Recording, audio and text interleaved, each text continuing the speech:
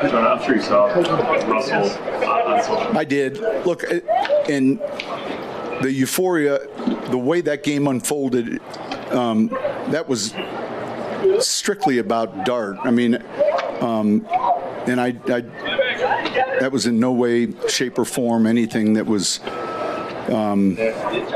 directed at Russ. So,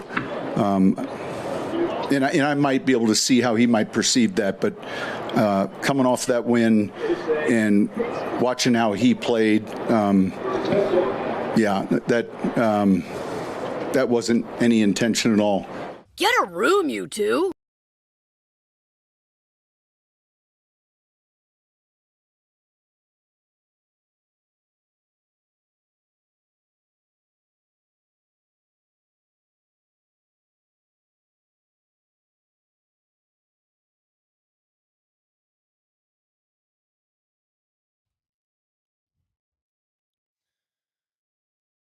I understand that maybe, like, I try and take everybody at face value unless they're just clearly whizzing in my boots and tell me I'm raining. I'll believe him that he didn't intend for that to be a shot at Russ. I also will say it still wouldn't surprise me if it was. You know, it also could be both. And Sean Payton's been in this game long enough where he knows how this works. Like, the basic common human being knows how this works because we live now in these times of Twitter and everything else. I don't go on Facebook anymore, but I went on there once and I saw somebody that I went to high school with say something political, and then argue with a whole bunch of people who are arguing the other political opinion for about 50 comments. And I go, that seems miserable. And I think Sean Payton understands that if you say something that can even slightly be perceived as a slight or diss or whatever towards somebody else, it's going to get picked up and ran with. If I were to tweet out today, Steve Nelson, that I think the Nuggets are missing the playoffs as we approach game one for them, is that going to get a lot more interaction than I think the Nuggets will be pretty good this year? Of course it will. And we know that. And what if I said, yeah, basketball's difficult because divisions don't matter. But if I said, no, I said the Nuggets were missing the playoffs because I'm paying a compliment to the Sacramento Kings and how good I think they're going to be. You know that's not going to be the translation there, especially for somebody where I'll do it again. You've heard me say this before, guaranteed. But Nelly, very clearly, Sean Payton and Russell Wilson hated each other. I mean, it was obvious when they were on the same team. And so you go, hey, I'll tell you what, we were really hoping that they didn't go to this quarterback switch before our game. The translation is very simple. First quarterback stunk, second one better. How would the guy who's the first quarterback in that situation not take that as a slight? Russ and Sean, if either of you are listening right now, you just got to kiss and make up. The sexual tension between these two is killing me. This is like in a rom-com when you have two characters that spend the whole movie hating each other, and then they're in a room together, and they're like, bleep you, and then they just start making out. All right, Sean, Russ, use some tongue. Just get over this. Do you know what this, like, you know what Sean Payton would never do? Let's say this, Nelly, that the Giants, before the Broncos game, fired Brian Daboll, and their interim head coach was some young up-and-comer. Let's say they had Davis Webb on their staff that everybody here in Denver and everybody on that coaching staff seems to really like and thinks got a bright future. So roll with me here. Let's say that Davis Webb was on the Giants staff. Brian Daboll got fired before the Broncos game. Davis Webb took over, and they played that exact same game. Would Sean Payton dream of saying, we were really hoping that coaching change happened after we played them? Of course he wouldn't, because he knows how that would sound to Brian Daboll. So it's not a matter of, do I think that he intentionally took a shot at Russell Wilson? No, I don't think he cared. And now it's the blowback. But anyway, there's something else that he said. So he was kind of fired up from the very beginning of this press conference. And that's how it started with the Russell Wilson comments. And then it got into people asking about his offense. That's the one I'm much more concerned with. And it's about what is the strategy of the short passes, the bubble screens, the stuff that just doesn't seem to work. And can bubble screens work? They can if you are really good at blocking on the outside. And it doesn't seem like the wideouts are there yet. But he gets into a back and forth with, who was it? Hold, please. It was, Luke Evans of the Denver Post, about the screen games and ones that didn't quite come together. And Nelly, do we have this one ready? Because Sean Payton had a lot to say, and I can't find this particular cut. But while I'm looking for it, can I interest you in a different good snarky Sean exchange? Yes. So someone asked him about the season being weird, is what they said, right? That there's just a razor's edge between being 7-0 and 0-7. Yeah.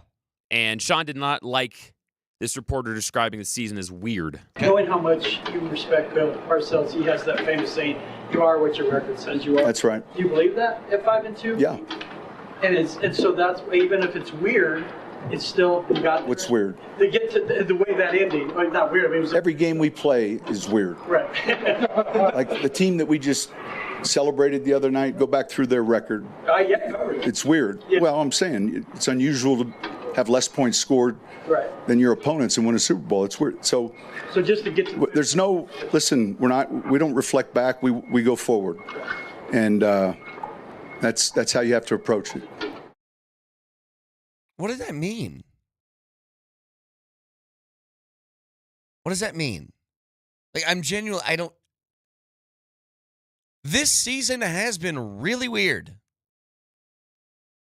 I mean, the way that you won last weekend was so weird that in the 3,679 times that exact scenario played out, 2 teams have won.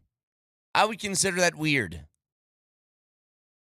If I did something that has a 2 in 3,679 chance, I'd be like, little odd. In fact, there's a word called odds that describe that. And then I don't like the we don't look backward thing. Because as we have pointed out many times in this show, Nelly, looking backward is something that Sean Payton does a lot when describing how he did things in New Orleans. Well, why are you staying at the Greenbrier? Why are you making the trip to London at this time? Well, in New Orleans, we did this, and it's like, that's looking backward. It just feels like that's too convenient of an out to a question.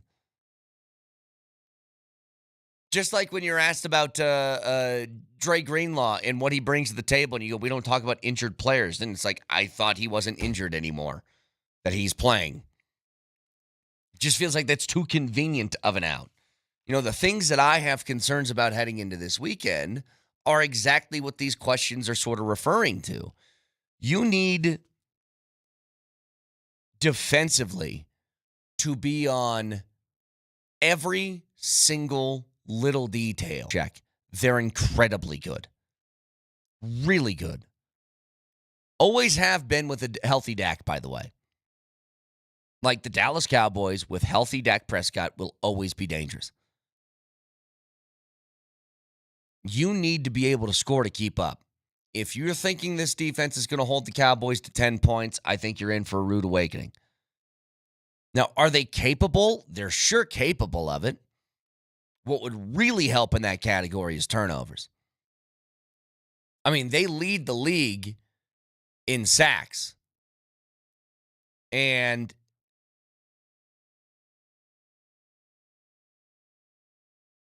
they really haven't had an opportunity to just straight up pin their ears back because all these games have been really close. Imagine what it would look like if they had, a 14, 17-point lead, something like that. But they're constantly trying to play catch-up this whole time, and that's not helping anything. But I am very concerned with their offense because you can look at the Cowboys' defense, and they are awful. I mean, straight up terrible. But your offense against bad defenses this year hasn't really taken advantage of those.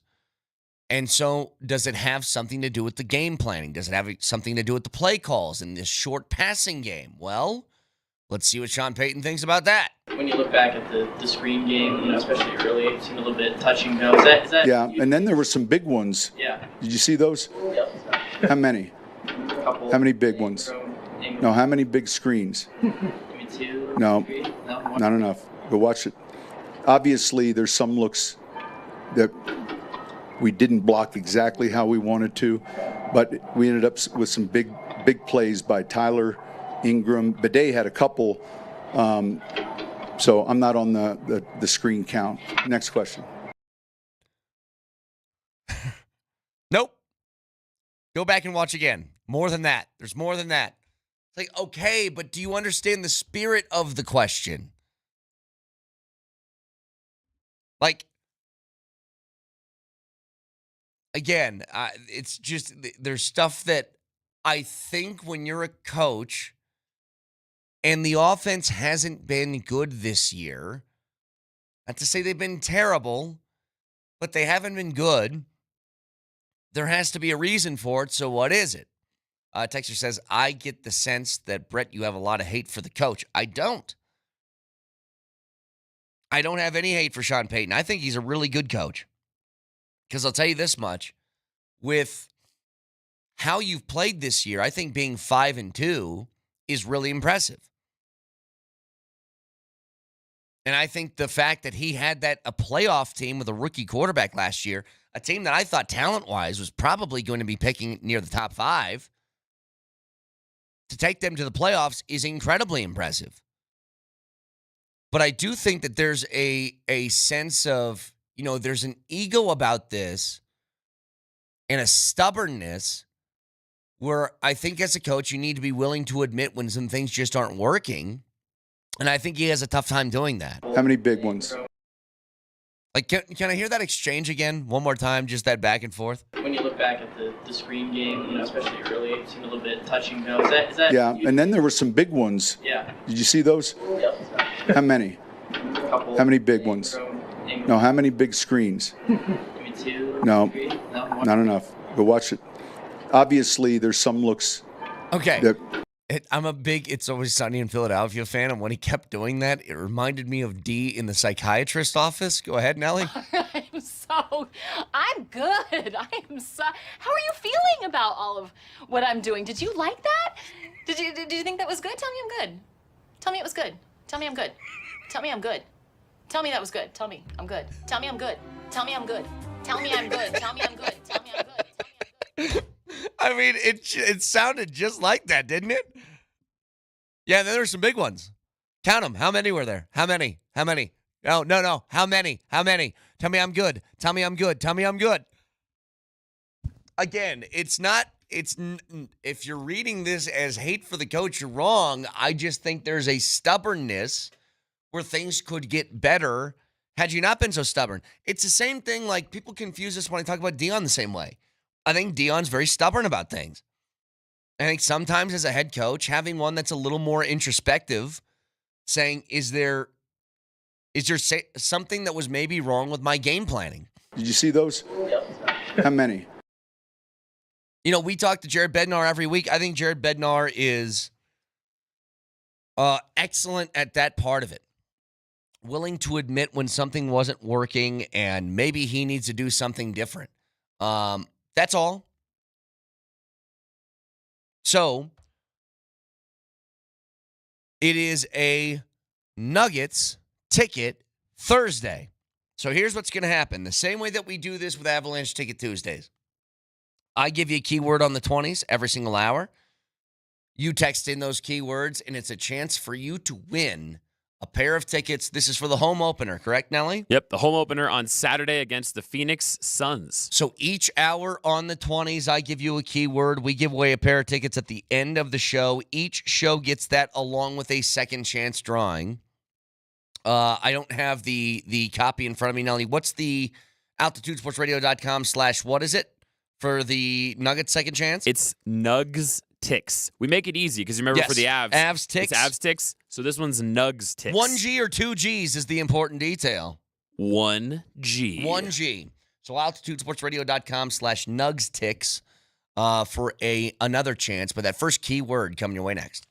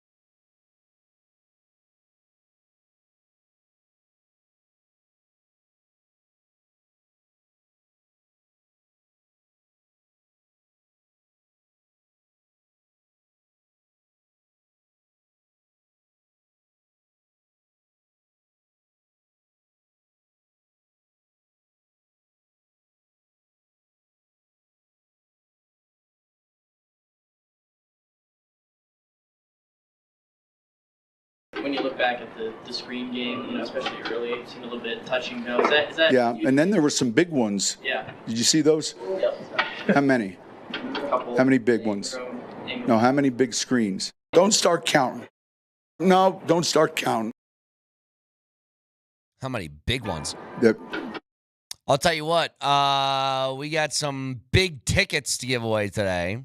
Pair of tickets to the Nuggets every hour on the 20s keywords. Your first keyword for this hour is Zeke. Text Zeke, like Zeke Najee. And your first and last name to 303-504-0925. You enter for a chance to win a pair of tickets to the home opener Saturday against Phoenix. And don't miss all the great fan-friendly options in the concession stand for $5. Again, your 620 keyword is Zeke. So text that in your first and last name. We'll announce the winner at the end of the show at 9:55. And by the way, last year at Nuggets Media Day, I helped out our boss with recording all those snippets of players saying, hey, this is so-and-so, and you're listening to Altitude Sports Radio. I got to record Zeke Najee. He has the deepest, most perfect radio voice. Does it? Well, I know that, look, that guy's accomplished in a lot of things. He was incredibly smart. He's an accomplished pianist. And he's a professional basketball player. Yeah, I kind of hate the guy because he has a good radio voice. He's good at piano. Are you just trying to take everything I'm good at? You're coming for radio and music? So I'll tell you. Can you give me something, Zeke? I'll tell you really pisses me off. So Landy doesn't piss me off because he's ours. But Landy has all the qualities of somebody that would really make you mad. Like, you can't be that cool and that handsome and that good at hockey and that everything else. You can't have everything. And yet he does. My number one in that category of the guy who's got everything going for him that really pisses me off is Jalen Hurts. I think it's the reason why everybody hates him. Nobody's willing to call him a top 5 quarterback in the league because he is remarkably good looking, incredibly rich, Super Bowl champion, quarterback. Like, you can't have all of that at once, dude. And I was blessed with none of it. It's not fair. If you want, Brett, I can come in there in the next commercial break. I can still push your tush for you. I'll make you feel like Jalen Hurts. It's just like it's some genetic lottery that has been won by Jalen Hurts. And I'm like, what? No. The Nuggets open up their season tonight. A season that every one of these years has had high expectations, but not quite like this. It is, on paper, I think the best team the Nuggets have ever had, from top to bottom. Because what do you need to possess to be a champion? You need one of the best players in the world. Flat out necessity. You need depth. They haven't had that over the last few years. They got that now. You need consistency. I think it's been sort of the standard of what this team is that they have a bunch of guys where you know exactly what they're bringing to the table every night. And I think the kings of those are Jokic, obviously, Aaron Gordon, and Christian Brown. The other two in your starting five that you had over the last couple of years between Jamal and MPJ have not been, you couldn't put them in that category. But they were in the category of when they're good, you're almost unbeatable. But you've added all these different pieces. The Valanciunas part, bringing Bruce Brown back, bringing Tim Hardaway in, bringing it. It's just over and over again. You got different guys you can point to that are trustworthy, real NBA players. And I don't think there's any doubt about this. The standard here feels like if you don't win the championship, it's not good enough. And I'm saying this in a season where you have a first-year head coach. You have a brand new front office. But what remains unchanged is Nikola Jokic is the best player in the world. It reminds me was it 2017 or something like that? Do you remember that year that the Cavs went to the finals with David Blatt? And they had a roster because of injury that featured LeBron with Dellavedova, with I don't even know the rest of the roster. It was bad because they didn't have Kyrie or Kevin Love. And they lost in 6, I believe, and then they gassed David Blatt.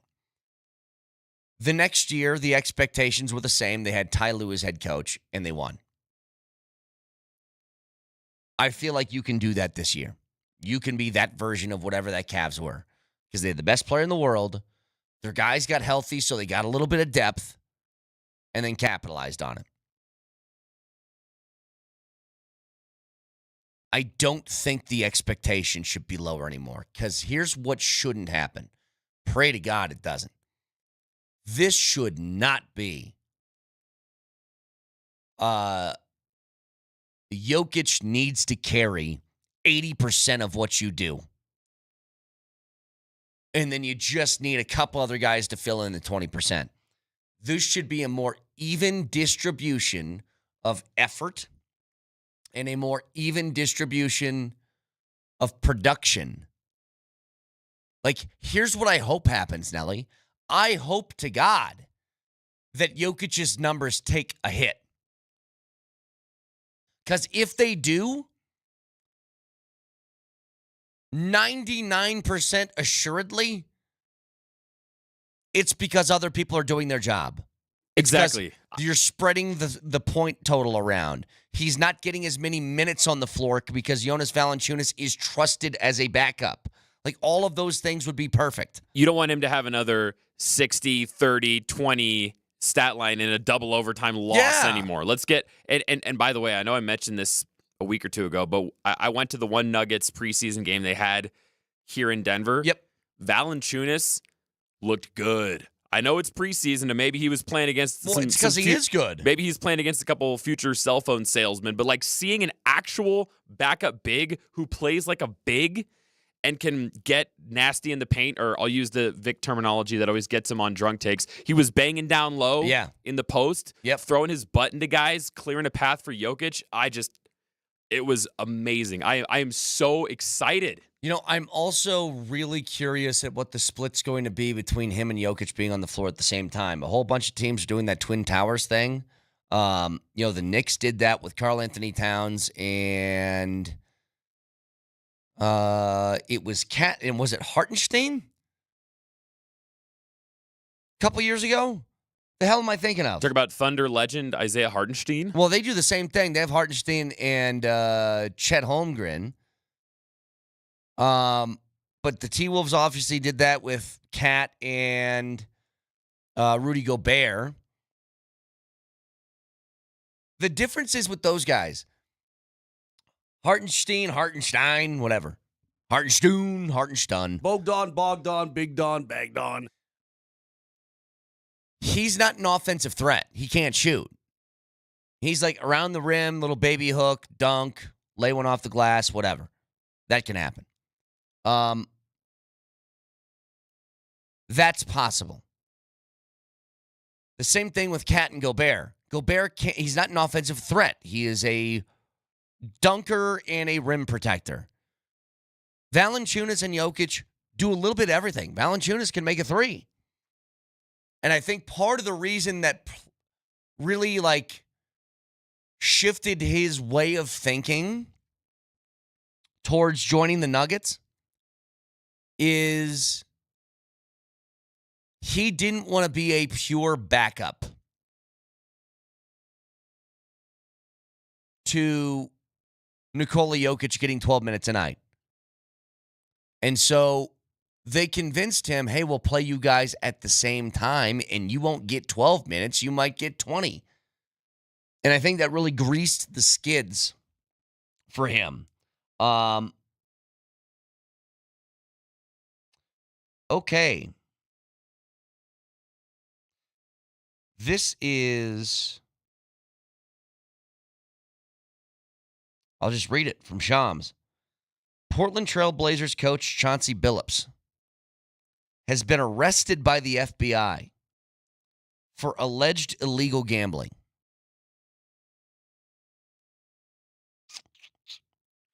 So this comes off the heels that Terry Rozier just got arrested for the same thing.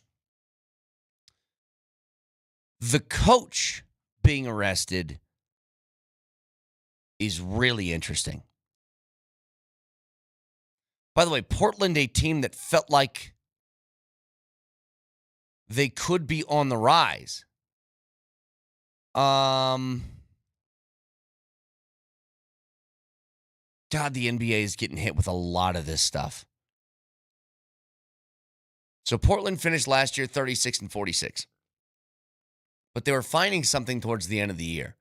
I am pretty shocked by this. And Nelly, keep an eye out for any sort of details that emerge from this and where this kind of stemmed from. But Chauncey Billups being arrested by the FBI, according to Shams, in a alleged illegal gambling probe. Again, it's the second announcement of that of the day because Terry Rozier was arrested early this morning by the Eastern District of New York. Okay, so it says at 10 o'clock Eastern time, the FBI Director Kash Patel is going to have a press conference announcing the arrests and the investigation. So perhaps in about an hour and a half, we'll have a lot more details. But I'm trying to think what happens for a head coach to get arrested for illegal gambling. Is it that he wasn't playing his best players at certain times? Because what's the allegation here? It's that you don't get arrested for trying hard. You get arrested for doing the opposite.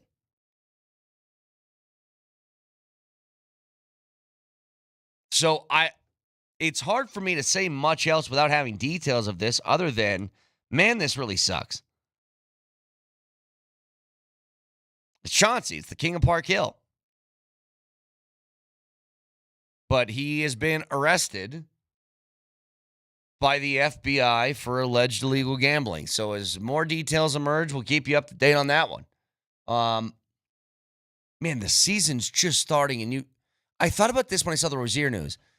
Like, you go into this whole offseason of planning for what your rotation's going to look like, and then you get a guy who's arrested, like, the day, like, opening day. And now to have that for your coach is crazy.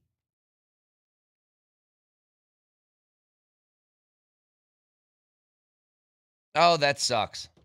Man, the NBA is nothing if not filled with drama, man. We got Kawhi and his trees. We got all these betting scandals going on. Man. Well, this is terrible for the league. The more of these stories that emerge, the harder it gets to trust things, doesn't it? I mean, that was the whole thing with Tim Donaghy. When that stuff went down initially, and they said, guys, it was only Donaghy who was doing this. And I was like, I find that really hard to believe. You're on a crew of guys. If one guy is going rogue, wouldn't the other guys ask questions? But they buried that by saying, no, this is the only guy, no more questions. This is it. We found the rat, we're done. The more of these stories that sort of emerge of guys doing the illegal gambling thing, the bigger problem this becomes for the NBA, because then you say, how widespread is this? And sports fans, they're not dumb people. They can connect dots pretty easy. And when you start to question the integrity of the thing that you're watching, it can kill a sport. I think it's part of the reason why boxing went downhill. Not that they have, there have been examples of judges that are maybe a little bit rigged to one side, but it's more like this subjective nature of, I watched one thing and came to a different conclusion than you. I don't know. Texters say, who would have thought getting in bed with betting in Vegas would lead to this? I don't think this is a betting or Vegas problem.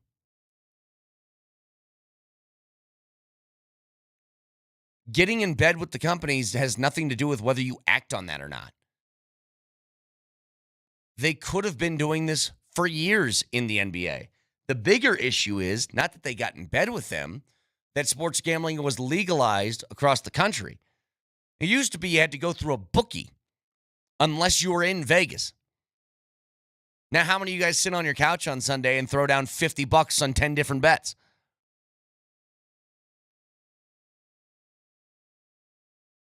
Again, that's what they're worried about. So just a reminder, keyword for this hour is Zeke.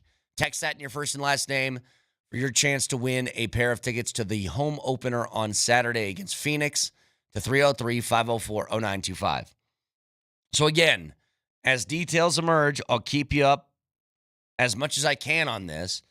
But Chauncey Billups was arrested by the FBI this morning for alleged illegal gambling, according to Shams. That also happened earlier this morning with Terry Rozier of the Miami Heat. What I was going to say at the end of this segment that got railroaded by that news was the Nuggets need to win championships in a hurry, because if Victor Wembanyama gets a team around him, then that team is going to be freaking unbelievable. Like a true freak of nature is that guy. But goodness gracious. Keep you up to date on it. Again, the breaking news this morning, Chauncey Billups arrested by the FBI for alleged illegal gambling. So, press conference by the FBI director, I guess, is at 8 o'clock Mountain Time. We'll get a little bit of an update on what exactly is going on, but a lot more to get to. Stick around.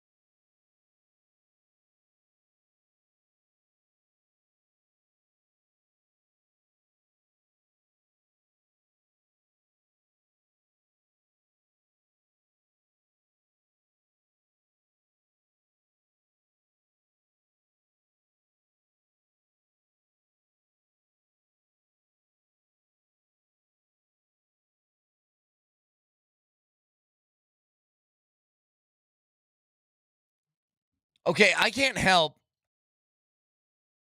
but think that some of this is I don't want to, is it intentional, or the timing's very odd that the season's starting and then this happens. And now what is supposed to be like if you're working for the league, like one of your favorite times of the year, it's the opening to the season. Everybody feels like they got some sort of a chance and they got hype surrounding their team. And then you have just this giant cloud that hangs over the league. It's brutal. But especially for it to happen with a coach, and the coach being the one with ties here in Chauncey Billups. Like Hall of Famer. It's just, to me, I don't know what the coach can do to influence a gambling thing. Other than like play players who are bad intentionally. Something like that. I have no idea. Or draw up a specific play for a guy to get him a bucket or so. I don't know. Again, there's going to be a press conference at 8 o'clock this morning with the FBI director, Kash Patel, where he's going to explain why both Chauncey Billups and Terry Rozier were taken in and arrested this morning. So, man, I'm just kind of blown away by this. And the fact that basketball, more than any other sport, is getting hit. We've seen guys in football get hit with this stuff. I mean, Owazarike was suspended for a year. Now, I think the separation between like lifetime ban or whatever and a few weeks suspension or something has to do with what exactly you were gambling on. And Nelly, if you get more details of what's going on here, just interrupt me and fill in the blanks. You know what's going to be wild, by the way, is when we're watching basketball tonight, and I don't know who has the games, if we're still going on the NBC and the Peacock or ESPN, or whoever has it tonight, it's going to be, wow, what a big story. That's crazy. Chauncey Billups. We'll get more information on this. Now let's see, who's our DraftKings pick of the night? Yeah, I'm going with LeBron James pick to click. It's just, this is going to be even worse than when DeMar Hamlin almost died on a field, and then we got Whopper every commercial break.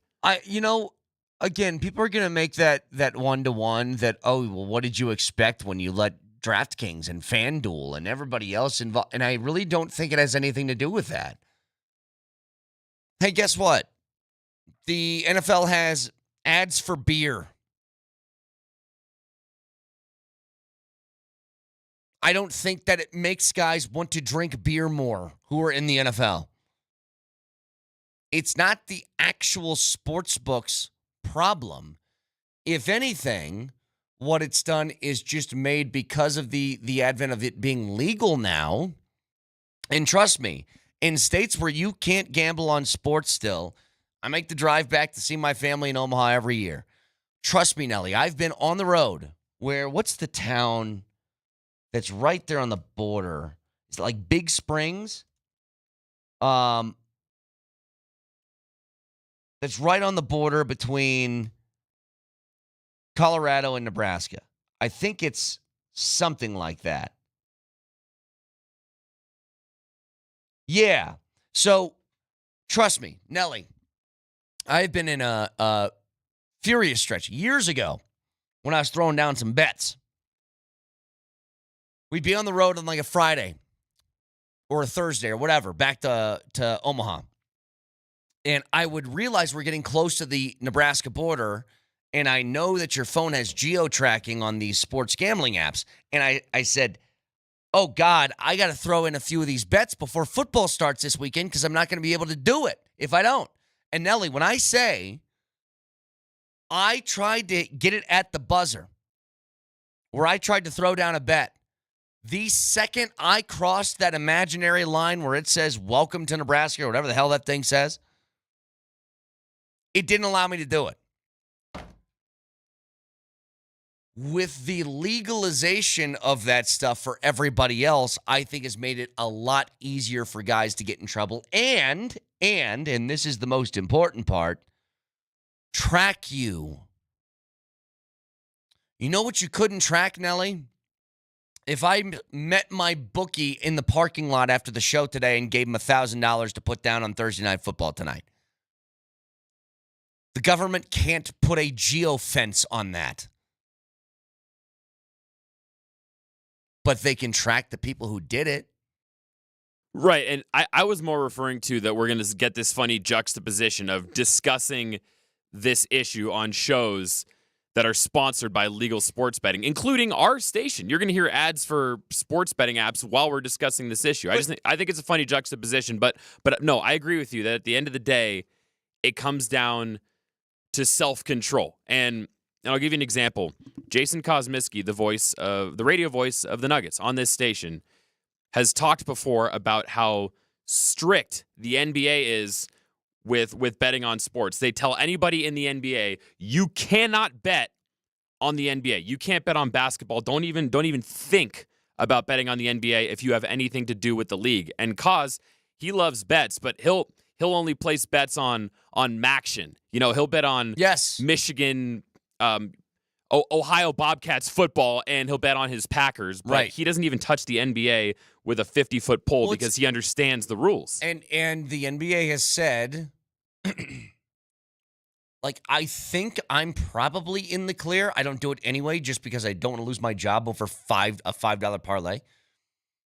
But Moser can't gamble on hockey because he is technically somebody with inside information. They're very strict on that stuff, and I think they should be. But yeah, it was shocking news this morning. Again, if you guys missed it, Chauncey Billups arrested this morning as part of an FBI sports betting gambling probe. And so, a lot more to discuss with this. Again, a press conference is going to be at 8 o'clock this morning to kind of break this all down. 303-504-0925. There's a lot more that I want to get to today surrounding Sean Payton's press conference yesterday. By the way, an incensed PS2 on his own podcast talking about the pass interference call in the Giants game. We always hear PS2 as the mild-mannered, doesn't say anything crazy guy, and yet he had a lot to say about that DPI in that game, so we'll get to that in a little bit. You can always watch the show live on Twitch, twitch.tv, search Altitude SR in the search bar, the Altitude TV simulcast. That is the Safeway Twitch feed. Order online, Safeway does the rest. Get great deals and free delivery and easy pickup. I'm trying to find the read. And I got people throwing things around me at this desk. I'm just trying to do my job. Sorry about that. Get easy delivery or free pickup with the same great deals. Get started at Safeway.com or in the Safeway app. Safeway Fresh Foods, local flavors. You can also watch on YouTube. Subscribe to the channel and don't miss anything from Denver's #1 sports station, Altitude Sports Radio number 25. Coming up next, we got a whole bunch to talk about today. Is that spitting it out for you? Thank you. More keywords today. Why? Because it's a Nuggets Ticket Thursday. Keywords on the 20s every hour. Stay tuned for that. Moser, Lombardi, and Kane next.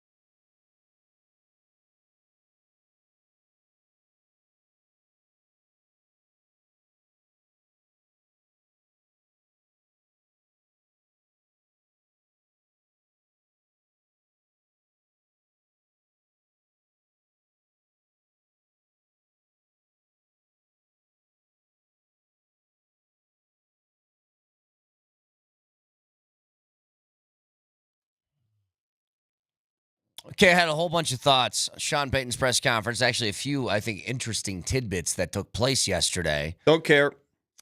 But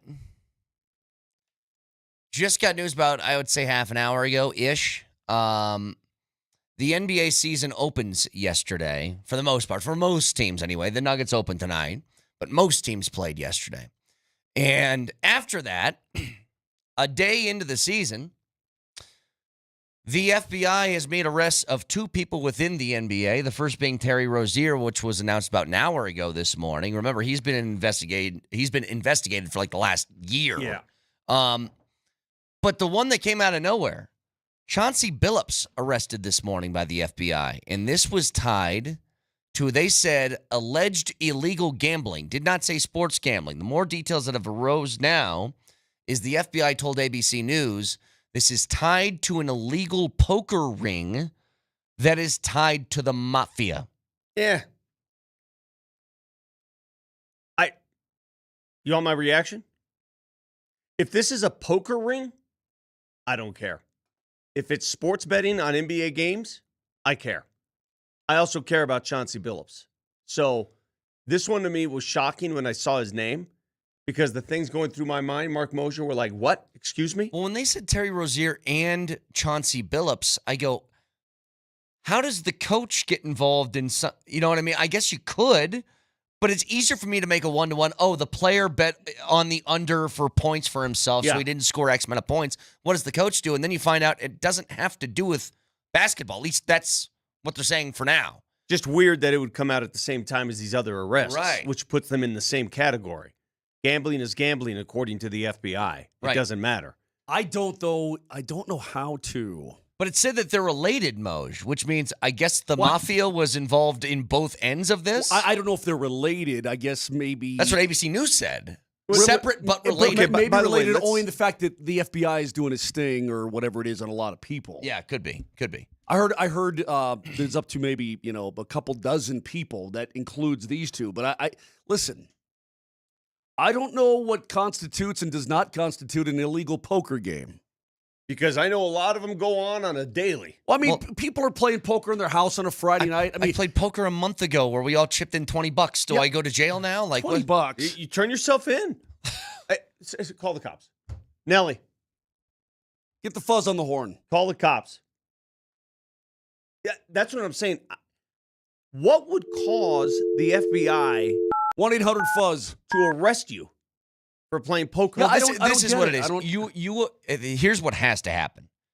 You are putting in such obscene amounts of money that if somebody at the end of the night comes away with $500,000 untaxed, that's what they're worried about. I mean, that has to be it. Is that what happened with Jeremy Bloom's sister in the whole movie, the Molly's game and all that stuff? Sure. It was a random house that do you know how many stories like this exist? Did you hear about the story of Gilbert Arenas using his house as a poker table, basically? Yeah. There's a lot of these stories out there. I know. Listen, guys, let's not be naive. There are poker houses here in Denver. Oh, I'm sure there are. All the time. I'm sure there are. Listen, I don't really care about that. I'm with Vic. I care about the integrity of the NBA. Yes. And the gambling on games if that's what went down. They're not alleging that Chauncey is a part of that. They're I want to alleging talk about Chauncey. that Rozier is. I don't care about Terry Rozier. I don't care about the others. I want to talk about the King of Park Hill, the pride of Denver, a friend. I want to talk about Chauncey. I just spent 3 days with him at the Hall of Fame a year ago. You guys just did a documentary. I just did a documentary on Chauncey Billups. I'm flummoxed. I'm speechless. When I saw the news, I was like, what? But then as details come out, and I want to wait till 8 a.m. Is that when Kash Patel's going to speak? From what I understand, it's 10 p.m. Eastern time. Kash Patel, the FBI director, is going to have, or 10 a.m. Okay. He's going to have a press conference announcing the Rozier arrest along with Great. Chauncey. If Chauncey is going to be arrested for his involvement in a poker ring that is afar from the NBA, has nothing to do with the NBA, put me in the category. I don't care. I really don't. If there's any NBA ties, that's a problem. Would you guys agree? Yeah. I would say, tell you, that word mafia is carrying a lot of weight for me in all of that because I don't know what that means. Well, When they say it's tied to the mafia, if Chauncey knew he was getting involved with people like that, I think that changes a little bit of it for me. It's not a total shoulder shrug. What somebody is saying, what Kevin is saying here, is that what makes the game illegal is when the hosting party takes a rake. And we all know what a rake is. Yeah, if you ever played poker in Blackhawk or anything, they take a little bit out of the pot, right? Yep. And the house is making money off it. Yeah, like if you and your buddies are sitting around your kitchen table and everybody puts in $20 and somebody wins it all or however, then it's totally legal. if you're doing this, But this is what I'm saying. it's if there's a rake from a professional dealer or the hosting house or whatever, that's what makes it illegal. I'm going to be very blunt with you. I really don't even care. I don't to be care. honest. I really don't even care. If somebody in Denver, Colorado has a house that says, hey, anybody want to come and gamble? I want the biggest hitters in the world come and gamble, and I'm going to make a percentage. I don't care. It doesn't affect me. Yeah, I'm with you. It's don't their care. money. So this is just, I mean, what this has to be about then is the government wants their cut stuff. They don't want somebody coming away with an extra $1 million that they don't get the tax on it by some sort of income that they made, sort of thing. Talk to aspiration. Because we know, Moj, if you like go on DraftKings and you put together a 13-leg parlay for $10 and it hits for $100,000, that's taxed. They're coming to get their money. That's taxed money. Yeah. So I mean, I guess that's it. But I'm largely with you, Vic. Again, the word mafia is carrying a lot of legwork because that word is taking on some different meanings too. What does that mean? Exactly. If he's at his house and him and his old pal Ben Wallace say, "Hey, let's go straight up $200,000 against each other in poker," I don't think I really care. It's just two buddies betting against each other. But that mafia word is. I guess I'll wait until 8 for whatever Cash Patel has to say. Italian mafia? Russian mafia? Well, I don't know. Polish mafia? Irish mafia. Could be any. Peruvian mafia. Suburban mafia? Is cartel Highlands Ranch Soccer Mafia. Moms Mafia. Ah. Is cartel a synonym of mafia or is that different? It's pretty much organized crime. It's the same thing, right? Cartel is specific to drugs. Right. Right? Is it not? Yeah. Anyway, I guess we'll get more information on this at 8 o'clock. Now, you said you don't care about the Terry Rozier thing. I understand why, Vic. It's because you know Chauncey. The Terry Rozier thing is worse for the NBA because you can't have people questioning the integrity of your sport. And from my understanding, you guys tell me, we've seen guys that have been suspended in football for gambling stuff. We've seen guys who have been suspended in baseball for gambling stuff. But it feels so easy in basketball to rig it, doesn't it? Like in basketball, my over-under on points is 12.5. I score 6.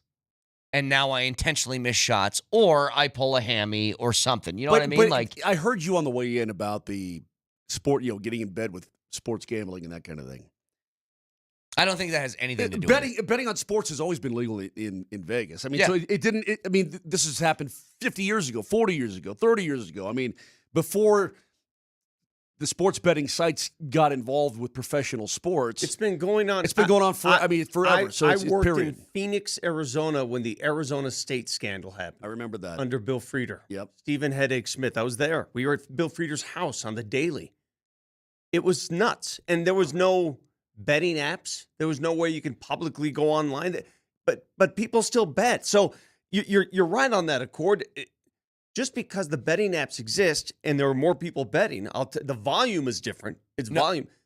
The conspiracy and the scandal occurred before the betting apps arrived. Yeah, running an ad for FanDuel or DraftKings or whatever does not have any effect on whether people are going to get hit with gambling stuff or not, or make people feel like it's okay. Now, I will say it being legalized in most states in the country now has given access to players to throw stuff down way easier than previously. But the reason this is so important, all right, I'm going to, until we get more information, I'm going to take the Chauncey situation and put it aside. And Fair. when I say I don't care about poker, what I mean by that is from a sports perspective, that's not affecting the NBA, okay? That's not him taking advantage of his job as an NBA coach. He's doing something on the side. You're not messing with the integrity of the game, is what you're saying. Exactly. So I'm not even going to worry. That's his stuff, okay? Mhm. That's not my business. If you're messing with the integrity of the game, Yeah. do you understand what this can do to unravel? Oh, my God. Immediately. sports? Immediately. Unravel it. According to this report, a professional bettor placed 30 wagers in for 46 minutes, all involving Terry Rozier in 2023. 30 bets, 46 minutes. Obviously, live betting. Jeez. Well, that's going to put an antenna up. Yeah. The Malik Beasley stuff. Did you hear any of that Pablo Torre stuff? Pablo Torre's like kind of I he's missed on a this. run. They're investigating this Malik Beasley. I thought he was already investigated and cleared. By the Not NBA. By the NBA, not by the FBI. Oh, gotcha. There's some crazy stuff there. Crazy Like? stuff. Like him going after a rebound with 4 seconds left. His team. We played that video. Yeah, I know. But they did it in detail, like what was really happening. My mouth is agape. Yeah. If these guys, listen, and what's crazy about this story, all but one of the names I just mentioned have Denver ties. Mm-hmm. Jonte Porter is the brother of Michael Porter Jr. Gone. Malik Beasley was drafted and played originally for the Denver Nuggets. Chauncey's from here. But again, I'm putting Chauncey aside. Poker, betting ring, I don't care. NBA betting, I care. Yeah, I don't care about the poker side of things. I'm going to hold out on the I don't care about that stuff until I hear from Cash Patel because there's got to be something more Well, yeah, I guess than just, hey, this guy was at a poker game and he lost Right. $2,000. Right. I think there's got to be something more than that. Let's hear what's alleged Years before ago. we. Years ago in town here, there's a poker ring they found a poker ring and it involved some names, some big names. I looked at it. I read it. I don't care. I just, you could pass judgment. You could say, oh, I'm higher in moral ground. If a bunch of dudes in their own time want to throw a bunch of money in a room in parts of Denver, and I know these exist. I've heard of them. I don't care. Big deal. You know what? But I saw, what was that ESPN 30 for 30 with Henry Hill about Boston College? You remember that one? Oh, yeah. That was when that was point shaving. The problem that you could get to is if you owe enough money. Mm-hmm. Correct. Yeah, but that's in all walks of life. I mean, I understand, Vic, but that's so you're saying if you lose could you enough in put a the poker squeeze game, on somebody Sure. to do something like Again, in another walk of life? If it delves into NBA stuff, That's why a I'm problem. holding off for now. We'll see. We'll Yeah. see. But if it's just your own money, listen, people waste their money in every which way. Someone says, Sure. well, what if somebody gets squeezed? Okay, do you want me to go into your personal life? Where do you waste your money? Do you have hobbies where you waste your money? I can't tell you how much money I've wasted on the golf course. you got to see the empty IPAs at his house. Hey, FBI, I want it known right now. These three guys on the radio show right now, we bet money on the golf course. That is all alleged information. I categorically deny that. If the FBI is listening, I want you to know right now, we're all betting money on the golf course. To be You fair, can write this down. Hell, record this. the last time that we did that, Moser lost money, but he did pay you the cash, but he also used your account at the golf course to pay for the drinks, which evened itself out in the wash. I owed money by the end of our round. He used my account and bought $100 worth of booze and paid me $20. It's It's a really smart That's move. called. Moshe. That's a baller move. I mean, It's a Moser move, is what that is. And you know what's funny? Because I noticed Straight it up too. baller Did shot. you see how many he kept? Did you see how many drinks he kept ordering one after another? I'm like, dude. All right, dude. Wait a minute, dude. The most insulting thing. I know we got to break for the keyword because we got Nuggets tickets to give away. I still remember this, and it makes me laugh every time I think about it. Yeah. He uses Vic's account to order drinks. Moser gets a shot, and he goes, "You know, I'm going to get a beer and drink half of it." That's what he said. He said, pour a full beer. He's I'm being going a to total drink half. That is straight up just wasting your money. Baller. He'll never be invited to my club again. Trust me, they're still talking about your shoeless adventure at Rolling Hills. I know I'm not welcome back. You're not. Yeah, I'm going to get a seen beer, you swing put it it on and his you swing. tab. I'm just going to have a couple sips of it, though. Yeah. But I want a full pour. I'm going to pour it out. All right. It's a Nuggets Ticket Thursday. A chance to win a pair of Nuggets tickets. We'll obviously keep track of all the details emerging from this story, but a lot from the Sean Payton press conference yesterday. Stick around.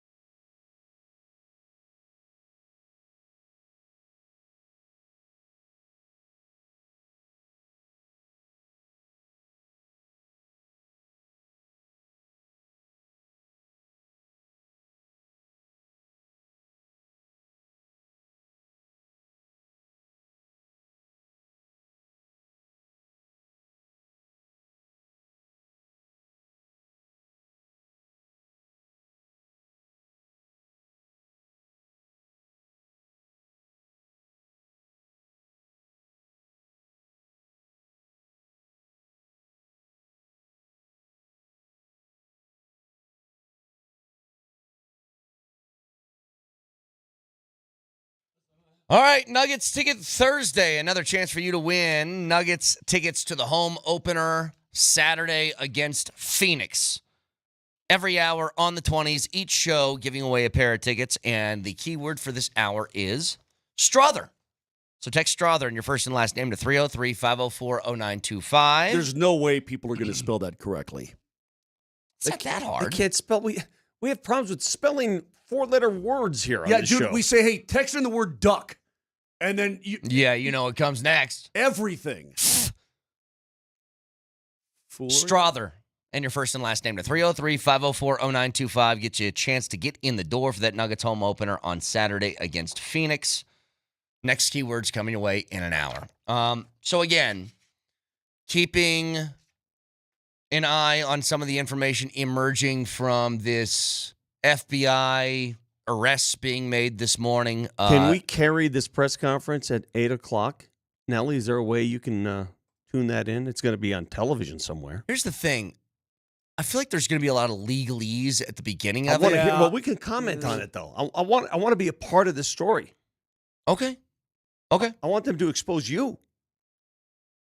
We'll monitor it. If we need to carry anything, we'll do that. So we'll keep you up to date on any sort of information that emerges from that. And then 8 o'clock, obviously, the scheduled press conference with the FBI director. There are more branches to the story, by the way. Players are being arrested in parts all over the country. Former players. Yeah. This is crazy. It can really... And you asked me, hey, is it a coincidence that they would do this on opening week of the NBA? No. Send a message. Big spotlight. Big poster. What a dark cloud to hang over your league at the start of its season. A coach. I mean, forget the local aspect of this for a second. A head coach was arrested a game into the season. Yeah. Again, we're talking about two different things. Let's make sure that we discuss. If there's gambling on the league, that's one thing. If there's gambling away from the league, and I'll say this, I even meant it. Remember who was the NFL player that got in trouble for gambling on non-league stuff from? It was our guy here. Was he? But he wasn't gambling on the league. He was gambling on other sports from his locker room. No, I think Owazarike was arrested for gambling on the NFL, not on his own games, but I think the NFL. Jameson Williams got popped for gambling from the hotel room on the road. It was Calvin Ridley. Calvin Ridley did too. Yeah, if you're on the road in your hotel, you can't do it. Yeah, because you're part of. It wasn't even a bet on the NFL. It was on another sport. But it was technically a team facility because it was the road hotel room. If you're betting on the WNBA from the team facility, I don't care. I don't care either. I don't care. I mean, what? Why would you care about that? Why is that a problem? I don't know. Because if you care about that, I'm going to make you care about some other things we do in society. If your response is, well, what if that leads to, really? Okay. Tell me your vices, and I can come back and say, well, what if that leads to... Yeah, I got a million of them. I'm dead serious. Go ahead. Tell me. Foot wedge. Me? Yeah. Please. A little bumpy bumper? Hey, mister, I don't post my good score so I don't lower my handicap. That's being smart. Here's the other thing. So, again, we'll get back to this in a second. I don't know if you guys heard Sean Payton's press conference yesterday. He was fired up from the beginning, because the opening thing was about Russell Wilson. And we can just start there, Nelly. Go ahead. I'm sure you saw Russell on social. I did. Look, in the euphoria, the way that game unfolded, that was strictly about Dart. I mean, and I that was in no way, shape, or form anything that was directed at Russ. So, and I might be able to see how he might perceive that, but coming off that win and watching how he played, that wasn't any intention at all. So, I'm going to assume he's telling the truth here. But can I say this? that Sean Payton isn't new to this game. He's been a coach for a long time. He knows how things are going to come off and how they sound. Let me just ask you something. A young, up-and-coming coach prospect. He actually has one on his staff in Davis Webb. If Davis Webb was an assistant coach for the Giants, and right before the Broncos played the Giants, they fired Brian Daboll and made Davis Webb the interim head coach, do you think Sean Payton would say, we were really hoping they were going to make that move after our game? My guess is probably not, because he knows how that sounds to a colleague of his and Brian Daboll, right? Sure. It's not that Although I think he did throw the previous guy completely under the bus. I'll make an amendment to what I said yesterday. I don't think he was taking a shot at Russ. I don't think he cared if it sounded that way. That's what I'd say. Because maybe he was just complimenting Jackson Dart. I told you yesterday, I said, the very subject came up, and I said, I guarantee you he was going out of his way to compliment Jackson Dart, and in a roundabout way, offended and insulted Russell Wilson. Things got out of hand. What a coincidence. I do think it was his way of complimenting Jackson Dart. Then I'm saying it's a remarkable coincidence. Because one thing I know about Sean Payton and Russell Wilson, they hate each other. But guys, what good would it do? It's pretty clear he's not a fan of Russell Wilson's. Yeah. He waived him. Yeah. For $85 million. What more proof do you need than that? Do you need further proof? So what's the big deal? Well, it's not. And I only played that to say that he got off. That's how his press conference started. It continued with this. Knowing how much you respect Bill Parcells, he has that famous saying, you are what your record says you are. That's right. Do you believe that at 5-2? Yeah. And so that's, even if it's weird, it's still, you got What's weird? to get to the way that ending. Well, not weird. I mean, it was Every game we play is weird. right. Like the team that we just celebrated the other night, go back through their record. Yeah. It's weird. Yeah. Well, I'm saying it's unusual to have less points scored than your opponents and win a Super Bowl. It's weird. So just to get to there's no, listen, we don't reflect back. We go forward. And that's how you have to approach it. I think there's no doubt in saying the game last week was pretty weird. I mean, Moj, if that scenario is played out 3,769 times throughout the course of the league, and twice you've gotten the result that the Broncos did, they were the second one. Wouldn't you qualify that as pretty weird? Pretty weird. Pretty weird. So he was just kind of on a heater, but then he's like, yeah, we're 5-2. We're a 5-2 team, and you know what? I think in many instances they look, act, behave, and walk like a 5-2 football team until the times they flip and don't. And then it gets to this, which has been the sticking point for a lot of people because it has to do with play calling. Have you guys mentioned that you are not a fan of the short bubble screen passing game? Unless it involves Demaryius Thomas, because I asked Peyton Manning that very question about the late, great Demaryius Thomas. I said, he's going to be known for that bubble screen. Peyton looked and said, he basically made the bubble screen. He's the receiver in the NFL who made every coach go to the bubble screen. The difference is there's one Demaryius Thomas. There's also another detail. If you want to do that effectively, what do you need to have? Guys who can block on the outside. Receivers who can hit and block. And that just hasn't happened yet. So he was asked about the screens. This was from, by the way, question was asked by Luca Evans of the Denver Post. When you look back at the screen game, especially early, it seemed a little bit touch and go. Is that Yeah, and then there were some big ones. Yeah. Did you see those? Yep. How many? How many big ones? No, how many big screens? Maybe 2, No, 3? No, more? not enough. Go watch it. Obviously, there's some looks that we didn't block exactly how we wanted to, but we ended up with some big plays by Tyler, Ingram. Bidet had a couple, so I'm not on the screen count. Next question. What's your face for? I remember the Ingram screen late in the game that went for about 12 yards. What other screen? I don't know. That one went big. That was late in the game, though, when the offense changed because you were doing other things. You were throwing the ball downfield. See, my counter to that would be, well, sure, one's going to hit because now you're going vertical with your passing game and you're making them backpedal. But if all you're doing is going horizontal. Yeah.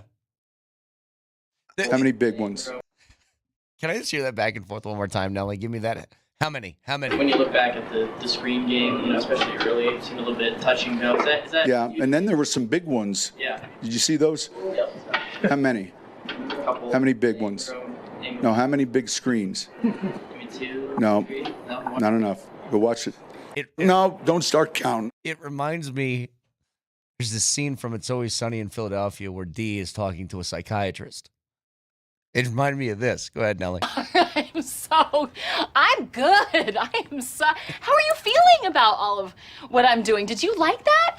Did you think that was good? Tell me I'm good. Tell me it was good. Tell me I'm good. Tell me I'm good. Tell me that was good. Tell me I'm good. Tell me I'm good. Tell me I'm good. Tell me I'm good. Tell me I'm good. Tell me I'm good. Tell me I'm good. It does. It reminds me of that. He's just like, no. How many? How many? I gotta watch that show more. I've only seen a handful of episodes, man. show. I know you're all over that. I'm trying to think of another screen that was How many big ones? for the life of me. I can't think of any other big ones. Help me out. I don't know. I can't think of it. I remember the Ingram screen because it was late. It was essential. Right down that left sideline. He didn't go out of bounds. He stayed in bounds. Okay, my memory's jogging. I'm jogging. I can't think of another freaking screen in that game that did anything. No, I think it's what you said. No, don't start counting. They had to be in the fourth quarter when the offense got rolling because there was nothing that was happening that was good early in the game. Screens weren't working then. You can't think of any, Moj? I cannot. He's really confident, and I think he probably should be. But he's really confident in his offense. Anyway, at least his play calling ability, his ability to draw up. I mean, he's going to defend it to the hilt, and I don't blame him. It's just funny to me. It's just a little bit funny the way he does. Mike says there were 2 or 3 to Marvin Mims that went for first downs. Why don't I remember them? Well, I don't. No, that's true. I do remember those. Were they big ones? But what's I think of a big screen as like a what's big? 25-yard gain or something. They went for a first down, like 12 yards maybe, but I don't know if that's a big play. It's a play. Okay. I guess our definition of big ones is probably a little bit different. I'm sure it is. Yeah. Here's the other thing. If there's one, I think that Sean Payton's a really good coach, and I keep saying that out loud so people don't get this confused. If you take a rookie quarterback in his first year to the postseason and they haven't been there for a decade, you're a good coach. If you have a team that we're discussing right now where the offense isn't quite clicking right now, but they're still 5-2, you're a good coach. Yeah. I think that there's a stubbornness to him that I don't find productive. That he is seemingly unwilling to change his strategy and scheme and mentality because I feel like he is a scientist in a way. He's like, no, this is the formula for how you do things. That's and you go, correct. but you need to take in different variables. Like maybe your experiment worked 5 years ago, but things have changed. Mm-hmm. I think he thinks that's the way to go. Okay. I don't know if he's being stubborn other than he just believes that this is the way the offense should be run and this is what you have to do to win. Yeah. Right? No, I think so. I don't know if it's him being I don't even know that he recognizes, golly, you know what? God, if I just drew up a different kind of game plan and went up tempo with Bo, that'd be so much better. But you know what? I'm not going to do it. Yeah. I'm going to stick with what but he just believes in what he does and he believes in his game plan. This is an eternal and universal conflict. There are many people out there. All of you can think of a boss who tells you to do it one way and you don't think perhaps it's the right way, and yet you do it the boss's way. Correct? Yeah. Have you ever been told to do it one way? When I was 16, I worked at McDonald's. We work in Making a radio, Big Moj. Mac. Moj, we work in radio. We live this world. McDonald's got a formula. Yeah, man. But They've you had know a what? formula for a Yeah, while. but you know what? When I put my patties on the old grill there, not just a piece of metal, I did a little different. Moj, I worked at Burger King for 3 days. On the third day, they wanted me to put that hairnet on my head. Yeah. I was out. Yeah.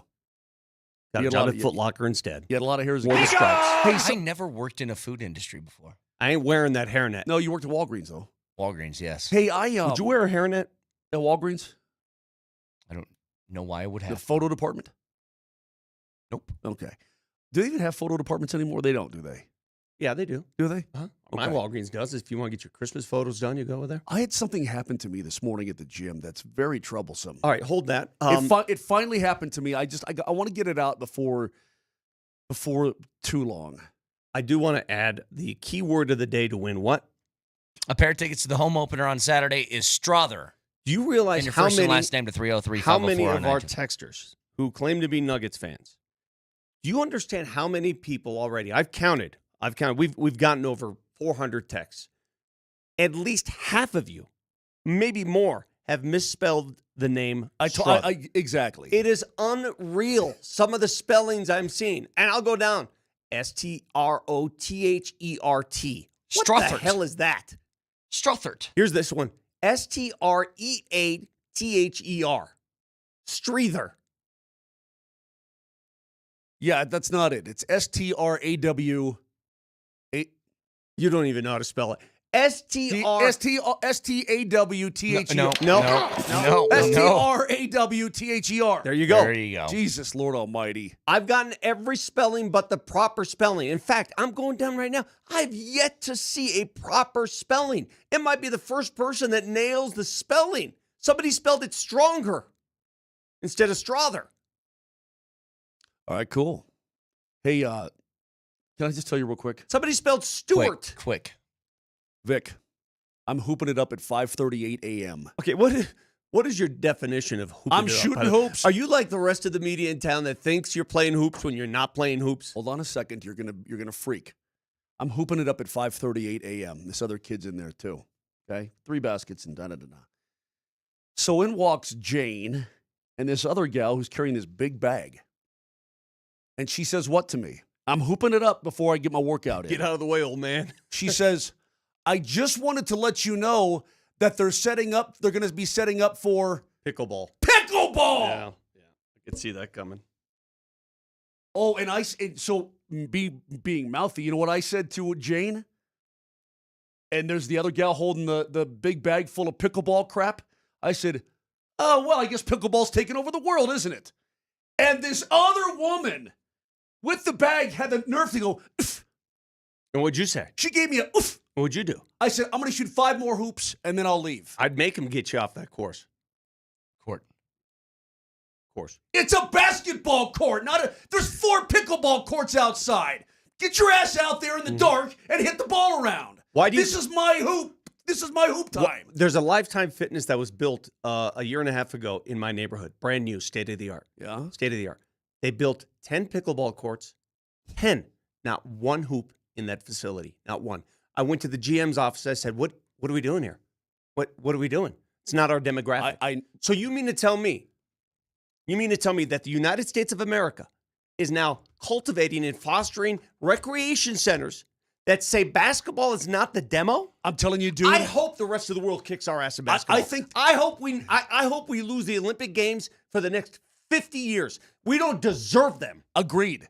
This woman's a flat-out communist, bro. We're a joke. Flat-out communist. We're a joke. I'm We're hooping. A joke of this a is society. a hoop court, and you're kicking me off. You so can't even. Some octogenarian can pickleball his ass all over the place. The what are we guy, doing? the CEO of Lifetime Fitness, lives in Minneapolis. Yeah. He was at the Nuggets T-Wolves game 2 years ago. Remember when they lost that series in 7? I walked up to him. He was front court. I said, "Your new Lifetime in my neighborhood does not have a hoops court." He laughed. All right, enough. Okay, Speaking enough. of basketball, it starts tonight. Yay. With high expectations for this Nuggets team. We'll get to it next.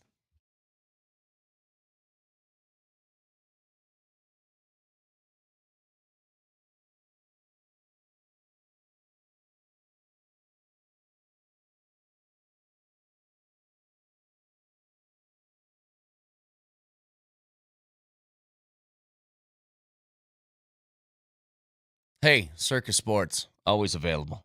And right now, with the Nuggets season tipping off, the odds for them to win The championship this year on the Circus Sportsbook is plus 575. About as good as odds as anybody in the NBA, and you can find that and so much more on the Circus Sportsbook as the Nuggets tip off tonight and get things going. Don't forget NFL action over the weekend, college football right in the middle of the in the thick of things. You can find all of it on the Circus Sportsbook with the best odds in the game. Download the app right now or go to circusports.com. And always remember, any gambling problem, call or text 1-800-GAMBLER.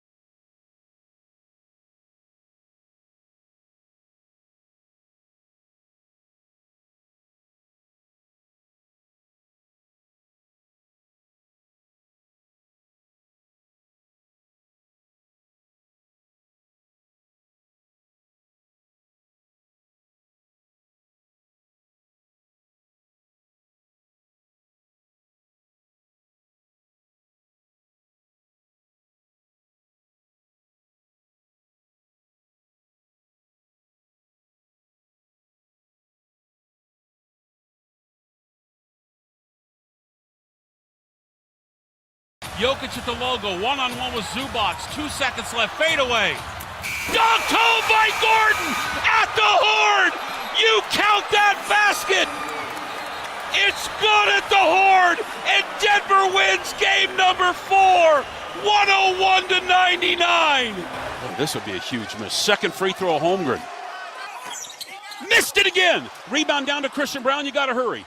7 seconds. Front court over to Westbrook. Left side Gordon for the win. Yeah! 2.8 seconds left coming back the other way. Williams from half court. Baked it no good at the horn. And the Denver Nuggets shock the Oklahoma City Thunder in game number 1.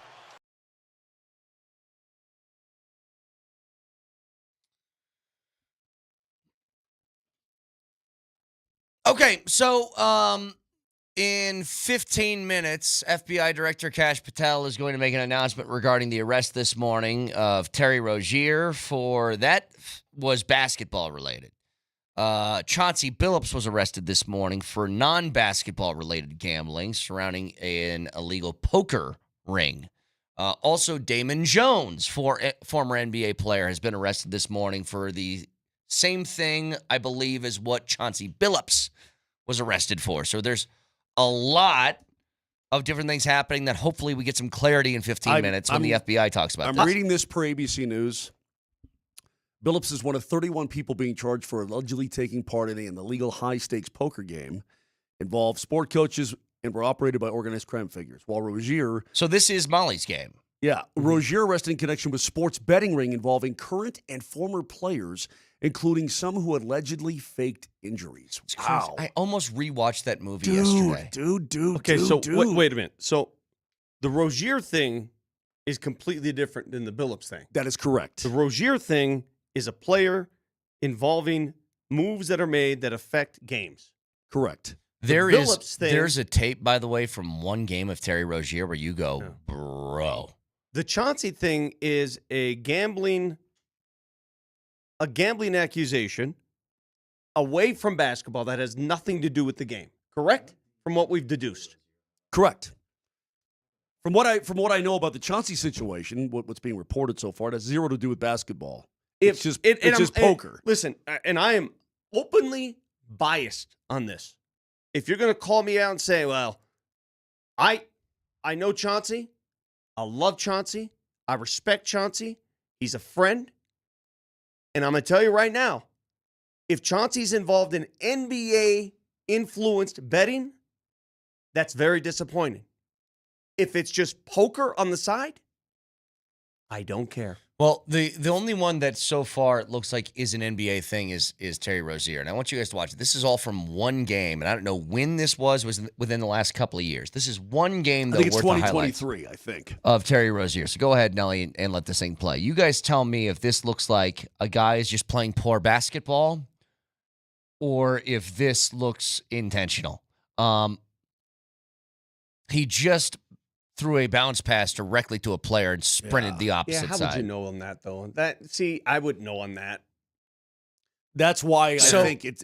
But, Vic, it is all from the same game in which he is playing the worst basketball you've ever seen. It's either the wildest coincidence in the world. This is what I was telling you earlier. When I thought he was cleared of that stuff, I said... Isn't it almost more insulting if you aren't guilty of it because they're saying you're playing so bad let me tell you that something. we think you have to be cheating? If there was a gambling line on the Nuggets coaches versus Denver media, a lot of Denver media people would be suspects right now. They'd be arrested. Now, to the Nuggets who open up their season tonight. This, and Vic, you're the Nuggets historian on the show. But I got a hard time believing, on paper, you got a better team in the history of this franchise than the one that's going to take the floor tonight. I got a really hard time believing that because you have everything. You have the greatest player in franchise history and one of the greatest players who's ever lived that's going to be taking the floor in his prime. You have a bench unit that is totally and wholly capable as veteran, trusted players to hold things together when starters leave the floor. But what hit me was, do you know what would make me so happy this year that sounds counterintuitive? If Jokic's numbers took a dip. Because if they take a dip, what's the translation? He's not on the floor. You don't need to have him on the floor as much. Exactly right. For all of those times that each year, Jokic has gotten better and better and better statistically. And you go, well, how is that even possible for the numbers that he's been putting up? I'll tell you how.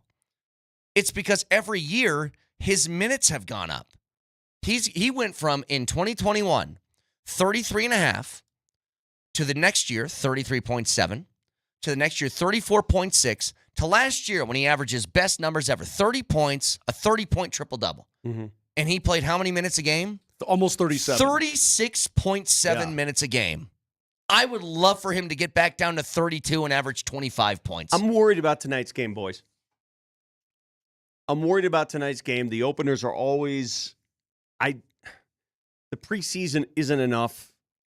It takes some time, especially when you bring in new players, new lineups, new defensive alignments, new rotations. Golden State already played a game. They have one game under their belt. They're at home tonight. I can think that this Nuggets team is going to be great.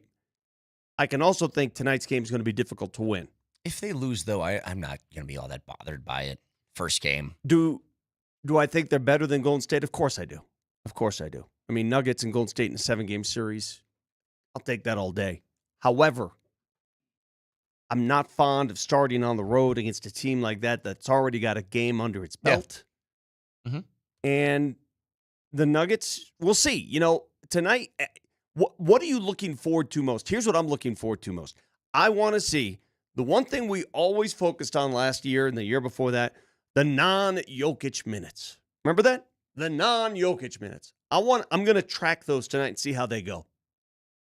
They don't need to be in the plus. They just need to be around even.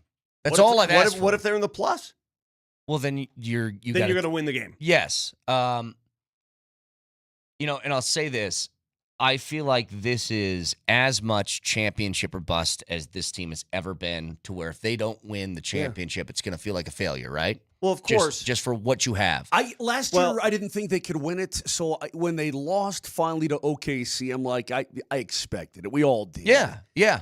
You know, it was disappointing because you went to 7 and you led the series with the chance to pretty much choke them out in the series.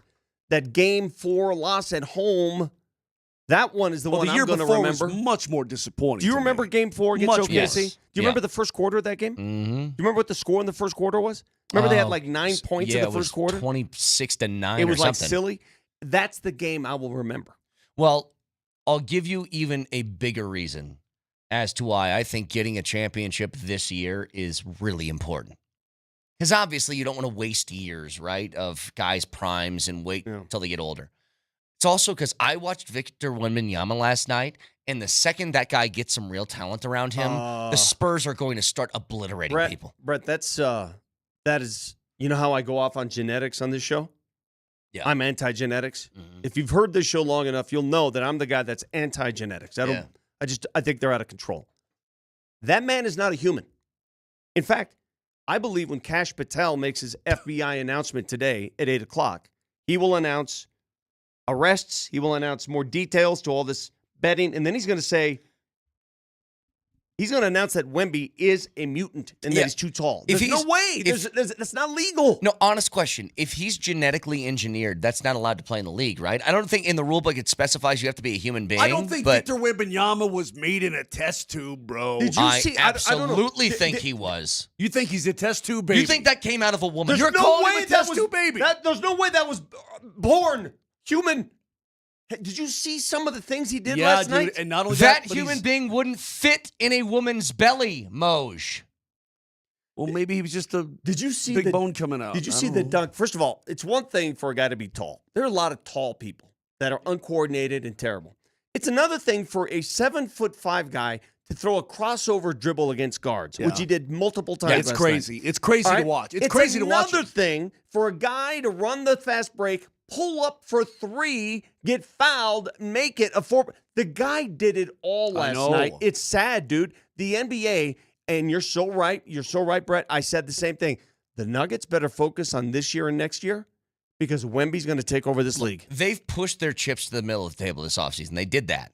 They made the big moves. They did what we've been begging the Nuggets to do for years, which is go out and find the most veteran, talented players you can and just go for it. Push them in farther. You know what I mean? Like, go even farther with it. Wembanyama is going to dominate this league, assuming he stays healthy. Like, that's the one thing with guys who are 7'5". How many 7'5" or 7'3" or whatever guys play basketball until they're 35 years old? Not too many. I saw the movie Twins with Schwarzenegger and DeVito. Mm-hmm. And like they made Schwarzenegger right, and then poor Danny DeVito's just all the stuff that was left over. What they said. Right. So if they made Wemby like they made Schwarzenegger in that movie, who's the leftovers? I don't know. Go to break because Cash Patel's talking right now, the FBI briefing, and we need to delve into this. Get it next. This is very important. Good.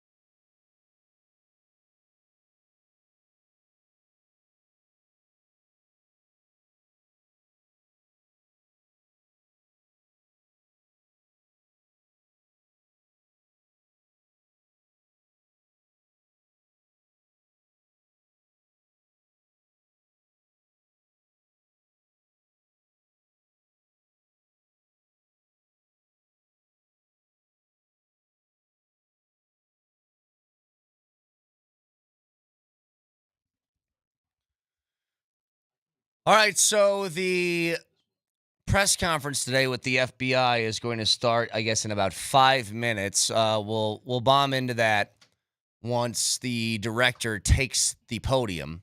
I'm not really concerned about anything else other than how was Chauncey involved in this poker situation and what's it all about. As far I don't care about Terry Rozier. I don't care about. I mean, I care about the integrity of the league. Don't get me wrong.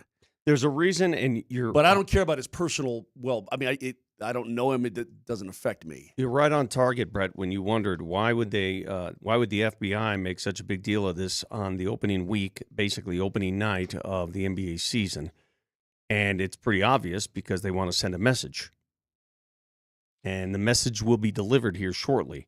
Now, again, I don't care about Rozier either, unless there are many more branches to the story. Because the worst thing that can happen. I think you should care about Rozier. The worst thing that can happen to a sports league, is any murmurs, any rumors, any whispers of wagering on the game by players themselves. That ruins the sport. Yeah, the sport can be ruined. Absolutely, it would be. So dismissive of the Rozier thing. The Rozier thing, I think, is very important.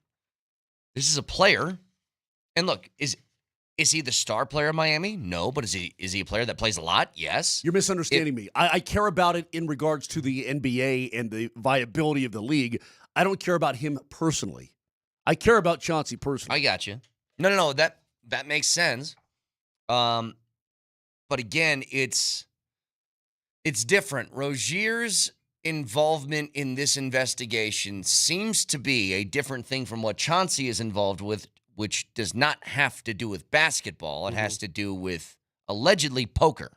If Chauncey Billups is arrested solely for poker reasons and for being involved in a poker ring with people that he may or may not know outside of, organized crime. That's the scary part, Vic, is the organized crime. But how do you know allegations? I guess my thing is, how do you know who you're playing poker with? How do you know who they are? Sometimes? Maybe they're not the one. I don't know the answer to that. I don't know, Vic. Well, but maybe they're not the ones he's playing with.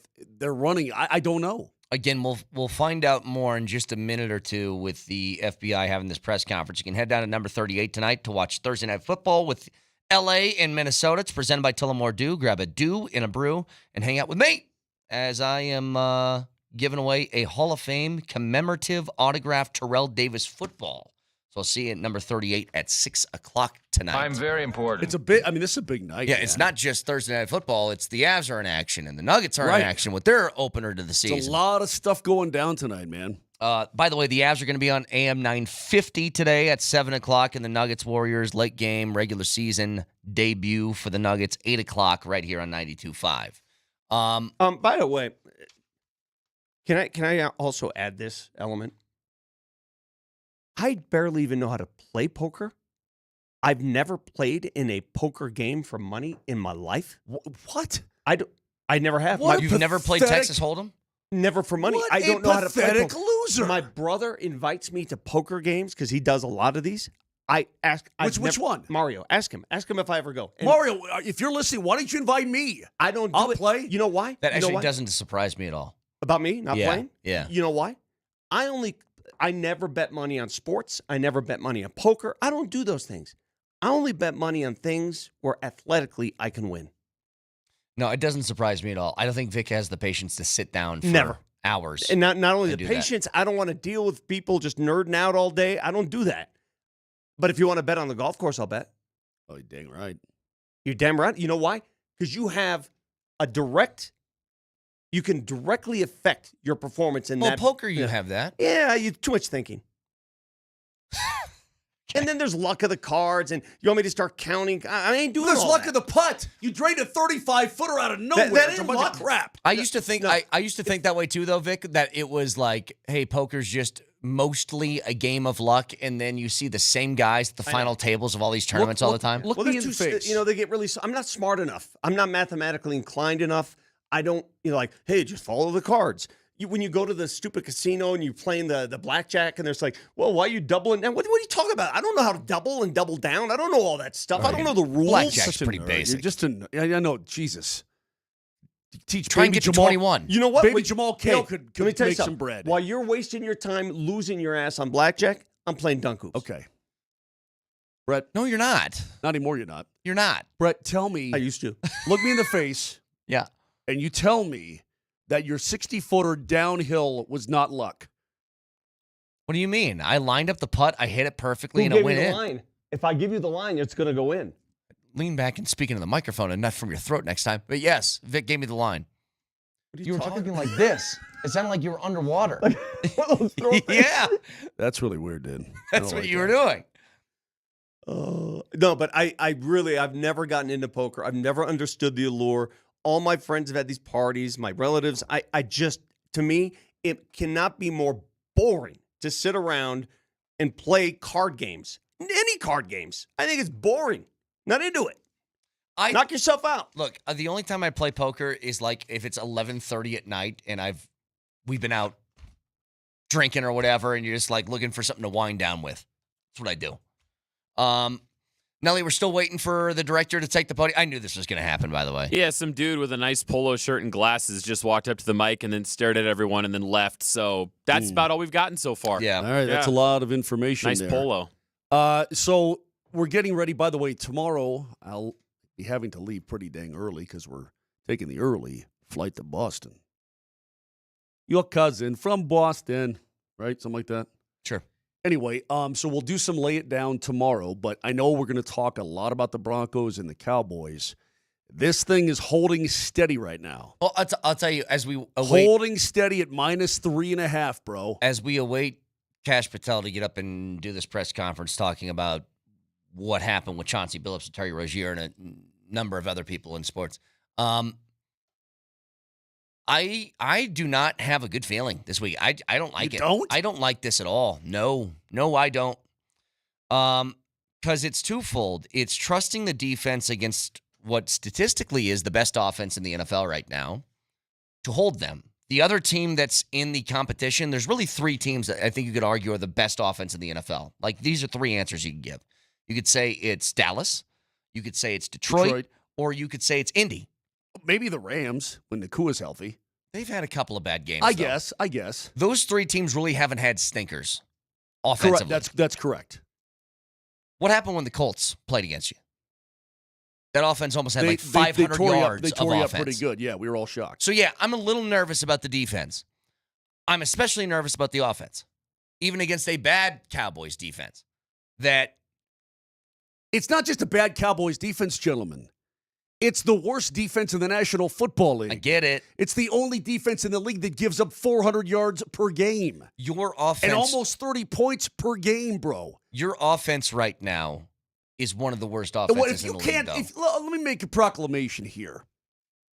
Vic and his 10 commandments from Moses and all this kind of thing, sports commandment. Let me make a proclamation. If the Denver Broncos can't put 30 points on this crap defense, then they deserve to lose. This is the worst defense in the league. I'm not even sure how much Micah Parsons would make a difference. I'm sure he would, but nonetheless, the defense stinks. I don't look at games that way anymore. I'm not. Again, you're looking at games. I'm not making a prediction. The wrong I'm just way. saying that the Broncos. There should be no excuse for them to not put up numbers and points on this defense. So what was the excuse It's against the the worst Jets? in the league. But Moshe, the excuse would be this. What if they aren't that good? What if they just play to the level of their opposition, which is exactly what we've seen? I get what you're saying, but 33 points in the fourth quarter, despite, even with the Giants being stupid and playing shell coverage the entire time and letting them back in it, they did it. Would you admit, though, you're not the same guy you were a couple weeks ago where you're naming your scores like, oh, this is going to be a blowout. You'll just take a Broncos victory no matter how you get it this week. 1,000%. Okay. So you're I'm out of the prediction game with the Broncos. I actually agree with this one. I've been somebody where I've been looking for style points all year. Don't care about style points in this game. Just win it. All right, they've started the press conference. Can we listen to some of this? Because again, if you've missed it, Chauncey Billups among NBA names arrested by the FBI for different reasons. We'll find out how different they are. Let's go straight to this press conference held by the FBI. Agent in charge of the New York field office, Leslie Bakshi's. New York Special Agent in charge of Homeland Security, Ricky Patel. Newark Special Agent in charge of Homeland Security, Michael McCarty. Jeff Backcheese, Police he's really Commissioner good. Jessica That's Tisch. his real name? Chief of Detectives Joseph Kenny. And the Executive Director of the Waterfront Commission, Phoebe Sorrell. I'm now going to turn the podium over to FBI Director Kash Patel. Good morning. Today we are here in New York to announce a historic arrest across a wide-sweeping criminal enterprise that envelops both the NBA and La Casa Nostra. The men and women up here standing with me represent a small portion of the leadership team that brought profound justice in an era that needed it more than any. I'll just highlight some of the details in the case and the FBI work, and then you'll hear from the others. But as you now know, individuals such as Chauncey Billups, Damon Jones, and Terry Rozier were taken into custody today, former, current NBA players and coaches. What you don't know is that this is an illegal gambling operation and sports rigging operation that spanned the course of years. The FBI led a coordinated takedown across 11 states to arrest over 30 individuals today responsible for this case, which is very much ongoing. Not only did we crack into the fraud that these perpetrators committed on the grand stage of the NBA, but we also entered and executed a system of justice against La Casa Nostra to include the Bonanno, Gambino, Genovese, and Lucchesi crime families. And you'll hear more about those details today. The charges and the arrests that were taken down across this country range from wire fraud, money laundering, extortion, robbery, illegal gambling. This FBI will leave no room for any perpetrator of crime across this country. You hear a lot about our work of defending the homeland and crushing violent crime.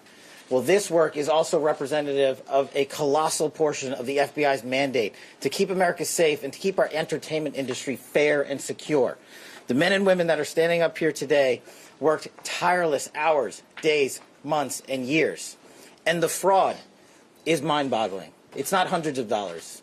It's not thousands of dollars. It's not tens of thousands of dollars. It's not even millions of dollars.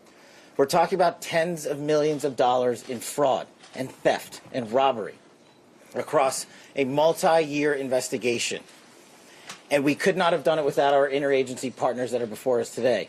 The NYPD, HSI. This, by the way, is Kash Patel, FBI director, talking about the arrest of Chauncey Billups, among other NBA players, in an illegal gambling ring. The halls of the United States courtrooms, where our brave United States attorney has led this prosecution. It takes courageous prosecutors to stand before you and say, we will not allow this kind of illicit activity to happen, not only at the national sporting level, but also where it hides in La Casa Nostra. And when these two collided together, they perpetrated a fraud that is historic in terms of not just money, but the scheme and the deceit that they utilize to steal and swindle people for money, to include crypto fraud. This is an operation that showcases to you that under President Trump's administration, there is no room for any type of criminal behavior, be it on the world's largest stage or in the back rooms of tiny parlors where guard games are being played. We are proud to stand here today with the men and women of the FBI and this legal team. And to the United States Attorney, I just want to thank you personally for taking the time to display the work that the media is about to hear about today in detail. As I said, it does take courageous prosecutors, but it takes a courageous United States Attorney to bring this case, because we are going to take heat for it. But we don't shy away in this administration. We don't say no. What we do is we bring the results across the finish line. We bring them to the public. We bring you accountability. And yes, they will have their day in court, and you will hear the evidence through the court system exclusively. We will not deny anyone of due process. And that's the brilliance of this system. That's the brilliance of this administration. Everyone will be held to account. So with that, I turn it over to United States Attorney Nosell. Thank you. Okay, so let's get out here, and as they ask questions, if they say anything about Chauncey or related to the NBA, we'll get those clips. We'll play them when we come back, along with a keyword next.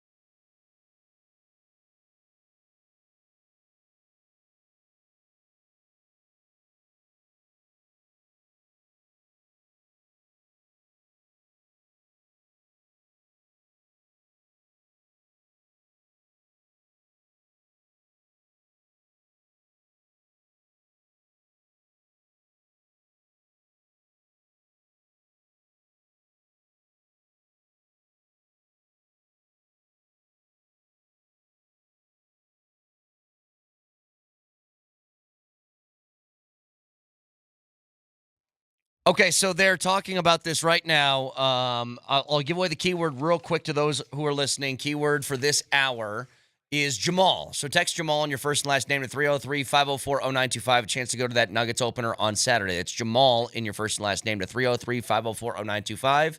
And at 9:20, you'll have the next keyword. But they're talking about the gambling or the poker case right now with Chauncey. Jamal Murray made a shot. Let's look. They're talking. Oh, I got you. They're talking about the case right now. Vic is vigorously taking notes. Once they get to actually talking about Chauncey Billups, we can go back in. All right, let's go ahead and listen. And is currently the head coach of the Portland Trailblazers. And also Damon Jones, a former NBA player and coach. What the victims, the fish, didn't know is that everybody else at the poker game, from the dealer to the players, including the face cards, were in on the scam. Once the game was underway, the defendants fleeced the victims out of tens or hundreds of thousands of dollars per game. The defendants used a variety of very sophisticated cheating technologies, some of which were provided by other defendants in exchange for a share of the profits from the scheme. For example, they used off-the-shelf shuffling machines that had been secretly altered in order to read the cards in the deck, predict which player at the table had the best poker hand, and relay that information to an off-site operator. The off-site operator sent the information via cell phone back to a co-conspirator at the table, and that person at the table was known as the quarterback. The quarterback then signaled secretly the information he had received from others to others at the table, and together they used that information in order to win their games and to cheat the victims. Defendants used other cheating technologies such as poker chip tray analyzers, which is a poker chip tray that secretly reads cards using a hidden camera, special contact lenses or eyeglasses that could read pre-marked cards, and an X-ray table that could read cards face down on the table. What you see depicted on the screen right now is an example of the X-ray table that reveals the cards, although they are face down on the table. So this is the findings of the can investigation be read surrounding because of the Jamal. X-ray Or I'm sorry, technology. not Jamal, Chauncey. The mafia, specifically members and associates of the Bonanno, Gambino, and Genovese organized crime families, had pre-existing control over non-rigged, illegal poker games around New York City. As a result, they also became involved in the rigged poker games, helping to organize the games and taking a cut of the proceedings, and working to enforce the collection of debts. The defendants laundered their proceeds, including through cash exchanges, the use of multiple shell companies, and through cryptocurrency transfers. As part of the scheme, some of the defendants and their co-conspirators also committed acts of violence, including the gunpoint robbery of a person in order to obtain a rigged shuffling machine, and extortions that were perpetrated against victims in order to ensure that they repaid their gambling debts. Defendants who participated in the rigged poker scheme are charged with wire fraud conspiracy. Other defendants have been charged with crimes including illegal gambling, money laundering, Hobbs Act robbery, and extortions. This case demonstrates our office's unrelenting commitment to fighting the scourge of organized crime in whatever form it takes. I'd like to conclude my remarks by thanking the incredible hard work of our law enforcement Okay, yeah, partners. I think this is good now. So this is part of the reason why I was going to hold off a little bit on thinking what Chauncey was arrested for, because by this, this is different. This is not just, hey, me and our buddies got together and gambled. This is different. I mean, you made victims out of people. Yeah, You cheated them out of cash. That's why my initial response. And then intimidation on top of it. If you're making money, hard-earned money that people are losing on the backs of others because you rigged a game and you're involved in that rigging, you deserve to go to tune jail. Of hundreds of thousands You of deserve dollars to a go to game. jail. Yeah. if you're playing in a poker game and you're only risking your money, right? That's a different deal. We can all acknowledge that, right? No, this is That's fraud, essentially. What's happening right now, the allegations we're hearing in this shocking display, beyond anything I ever anticipated in you too, Moj. When I saw you this morning and we talked before the show, you said it. I said, it's just poker. It's more than just poker. Well, the allegations are way more than just poker. Those are major, major allegations. And let me. And everyone is innocent until proven guilty.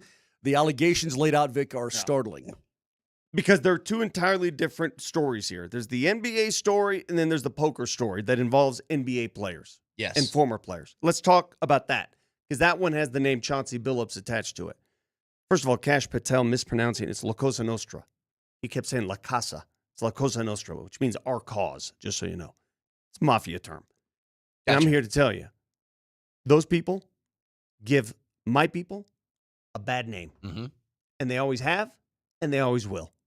And I can't stand it that chases you around, and it's been bandied about. Oh, yeah. They give everybody a bad name.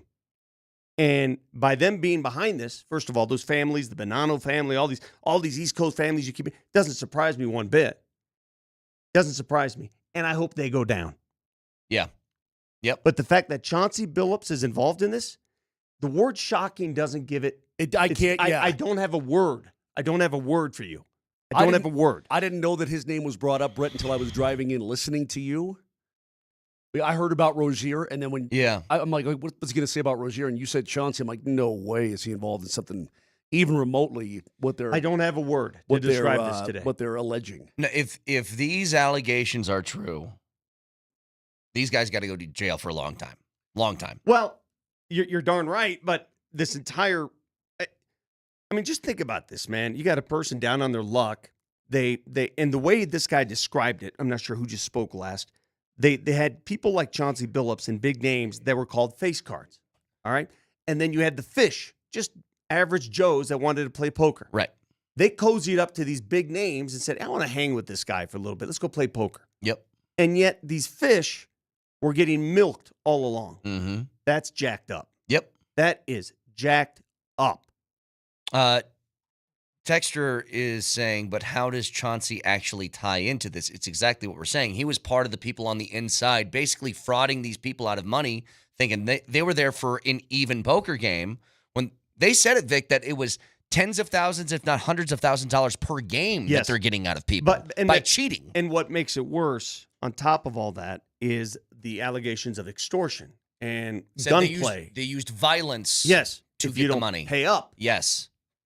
Even though those people probably found out the games were rigged, right? That's probably, look, my assumption is it probably went something like this. They found out that they got ripped off, and they said, well, I'm not paying you, and then it became, well, this is we're what going to make you. This is what happens when you become involved with evil humans, evil people. And evil people, in this case, the mob, okay? La Cosa Nostra, as Cash Patel tried to pronounce. Yeah. Those are evil human beings. Those are bad people. And if you get involved and become indebted to those bad people, all you're doing is digging a deeper hole here. And that's what I think is happening with some of these players and former players. You can't go there because these people are ruthless and mindless. The allegations of the machinery used is crazy. Yeah. I mean, contact lenses and glasses and X-ray tables? X-ray tables and card readers. I'm not surprised. Shuffling machines. I'm not surprised at that. I mean, I'm not offside surprised. person relays the information back. It's pretty heavy duty. You know what? You know why this doesn't surprise me? It's crazy. I'm going to tell you. I just want to. I've read so many damn books about the mob, right? And we glorify the mob, and I'm saddened by that because I like Sopranos like you guys do, and Godfather. We glorify the mob. And we do it for the wrong reasons. At the end of the day, these are nasty people. Mm-hmm. At the end of the day. Let's be honest. Let's be frank. These are nasty human beings. Yeah. My parents came to this country with nothing. They're not the mob. These freaking people are different. They're awful human beings. I want to say this, though. When they lost control of sports gambling in this country, and where did that go? It went to corporate America, right? Right. Now you can bet on your phone. They lost control of it. They didn't have it in their back pocket anymore. And they had it for years. So now what are they doing? They're finding different ways to make up that money. And this is one of them. For everybody that's saying slow the roll, allegedly, how do you guys trust this? I mean, I get what you're saying, and yes, everybody is presumed innocent. Everybody is. I doubt that the FBI would make this big a deal about something unless they were pretty damn sure they're right on it. I'm not playing that game, Texter. I'm not playing that wait until we get all the information game because I have enough information to deduce this is, I mean, are you... Well, and you guys heard this part of it too, because there was another, again, Denver tie into this when they mentioned Jonte Porter, saying Jonte was basically threatened to do these prop bets or do whatever they said else. Because he became leveraged. Yes. Once they get you, they got you. Yep. They got you. And you see this in the movies all the time, right? Hollywood is real life in this situation. Mm-hmm. It really is. Yeah. You can't mess with these people. So, again, as just some... And, Vic, we didn't really mention the basketball portion of this. Let me give the keyword out again because we did that quickly so we go to the press conference. The keyword for this hour and a chance to win a pair of tickets at the Nuggets home opener on Saturday is Jamal. So text Jamal in your first and last name to 303-504-0925. And spell it correctly, please. We've seen a lot of different Jamals come in. I mean, I'm not going to help you with this guy, with this one here, guys. Yeah, it's Jamal. You should know Jamal. Yeah. And Brett, if I may, before we get back into this, you remember it was the Chiefs aholic guy. You remember when his attorney was defending him in court and he made a bunch of football puns? Yeah. So U.S. attorney, who is the guy that was speaking there? Joseph Nocella. Oh, yeah, you can bet on that thing. He had a couple pretty good basketball ones and betting ones I want to throw in here. But my message to the defendants who've been rounded up today is this. Your winning streak has ended. Your luck has run out. Violating the law is a losing proposition, and you can bet on that. Yeah, it's a little corny for me. A little corny. Now, Vic, pretty corny. Because Chauncey was involved in the poker part of this and not the NBA part, they did have a lot for the NBA stuff, and I do think, I mean, if you're Adam Silver, this is terrible. You have basically the FBI that just came out and confirmed that, look, not everything, but there were guys in your league that were rigging stuff. The whole point of sports and what makes this thing go is there is... In an ideal world, a utopian world, sports exist for what? The opportunity, or I guess the assumption that what you're watching has integrity and is not somehow slanted. Yeah. And whenever that comes into play, you have a problem. When you don't trust what you're watching is real and there are predetermined outcomes and it's the WWE, you lose a lot of people in doing that. It's part of the reason why I think boxing has gone down so much, because you had people wondering what judges were watching in these games, how they were scoring these fights. And all it takes is a couple. Like the NBA was able, they were able to breeze past that Tim Donaghy thing pretty quick by going, nope, he was the only guy. Trust me, he was the only one. And I think everybody kind of went, I seriously doubt that there's just one ref. You have to be able to believe in the integrity of the game. You have to. Or the whole, I mean, the game is ruined. Yes. The league is ruined. Teams are ruined. I mean, everything. At a much deeper discussion is this in this country, how we, and I'm raising my hand, I'm guilty here. We glorify some things that should not be made fun. On this show, how many times do I have fun with you? Watch out what you say to an Italian person. The whole mafia thing. We glorify it. We make movies about it. We joke about it. There's nothing to joke about here. These are people that are threatening violence upon other human beings for money, for crime. Yeah, for crime's sake. And it's sad, man. It's not humorous. It's not fun. I don't know how Chauncey got involved in this. I don't. See, I don't know how did somebody get his hands around him? Did he get pulled into it? Chauncey's the salt of the earth, man. I mean, he's one of the nicest human beings I've ever met. Trust me when I say that. I don't know how he became involved with these criminals. Yeah. These losers. Especially, like, when you think about guys I mean, this isn't excusing anything, but the amount of money that Jonte Porter made, maybe you could understand, hey, if I just do this and that, get a few extra bucks. Chauncey ain't hurting for cash. This can't be about some sort of money play, right? Like, it could be again, we don't know what extortive measures these criminals at the core of this undertook. Right. Threats are made. Yeah. You got to do this, or, I mean, Jonte Porter, you got to do this, or things are said. Threats are made. This is awful, man. I mean, I'm sitting here, I'm shaking right now. I'm in shock because we allow these people, these criminals, if they take this sport down, and it's not a good day for the NBA. No. This is a horrible day for the NBA. You just cannot allow this to happen. Yeah, and I'm sure there's a lot more details that will emerge. 303-504-0925, Shop Mazda text line, one price, one person, 1 hour. So still a lot to get to. We got Jeff Legwold coming up a little bit later at 9 o'clock. He'll give us a preview on the game this weekend between the Broncos and the Cowboys. High school football, you can tune in tomorrow at 6:30 on Altitude Sports Radio for their game of the week. Kreckman and Lindahl going to be on the call for Pine Creek at Regis Jesuit. And high school football on Altitude Sports Radio is brought to you by Sport Clips, proud supporters of CHASA. So a whole bunch more to get into. Stick around.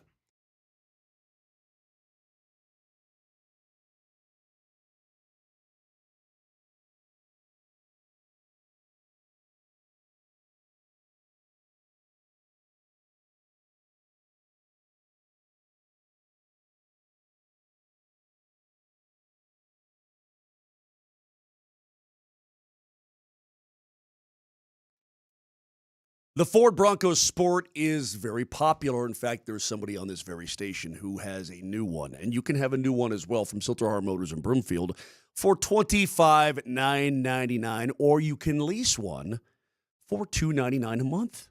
It's amazing, and these are awesome vehicles. You see them all over the road, incredibly popular. So do yourself a favor. Get to Silterhar Motors at Highway 36 in Wadsworth in Broomfield, or go online and check it all out at sthmotors.com. They've got over 1,000 vehicles, new and pre-owned, on the lots up there right now, and many different brands, including Ford, obviously.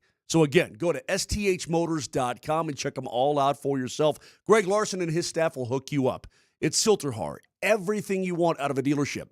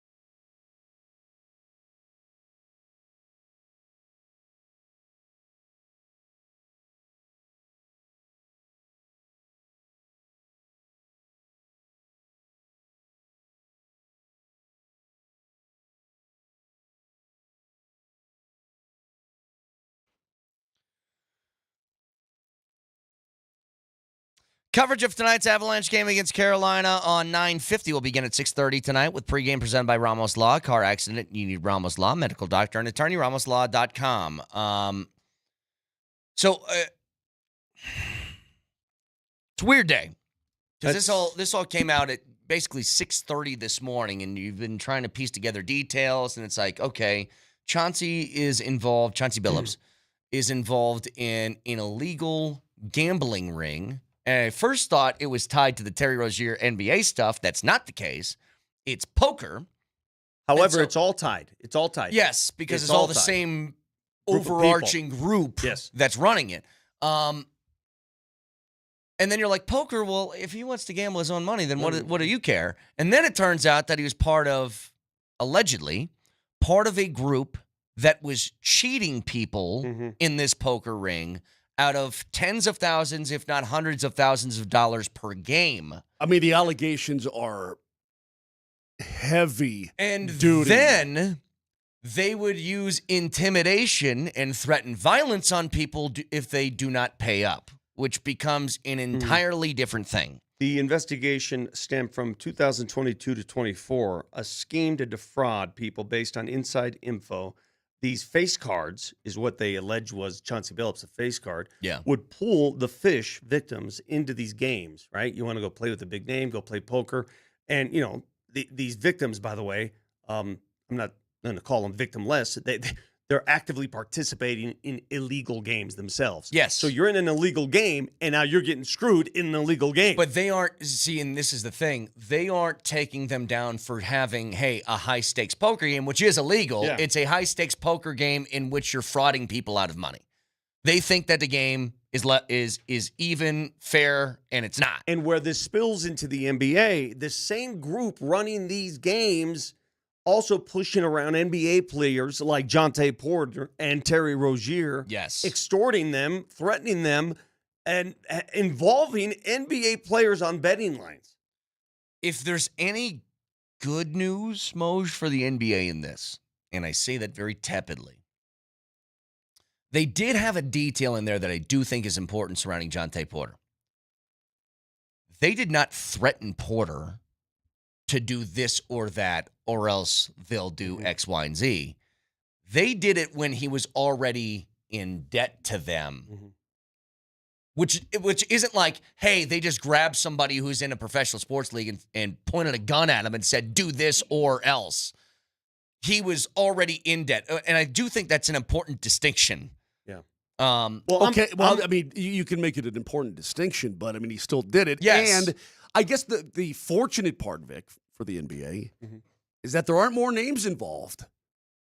At least not yet, that it's seemingly contained to a small. Well, they said 31 names for one thing and 6 for the NBA part. Yeah.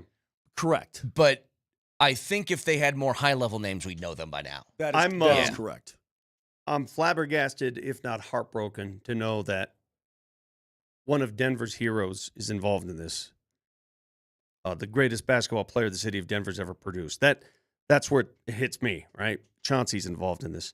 The deeper hit for me is this scourge called the mafia that has found another way to hurt people. Yeah. And if you know the history of the mafia, in this country especially, these people, if they're cut off of something, they'll find something else. You can go all the way back to Prohibition, right? Prohibition. You can go take that whole line. So gambling, essentially, they cornered the market on gambling, sports gambling. Every freaking movie you've watched about the mafia in the 60s, 70s, 80s, they were gamblers, bookies. They ran gambling. What happened?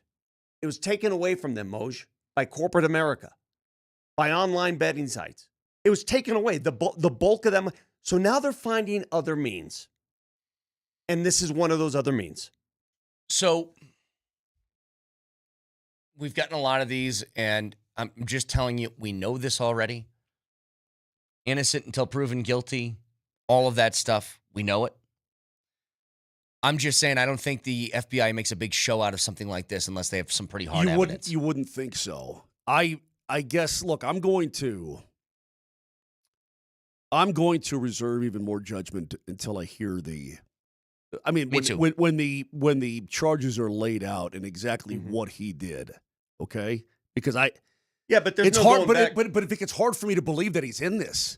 But I'm talking So about. I want to, but Sure. I want to hear exactly how involved, how he got involved, so on. And again, I want to hear him defend himself, and I want to hear him, lay it out as to why he doesn't think it's right. He doesn't. Chauncey's going to get charged officially later this morning in an Oregon federal courthouse. I don't know if he'll talk. I don't know what you're going to hear. But this is true. This much is true. And you guys tell me if I'm off base. The NBA, the league, NBA basketball, took on a major scar today. Yes. Yep. This is not a flesh wound. This is a big hit on the league. Mm-hmm. The league I love. I work in the NBA. This is my life. This is my life. It took a big hit today. This ain't good. And they have teams like the Nuggets that are playing their season opener tonight, where there's going to be this sort of cloud hanging over the league for what should be one of the more exciting times. I mean, it's the beginning of the season. Everybody's got hope. But think about this for Portland, by the way. Portland looked like they might have found a little something towards the end of the year last year, like they were getting to be a better basketball team and maybe improving to being competitive, and then their coach is just gone. After a single game, gone. To the game tonight. Most of the Avs play as well. You know what? Let's just go ahead and do this.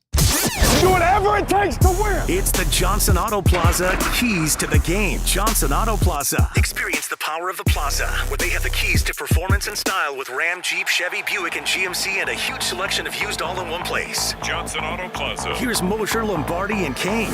All right, Moser, at 7 o'clock tonight, the Avs take on the Hurricanes. That'll be on AM 950. What you got for keys? These two teams are remarkably similar in terms of the discrepancy between how much they score per game, how much they give up per game. It's about identical. But the Canes average more goals per game, and they average giving up more goals per game. But the discrepancy between the two is almost identical. They average the same shots per game, essentially. They average the same penalties per game. It's pretty crazy what I've seen so far. But I'll say this. Coach Bednar was so right yesterday. It's hard to get your power play cranked up when you get one per game. Right. They've had 4 power play chances the last 3 games alone. The Carolina Hurricanes are going to put them on the power play, and tonight the key is you must score on it. Period. End of story. No doubt about it. Vic, or should I say Hartford Whalers? Yes. Vic, 8 o'clock tonight, Nuggets Warriors on 92.5. I'm going to focus on the non-Jokic minutes because I know what I get in Nikola Jokic and that starting 5, still as potent as ever. The problem the last few years is what happens when the big fella goes to the bench. Well, now they got a legit backup center. They got some other help that comes off the bench. If the Nuggets win the non-Jokic minutes tonight, they will win the game. It's that simple. How long does it take for that to come together, you think? Everything, all the new guys and so on. This is not supposed to be a Q&A segment. It's supposed to be I'm just curious what your expert opinion is. It's keys to the game, brought to you by Johnson Auto Plaza. Powered by Johnson Auto Plaza, where you get selection, service, and incredible savings on Ram, Jeep, Chevy, Buick, and GMC, all at one location. Experience the power of the plaza at Johnson Auto Plaza. Yeah, but how quickly can it come together? How fast? I know, can we but this do is one of those segments where the music's going. So you spit out your info, he tags it, and then we come out and talk about it. Okay, so answer my question, please. What was your question? How quickly can all of this come together? Immediately? I don't know. That's why I'm very intrigued to find out. I'm dying to see what it looks like. I'm dying to see I'm dying to see their defensive alignments tonight. I hope they junk it up. I hope they throw some zone in there. I hope they do some things that we haven't seen in a while. How many times were you watching the Nuggets on television the last few years and you're like, do something else defensively? It's not working. Yeah. Here's the other thing that I'm really curious about. When Jokic and the whole Valanciunas thing in the offseason with Panathinaikos and everything else kind of went down, there felt like there's hesitation on Valanciunas' part. He said there wasn't. I think it's pretty obvious there was. I think a lot of that hesitation had to do with he was worried that he was going to get 10 minutes a game because Jokic was just going to be strictly the backup center. And I think they massaged his ego by saying, no, we want to play you and Jokic on the floor at the same time at some points of the game. The only guy that they have on that team right now that can actually guard Joker is Draymond, and he does a pretty good job of it. He likes the task. But if you put the two bigs out there together, how do they stop that? Well, and this is sort of what I would say is interesting. The league has gone to, a few teams have done this now, that sort of Twin Towers lineups. You know, it started a little bit in Minnesota when Tim Conley brought in Rudy Gobert and they played him and Cat at the same time. Then it was Cat and Hartenstein at the same time. Then it was Hartenstein and Chet Holmgren in OKC. The difference with all of those, though, is this. One of the two bigs that they've tried are not offensive threats. Gobert's not a threat. He's a dunker. Right. Hartenstein is not an offensive threat. He's a post player. He baby hooks and layups and floaters and dunks. Valanciunas and Joker are true offensive threats. Valanciunas can shoot a three. So can Joker. And that's something that I think might be a little bit different of a twist with both of them on the floor at the same time. That I think is really, really interesting to see how that sort of works in partnership together. I want to see a couple other things tonight, too, is how deep does this rotation go and who gets minutes? We all assumed, guys, didn't you? We assumed that Deron Holmes would be part of this rotation. I don't think he will be. I don't think so. Based on what we saw in the preseason. Maybe later in the year. Unless there's an injury. But, like, who's the first player off the bench tonight? Is it Bruce Brown? It's got to be Brucey B, no? Is it Jonas? You know what they did with Joker? His rotation normally in years past, he's played the entire first quarter. Yeah. And then he goes out, second team. Maybe they shorten that first quarter, bring Jonas in a little earlier. But how quickly can it come together?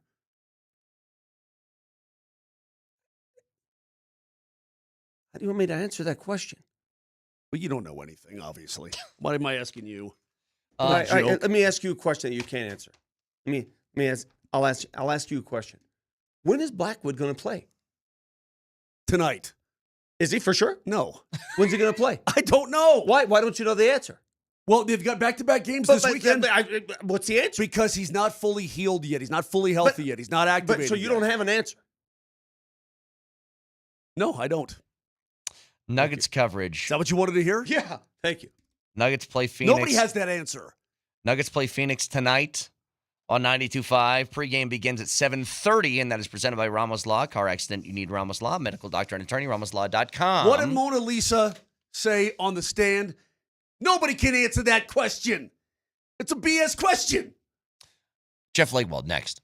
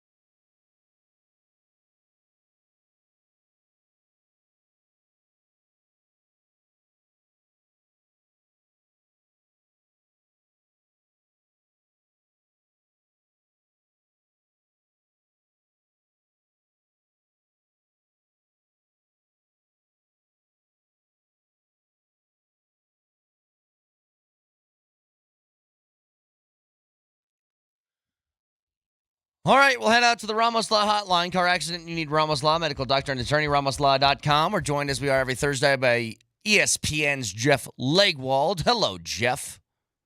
Morning, fellas. Leggy. Last week, something that has taken place 3,679 times, but only done twice and now once by the Broncos happened. Are you more focused on the first three quarters or the fourth? Which has your most attention? Well, they both tell a story. I mean, Yeah. the fourth is their potential, and the first three is the mess they've made in other games. So that's this team right now. Are they 5-2 good, or are they 5-2 lucky? You know, that's kind of where they're at right now. When you heard Sean Payton try to take back the words he used in regards to Russell Wilson, my initial comment, Jeff, was he said it, but I don't think he meant it in a backhanded way. He obviously referred to Russell Wilson, but didn't mean to rip Russell Wilson. What do you believe in that whole mess? I believe he told the truth, that he would much rather have faced Russell Wilson than Jackson Dart in that game. If that's criticism, I don't know. If that's just a football decision, I mean, the Giants obviously felt they'd rather play with Jackson Dart than Russell Wilson. So, you know, I took it as, I mean, there's a reason he benched him. There's a reason they cut him. And I think he was basically a football coach saying a football thing. Yeah, I'd much rather play the other guy. Yeah. Because he's easier to sack or, you know, whatever. But, and, you know, look, there's no shortage of hard feelings from Russell and his representatives and everyone else in this. And I don't think there's any shortage of, you know, again, he benched him for a reason in his mind. He didn't think the guy could play for the Denver Broncos anymore. So it's none funny. of it shocked me, but, you know, I said the same thing yesterday, Jeff. I said, what's fake or not true about what he said? Everything he said was true. And if you're shocked that they don't like each other, well, you should have been shocked when they divorced, when he let him go with $85 million. It was obviously the writing was on the wall there. I was a bit shocked that Russell Wilson responded because that's out of his character. It is, but I think, you know, he might be at the point in his career where he's like, all right, you know, 2 weeks notice. Enough. Yeah, enough's enough. You know, because I'm certain, you know, Russell and the people around him, you know, in his mind, the Broncos threatened to bench him if he didn't surrender money. So of course he's gonna feel a bit, you know, those comments are gonna hit him differently maybe than they hit everybody else, because he's already got that, you know, in his mindset. So, but yeah, I don't think they're going to exchange Christmas cards and invite each other to golf outings and all the rest of it. You know, they're just not going to associate with each other. I'm going to preface my question by saying rightfully so. But I don't know there's anybody else in the National Football League who loves his playbook more than Sean Payton loves his own playbook and his ability to call plays. Rightfully so. So where's the disconnect now for the first three quarters, Jeff, versus the fourth quarter with Bo Nix and Bo's ability to, you know, play up tempo and so on and so forth, and chuck the ball 25 times in the fourth? Where's the disconnect between the two? Well, Moj, I mean, you know, the way, you know, sort of I learned the game from scouts and coaches, and the way it's been explained to me over the last decades is whenever, it doesn't matter the coach or how expansive the playbook is or how technical or creative the offense is, when a team goes to the 2-minute or the 4-minute or any hurry up, the menu of plays automatically goes way down to a very small cluster. So when you have a young quarterback, or any quarterback, but especially young quarterbacks, they often perform better when the offense goes to that mode, because the menu of plays suddenly goes from dozens and dozens to maybe 14 or 12. So I think often you see that little bit of a blip for young guys because they're dealing with a smaller menu and they can just play faster. Jeff Legwold, ESPN.com with us. All Conversations with Leggy are brought to you with the International Brotherhood of Electrical Workers, IBEW Local 68. Start with a job, end with a career. I am very curious about one situation that the Broncos face this weekend, and it's that you're facing what is arguably the best offense in the NFL right now. They put up the most yards per game. They're number 2 in points per game. And when Dak Prescott is healthy, that offense always seems to be humming along really well. The games that the Broncos have placed against the better offenses in the league, they haven't done well. What is your expectation of how they fare up against this Cowboys offense? Well, they're going to have to. I mean, this will be other than the Colts. This will probably be the offense with the most choices for the quarterback. And the Colts right now. The Colts put up like 475 yards of offense, I think, didn't they? Yeah, they had multiple plays of over 40 yards. I think 4 plays in that game of over 40 yards. That was the offense that really showed the big play pop against the Broncos defense. That said, if the Broncos don't take a penalty on on the last field goal, they win that game. And we're talking about how many yards the Colts got in a Broncos win. But no, it's that this Cowboys offense will have the most choices as far as multiple receivers, a run game that's very good.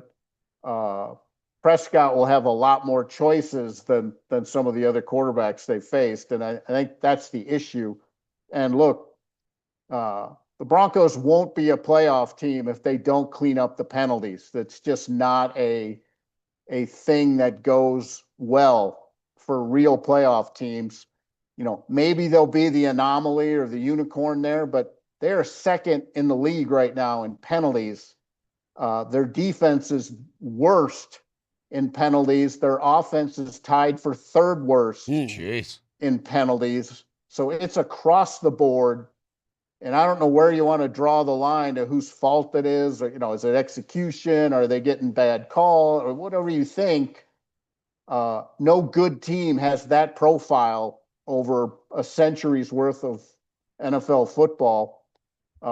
That's just not how you're going to win. And, you can't be in that group near the top. And, right now they are. You brought something up, by the way, that they have a really good running game, which is interesting because their running back played here the last few years and didn't have that success.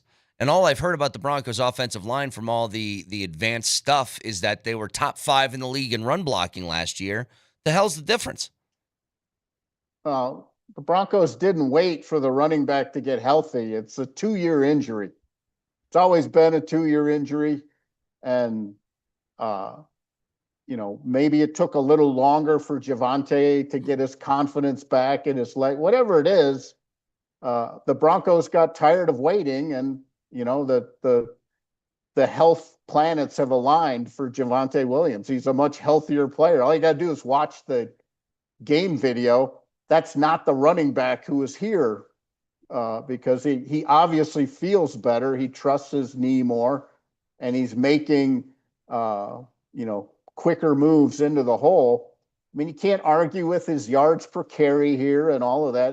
The facts are the facts. I just think, that injury took that long to recover from. And I think the Broncos knew it might. They just got tired of waiting for it. I'm going to be listen to me. Good God. I'm going to be the eternal optimist. They're facing the worst defense in the National Football League in terms of total yards allowed, yards per game, and they give up the third most points per game at almost 30. How in the world can the Broncos offense not be successful against this team? And I know the Giants, I know the Jets, blah, blah, blah, blah, blah. But Jeff, if there's any opportunity to get fat, this would seemingly be the week to get fat if you're Bo Nix. Well, they just played two of the also, I mean, the Jets are one of the worst teams in the league, and the Giants, until they made the quarterback switch, were heading that way. So, I'm in the camp of I'll believe it when I see it. And this offense has really only moved the ball when they've,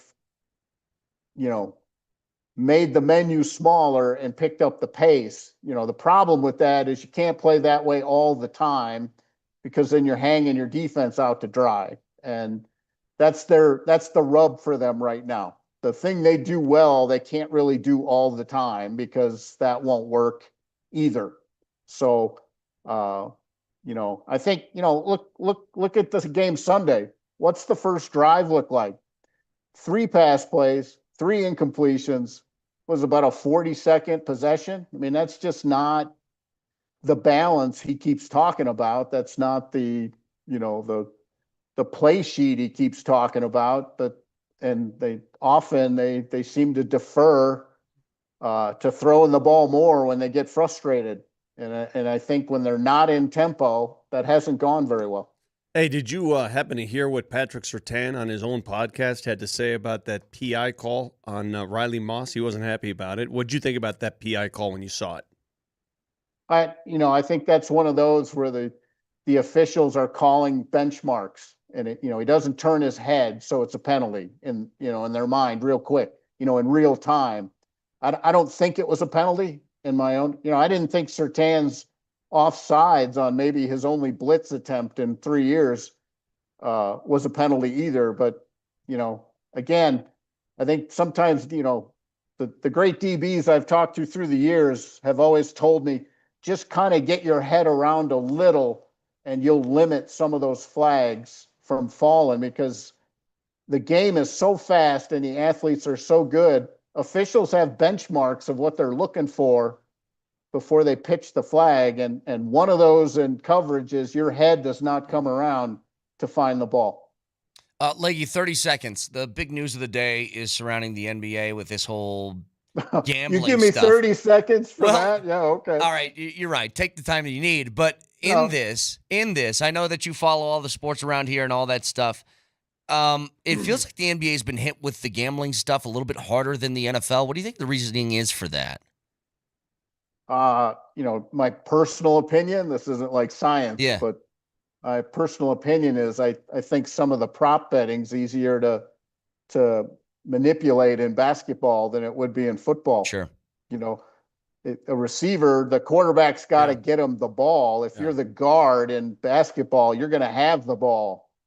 You're just going to start plays with it. So I think again, my personal opinion, and I say up front, I don't gamble. I never have, because I've covered sports too long to have not seen the nuttiness that would, cause me to lose my mortgage 8 times. Yeah.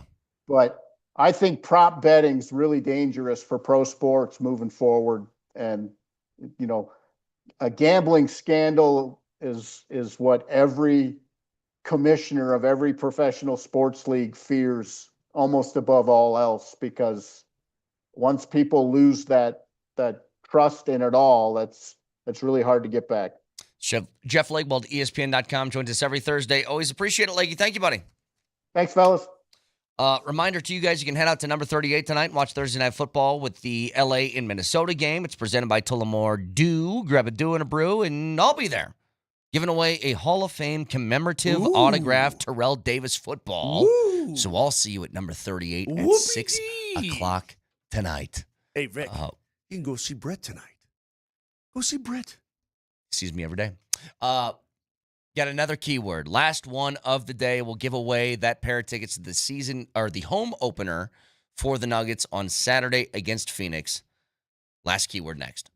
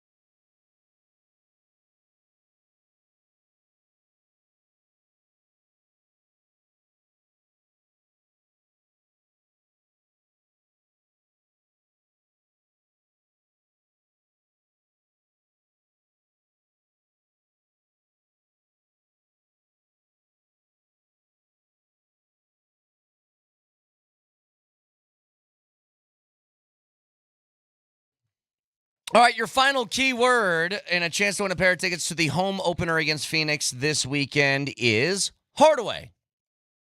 Text Hardaway and your first and last name to 303-504-0925. That is 303-504-0925. And that keyword is Hardaway for that pair of tickets to the home opener Saturday against Phoenix. And don't forget all those fan-friendly options, concession stands, $5 for hot dogs, nachos, soda pops, popcorn, all that different stuff. That family-friendly $5 deals. Hardaway, not Hardway. Hardaway. Hardaway. Tim Hardaway Jr. Hardaway. Okay, I got a Cliff Notes version of what we heard earlier today from this FBI investigation that included Chauncey Billups, who was arrested this morning. So he coached the game yesterday. That had Portland to be loses. early in the morning in Portland. Holy cow. So do you guys want to start with the Chauncey stuff and the poker thing, or do you want to start with the NBA stuff? Because I got Cliff Notes versions for both of them. Well, start with the NBA stuff because I want to chime in more on the Chauncey stuff thereafter. So the FBI has Terry Rozier that was arrested this morning. So here's a specific example of what happened. Just one example. Remember, these are all allegations. Terry Rozier told the defendants, which in this case is the Mafia, and I forget the families. It was the Gambino. It was Genovese, and was Bonanno. Bonanno. He told the defendants he was going to leave a game early on March 23rd, 2023, with an injury. The defendants placed more than $200,000 of wagers on the unders of his prop bets. And Rozier left the game after 9 minutes. So those bets paid out tens of thousands of dollars in profits, and the defendants and Rozier counted the money at his house. Wow. To Jonte Porter, who has already been arrested for this. That was months ago. Because he was already in debt to the Mafia, they threatened him to participate in more of these prop bet unders, and if not, they would respond in kind with, the assumption here is violence. Violence and uncovering what he's already done. Yes. So he was threatened to do that once he was already in the tank, let's say, with the Mafia. The teams that were bet on during the sports gambling schemes included the Charlotte Hornets, the Portland Trail Blazers, the LA Lakers, and the Toronto Raptors. Those are the teams that were involved in these. Not the teams were involved, but when the bets were placed, those were the teams that were playing. That's most of the details of the NBA side, which I'm sure has Adam Silver terrified. The other part of this is the poker scheme, and that is what Chauncey Billups is involved in. Not the NBA stuff, but a side thing. Allegedly involved in. According to the FBI, allegedly involved in. The side thing is this poker ring, where Chauncey Billups was, they called him a face card, which is you get these people to come in and play these high-stakes poker games saying, hey, you get to play with NBA superstar and Hall of Famer Chauncey Billups. Boom. And he is the pull to get these people in. In the meantime, they had a whole bunch of things, including rigged poker trays, read cards through hidden cameras, special contact lenses and glasses that could read marked cards, X-ray poker tables that could read cards face down, a whole bunch of different things. And this had victims losing at least $7 million over the span of 4 years, with one guy in particular losing at least $1.8 million. Wow. Somebody chimes in here on the text line. I don't understand how this is such a stain on the NBA. One of their coaches was involved in some way. Still don't know, with a mob-run poker scam. How does that have anything to do with the NBA? Well, I'm going to tell you how. Because if they can get to Chauncey Billups, they can get to Chauncey. Yeah. They can get to anybody. If you get involved, you're in. Yep. And it reminds me of a movie scene that I will never forget, because I'm going to go back to this. At the core of this scandal is the Mafia, La Cosa Nostra. Sopranos, Casino. We glorify the hell out of it, right? That's what we do. We glorify it in this country rather than say what it really is. A bunch of evildoers who are too lazy to live a real life, and they try to take shortcuts. Yep. That's what they are. And they've done it for years, and we glorify it. It reminds me of the scene from A Bronx Tale. Moser, tell me if you remember this scene. Robert De Niro, the father of the young buck who was spotted in a bar in the Bronx hanging out with mobsters. The father, Robert De Niro, who drives a bus for a living, correct, goes and picks up his kid and says, get the hell out of this bar. You don't belong here. They're all Italian. De Niro's Italian, but I don't want you fraternizing with these mobsters. And this is what he tells his kid, and I'll never forget this scene because it rings true today. Where's my money, Dad? I left it in there. What? How could you do that, Dad? It was my money. That's bad money. I don't want you to have that money. Dad, I earned that money. I said I want you to stay away from him. Dad, please listen to me. I said you stay away from him. Dad, listen to me. Did you hear what I said? You stay away from him. Sonny was right. The working man is a sucker, Dad. He's a sucker. He's wrong. It don't take much strength to pull a trigger, but try and get up every morning, day after day, and work for a living. Let's see him try that. Then we'll see who's the real tough guy. The working man is the tough guy. Your father's the tough guy. But everybody loves him, just like everybody loves you on the bus. It's the same thing. No, it's not the same. People don't love him. They fear him. Yeah. Man, I got goosebumps listening to that. Ironically, I got goosebumps. The kid who played the son actually did time for, what, manslaughter or Yep, went to jail. Burglary and manslaughter or something Chaz like that? Palminteri's movie, and it was a phenomenal Chaz script, Palminteri was movie. great. The biker scene's one of my favorite of all time. Yeah, but I mean, again, we go down that road. Oh man, it's so cool. That's not cool. These are bad people. The working man is the hero here. Yeah, that even that movie they cast. Everybody looked at De Niro in that movie. He's like, "Oh, shut up, Dad. Let the kid have some fun." With bad people. Yep. One guy allegedly lost 1.8 milli. Yep. Wow. And so what they're accusing Chauncey of is knowing that everything was rigged and he was bringing him in, right? That he was the Trojan horse. Right. That he, or I mean, he was the attraction, but he knew about the games being rigged. That's the allegation, yes. That he was being used. Did he get money out of these games himself? Did he get... I mean, see, none of this I have no idea about. Moser. Maybe he just thought he was a guy. They paid him some cash to bring people in, and then they bilked the people with the illegal stuff. Did he? I mean, maybe he didn't know about the illegal stuff. Perhaps the fixing and the X-ray machines and the marked cards and all that. Would have to imagine though, if you're in a high stakes poker game with somebody with the last name Gambino or something like that, I don't know. Look, I don't know. Mm-hmm. This is why this is all alleged. Now, it's just either way, it's shocking because that's like the last guy that I would ever think.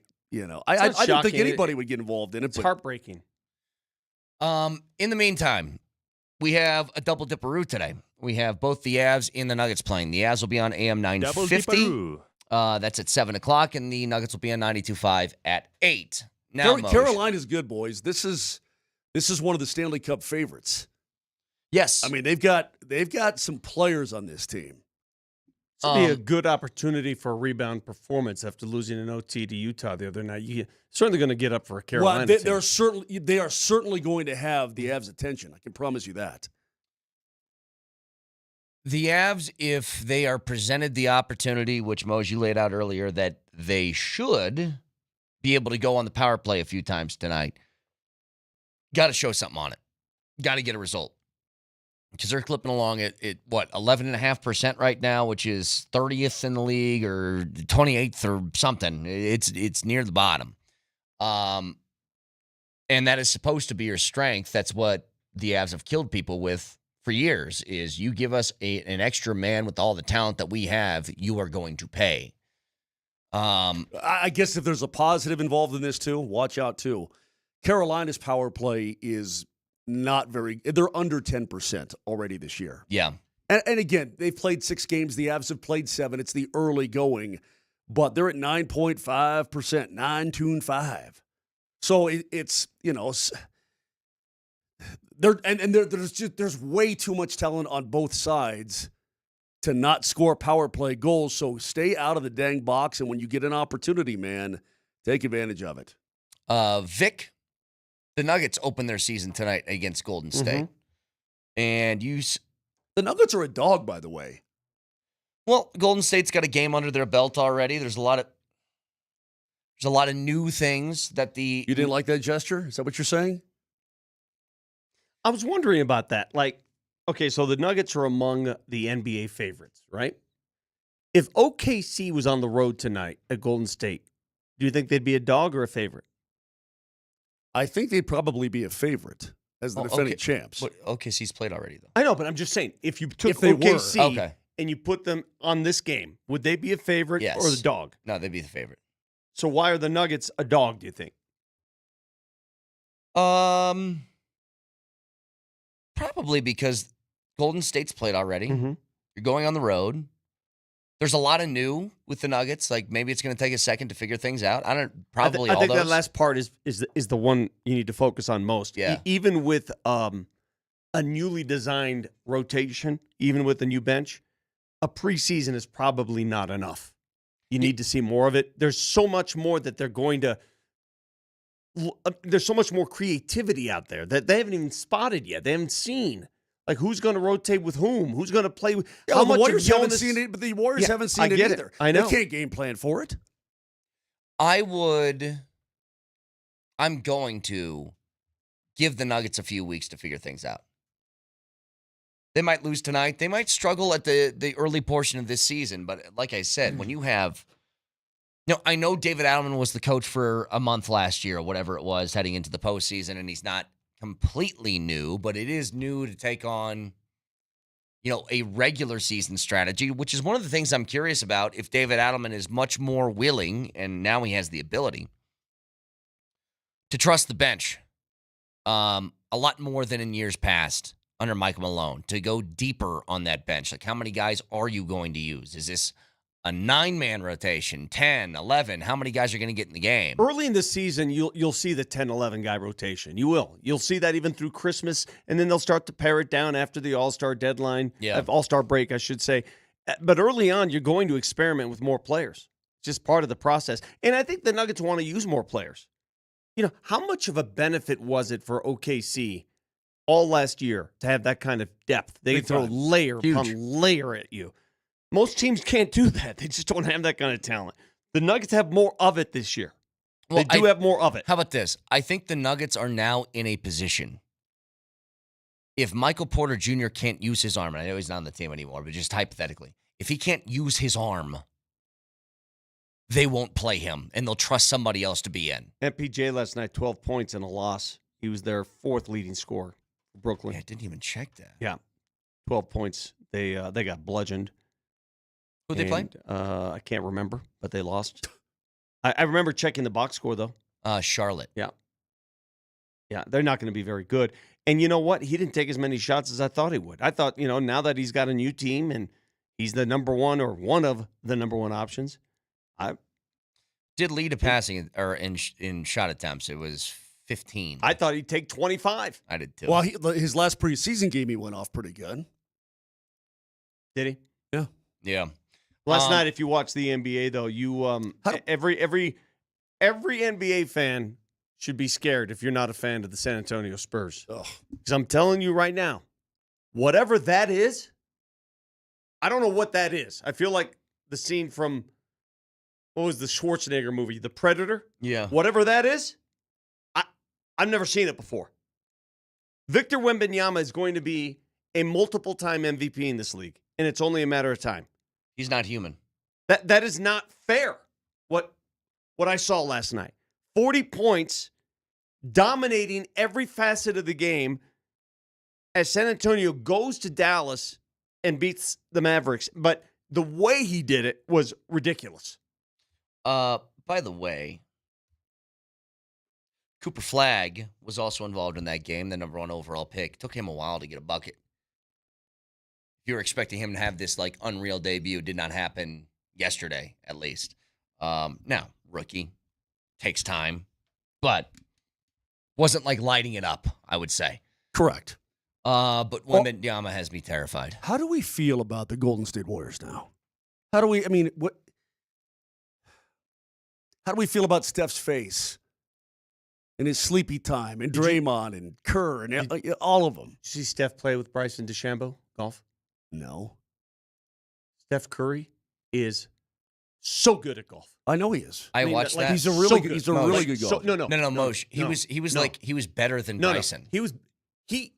There were some holes where Bryson, it was like, well, let's just use your shot again. You're better. No, you don't understand. There's pro athletes who play golf.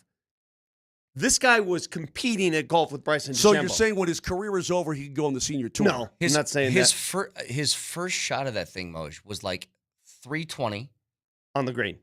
No, that he put 4 feet from the pin. Good for him. Yeah. Now, see, Moshe doesn't. He just doesn't. I'm not a fan of Steph Curry. I don't care how good a golfer he is.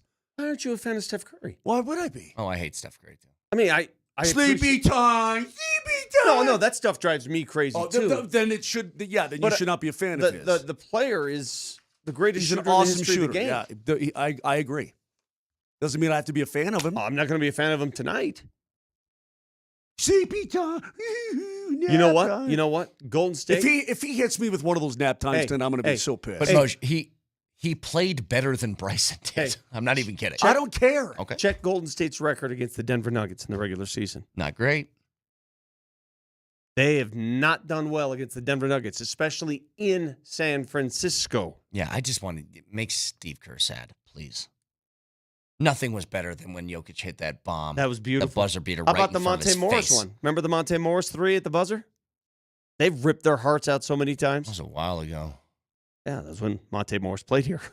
It's a while ago. During halftime of tomorrow night's game between Pine Creek and Regis Jesuit on 92.5, we'll honor the Athlete of the Week presented by Backus and Shanker. Their passion is justice. Call 222-2222. Fact checker next.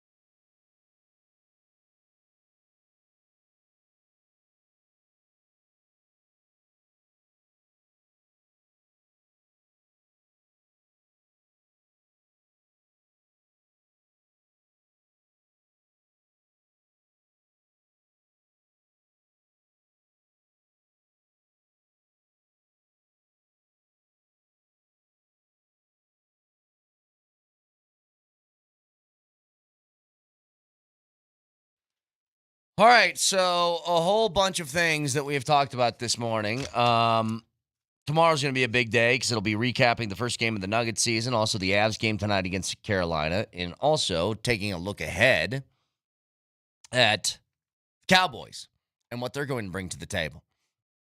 Where's Newey? Oh, we should get him on. Yeah, we should get Newey on. Yeah, we should get Newey on. My friend Newey Newey Scruggs. Newey Scruggs. My boy. Let's get our boy on. The boy! Thought you were talking about New Hook. Yeah. No, Newey Scruggs, the Dallas sports commentator on Channel 5. Hey, just quickly, what do you guys think of this? Because I'll be the first one to say I don't like this one bit. We saw that Colorado State fired Norvell last week. Did you see that Braden Fowler-Nicolosi just left the program? Yeah, that was no surprise. Are you surprised by that? I don't like doing it in the middle of a season. Yeah. And it would be one thing if this is like week 4 where he can get a year of eligibility. I don't think he can get that back. So what's the point here? Why not finish this thing out? I don't know. That's why I don't like it. If this was about, hey, this is part of the rules, guys, sorry, but if I don't play in 4 games, then I get another year of eligibility, that's one thing. Mm-hmm. He ain't doing that. College football at many levels is broken. All rules, all bets are off. People come and go. But this is a personal thing, Vic. It's like, why wouldn't you just stick it out for the rest of the year? For what reason? He wasn't going to play. He's the backup. What if their starter gets hurt? You don't want to be here anymore. He's gonna get in the transfer portal. He's a redshirt junior. Yeah, I mean, he's going to play somewhere else. Yeah, I understand, but he's not playing somewhere else next week. There's no loyalties anymore. If you're looking for loyalty, that train has left the station. Brother. There should be a loyalty to your teammates. I don't care about your loyalty to your school, but the guys that you have played with for 3 straight years, Vic, that's a pretty crappy thing to do, is just say deuces, see ya. It's kind of a bummer. I don't know. I guess my question is, remember he turned down that $600K from allegedly turned it down. Yeah, maybe he didn't. I don't know what happened. Allegedly $600K from K-State. Is it just, I mean, how do you go from the second leading passer as a redshirt freshman to all of a sudden you can't throw the ball anymore? Is it a talent overall issue? Obviously, he lost a high-profile wideout. Coach Sanford, I heard Coach Sanford discuss this yesterday on the morning sprint, and he said he would never have recruited him because of his throwing motion. It's a flawed throwing motion. I visited a little bit with him last year in this golf tournament and seemed like a pleasant fella, had some big aspirations. Everything was great, and it just fell apart. Everything fell apart up there. I mean, it happened so fast, right? They were on the verge of upsetting CU in that classic game up in Boulder. Remember that game that lasted all the way through midnight? That overtime thriller? Yep. On the verge of that to just a complete letdown the next year. Right. God, that happened quick, too. I mean, why are people so mean? About what? From the 3042. I hope my Grizz beat the brakes off your stupid honeybees on Friday night, Moser. Score 100 on your loser school. That's just rude. Oh, yeah. Somebody wanted me to tell you, my friend JJ, that he's a Montana guy. Yeah, good for him. If you want to take some action, we're talking about action on the show. Montana Grizzly fan. Texture says, where was the loyalty with the school firing their coach in the middle of the season? I would argue to you they were more than charitable because I thought that could have happened weeks prior to that. Agreed. Right? I mean, sometimes you fire a coach to create a spark. Agreed. I mean, they could have. I mean, the biggest loyalty one in question, Moj, is probably last year with the Nuggets and Michael Malone. That was pretty shocking. The biggest loyalty is to the program, to the future of the program. But if you know, then make the change. But I would say this. As much as I agreed with people that were critical of the Nuggets for doing that when they did, because that is kind of a slap in the face to Michael Malone that, what was it, 2 weeks before the season ended? Knowing you were making the playoffs, they fired him. And I would say that is pretty disrespectful to a guy who just won you a championship. At the same time, did that move spur the Nuggets to have a better postseason than you expected? Yeah. Well, I think it did work. And I think from their standpoint, if they don't make that move, they don't have a long enough time to evaluate David Adelman, which is what they wanted to do. Correct. The reason they make the move, they want to see if this guy's the guy. And they found out, in their words, he's the guy. Yeah, I don't think that they were being unfair. CSU was being unfair to Jay Norvell. For the record, I'm a fan of honeybees. We all know that, right? But to call a hornet a honeybee, that's a bit of an insult. Is it not? Hey, man, that's just whatever. Yeah, the Hornets are going to get smoked by the Grizz. The Grizz are one of the best teams in FCS football. I get it. Hey, we'll talk more about this tomorrow. Though, flipping honeybee. Just one last thing real quick on college football. Do you know what game is surprisingly intriguing? What's that? Who does the number 2 team in the country, Indiana, play this weekend? UCLA. UCLA fired Deshaun Foster after an 0-4 start, And where they've they been looked like kicking ass. where Yeah, they what? looked like the worst team in the league, and now they've won 3 straight, Yeah. including a win over Penn State, and they look cool. Coaching matters, I guess, huh? You know what's weird about that one though is Neuheisel's kid is the OC for UCLA, right? Yeah, Jerry. Looks just like his dad. Just like him, first of all. Second of all, that guy has been getting interviewed like he's the head coach. And it's actually Tim Skipper. Why the hell are people talking about the Skipper guy? Why is He's a Neuheisel former getting all the NFL love? coach. I think he coached for the Cardinals for a while. Why is he getting all the love and nothing for? I don't even know what Skipper Because looks he's like. a former UCLA quarterback. He's the blonde UCLA-looking guy. He really does I mean, look like. that's Yeah, he's the face. If I had to draw up, what does a UCLA quarterback look like? It's Neuheisel. Or if you looked up Google, what does a UCLA guy look like? Yeah, just that. Jerry just Neuheisel. that. I saw a picture the other day from 1985, allegedly, of Guns N' Roses playing a UCLA frat party. Are we doing allegedly with everything today now? It's in my vernacular. I can't. That is UCLA to a bleeping T. Yeah, it is. This face right here, flowing blonde hair, clean-shaven face. That's a lot of hair. I mean, look. The kind of face that goes, hey, man. Dude. I'll throw I the took pass the when I'm ready, 405 dude. down to the 6, and I made a turn on Rodeo, Yeah, bro. bro. Hey, bro. I mean, that is I tell you what, though, Totes, central man. casting. He can coordinate an offense. Yes, he can. Now, Indiana's I going to think smoke. Indiana's I gonna mean, crush them, let's. And last thing before we get to fact checker, I mean, think about what we're saying here, Vic. Think about in your lifetime, and you've lived a long time. Indiana is number 2 in the country. The Indiana football Hoosiers are number 2 in the country. Yeah, It's pretty simple. I win. Indiana's also favored by 25.5 in They that should game. be. I mean, they should be. UCLA's won 3 in a row. They went to Michigan State and beat the snot out of the Spartans, which ain't hard to do. I'm just saying. Indiana is number 2 in the country. When I look at those polls, I have to look twice. That's it's crazy. It just doesn't make it. I mean, yeah, Indiana's ranked higher than Alabama. What? So, Indiana's 2.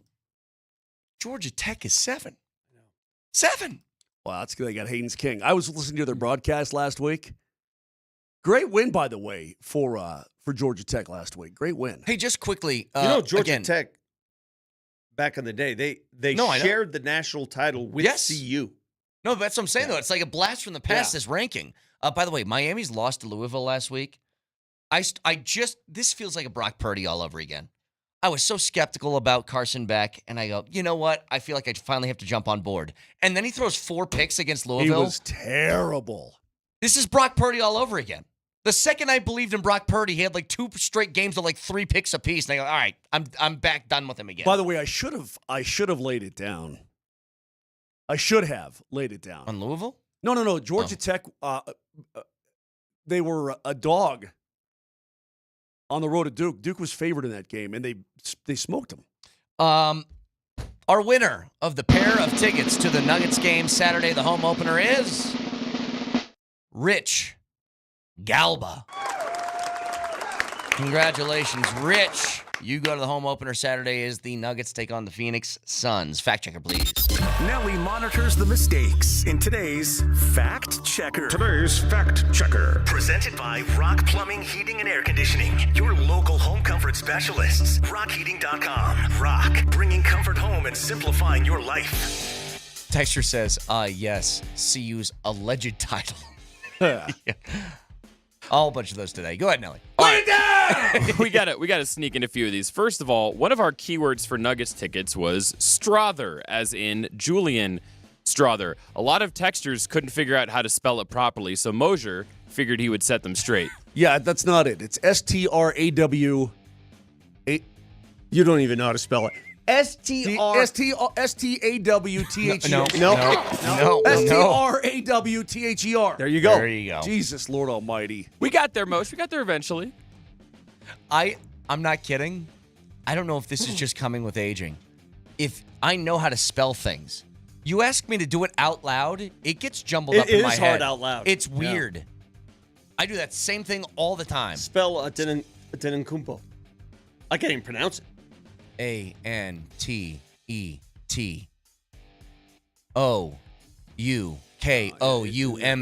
It's probably close. It's got to be pretty close. Can you use it in a sentence, please? Giannis, Akaga Choo-Choo. Well, speaking of you getting tongue-tied, was you trying to do our Safeway Twitch stream read at the end of the appetizer while getting heckled by Moser and Vic and then messing up the name of the radio station we're on. Order online, Safeway does the rest. Get great deals and free delivery and easy pickup. I'm trying to find the read. And I got people throwing things around me at this desk. I'm just trying to do my job. Sorry about that. A Safeway. I'm going to skip forward a little here. You can also watch on YouTube, subscribe to the channel, and don't miss anything from Denver's #1 sports station, Altitude Sports Radio number 25. Coming up next, we got a whole bunch to talk about that. Spitting it out for you. What did I say that one time when I was trying to 925. Yeah, number 25. You know what else? Because I have all these reads, I got number 38 on here too. It's so funny. We're driving. I'll be there at 6 o'clock tonight. Come see me. Bear and I are listening to some tunes, and Dolly Parton's 9 to 5 came on. She goes, "Ooh, 9 Tune 5." I said, "Yeah, it lives on in infamy." Keep it locked right here every hour. Every hour on the 20s is a new keyword. More tickets to give away right here on number 25. Talk to you tomorrow. Love you. Bye. Denver's #1 sports station, Altitude Sports Radio number 25. Coming up next, we got a whole bunch to talk about today.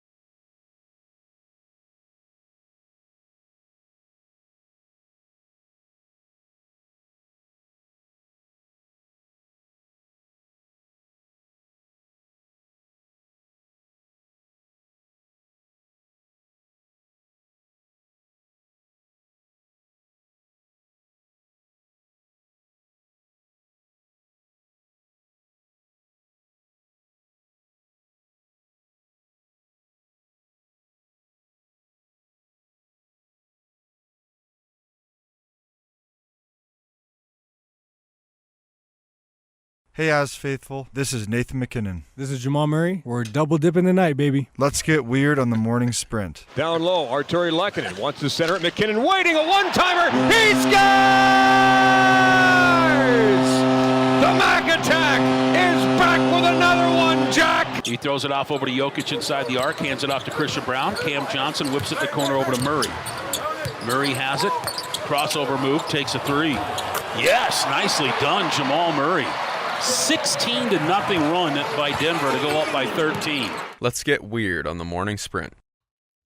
We're going to get hella weird. Hella weird. We're going to get crazy strange. Are we living in a Martin Scorsese movie right now? This is blowing my mind. The FBI arresting Chauncey Billups and Terry Rozier and Damon Jones and this is crazy. This is crazy. This is crazy to me. This is absolutely insane, and we're going to talk about it. Welcome to the Morning Sprint. We're coming to you live from the Baxter Shaker Studios. Coach Sanford is off today because he's playing some football tonight. Valor Christian is in the mountains tonight to play a football game, so Coach will not be joining us. We are joined by Rob I'm going to butcher your last name. Rob Trigilio is fine. in the building. You did good. You did good, Bert. And, of course, my man Alex writing me is still out and about doing his thing. Yeah, it's the morning sprint with neither of them. With none of them. None of them. I do appreciate Kevin talking Nathan McKinnon into doing the double dipperoo. But, wait, what did I say there? Pause. The double dipperoo? Although, Mac wasn't really selling that. You know what I mean? He wasn't really selling that. What does Mac really sell? Like, unless you get him talking about death went on ice. Yeah, death on the ice. That's all he's. So avocado ice cream, and otherwise you don't get a lot of passion out of him. It. So we got a lot to talk about. We got a ton to talk about. Obviously, want to talk about the Broncos and the Cowboys game coming up. There's some interesting storylines around that. Of course, Sean Payton talked yesterday. We want to hear about him. The Denver Nuggets begin their season tonight. They are in Golden State I'm doing it again. To take on the Warriors. And anytime Nikola Jokic plays basketball, it's a good day. And, of course, the Nordiques are taking on the Whalers at Ball Arena tonight. It's a lot tonight. We got it all, man. We got an NFL game tonight. There's Thursday Night Football this evening that is going on as well. But, obviously, as the Vikings play the Chargers, in which should be a fun game and obviously an important game for the Broncos. But we got to start with what happened this morning with the NBA or the FBI's investigation into illegal gambling. And there's two separate stories here. One is the point shaving with Scary Terry and the crew. And the other is the illegal poker games that Chauncey Billups allegedly was a part of that stole a ton of money from some really wealthy people that can't go over well.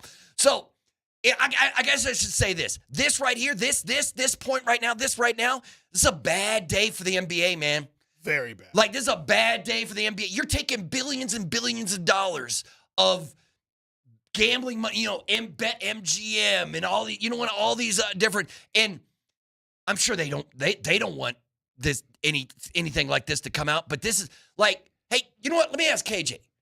Because the NBA investigated Terry Rozier last year, right. And they closed that investigation, and they said, hey, we don't think you were point shaving. We just think you sucked that bad. That's how bad. But the FBI's like, no. We got receipts. So this makes me a little nervous for my man Malik Beasley because the NBA did the same thing, right? They ended the investigation into Malik, but the government is still investigating him on those gambling charges. But he's not one of the 3 NBA guys who were arrested today, right? Correct. So I guess let me just get your opinion right out the gate. Chauncey, man, C-Bill 7, the real deal from Park Hill, man. This is Chauncey. The best basketball player ever from the state? Ever? Yes.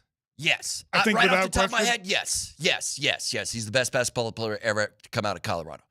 Yeah, so, and, I mean, he is a sad day, insanely competitive. He's insanely competitive, and a lot of NBA players are. But you can't have any of this in your game. You can't have you can't even have this on the periphery. That's why this doesn't make sense, because this isn't about being competitive. This is about stealing from people. You're right. The poker ring. Right. Well, see, we don't know all the story. We don't know. We know that the mafia was using some of these guys to get these big fishes into these poker games to play. Yeah. They were like, hey, come play some poker. Chauncey Billups is going to be there. You get to hang out with Chauncey Billups. And then they were using crazy James Bond technology, like X-ray gambling tables. With contacts. Yeah, and so you had contacts that could read marked cards. Just insane crazy stuff. But so all allegedly, of course, right? Like this is all just what the FBI investigation has revealed. And I don't even think we've gotten half of it, Berto. Like, oh, yeah, we're going to get a lot more. There's going to be a ton more information that comes out about things that they were doing. This was just kind of the appetizer of, hey, here's what we have found so far and the reason that we're arresting these guys. A ton more is going to come out as the case comes out. That is sad just because he's a local hero in a lot of different ways. He's a CU hero. He's a Nuggets hero. Mm-hmm. He's a Denver hero, Park Hill guy. You know what I mean? Like a lot of different ways he's a local hero, and that's tough. But I think the NBA should be more worried about the other side of the investigation. Yeah, the point shaving. They are like two different investigations that overlap a little bit. And I got to tell you, man, it's way too common. It's way too common now. These guys, Jonte Porter, Malik Beasley. Yeah. But here's the problem. It all sounds like it was one. Now it sounds like it wasn't just individual players. It sounds like there was a whole group, like the mafia, which I can't believe I'm still saying this. The mafia. Right. Got all these connections with the NBA, and they put it into one huge gambling ring, and it involves 11 different states, tons of people. Like they this morning during that press conference, they said they have arrested at least 13 members of the mafia who are a part of this. But how about this question? It's not just about.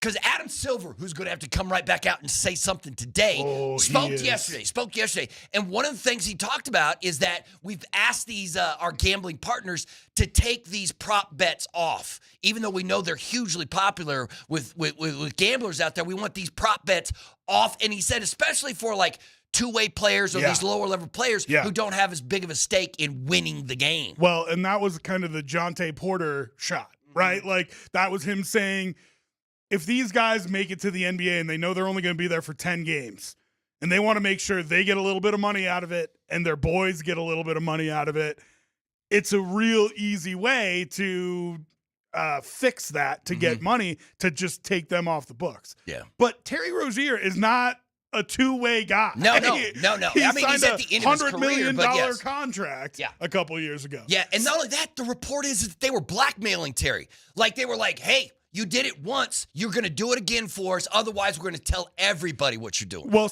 and that's the other side of it is, it's crazy, right? It's absolutely insane. You know what? Let's ask the text line. Let's ask Shop Moss, the text line, one price, one person hour. Do you care about this story? Does this mean anything? And what does it mean to you? Is it going to hurt your viewing of the NBA? Is it going to, if you gamble, will it hurt? Like, why would you gamble on the NBA now when you realize that it's a rigged game? But Berto, it goes two ways, right? Like one side of it is, can you trust these players that they're doing their best? And you know what I mean? Like that's the whole Terry Rozier side to it. The other side is the blackmail side to it. Yeah, that's like, crazy. You don't, to be afraid for your life and to point shave because of that, because the mafia is pressing you, like that's not just... That's some movie nonsense. That's some craziness. Like you don't even have to be a bad person for that. You know what I mean? Right, like, I get what you're saying. Like, you're just they could just scare the daylights out of you and say, we're going to hurt your family unless you do this for us. And like it makes it so much deeper than... Because now you got to find a way to protect these athletes from these guys who are coming in. How the hell how are you letting the mafia hang around your game, man? You know what? I just got an email from the NBA 2 days ago. I have to take a test to about gambling. Like it's like because you're on the broadcast, right? Because I'm part of the Nuggets. Yeah. So they're like, here it is. You got to take this whole quiz, and then you got to upload the certificate proving the fact that you showed gamble on games. But at the same time, you're just letting the mafia hang around your sport and letting these. All right, let me ask you this before I get too worked up about this, because it's not just about Chauncey and Scary Terry and the arrests this morning. When we talk about the NBA, it's also whatever is going on with the LA Clippers and Steve Ballmer. Yeah. And that kind of shadiness and maybe paying Kawhi under the table. It's like this. I love ball. I love hoops. Hoops is my favorite sport, man. I love it so much. I'm gonna watch it and I'm gonna enjoy it.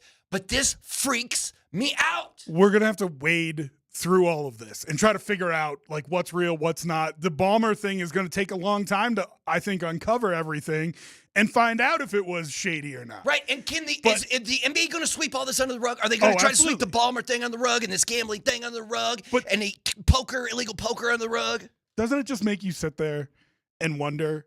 Like in the 1970s. Oh. Right? Yeah. Like there was not. I hadn't thought about that, yes. There wasn't records. There wasn't, there's not. Because these guys are getting caught because these gambling sites are saying we're getting crazy, weird bets on these particular players. Digital footprints. Yeah. You know what I mean? Like there is emails and phone calls and text messages that they can find to prove this stuff. I mean, doesn't it just make you feel like it was always like this? I don't know. Doesn't it make you feel like that kind of hopelessness? There's always been big time off the record poker games. I mean, in everywhere. But this seems like a massive concerted effort by a large group of people to infiltrate the NBA, and the league is going to have to come out and say something about it, right? They're going to have to say something about it. I just think these leagues are going to have to start doing things to prove that it's not just about the money. Yeah. Well, no, it is just about the money. But it has to stop. It is just about the money. You think they're going to start giving back this gambling money that all these sites are getting? No. Do I think they're going to? No. But way. If they want to earn people's trust back, they might have to. No.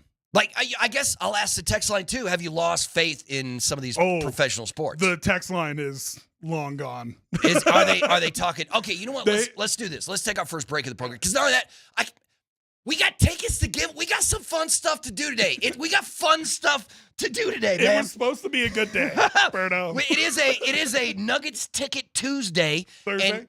Wait, what is? Oh yeah, Thursday. That's an Avs Ticket Tuesday, a Nuggets Ticket Thursday. We're giving away so many tickets, Berto's. It's all just running together now. It's all just running together. So we're gonna take a break. When we come back, we will give you a keyword to give away some Nuggets tickets for you coming up here as well. But during halftime of tomorrow night's game between Pine Creek and Regis Jesuit on Altitude 92.5, we'll honor the Athlete of the Week presented by Backus and Schenker. Their passion is justice, called 222-2222.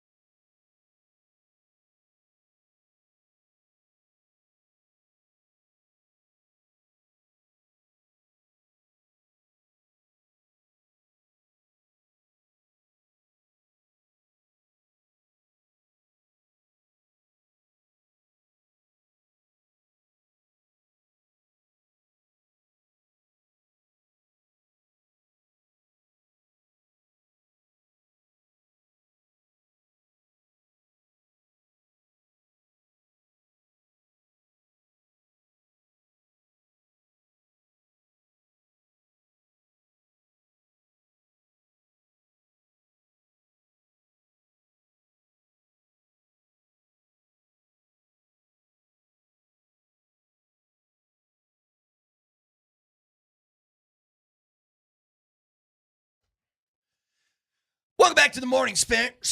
Man, I'm doing it. Like, Yeah, that's like the third time I've mispronounced just an easy word, man. It's going to be one of those days. You're having a tough day, and I'm wondering if it's because you got such a long day ahead of you.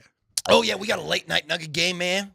Me and KJ going to be rocking an hour and a half blitz tonight, talking all about that. You think we're still going to be talking Chauncey and the crew tonight? Which one of the games gets the tonight? The Nuggets do. The Nuggets. My man Springs doing the Avs and Whalers tonight there at Ball Arena. But Come on, you got to give me one tonight. You got to get tonight.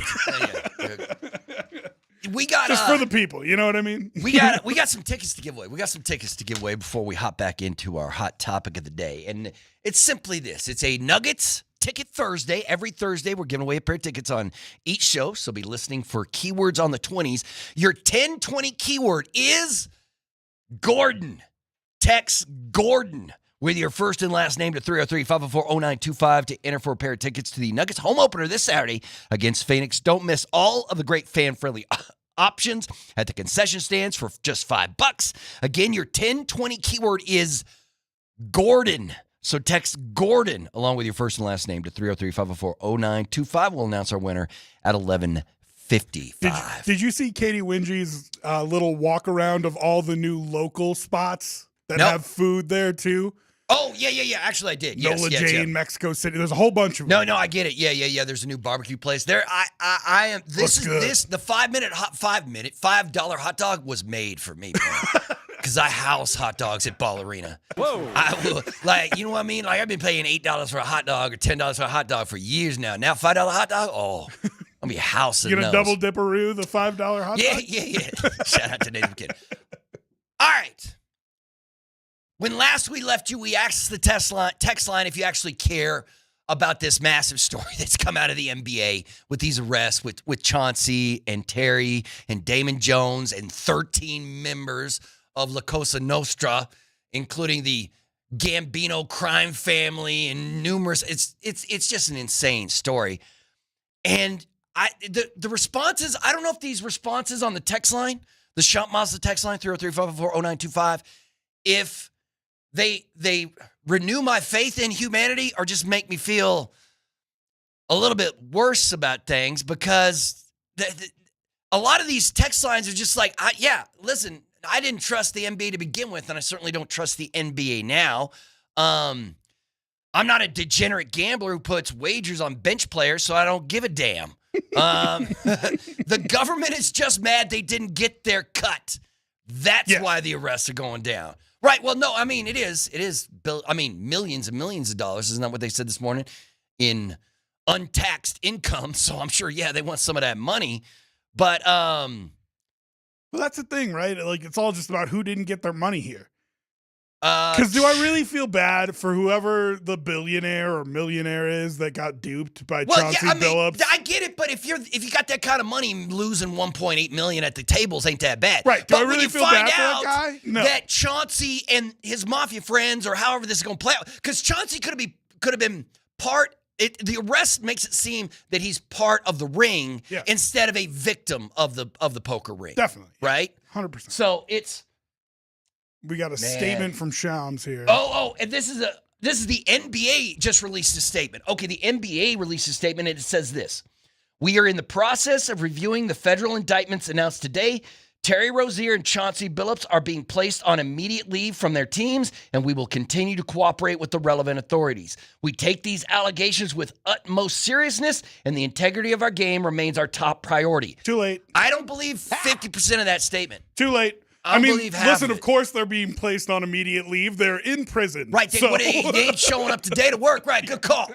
Good call, man. Thanks for the update, but we knew that already. And then we, if you didn't have an investigation into Terry Rozier already. Right. This is the scary part. This is the scary part. The NBA investigated him and said, no, it's good. We're good. And then the FBI just said, you're anywhere close to good. So I don't know, like the NBA, this statement right here, we take these allegations with the utmost seriousness. Yeah. And the integrity of our game remains our top priority. I don't believe that. And it's hard to say that you do. Like, how could you make an argument that the NBA took this seriously? You can't. Right. You can't Especially because they waved away those investigations. Unless our NBA investigators just trash, just terrible, just not good at their jobs. Well, and that's the interesting thing. I have always, and this is more from the NFL side of things, so let's separate them. But I have heard that, like, if you're being investigated by, like, the private security of the NFL, that's serious. Those men are serious. Yeah. You know what I mean? think like, they don't mess NBA around. security is too. But it seemed like they waved away those investigations. Where's my Steve Ballmer investigation, people? You asked the right question, though. Like, what about Malik Beasley? Yeah, because they closed that investigation quote, unquote, too. cleared as well. Even though I think the government is still investigating him, and that's why he hasn't signed with a team yet. But, I mean, listen, if you want to talk about not trusting the government, I'm probably your guy. But I just think, like, do I trust them more than the NBA right now? That's how low the NBA is stooped, that it's I'm just waiting for the government to tell me that, you know, Beasley didn't do something, that Rozier didn't do. Because, like, it is, I don't know, man. It's a dark day. It's a dark day for the NBA. No, it absolutely is. Nick says the NBA is not going to be able to hide the Kawhi Leonard thing now. Probably not when the FBI gets involved. From Brian, I haven't trusted the NBA in a long time. Once an NBA ref went to jail for cheating, I then knew what they were, and that's true. That's true. He called the NBA boxing, and there is a lot of, but that's part of the reason that boxing is no longer the popular sport that it was. It's just because it turned too shady. That's the question, though, right? Is I don't want to go too far with this, but we have the WWE, right? You know that's not real. They still pack arenas. SummerSlam is at a sold-out 80,000 seat venue every year. Because they tell you what they are, you know what they are. The NBA, and we think like the NBA should be a competitive sport, just like the other big three, right? Like, and this throws there's questions all over the place. But how many times do I have to listen to somebody tell me, well, it's an entertainment business too? Well, that's true. It is an entertainment business. But you got to entertain me, man, or I don't care, right? So you can win 65 games, but if you win 65 games, I respect you no matter what, how bad you play it or how boring the game is. I don't know. It shakes you down to the foundation of your fandom. You know what I mean? Of what you believe in, what you're willing to spend money and time on. Because I've always said this: when people get angry about people saying "we" when they talk about their team, like, "Oh, you were never a Denver Nugget," right? It's like, you didn't have any assists or points. Right. Hey, listen, do you want to know the one thing that's there the entire time? It's the fan. Yeah. The owners can change. The players change. The coaches leave. I get it. They're putting in the yeoman's work here. But the one person who's always given their money, who's always there, is the fan. Mm-hmm. And so I don't mind you saying we, because, you're emotionally invested into it. And this is the kind of day where you think about your emotional investment in this kind of stuff. You know? And I'm fully invested in the NBA. Like, I love it. I keep saying it over and over. There's nothing I love more than NBA basketball or basketball in general. And this freaks me out. This kind of stuff freaks me out because I never would have thought that this could happen. And here's the thing: we should be it should be a great freaking day. Like, the Nuggets play their first game of the regular season. We get to watch the best player in the world on our team play his first game of the regular season with the best supporting cast he's had in ever. Ooh, that's a good, yes. Yeah, I'll go ever. More so Probably. than the 2022, 2020. Yeah. I mean, you have to get through the season to find out, really, right? But we're just making assumptions now, but yeah. But that's the conversation we should be having today, Berto. Right, yes, that's exactly. We should be talking about Joker and what season he's going to have and what the Nuggets are going to do and how Cam looks tonight and how Tim Hardaway looks tonight and how Bruce looks tonight. And we can't have that conversation because NBA players and coaches were arrested this morning in a crazy, weird movie mafia thing it's blowing my mind. Now, the text line says it's a couple of different things. One, people are like, I can't believe how dumb these guys are. Terry Rozier made $13,000 in that prop. He made $27 million a year. But once again, you got to remember that he was getting threatened. Right. He was getting threatened. And that's like we got another text in that says, I want to hear the whole story before I start throwing Chauncey under the bus, because he could also, matter of fact, he probably was getting threatened, like according to the story and the press conference this morning with the FBI. We have prefaced several times, we will say it again, these are all allegations at this point. Nothing has been proven.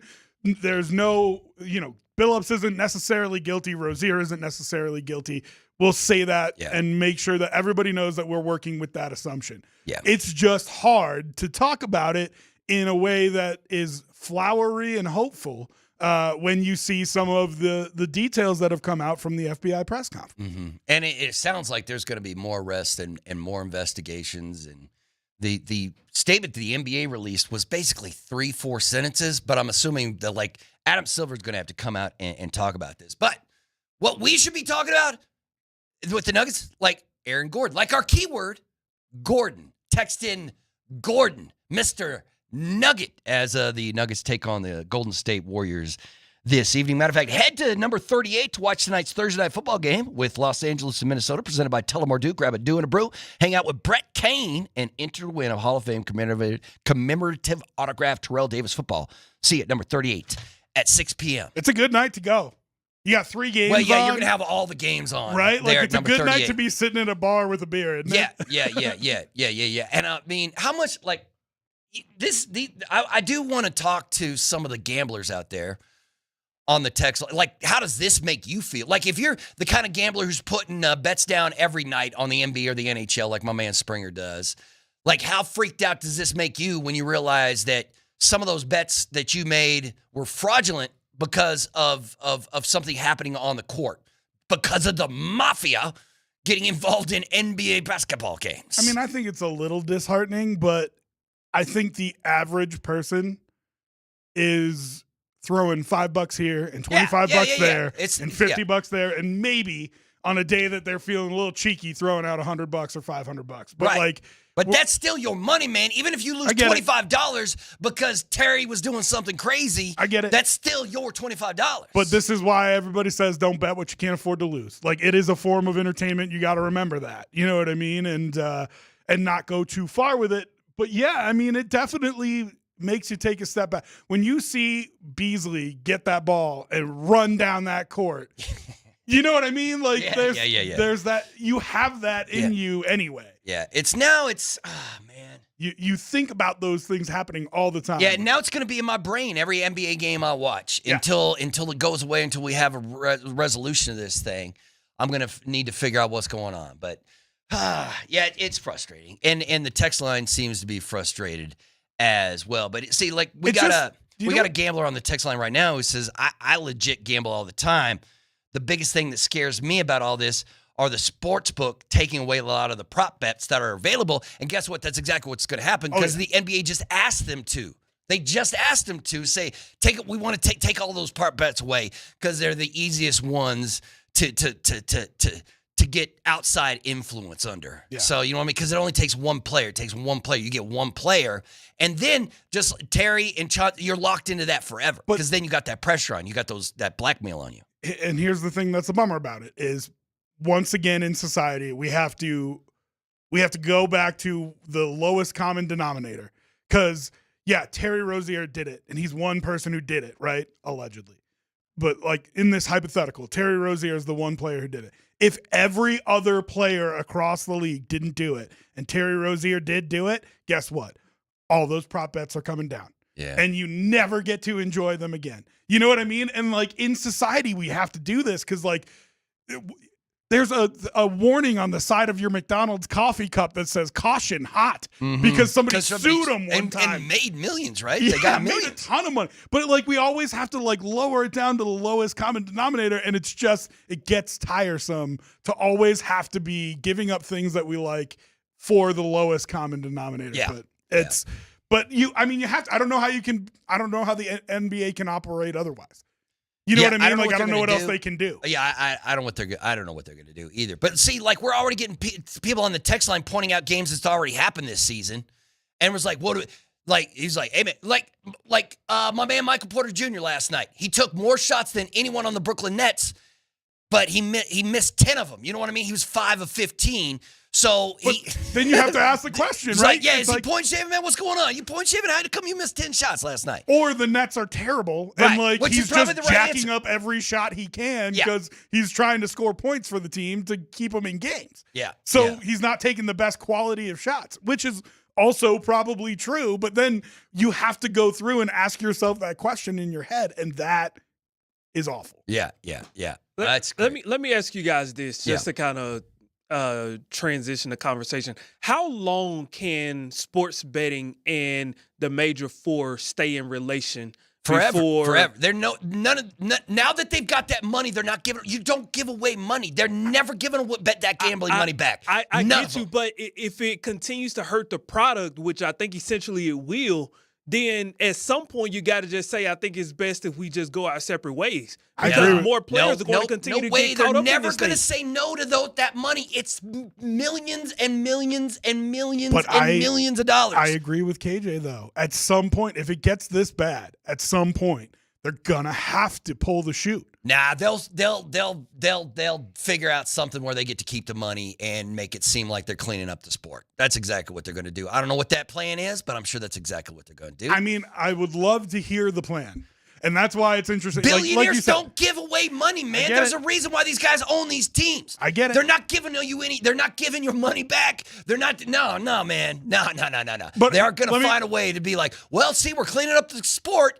Matter of fact, they're going to say, you know what we're going to do? We're going to get even closer with these sports books. We're going to work even closer with these sports books to clean up us and the sports book and Vegas, who was owned and operated by the mafia since at first. We're going to get closer. We're going to wrap our arms around it, and together we'll clean up the sport. That's what they're going to do.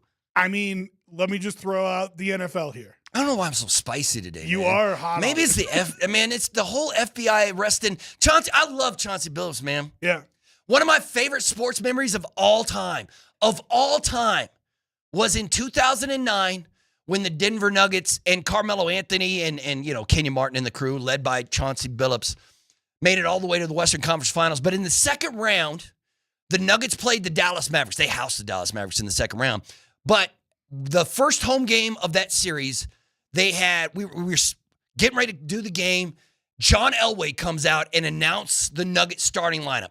And the final player he announced that night was Chauncey. And John Elway did the whole Chauncey, Billa. And that was one of the loudest ovations I've heard in my sporting career. And it was a magical moment. I loved it. I loved it so much. And I mean, every time I think of Chauncey or see him coaching the Blazers or something, I think of that moment because it was that special. And then this morning, I wake up to find out that he got arrested. And and I don't know what it is, man. But it's sent me on a dark path. Just like, the NBA is a dark day for you today. He was our guy. Park Hill. He still Boulder. is. Chauncey's still my dude. Like, I ain't gonna turn on him, even if this comes out to be true. But that's fair. I'm just saying that's why it cuts so deep. If this was some other random coach, if this was Jason Kidd, you wouldn't be feeling it the same way. Right. Although there are rumors. See, that's the problem. There's rumors around Jason Kidd, right? Didn't Jason Kidd give his Olympic gold medal to the guy who owns the Wynn casinos? And he's like, because he's a good friend. Everyone's like, nah, man, we don't think that's why you did that. We don't think that's why you did that. I did not know that story, but yeah, I don't think that's why he did that either. Yeah. All right. Ugh. I guess I should mention the keyword one more time before we go to break. This is the final time you'll hear this keyword. So text in Gordon. The word Gordon to 303-504-0925 to enter to win a pair of tickets to the Nuggets home opener this Saturday against Phoenix. We're going to talk some Denver Broncos. We could talk some football. We're going to have some fun when we come back. Maybe, because the first couple of segments have been a bummer, man. We'll be right back.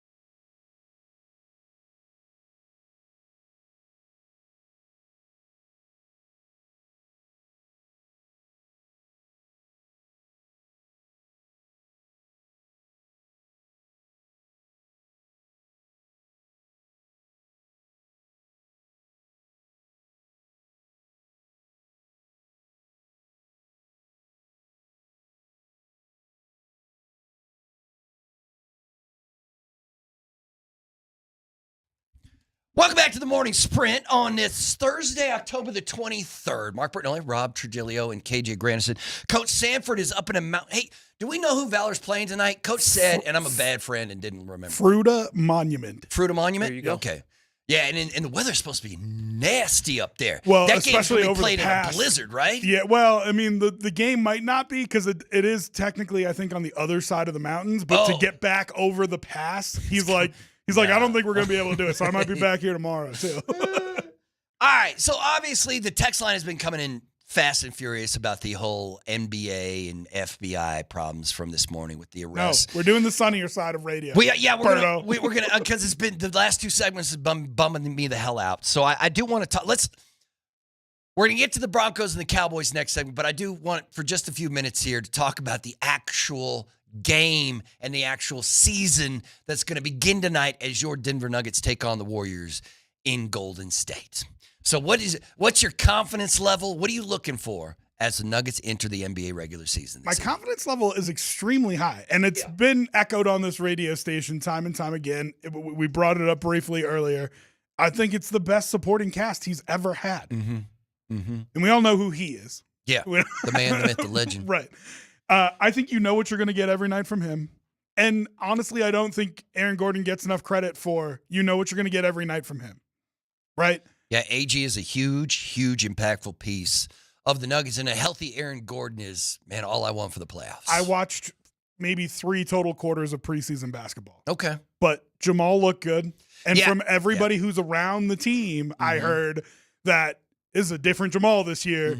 He's a different kind of motivated. Right, because you know what? Once again, it's not fair to Jamal. Well, professional sports ain't fair, obviously, but he's going to get the majority of the blame if the Nuggets don't climb that mountain this year, right? Because nobody's going to blame the guy averaging a 30-point triple-double.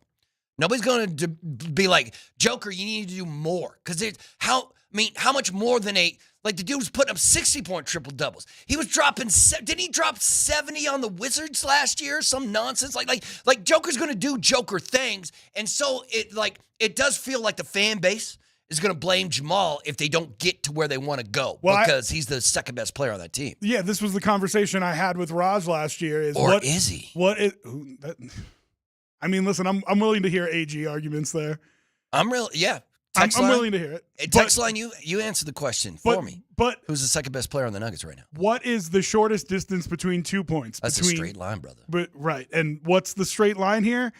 Between you guys and another championship ring is Jamal Murray being the blue arrow. Yeah. That is your shortest distance between 2 points. Yeah. Are there other ways to get there, especially with the roster that they've put together? Absolutely. You could have a whole Jonas Valanciunas renaissance with 2 big men on the floor. You could have somebody step up, a guy like Peyton Watson or Julian Strother, and really be an impact guy. You could have Christian Brown take another step. But the shortest distance between 2 points is Jamal Murray being the blue arrow.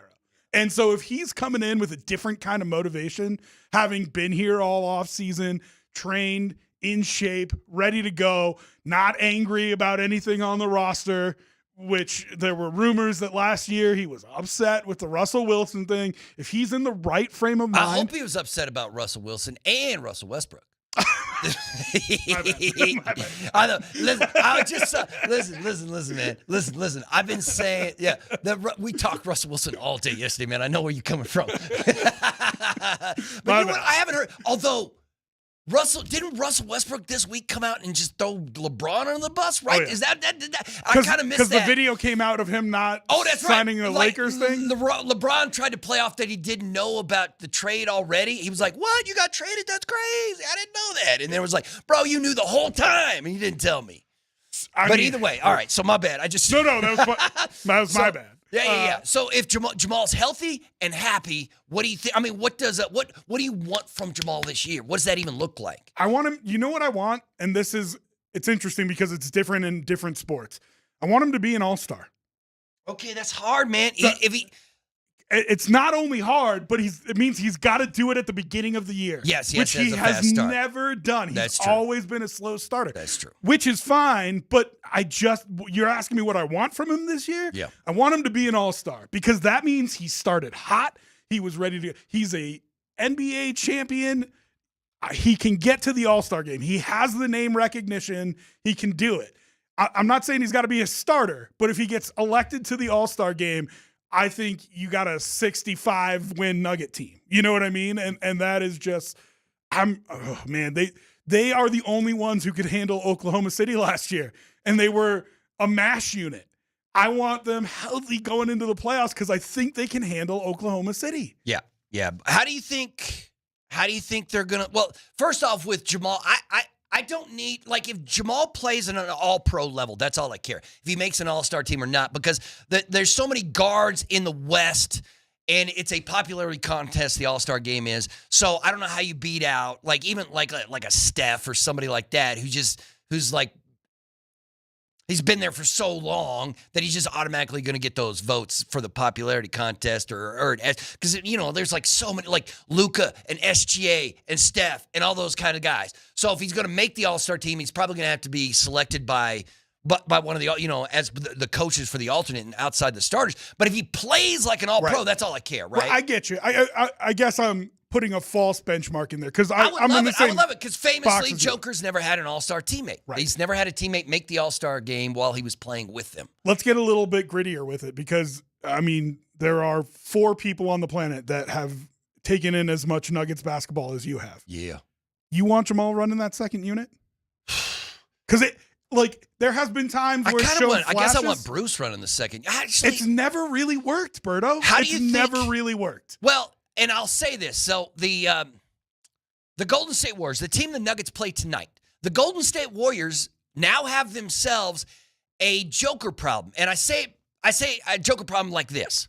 The Warriors now, when Steph is off the court, they're offensively, they just go into a hole. Just like in the past years when Joker would get off the court, when Joker would rest, the Nuggets just couldn't score. All of a sudden, they're giving up a ton of points, and they can't score any points. Yeah. So the Warriors have that problem, and they're trying to figure it out by playing, Steph and Jimmy together. And they keep saying when Steph and Jimmy are together, they have a record of like 22-9 when they play together, whatever, when they're without injury. Now, the Nuggets are going to spend the first couple of months of this season figuring out what David Adelman wants for them, and then figuring out what that bench rotation is going to even look like, right? They're like, what do you want for it? I have no idea how it's, because during the preseason, they had times where they had the entire bench unit in there. You know what I mean? Where Hockey Jamal, Christian, Cam, Joker, they're all sitting. I like that. I like that idea. And there was times where JV was playing with Joker, and there was time, you know what I mean? Like, so it does feel like Adelman's going to have a lot more options than Malone did last year when it comes to the bench and those rotations. So I want to see what they look like and how they're going to look and what kind of minutes these guys are going to get. Like, are you going to have to play Joker 37 minutes a night during the regular season? Or can you knock that down? You better not. I mean? You better not. I get it. Listen, I'd love to see the 2 big guys on the floor at the same time. I like the idea of the hockey line change and just having 2 completely separate units that work together and know how each other work and can get into a rhythm. I'm not opposed to that idea either. I don't know that I want Jamal running the second unit. I just don't think it's ever really worked. And there's a number of guys who can do it now. Tim Hardaway probably can do it. Bruce Brown can do it. Jalen Pickett, however, if you want Jalen to play the point and come in and handle the ball for you. They could also go with a huge lineup that they would. So you would have Cam and Aaron in the backcourt. Yeah. And then so Cam and Aaron are in the backcourt, but you have Joker on the court so he can handle the ball. But then you also have like Peyton Watson and JV in there. That's what I think they should do tonight versus Golden State. You'd have a massive Golden State doesn't have any size. It'd be pretty fun. So that would be an awesome lineup. Yeah, of course. I mean, Jokic is handling the ball, right? So you don't need a true point guard out there. I would love to see a lineup like that where you've got even Christian Brown out there, but like. I want to see the new $125 million man, see what he's got this season. Let's see, man. Let's see what Gordon Christian's got. Johnson, you know what I mean? Like, you could make a real big lineup there and try to go after them because it's Draymond guarding Jokic? Yeah. And he's a pest, but like they don't have the size to also guard Valanciunas. So put them out there at the same time. Yeah, I don't know how they're going to handle the Nuggets post because the Warriors center is Draymond Green. That's who they're playing at center right now. They got Kuminga, who had a good game in the first game of the season, Jonathan Kuminga.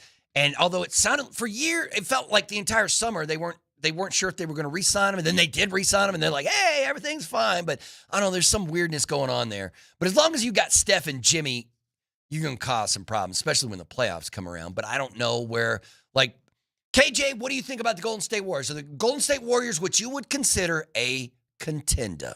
A contender, no, but I would put them in the group that's right below it of a potential contender.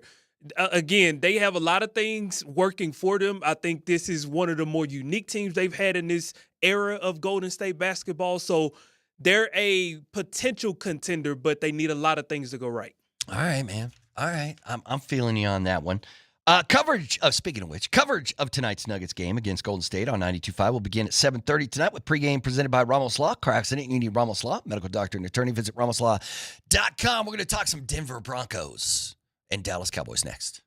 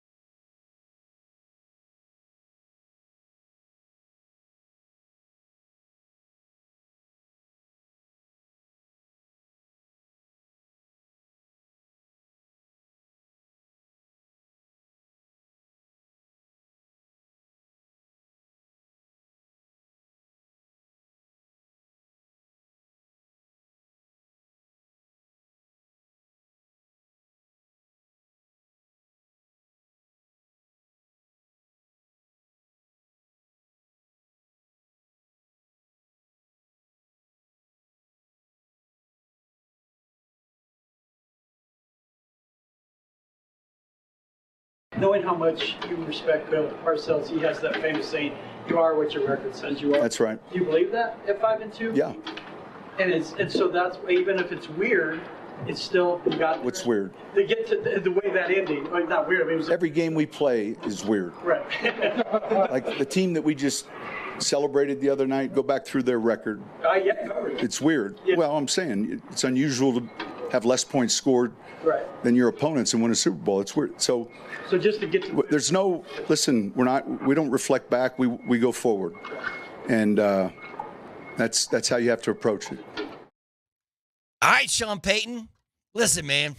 I think it's an interesting conversation because, like, you could make an argument this team should be 7-0. Well, yes, but you you could can also make the argument that they should be 2-5. Yes. So, yeah, what could have been and what actually happened are two different things. And Sean Payton, of the head coach of your Denver Broncos, is focused on the Dallas Cowboys and not Russell Wilson. The crew. Matter of fact, he said that was unintended. He did not. And I was like, man, everything you do is intentional, Sean Payton. Everything you say and do is intentional. So Leggy was on with the morning show and said he kind of believed him, and I kind of do too. I kind of don't believe anything that any coach says, You unfortunately. think he was trying to wiggle in a shot at Russell Wilson? Yes. Oh, absolutely. He took a shot at Russell. That was a shot at Russell Wilson, man. I mean, just because it was right and he was right doesn't mean it wasn't a shot.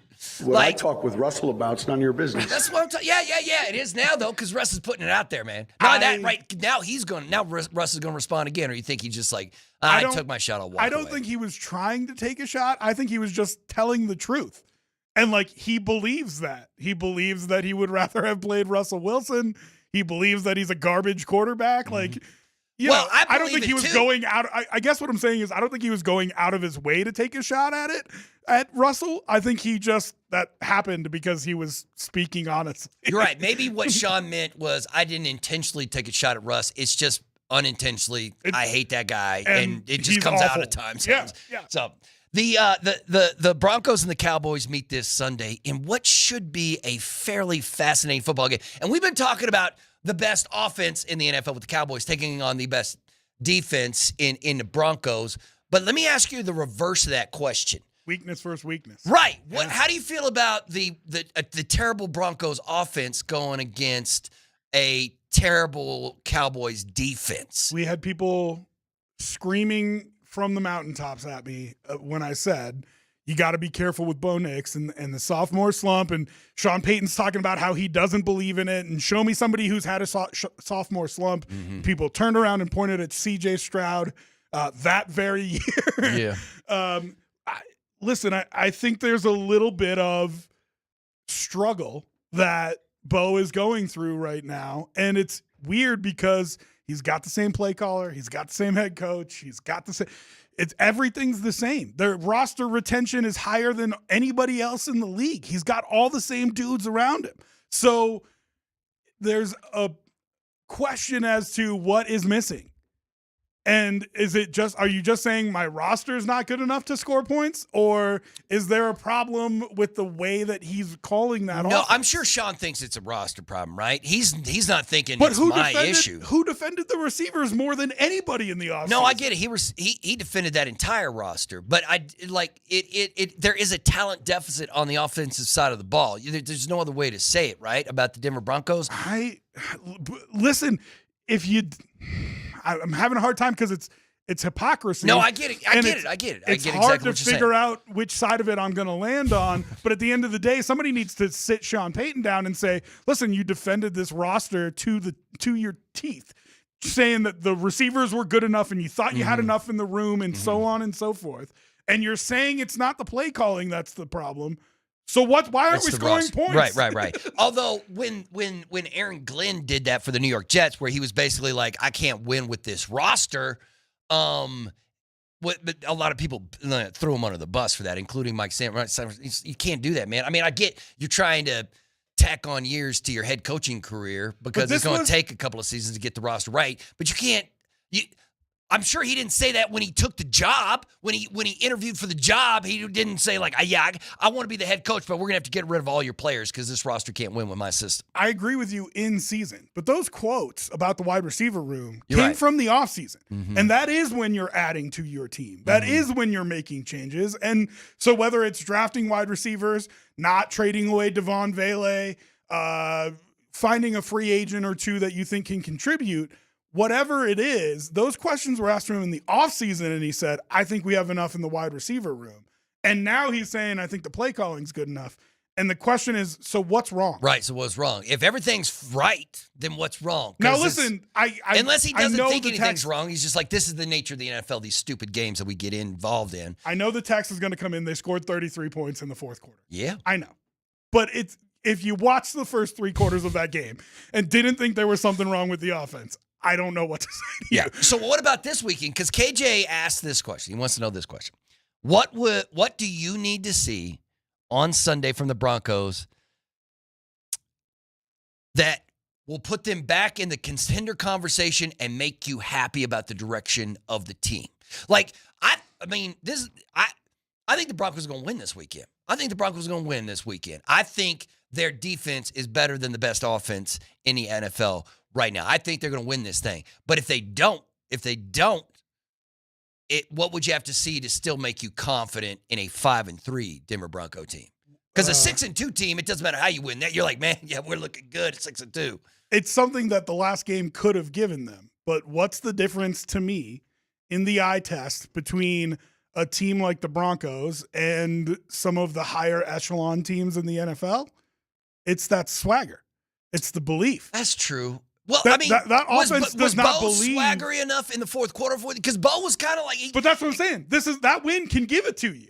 That win can give you that confidence of we're gonna find a way to beat the teams we're supposed to beat no matter what, and we'll go toe to toe with the big dogs. Bring them on, because it turns out that like Indy may be a big dog.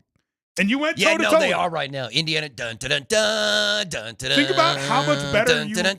Think about how much better you looked against them than like the Chargers did. Right, but we had no idea that the Colts were going to be this good, and Daniel Jones was going to be this good, and that their defense was going to be pretty good. And so I need a little bit of the swagger from him. Like I need Bo to go out there and be like, "We're going to score points. We're putting points up on the board, and we're going to beat you." Because you're right, it is weakness versus weakness. Yeah. And so you can say to your defense, hey, that's the strength of their team. You're the strength of our team. Right. Go shut them down, and we're going to score points and win the game for you. Yeah. Because I do believe that the Cowboys offense, which is sick and stupid and putting up massive amount of points, are going to meet their match this weekend with that Denver Broncos defense. But we will find out. Do you think, because it almost sounded like from the way Sean Payton was talking and the way he's been talking about the offense, is that he doesn't necessarily consider Bo the problem with these quarters where they just can't get anything going. Or they're just like, listen, I'll tell you this, man. If the very first play they run on offense is a bubble screen against the Cowboys, I'm going to lose it. How about an end around?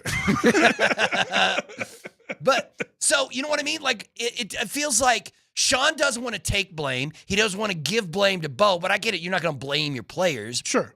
Oh, so is it the people around Bo? What I mean, so that's the thing. He's provided no answer to it in very coach speak ways. He's provided no answer. Maybe to he just thinks that this is just how an NFL season goes, and midway through they'll figure it out. I'm still willing to listen to that, right? Like we're still kind of early in the season, but it's getting time. You know what I mean? Like you're getting to the time where you should be figuring out who your team is, what they're good at, and do it. And here's the worst answer in Sean Payton's mind. What are they good at? I think they're good at running the ball. Yeah, but yeah. Right? Well, and that's right. If Bo throws the ball 50 times this week like he did against the New York Giants, I'm not sure that's going to be a win like it was against the New York Giants. Yeah, so, I mean, run the rock a little bit and see if you can make things easier on Bo. I think is a big key to it. And then on defense, and it should be easy for this team, but other teams haven't been able to do it, you got to get to Dak. Yeah, we talked about it yesterday. Dak has been sacked as many times as Bo. Yep. Which is it's 8 times. There's been 2 total games where Dak didn't get sacked at all, just like there was 2 games so far where Bo hasn't been sacked at all. Because as good as Moss has been playing, as good as Pat Surtain is, Barron McMillan, whoever else, as good as those guys are, those wide receivers will uncover. Pickens, Lamb, like they will. Yeah, they will CD get and open. Pickens are good. Those are good wide receivers. They're better than any of the wide receivers. Like George Pickens is kind of crazy, but it is a contract year for him, so he's probably going to have a massive year and then sign a big deal and then while out again. Get crazy. Yeah, get crazy. But CD Lamb is amazing, right? You would take both those guys on your team right now. Javonte Williams, who's having a great season for Dallas, has been asked about the Broncos all week long. He keeps getting these Broncos questions. And yesterday, he was really he was like, man, I love the Broncos. I love the city. I loved my teammates. He's like, I loved all those guys. It just didn't work out, and now it's working out here in Dallas. I'm happy for him. He had zero negative things to say about playing for the Denver Broncos, but what do you expect? Like, is Javonte going to go for 150? Like, he's averaging over 100 yards a game for the he tied Herschel Walker's record for most touchdowns by a running back in the first 7 games of a season. Like, that ain't Herschel Walker's a pretty bad dude. He better not. So that's a quick way to lose this game. So, but if you're Vance Joseph, what do you focus on? What do you focus on? What's your keys to this game when it comes to stopping the best offense in the NFL? Do you focus on making sure Dak and CD and George doesn't beat you, or do you make sure that Javonte doesn't run all over you? Yeah, I think you make sure Javonte doesn't run all over you because you've got enough talent on the back end to take those guys one-on-one. And you leave them on islands, and you plan to stop the run, even if you got to put 6 or 7 in the box. You know what I mean? Like, whatever you've got to do, you make sure that they don't beat you with the run, and then you hope that the talent that you have on the back end and the talent that you have rushing the passer is good enough that it'll stop the passing game on its own. Yeah. See, here's what I dislike when you play the Cowboys. They have all kinds of offensive records through the first 7 games. It's like Javonte and they're Jake Ferguson, the first tight end in NFL history with 50 receptions and 6 touchdown catches in his team's first 7 games. Like that offense is cooking. That offense is smoking. But what's a win? You what's drafted a win for a guy defense? specifically to stop this. That's what Barron is for. Yeah. Like that is like he is the guy to but stop how much playing time is your first round pick actually getting? You know what I mean? I get it. Just like your second round pick in RG. Like how much playing time are they getting? But I'm just saying, like, you could talk about Hufanga here too. I mean, the tight end should not be a concern. And like I said, the talent that you have in the back, you have the guys to cover all these guys up one-on-one. You don't have to give them help. So you do that, you plan on stopping the run, and you hope that the immense talent that you have in Benito and Cooper and Allen finds their way to Dak to help out the guys on the back end while they're stopping the run. Let's check the injury report powered by Ramos Law, the official injury law firm partner of the Denver Broncos. The Broncos injury report is short. I mean, squeaky clean. It's McGlinchey and Ellis. McGlinchey was full yesterday. Jonah was limited. The Dallas Cowboys injury list is much longer, but what's that linebacker who might be back? Like he's been gone forever. It's Overshown. That's it right there. As a matter of fact, I was just listening to Brian Schottenheimer. He's talking about there's a good chance. Oh, there's a good chance he's going to play? Okay, so the Cowboys defense got a little bit better. They got a little bit better. Cooper Beebe and Tyler Smith both on here. Yeah, limited. as limited. I mean, it's a long list, but outside of, I mean, in Diggs and Wilson, are DMPs. But other than that, and Overshown coming back might be big. They're beat up. They're not as good of a team as you are. Yes, their offense is incredible. They're not as good of a team as you are on the whole. Oh, that's a bold statement, man. They are not as good of a team. They got a lot of offensive talent, man. They got a lot of it. Like, I know Dak playoff Dak is no fun, but regular season Dak is stupid. He puts up some dumb. I get it. There's a lot of fantasy dudes who love them some Dak. Right? I think Dak's great. I just still don't think they're as good of a team as you are. All right. Do you remember a couple of years ago when they were talking about should the Broncos trade for Dak? Yeah, I remember that. Yeah. Well, we talked about every quarterback in this city, man. I mean, how would that look right now? I don't know. I bet you Sean and Dak would be good, right? Yeah, they'd probably be pretty good together. I think they'd be wrecking some things they might be not all right. Tune in tomorrow night at 6:30 on Altitude 92.5 for our high school football game of the week. Nate Kreckman and Andy Lindahl will have the call for Pine Creek at Regis Jesuit High School football on Altitude Sports Radio. Is brought to you by Sport Clips, proud supporters of Chesa.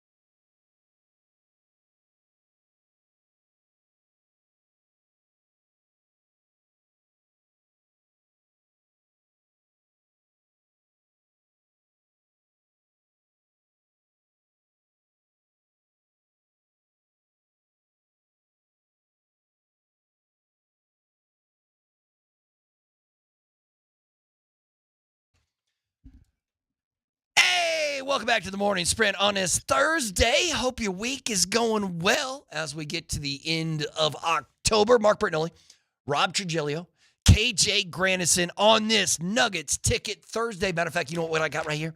I got a keyword for you.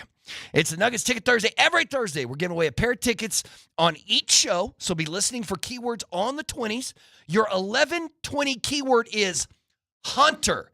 Text Hunter with your first and last name to 303-504-0925 to enter for a pair of tickets to the Nuggets home opener this Saturday against Phoenix. Don't miss all the great fan-friendly options at the concession stands for $5. Again, your 1120 keyword is Hunter. So text Hunter along with your first and last name to 303-504-0925. We'll announce our winner at 11:55. And I gotta tell you, Berto. Yeah. Other shows, yeah, giving out 3, 4 keywords. It's only 2 keywords here. Yeah, it's nice and easy. This is your best chance to win tickets every Tuesday and every Thursday is to come listen to this show. Watch the Nuggets house. Put in Phoenix the 2 keywords, have less people in the drawing, and that's your best chance to win a pair of tickets. The Phoenix Suns might actually fall off. Did you? I mean, we're going to go to NFL News and Notes, but the owner of the Phoenix Suns took a shot. Who was? Oh, it was Bill Simmons. It was Bill Simmons who came out and was like, "The Phoenix Suns suck," and then the owner of the Phoenix Suns was like, "No, we don't. Shoot up." Is there a team that's more fun to watch fall from grace without accomplishing anything? No. I mean, yeah. I mean, and their roster is weird. It's weird. And also, you know what?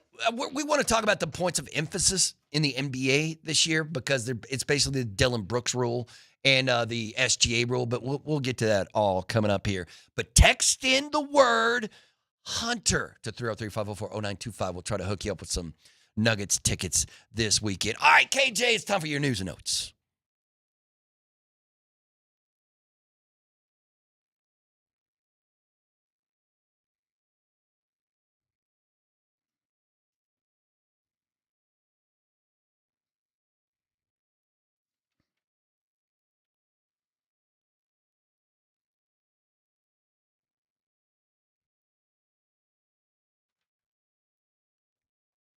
Hunter, people. Is my English bad? Hunter, not punter. Hunter. H. Like the Hunter X Hunter. You guys watch any anime? Come on, people. Hunter. Like Travis Hunter. You and I like live in different worlds. Like, listen, man, we get a lot of punter. Although KJ, do you pick the keyword? Can you just make it punter too? Hunter and punter? I don't care. First off, I cannot do that. Okay, my bad then. Yeah, so it needs Second to be off, Hunter. I did not pick the keywords. It's Hunter. It's Hunter, not punter. Man, I'm losing my mind. All right, KJ, now what's your NFL news? All right, let's get into it. So there was one crazy story that emerged on Tuesday, rolled over into Wednesday. Obviously, the crazy story today in regards to the NBA gambling and all of that stuff. Mm-hmm. We'll save that for another segment. But nonetheless, let's go back to that crazy story from Tuesday because Sean Payton was asked about, did he mean to talk about Russell Wilson when he was talking about Jackson Dart on Sunday after the game? Here's his comments to exactly what went down and what he was trying to imply. I'm sure you saw Russell. I did. Look, in the euphoria, the way that game unfolded, that was strictly about Dart. I mean, and I that was in no way, shape, or form anything that was directed at Russ. So, and I might be able to see how he might perceive that, but coming off that win and watching how he played, that wasn't any intention at all. Liar! I am terrible at telling people what I'm terrible at reading body language. I can't tell if you're lying or not lying, but I'm pretty sure he's lying right there. I don't think he's lying. Really? You think he's honestly didn't care about Russell Wilson anymore? I just think he, in his head, Russell Wilson sucks. And he was just saying, like, yeah, we were hoping not to have to play the rookie quarterback. Like, I don't think he's lying. I don't think he was intentionally trying to take a shot at Russ. I just think in his head, it's factual that Russ Wilson is not a good quarterback and he would rather play him. And I agree with him. And I agree with the statement that he said. But that, I mean, once again, either you're a genius or you're not. And Sean wants us to think he's a genius which means he does these things with intention. And that's fine, man. I like a head coach who's like, yeah, I'm going to take some shots. Like, Sean Payton does something that no other coach in the NFL does, and that's take shots at players and coaches. It's at least interesting, right? Right. And I'm here for it. I'm here for it, but don't try to pretend like you weren't taking a shot. I mean, I kind of wanted the beef to keep going on, and I want to see what Russ has to say, but at the same time, I'm fine moving on. And I know a bunch of people have said this. It's not a hot take, but I'm surprised Russ clapped back. Yeah, because, usually Russ doesn't like, but maybe I think But he then might you actually have somebody who came to him and he's like, yo, man, you got to stop. I know this is how you actually are, but you got to act more authentic, man. You come across as just the fakest person on the planet, man. Nobody believes anything. But what he did get is an army of ex-players and players who don't like Sean Payton. Yeah, listen, who there's were a whole bunch of people on who don't his like Sean. side. Yeah, there was a bunch of people who were on Russ's side, which is kind of crazy. All right, KJ, what's next? I'll get somebody else to ask these questions, man. Well, let's head to the Dallas Cowboys side of things because they have been absolutely banged up. In case you just missed the injury report a few minutes ago, sponsored by Ramos Law, Kenneth Murray, their linebacker, he's finally starting to come back around. Demarion Overshawn, he's starting to get healthy as well, and the 21-day window is opened up for him, and it's looking like there's a good chance he could play. They have some guys in the secondary who are a little iffy, and there's just a lot going on with the Cowboys, and so it has swirled a bunch of trade rumors. And Brian Schottenheimer, head coach for the Dallas Cowboys, he talked about whether he's been listening to these trade rumors or not. We've talked a lot about the trades around here, and you've been coordinator for a long time now. In this seat that you're in, how much are you involved in those discussions, or are you like, hey, just let me know if you got something? Yeah, I mean, my focus is on the Broncos and coaching the team, and there's always going to be speculation this time of year, and I get that. And I talk to Will, Jerry, and Steven every day, and they keep me up to date on things that potentially. But, right now my focus is on trying to go into Denver and find a way to beat a really, really good football team. Yeah, I get it, but if you trade for Trey Hendrickson, your whole team changed. You know what I mean? Like, there was a report this morning out of Dallas that the Cowboys have called every single team in the NFL to see who is available. And they got told no on Max Crosby in Vegas, even though they keep calling to ask about Max Crosby. They got told no on Trey Hendrickson. But let me ask you this. Because the report today also said that the Dallas Cowboys, and I didn't realize this, the Dallas Cowboys have 2 first-round picks next year. They have 2 first-round picks, and they have 7 picks through the entire draft. And the Cowboys are thinking about giving up those 2 firsts to get a player.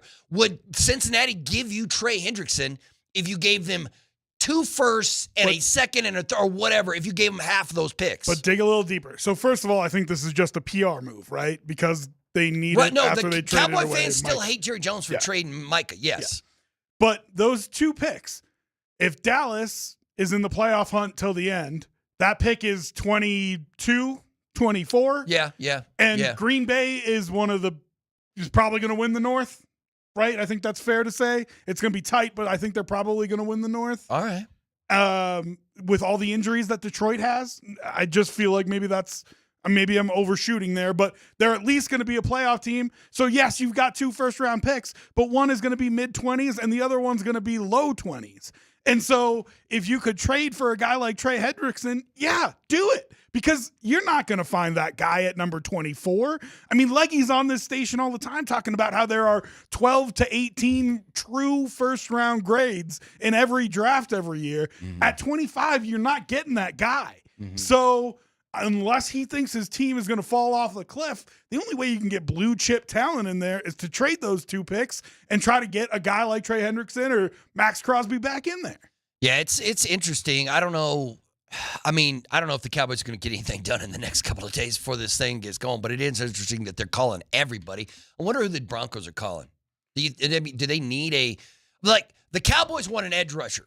The Cowboys are looking for an edge rusher to help them out. You want to know who they're calling? I'll tell you who they're calling. The Eagles. You think you think the Broncos are calling the Eagles about one of those wide receivers? A.J. Brown. Oh! I mean, does he not fit the stereotype that Sean Payton lives for. Sure, yeah. I'm here for huge it. wide I'm here receiver for it. I'm gets here for it. open. But that dude's getting paid, right? Didn't he get paid? Like he's making some cash. Yeah, he's getting paid. So, and then you're still paying Russ $30 million. You know what I mean? If I'm Russ, I probably would have mentioned that But instead of prorated- the salary's the bounty prorated gate. for the rest of the year. Yeah, And yeah. then next year, that money comes off the books. Right. You're free and clear. Free and clear of that, man. So, I mean, when you talk about guys who could potentially be available, and it's not that A.J. Brown is definitely available, but could potentially be available via trade that fit the Broncos, I mean, I don't think there's a better name than A.J. Brown. Man, that would be a huge trade. I'd love to see him pull something off like that. What do you got, KJ? I'll get somebody else to ask these questions, man. Yes, Jerry, yes. Yeah, after the Nuggets get done with their shoot-around and film study on Sunday, I think they're going to head over to the Cowboys game and watch Cowboys versus Broncos. And I think one player that's going to be there is Hunter Tyson. Hunter is our keyword for this hour. Hunter, Hunter Tyson. Text that to 303-504-0925. Let's head to the New York Jets. Aaron Glenn. I mean, he just continues to dig a deeper and deeper hole after Woody Johnson opened his mouth and made his comments about the quarterback situation. Yeah. Here is Aaron Glenn in a back and forth trying to defend what is taking place this week between Woody Johnson and Justin Fields. Woody made his position pretty clear yesterday with the comments. Yep. Does that impact, I mean, we know how he feels about Justin. Clearly, he does not want him playing. But does that impact your... What made you say, did he say that? Well, he was very critical of him. So What did he say? He said he couldn't complete a pass. Did that say he doesn't like the quarterback? He Did said... that say the quarterback's not playing? No. But I'm No, asking you he said... how that his opinion impact your decision when Yep. your owner is basically stating that he doesn't think Justin Fields is getting the job. Well, I said before that Woody puts that in my hand as far as who plays. And I don't see that changing. He trusts me to make that decision. Again, he made a comment, and he has every right to his comment. And again, that comment was actually said by a number of guys, including our quarterback, as far as the efficiency of how we play. What? And No, man. Aaron Glenn, man. Yeah, you treading water with that nonsense right this there. annoyed me. Like, listen, the owner did say when he made those comments about Justin, when he threw Justin under the bus, that the quarterback, the starting quarterback decision is up to the head coach. But there is no other way to read the owner's comments. Like, Aaron's like, nah, he didn't say he didn't want him to start. He said he's like, he can't complete a pass. And it's clear that Aaron just wants to purposely get divisive with the media. Right. Like, Do you think he's going to start Justin this defiant week on instead of Tyrod Taylor? No way, right? There's no way they start Justin Fields this week. He might out of spite. No, because He you're might going out to of lose. You're spite. going to get fired if you do. I mean, you can do it. And I guess you can get fired and go make that money. I mean, get that paycheck on the beach somewhere. I don't but think no he's going way. to get fired. I don't think there's any way he gets fired this year. I mean, if the owner says the starting quarterback is trash, and then your first decision as soon as he says that is, we're going to start that guy again. No way that happens. No way. Well, he's been super, super feisty with the media. And it's hard for me because it's just like, why are you picking a fight with these guys? Yeah. I know they're going to ask you questions you don't like. It's going to be hard. They're going to be hard on you. They're going to write nasty things about you. I get it. You don't like them personally. You don't have to. But you don't need to make your job harder. Yeah, don't either. play reindeer games with New York media, man. You're 0-6, 7, whatever it is. Right. There's nothing that you're going to say that they can't point to the scoreboard and say, oh, and you've yet to win a game, coach. So just let him ask the stupid question, and your answer just needed to be, he's always left it in my hand who starts a quarterback. I haven't decided yet who's going to be the starting quarterback, but it's going to be Tyrod Taylor. That's it. Why you got to be like, oh, is that what he said? Did he say that? Like, Yeah. you're picking a fight for no reason. Yeah, it's weird, man. I mean, you get Cincinnati this week, right? Or maybe they get a bye after that. Are you telling me they're going to start Justin Fields and then sit him for the bye and go to Tyrod the next? No way. Maybe. No way. I don't put that past Aaron Glenn. Like, That's from crazy. what I know about the guy, I wouldn't put it past him. All right, KJ, what else you got, man? I'll get somebody else to ask these questions, man. The segment is sponsored by Mountain High Appliance because they are Colorado's most complete local appliance store with locations in Denver, Louisville, Littleton, Colorado Springs, and Glenwood Springs, offering every major appliance line and brand, mountainhighappliance.com. So quickly, I wanted to kind of set up Commissioner Trujillo here as he wants to explain to us, with the NFL deciding to move the Pro Bowl to Super Bowl week, how exactly do you expect the Pro Bowl to get a little bit more juice, a little bit more fluff? Come on, Commissioner It's going to be Trujillo, I held need you. in the same city. So the Pro Bowl will be held in San Francisco, the same place as the Super Bowl this year? Right, which means you can get players out there easier, right? Right, yes. Flag football's been a big thing. Yeah. It's going to be in the Olympics. The NHL All-Star game, total garbage, right? They did the Four Nations tournament. What happened? It was great, man. Best thing on TV. I think the Team USA, Team Canada got a better rating than the Stanley Cup final. That's what I'm talking about, okay? So you can't do countries for the NFL, but what can you do? What do they have pride in? How about their high school team? Oh, I thought you were going to say college team. So you could have the LSU pros versus the Alabama pros. You could do that too, but I was thinking, what if you did states for high school football? Well, then it'd just be like Texas versus Florida, right? California. You're right, California's New York, in there. You're Georgia. Right. So you'd have a Josh Allen-led California team versus a Joe Burrow-led Ohio team versus a Texas-led Patrick Mahomes team versus a Lamar Jackson Florida team. Yeah, I get what you're saying. Yeah. And you put together, you need 9 guys, right? So you put together, you find a couple good wide receivers, maybe a pass rusher, you play flag football, you can work with the high school, state, you know what I mean, the Chazas of Texas and so on and so forth. Yeah. Maybe you put them in their actual high school jerseys and just, either you're wearing colors or whites, and that's what the games are, and you run a little tournament that is these guys representing their state. Texas high school football. Don't tell me they wouldn't be juiced up to go out there and say Texas high school football is better than Florida high school football. Yeah, I don't hate that idea. But convincing NFL players to come spend a week, well, I mean, they're going to be there for the Super Bowl anyway. Yeah, I think come you're out right. For the Super Bowl, we'll pay for everything. Right. You know what I mean? Yeah, because because the Pro Bowl is the least fun. The draw used to be go to Hawaii, bring your family, and there were people who were like, made a deal with somebody in the other conference that like, hey, we split the cash 50-50, so we both know the exact amount we're getting, right? So the draw used to be go to Hawaii. Now the draw is come for Super Bowl week. We'll pay for you to stay through for the week of the game.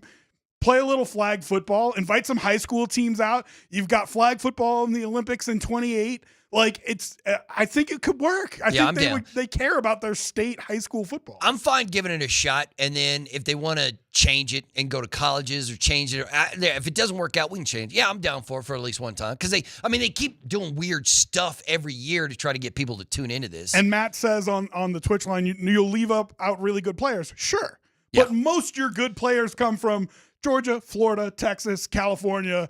Maybe in New York, maybe in Ohio. Maybe those are the only teams that you can make it in there. But I just feel like it's possible. Yeah, I'm sure we can figure something out. Just make it a little bit more fun than it was before. But we will roll on with the morning sprint. Matter of fact, head to number 38 to watch tonight's Thursday Night Football game with Los Angeles and Minnesota, presented by Tullamore Dew. Grab a Dew and a brew, hang out with Brett Kane, and enter to win a Hall of Fame commemorative autographed Terrell Davis football. See you at number 38 at 6.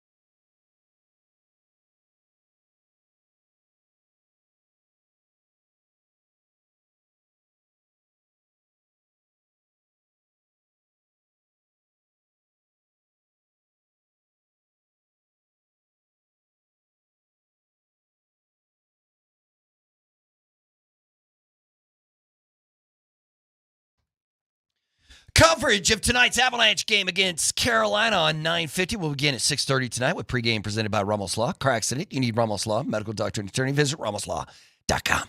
Welcome back to the final segment of the morning sprint on this Thursday. As it's been kind of a wild day. I mean, we spent a lot of time talking about the Broncos-Cowboys game, but the big story in sports is the FBI investigation into the illegal poker ring and illegal gambling in the NBA, in which Chauncey Billups and Terry Rozier were arrested this morning, and that's taken up a whole lot of time. But we do have, matter of fact, man, I don't even, when does the World Series start? Is it tomorrow? When's the World Series Friday, start? yeah, tomorrow. Man, I've been so checked out on baseball. I mean, mostly because the Rockies have made me hate baseball the last couple of years. But we got oh, no. No, this is okay. Oh, okay. Okay, yeah, I thought they arrested the assistant coach of the Portland Trailblazers, too. Tiago's but he's taken over. Tiago's taking over as the head coaching spot for Portland as in an interim basis for Chauncey Billups. So not that Portland was going to be great this year, especially with how deep the West is. No. But they might, like, they could have been there for the play-in, like, can they make the playoffs kind of team. Well, yeah. And like after one game, just total dumpster fire. Like, don't you feel for those guys? Everybody who wasn't involved in it, like, that's terrible, man. Your season is right. Well, I mean, you're put in a tough place, and you weren't going to be a good team to begin with. Although they were getting better, you know what I mean? They were better and at the end of last without year. Chauncey, does that upward trajectory continue? Like, is the NBA going to let Chauncey coach once he is released from custody? I mean, we're going to know once he gets hit with the official charges and everything, right? There's no way. Well, I mean, it's such a sweeping indictment, and there's 30. There was 30. I think there's now more than 30 people arrested. But just because of the nature of the case and the optics, there's no way. And when you start talking about organized crime, when you start dropping names of the mafia involved in the NBA, in both the poker and he might want to stay in prison, is what you're saying? Man, we're going to learn more. But it's just such a crazy story. Just a crazy story. But both the Nuggets and the Avs do play tonight. The Avalanche will be taking on Carolina. The Avs do not play tonight. The Quebec Nordiques. Oh, you're right. My bad. It's the Nordiques versus the Whalers tonight. It's going to be a hell of a jersey matchup tonight. It's going to be pretty out there on the ice. It's going to look good. Yeah, it's going to look good. And the hockey's going to be good, too, because, Carolina is one of the best teams in the NHL, and the Avs are one of the best teams in the NHL. So let's get it going. Anything for Burns and Natchez, against their old team. I don't know, man. I think Hartford should hook them up with some jerseys, man. The effort they've given to that team. But the Nuggets begin the NBA season tonight. I should mention, I don't know if this is going to affect anything, but Chauncey Billups' brother is an assistant coach on the Nuggets. Rodney Billups does coach for the Denver Nuggets, so that's got to be hard on him. Yeah. But what do you think? Outside of all the nonsense that's currently going on in the NBA, because I'm assuming everybody in the league and around the league, because the whole world is talking about this FBI investigation and these arrests this morning. But how do you just focus and take on the Warriors game one? What's your expectation for game one of the season? Because, we saw what David Adelman can do in the playoffs, but is that just what he turned that team into at that point? Because it was, you fire Malone, the playoffs begin, bam, it's on. No tape on what and you're now you've do. had a whole off season to install the things you want to install. So how do you think what do you expect from the Nuggets? How do you think they're going to look tonight? I think they're going to look like a team on a mission. I really do. I think that the people that are around that organization have told me how focused that group has been all offseason. And part of that is the changes that were made, and part of that is the people that they brought in. But listen, your best player is going to be a Terminator every night, right? Mm-hmm. And so if the top guy is doing that, and the other guys are falling in line all doing that, I just think you're going to see a team on a mission that just starts punking fools. I really do. Like, I think they are going to come out and they might be the best team in the regular season. Because I don't think there's any team that has more incentive to go out there and prove that they are the title favorites than the Nuggets. Mm-hmm. I will say, I'm with you on that because I think the Nuggets are going to embrace the season kind of like the Avs have. Remember, like the Avs have just kicked down the door to this season. They're just like, I mean, there's yet to be a game that they haven't got a point. We're over 2 weeks into the regular season. You know what I mean? And they said we're healthy and we're deep and we are going to show the league what they have to deal with this year. And I think that's what you're going to see from the Nuggets, at least to start. Yeah, I think the Western Conference is going to be interesting because there are some teams that are going to be better than they were last year. I mean, you saw what Wemby did last night. The San Antonio Spurs might be the real deal, which would be unfortunate. Because he grew another 3 inches. Yeah, man. He trained with Ra's al Ghul. He was doing that Kung Fu thing this offseason. It was crazy. But yeah, so he put 40-something points on the board last night. The Golden State Warriors are an interesting team because they still think they've got something, even though they're an aging team and Steph is 37. Jimmy's like, I don't know how old Jimmy is. I think they're out of the championship conversation. Do you think they always? I mean, you got Steph though. You just like how the Nuggets have Joker. You always have a chance when you have somebody like that on the field. I don't think so, man. I don't think they got a shot. I really don't. Oh, interesting. And I don't think the Lakers do either, to be honest with you. Well, yeah, the Lakers are all kind of, like Luka. So Luka went off and they still cut that loss in that first game. And you know what I mean? That was the matchup. You know what I mean? And I think those are two teams that are a tier below where the Nuggets should be. Golden State didn't have too many problems handling LA that night. Like that was kind of like a. Well, I mean, Curry had to hit that late shot to kind of get him, over the hump, But yeah, no, I just think they're on different levels than this Nuggets team. And so where Golden State Denver used to be like, oh yeah, championship contender matchup, this is going to be one you want to watch. Now I feel like it's the Nuggets should go out there and bury these dudes. Like they should absolutely blast these Do you guys. think, see, the thing with the Nuggets over the last 10 years, and they kept telling us this, they kept harping on the continuity. Like, hey man, we're keeping these guys together because they read each other's minds. They know the continuity is so much important. But then now this offseason, they're like, no, never mind on that continuity. We're changing things. We're gonna add some depth. We're gonna add some players. You got a new guy in the starting lineup in Cam. You can go 12 deep if you want to with this team. It's crazy. Yeah, and I bet you they go pretty deep tonight. First game, I bet you they go pretty deep. It's not gonna be one of those. They play at least 10, don't they? Yeah. It's gonna be fun. It's gonna be a whole lot of fun. I think they're gonna punk those fools. I don't know what the spread is, but I say take the Nuggets to lay the point. Okay. What does Moser say? Lay it down. Yeah. Lay it down. Lay it down. Lay it down, people. Lay it down. All right, for Rob Trujillo and KJ Granderson and what you got, Rod? Well, I mean, Rod. I called you Raj, bro. Oh my God! Wow. Because you look so similar. What? That's exactly what people say when they see us. They're like, you guys Twinkies, man. Practically if brothers. you're wearing the same clothes, we couldn't tell you apart. What you got, KJ? Brothers. Before I wrap this thing up. The winner of our Nuggets that's right, we ticket gotta announce, my Thursday bad. is Matthew Petit. Congratulations. Oh, Matthew, go get you some. Could you play sports with a name like Petite? Oh, you could. Yeah, you probably got to be a What pretty sport mean did dude, Matthew right? Petite play? Is he a golfer or figure skater? Middle linebacker, Dude named clearly. Petite is a figure skater, right? I'm assuming. Clearly a middle linebacker. Unless he's like a professional assassin and just goes against the grain or something like that. He's the enforcer on the hockey line. For KJ Granderson and Rob Trujillo and Mike Sanford and now trying to me, I'm Mark Britnelli. Thanks for listening to the Morning Sprint. PhD is next.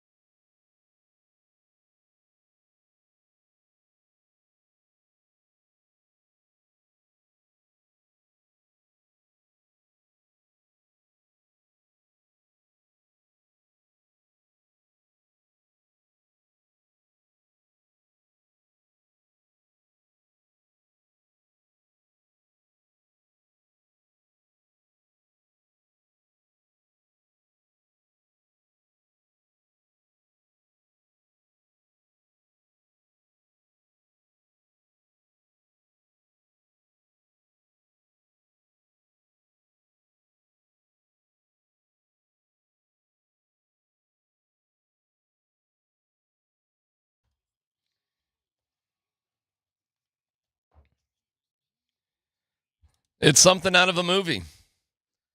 Maybe there will be a movie about it. Who knows? It's unfortunate, though, because one of our most dearly beloved sons of Denver is caught up in it. And close personal friend of yours, Scott, and I'm curious how you're feeling about everything here. We're talking about the Chauncey Billups arrest and the details that is really, like, seriously, right out of some sort of mob movie where it's the crime families, the mafia.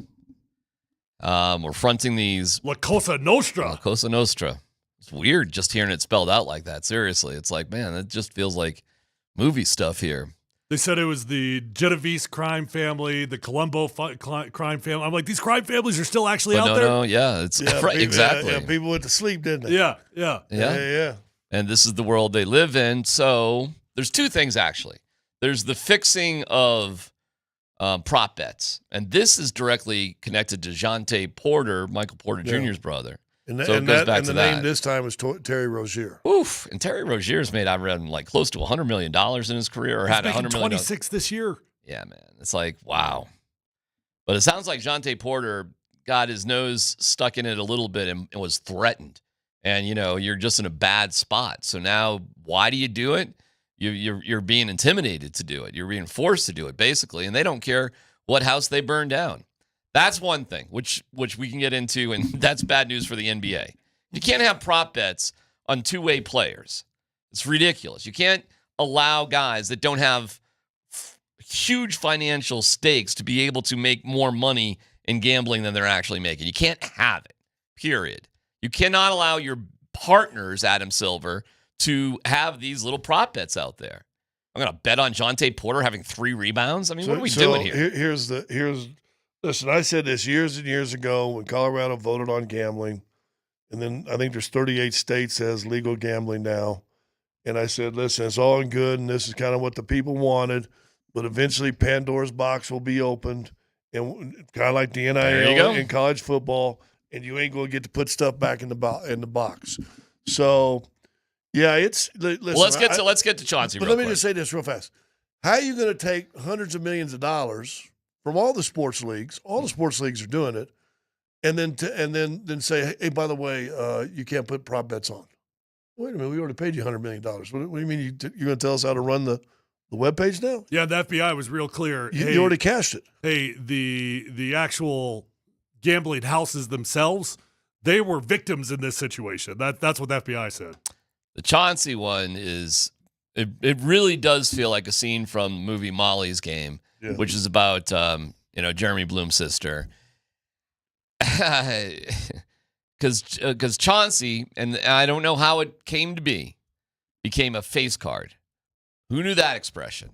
And he was the bait, kind of the sizzle, to get these high rollers, high rollers, duped into it. One dude's losing like $1.8 million. Other guys are losing hundreds of thousands of dollars into fixed games that include, see-through X-ray tables, and card shufflers that told them where the cards were getting distributed. I mean, they had glasses that they could see marked cards. They had all of it. And it's the trickle-down mafia thing of intimidation, collection, all sorts of other violence, the threat of violence that, Chauncey's not directly involved with necessarily, but unfortunately, if he's part of the whole thing, well, then he is connected to all of it.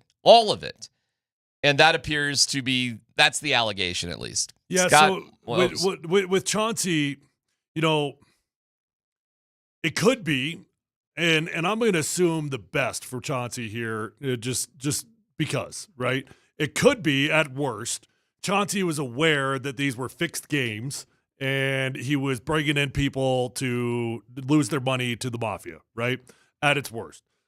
Best case scenario for Chauncey, I don't know it's best case, but I'm just saying, the least, bad thing he could have done is maybe Chauncey had no idea that these games were fixed. Maybe he didn't have any clue about the X-ray vision, all that stuff going on. He was just getting paid up front. Hey, we'll pay you X amount of dollars to show up to this game because then people will want to play. But he didn't necessarily know that the games were fixed. Right.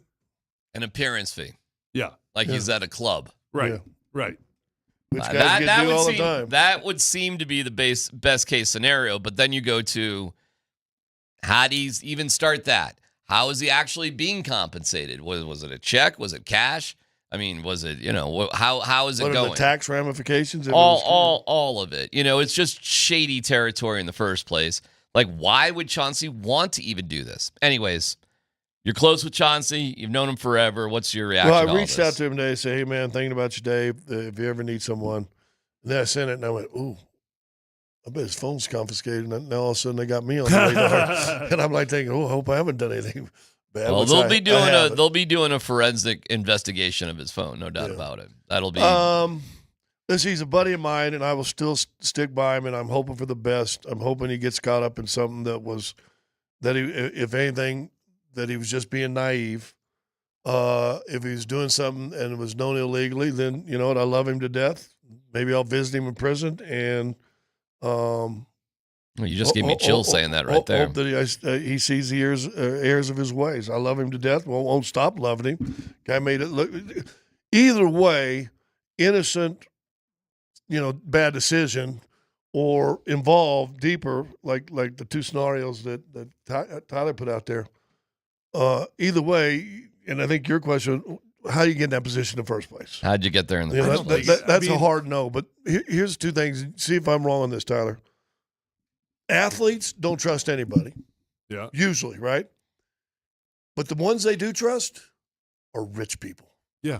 And athletes always want to hang out with what? Yeah. Rich people, don't they? Yeah. We see it. Rich people will get access that the common fan won't, because you feel like there's I can trust this. He ain't out to get nothing from me because he already got his money. And I maybe got in with a guy like that. Maybe, hey, come on, man. Hey, listen, I got some guys in there that are sucker players. But listen, we'll front you. We'll give you $30,000. Just show up. We're going to tell people you're there. And then, we'll get people come in and we'll see if we can beat them. And whatever you win, you can keep. Doesn't it feels so much more likely to me that is the scenario. It really does. And obviously I know nothing here. I'm just connecting dots. It feels so much more likely that he probably showed up once or twice as a player, right? And nobody cares if you show up to a poker game. Honestly, nobody that showed up to these games is going to get in any trouble. The only people that are getting in trouble are people that are involved with the scheme, with the fraud itself, right? Mm-hmm. Yeah. So if Chauncey showed up to play some games, big whoop. I mean, really big whoop. He played some poker, and it's background room. And it's a lesson too for young athletes.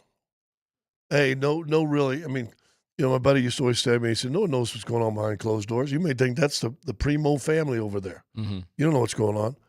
But it's a lesson for athletes that if you're willing to go out there and on a risky highway and something bad happens, your name's coming first. No doubt. 30 people arrested, including 13 mob members or something like that, were arrested across the country. But only 2 names mentioned. Mm-hmm. Yeah. And I started saying this. If you remember when Brian Greasy got a DUI, you might have been still a kid. I think it was in the 90s, a long, long time ago. Released his name, Brian Greasy, DUI, blah, blah, blah, driving under the influence. I think it was Brian. If it wasn't, I apologize. We went and looked it up. You know how many people were arrested that same night for DUI in and around Denver? 263 people. Wow. Guess how many names were mentioned? 1. It's the price of fame. That's the price of fame, that if you're a young athlete, you got to realize that, man. And I hate to say this, but listen, you got to keep your nose clean and not trust anybody. Your circle's got small. How many guys have gotten in trouble in sports, all sports, because they couldn't get rid of a buddy group from high school that was holding them down? Old story. We see it all the time, don't we? Mm-hmm. So I hope it's already not minor. It's been on the national news. You've got it doesn't get much bigger ABC, than this. CBS, CNN, MSNBC, It's gargantuan. Fox. I mean, everybody's all over this right now. So this is a monster story. Here's what's sad. No matter what he's already accomplished, this is what Chauncey Billups is going to be connected to for the rest of his life. Probably so. Which is such a bummer, because there's so many good things. But this ain't one of them. What were you going to say, Tyler? You're saying something there. And I guess I don't remember exactly what I was saying, but It just seems like, oh man, I'm not saying it's okay by any means, but it would be far more understandable if you showed up to a game a couple times and you were a player and they're like, hey, you're Chauncey Billups. If you'll keep coming, we'll actually front whatever the money you want to play with, whatever, or we're going to pay you a cash advance, right? And it just feels like I actually could see how that could happen. You might be like, oh man, what kind of idiot would do that? I don't know, man. I mean, you're going out on a Friday night, somebody fronts you $100,000 to gamble in the game. Mm-hmm. Seems like a pretty good deal, you know? You just want me to show up so that other people will come? All right, no problem. I'll do that. And now whatever I lose tonight, I don't have to worry about it anyways, right? Now, where it gets icky is there are some allegations back in Vegas with Chauncey that apparently he was involved in some game that, you know, he was winning so much that he was actually told he was winning so many improbable hands with the help of a rigged shuffling machine that the overseers had to tell him, hey, you need to start losing on purpose, right? So now that's a different side of it. And now we're fully involved with the fraud if that's what's going on. Yeah, you get where the origin story of this will be fascinating. I bet the origin story is simple. It probably is. The origin story is simple. I heard about a back channel poker game. Let's go play some poker. All of a sudden, as you meet a few people, it turns into something else, and it just grows on you. Yeah, then it goes to, and that's understandable. There's probably side hustle poker games all over the place. I'm sure there are a few in Denver here tonight, right? That's not unusual. What the next step, though, is the trickiest part. Like, what happened to make Chauncey, if we're just going down this road, feel obligated to do something beyond just that? And that's where he probably got himself in the most trouble. Whether he just was enjoying it and perhaps like getting the money fronted, like you said, or perhaps he was losing and owed something, and there's one way to make that up. One way or the other, he put himself, sadly, in a tricky spot that goes far beyond just going to the casino and just playing in a poker game there, if you just want to play poker. But there's a certain sizzle, right, to doing something a little underground, right? Well, listen, and little juice there. And we're talking about him because he's our guy. A lot of people in this town remember him growing up. Three state championships, CU hero, all that different stuff. Back to the community. I mean, he gives hundreds and hundreds of thousands of dollars every year back to the community. And you just hope, okay, it was stupid. Just be an innocent, stupid thing. Pay your price. Probably going to lose his job eventually, no matter whether it's stupid or not. But we'll see. But the bigger story on this, and we're focusing on Chauncey because he's local, we know him. But is it Mike Rozier? Terry Rozier. That dude was basically shaving points and costing games. Let's get into that coming up. I mean, that's really big, isn't it? We also have our, for sure. It's a nightmare for the NBA. It's a nightmare. It's a nightmare. It is a Nugget Ticket Tuesday. We do have free tickets to give away. So we'll have your keyword coming up here in a second. A reminder to tune in tomorrow night at 6:30 on Altitude right here for our high school football game of the week. Nate and Andy have the call. Pine Creek at Regis. High school football and Altitude brought to you by Sport Clips, proud supporters of CHSAA. We appreciate everybody listening on the Altitude Sports Radio app, powered by the Wilhite Law Firm. Injury lawyers, go to wilhitewins.com. That's wilhitewins.com.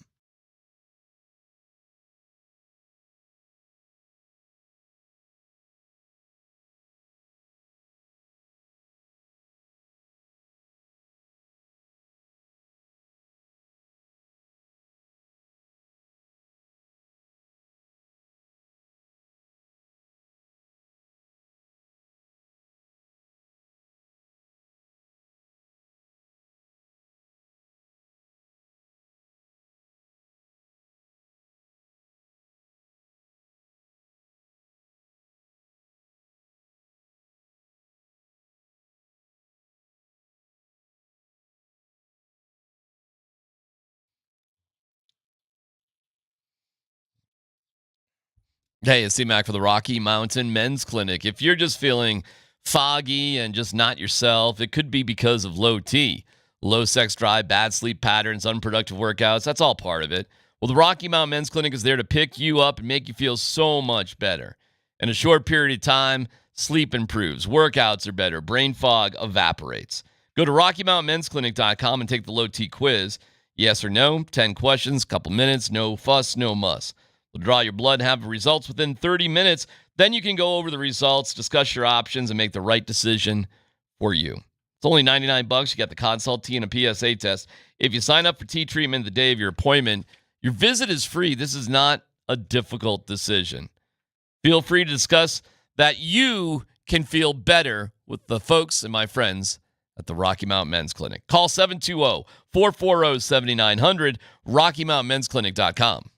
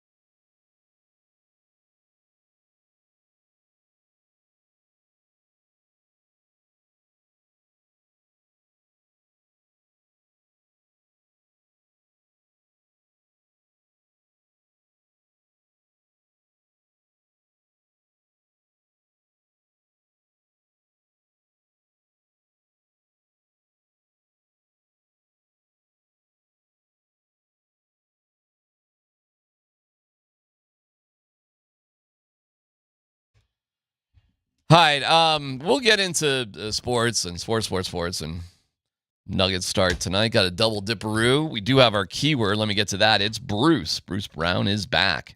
Every Thursday, we're giving away a pair of tickets on each show. The 1220 keyword, like I said, is Bruce. That's a hard one to misspell.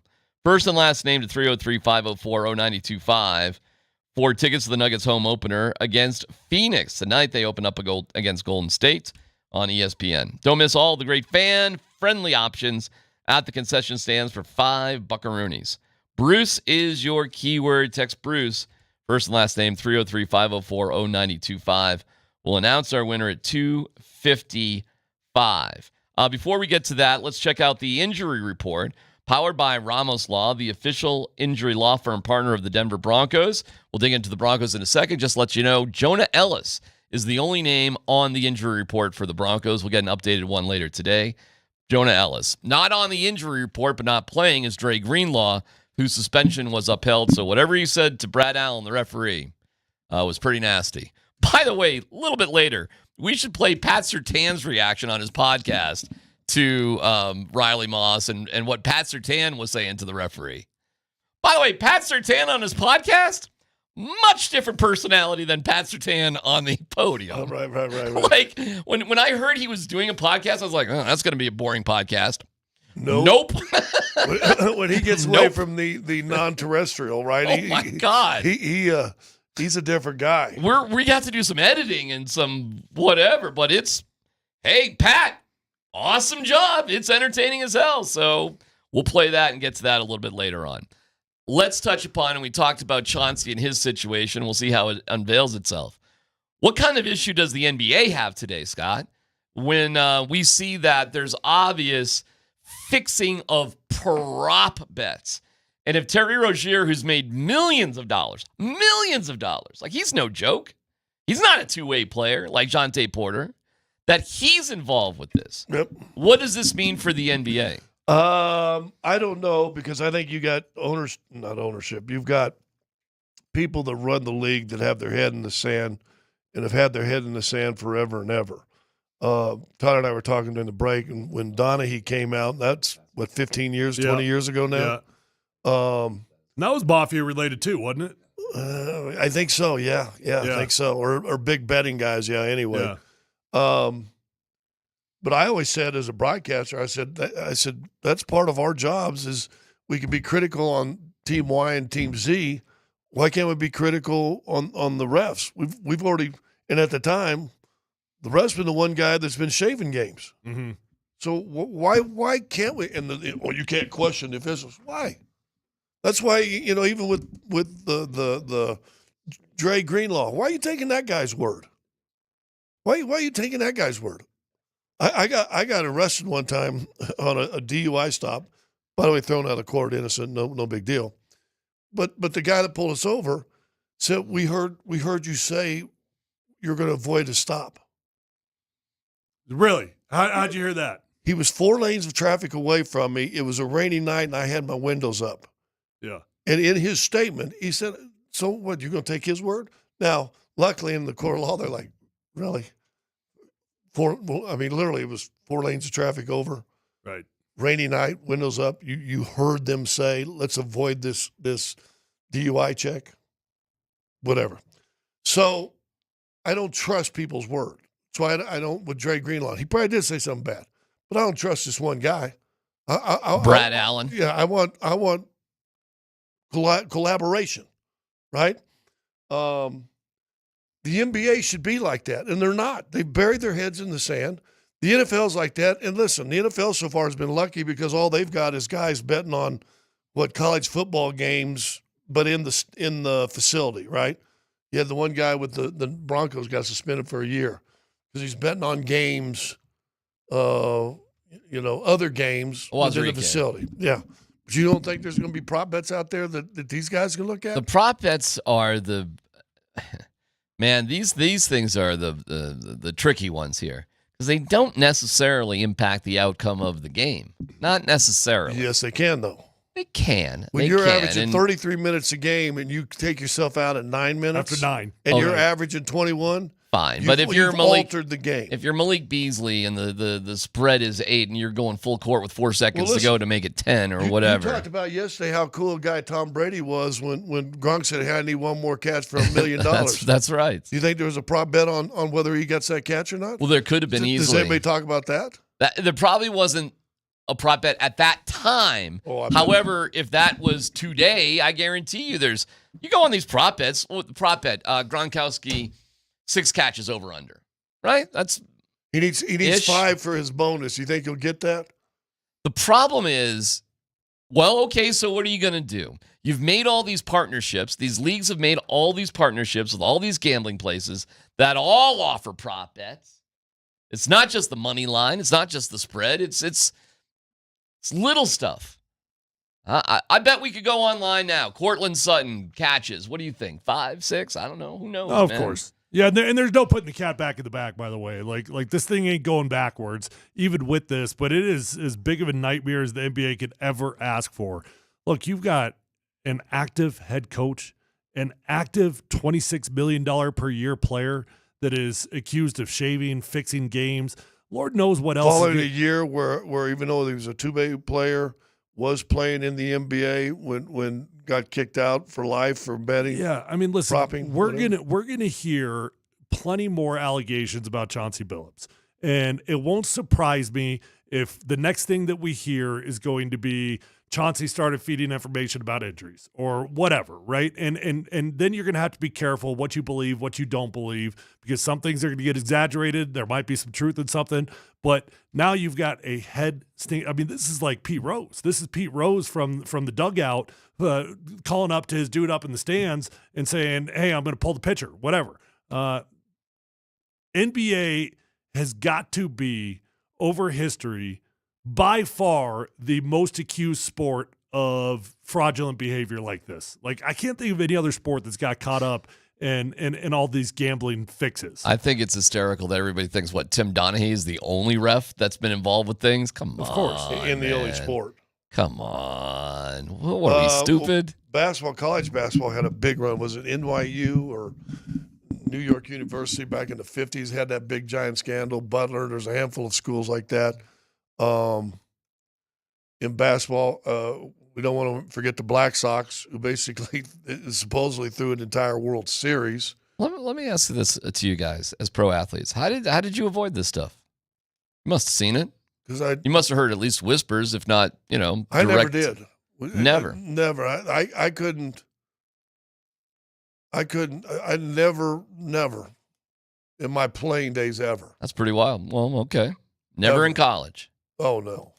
Well, I mean, college would be the most susceptible, I would think. Dude, we're drinking beer and going to school and playing basketball. That's all. There was no money in college. I don't know. Scott was playing back in the dirty days, so he probably had some money fed his way. But I was shaking boosters' hand and giving them $100. Yeah, right. It wasn't college. I don't know, man. I mean, I could tell you, and I'm not going to name names, but I could give you some very surprising names, very big names during my NFL career of guys that have got real life bookies, guys that they're calling from the locker room. They're doing their little bet sheet in the locker room, hitting up their bookies, and like this is commonplace, right? Everybody knew it. Everybody knew it. Yeah. I mean, there's no secret about it. Yeah. When I played, honestly, maybe the teams, and I played on 5 different teams. I couldn't name one guy, and I'm being honest because statute of limitations. You didn't have like a Nevin Shapiro down there in Miami when you were the Heat? Never had Nothing one like guy. that? Dude, I'm telling you, it was hoops, booze, and having fun. That was it. A few other things, man. We did some crazy stuff, but we didn't. No, I can't think of any. Well, after I left Detroit, then there was rumors, right? I think Isaiah got caught in some rumors for a while. Michael Jordan, right? That's the big conspiracy theory that he got sent to baseball. Yeah, that he stepped out of basketball because of gambling debts. That goes to the murder of his father too. Yeah, the rumors. All rumors of conspiracy. Man, I don't know, man. Listen, I don't know why. I've been to Vegas for 7 days before and gambled one time. 7 days? Well, like Saturday to Saturday or something. That sounds miserable. 7 days in Vegas? We took kids and we did all the shows. Yeah. And we sat by the pool every day. Yeah. It literally, we could have done it in anywhere else cheaper. But we went literally. I went to like 5 different shows, hung out at the pool every day. Sure, with you the can do that in kids. Vegas. Yeah, and then the last night I gambled, won $500. There you go, buddy. I mean, you spent probably $3,000 on all the other stuff. Well, but that's true. Good for you. You got a little coupon at the end. But I got a little coupon with cash on it in my pocket. And I good got for a you. buffet. It was pretty good. So Tyler, how'd you stay away from it then? If you were if it was so. Well, when you say stay away from it, like I gambled with the boys. I played cards almost every single day. I played cards. It was a part of the culture. It's what we did. We played cards. I never once have I been to a back channel poker game. Have I ever been like, I'm not in rounders here, but like we would stay after practice every single day, go in the players lounge and play cards. We'd get on the plane, we would play cards. We would get to the hotel, we would play cards. So I don't know if that's what you're asking. How did I stay away from it? No, I guess, the guys that took it to another level, that did stuff away from the team, that sort of, would stray a little bit. Well, I don't know in terms of like this type of stuff. I don't know anybody like that. Okay. But I do know guys that had bookies, were the bookies connected to somebody? Were the bookies part of the mafia? I don't know. I mean, a bookie's a bookie. Who knows what the bookie is? Were you guys surprised to hear the mafia thing? Yeah. Well, it's mafia. And here's the names. It's the mafia families. When they listed off like 3 of the 5 crime families that were involved in this, I was like, God, I kind of thought they were dead. I knew they still existed, but I thought that like it was just like some pathetic existence of their former lives, I didn't think it even existed. I thought it was just a thing of bygone past. Anytime a vice is made legal, there's going to be a criminal unit in there to figure a way to get underneath the belly. That no one's paying attention. No one's paying attention to gambling anymore. No one's paying attention to this. We can do it and give it a little bit better odds. Now we're going to fix the hell out of games, obviously. I'm talking about the poker games, but no. Listen, have you not heard about all the crime groups that are involved in the legal weed business? Mm-hmm. Come on, man. It was interesting hearing Vic today, who grew up in North Denver, and Vic was really interesting talking about this. And Tyler, you're Italian, but I don't know if your roots go back kind of like Vic's do. But no, I'm not like Vic. Vic's kind of. Vic's got everybody in his family speaks Italian. Yeah. Tyler, does anybody in your family speak Italian? We've got a Polumbus clan still in Italy, but no. It's not like that. No. To hear Vic say how bad these people are, that they're not heroes, that that we put them up on a pedestal because we enjoy the movies and the TV shows and all that. But at the end of the day, these are just bad people. Yeah, he was saying that. And Vic was very strong about that. And I respect Vic for putting it out there and saying it, because it's easy to just sort of, we have fun with it, of course, playing the Godfather music and things that we talk about, because it's just fun to talk about. But it's still real life. Yeah. That we've tended to Walt Disney-ize. Yeah, and for Vic and his family, who are really from those neighborhoods, I'm sure it's been a horror, it sucks to grow up around it. It's probably been a difficult thing for his family throughout the years, if they're really that connected, which, not that they're connected, but they're in that community. Still needed a fur coat. Well, I don't know. I don't even know how to compare it, guys. It's just nothing that my family would ever, be part of, living out on the marsh in Massachusetts. It's nothing. There's some big Irish clans still going on, too. There could be. And certainly, if you think about South Boston, the whole, The Departed is all about Irish people. The whole thing is about about that crew. We're living in the suburbs, man. We were looking at the clams. That's when you get the clay cart and the boat. Yeah, you think, we don't have that. Yeah. We don't have that stuff. All right, man, wild story. We'll follow the news as it goes. You know what's interesting? Again, I'll repeat. Chauncey's a buddy of mine, and I hope the best for him. I want to thank the best. He's got himself in a tough situation, innocent or not. He's already in a tough situation. I think that's fair to say. Unfortunately, yes. Right? Yep. That being said, I'm interested to see now what the leagues do, because to me, stuff like this, Tyler, it's always that let's put a stop sign or a stoplight at the intersection where we finally had 2 fatal wrecks. Oh, now we'll put the stoplight in there, although the neighborhood's been asked for years. Oh, we'll do it now. So what's really going to be interesting to follow for me over the next 2 weeks, and I'll tell you this: every year we have to fill out, we have to take a gambling class. what's legal, what's illegal, and as far as being part of the NBA family that I'm in. I took it yesterday.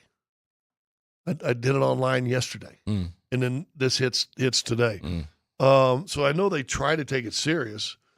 I mean, you don't know. You don't know what the issues people got and where they want to go and people's mentalities.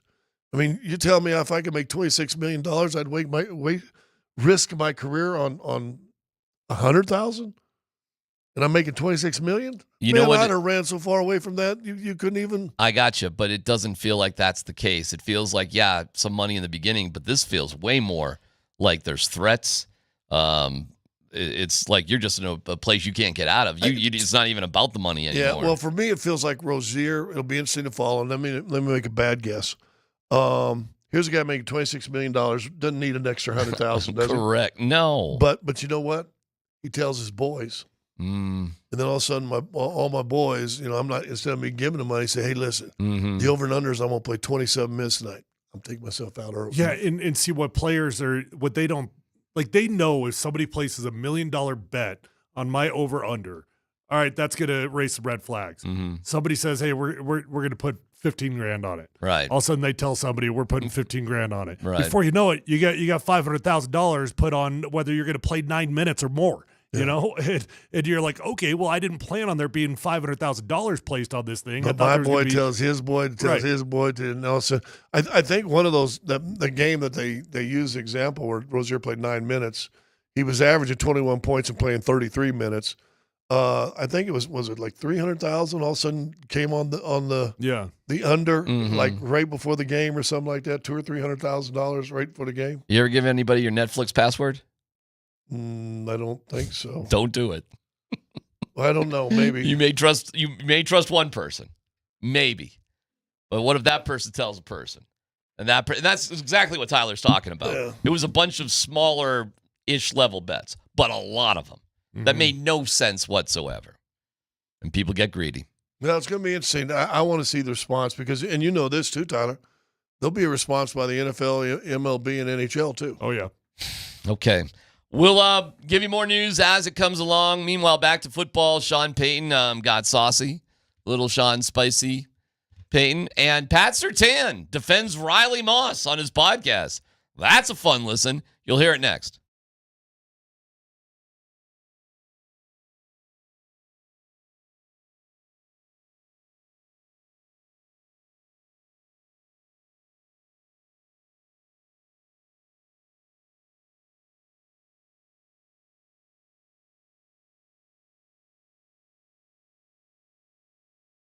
Hey, if you're out there struggling with hair loss, whether that's a bald spot, receding hairline, or thinning hair, do yourself a favor, pick up the phone, call Advanced Hair Restoration today at 720-459-HAIR. You're going to love your experience at Advanced Hair Restoration. You're going to be in a calm and relaxed environment with the best of the best working on you. Dr. Tanya Pauls is legendary. The entire staff at Advanced Hair Restoration, fantastic at what they do. Their advanced FUE is an incredible procedure that is flat out changing lives.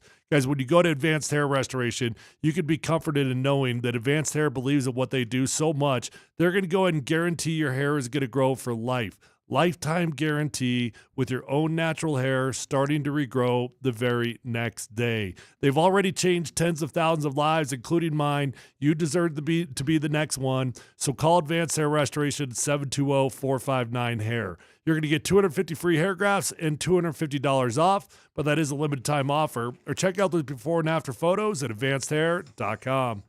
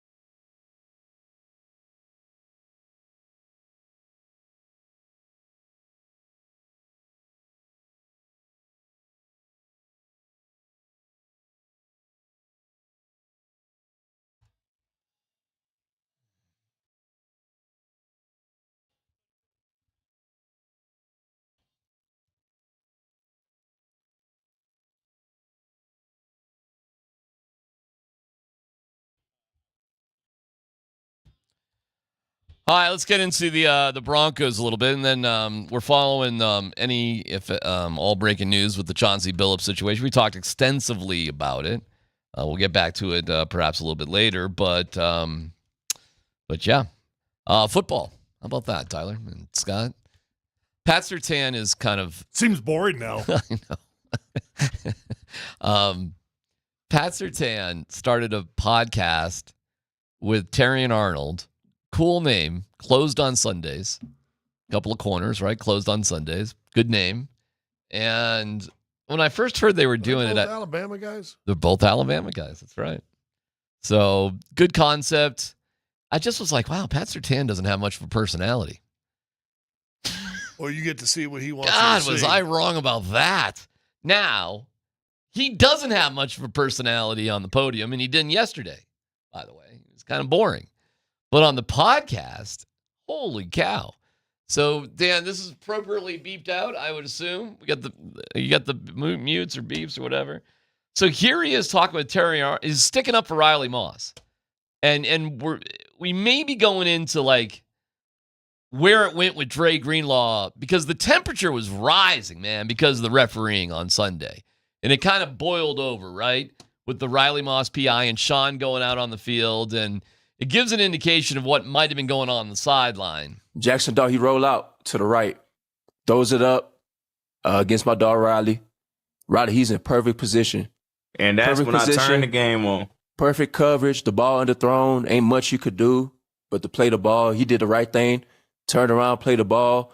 And if you freeze frame it, when he turned around, the receiver was mugging him. Like damn near choking my dog out. Boom. So what's crazy is the initial ref right there, he said incomplete. You know what I mean? Good play whatsoever. The far back line judge by the end zone launched flag, boy. Crip. Bruh. Crip. When I say I let his ass have it, dog. Listen, I ain't gonna lie. I ain't gonna say what I said, but I had a strong choice of words now. I mean, he heard that. I'm pretty sure his feelings still hurt.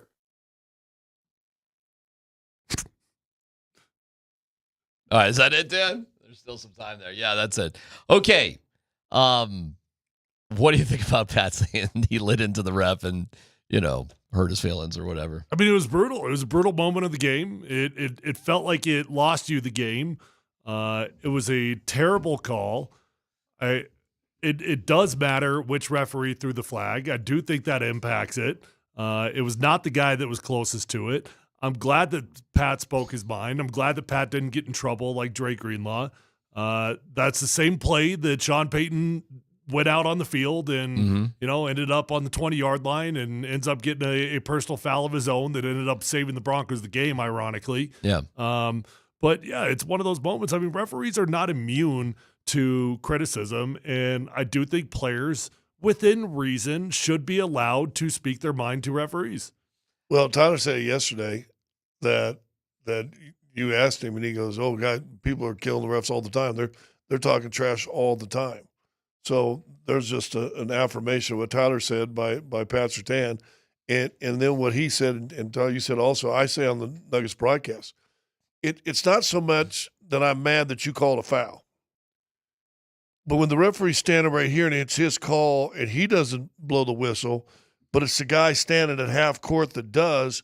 That's what makes players irate. Yeah. Or one of the things. Yeah. The wait a minute, this guy who's watching the play says, "Okay, let's go, let's play," and you're at half court and you call it? Yeah. Come on now. You got to understand, too, just in retrospect of what was happening in that game, the Broncos had come back and taken the lead. It was so unbelievably improbable that they were to have the lead. And was that their own fourth down? The PI? The PI. I don't think so. I don't think so. Jackson Dart completed a 4th and 19, but that was on the previous. Which he didn't really get, but it didn't matter because they had a roughing the passer. Correct. And then I think the PI came after. I think I'm getting maybe some of my plays mixed up there. But there were definitely calls that went against the Broncos, period. And Sean did go out on the field. And you said on the sideline the temperature must have been overboiling, right? Because everybody's screaming about it at that point, right? Of course. And this does kind of explain. Now, they came back and won in dramatic fashion, but that temperature But it felt like that lost the game. That moment was like, well, that was a fun little comeback game set match. Absolutely. And this defense has pride. They're a great defense. They couldn't have been happy about it. So I sort of understand the Greenlaw thing more as this thing is going. I mean, you made this comeback. You think you're getting jobbed. Your coach is all pissed off. You're on the sideline because the offense is out on the field. So you're all, talking about it, rooting on the guys. But still, you're all pissed off about it. Now you win a game. Holy cow, we just won. And you're still pissed. Well, and there's the ref, and he touches Justin Strnad, right? And you're Greenlaw, and you're like, you've had it with this guy. I mean, Greenlaw's still screwed up. And whatever he said must have been something else because he lost the appeal and it is what it is. Yeah, and ain't nothing you can do about one it. Guy. Well, yeah, but you can see where this refereeing stuff would piss guys off to the nth degree. I mean, I thought it was a ridiculous call. Well, you're right. The temperature's raised anyway, and you're probably ready to celebrate. And whether the official just touched or not, Greenlaw sees, he said, dude, you shoved my boy. You can't be shoving my – and now he said, oh, that's the white hat, that's too. It. I've had enough. That was the white hat, too. Enough, and man. the game's over. We already won, so, here's my 2 cents. Yeah. I'm feeling a little bit more – Greenlaw still shouldn't have been suspended. I honestly – there's a part of me that doesn't even care what he said. Like Well, you heard what Sean said. He said it's usually a justifiable offense. Yeah. But they took in past considerations. Meaning Greenlaw's got previous offenses? Maybe when he was in San Francisco, he had done something similar or something. Okay. Well, Leggy just said he flat has out, gotten a lot of flags in his career. That is true. And Leggy was on with us, and he was just like, you just can't do it, period, the end. Players can't do it. Jeff was kind of like the school marm. Okay, That's true, and if you do it, you should suspect a pretty hefty fine. But that's probably where the line should be drawn, is with a pretty hefty fine. So now you go against the Cowboys without Greenlaw. Surtain's telling you the truth about it. It's good to hear it. Good for Pat Surtain. That's a fun podcast to listen to. We just did 45 minutes on gambling and the bad part that came out today with two guys. Two guys we know. Does this something like this? And Surtain going off like he went off. Mm-hmm. And he really went off. Dan had to really clean that up. He did, yes. And podcasts are not now the fashion of the era, right? I mean, that is the new fashionable things. League's going to get involved and get closer, get somewhere where they can censor what you say on the that's podcast. That's a good question, and man. all of a sudden fine you if you say, that guy, I told that guy, my mother effed that guy. I can't repeat what I said to that guy. Right. Why? Was that finable? Can the league go, hey, by the way, you're fine too now, Pat? Yeah. Are they going to start monitoring that stuff? That's a great question. Maybe. I mean, does what Surtain say on that raise the temperature around this referee the rest of the year with Surtain's friends and teammates? And everybody likes Pat Surtain. Everybody regards him highly. But he's Defensive Player of the Year. What's this referee's reputation going to be moving forward with players? I don't know. I don't know. That's a good question. Yeah, it's. Listen, we've seen. I don't want to get in the entire political First Amendment right. But we've seen people lose their job, making fun of people dying recently. And they said, "Well, that was on my private account." Why? There was consequences. I don't know. It's a good question. So can the league all of a sudden start using all these guys with podcasts having consequences? We'll have Adam Schefter on coming up in less than an hour at 1:40. We can throw that in front of Adam. A reminder, you can head to number 38 tonight to watch Thursday Night Football, Los Angeles and Minnesota, presented by Tullamore Dew. Grab a Dew and a brew and hang out with Brett Kane. And you can enter to win a Hall of Fame commemorative autographed TD Terrell Davis football. That's at number 38 at 6 p.m. tonight. We'll hear Sean Payton. He got all upset about screens. But we have some numbers. Sean, that's next.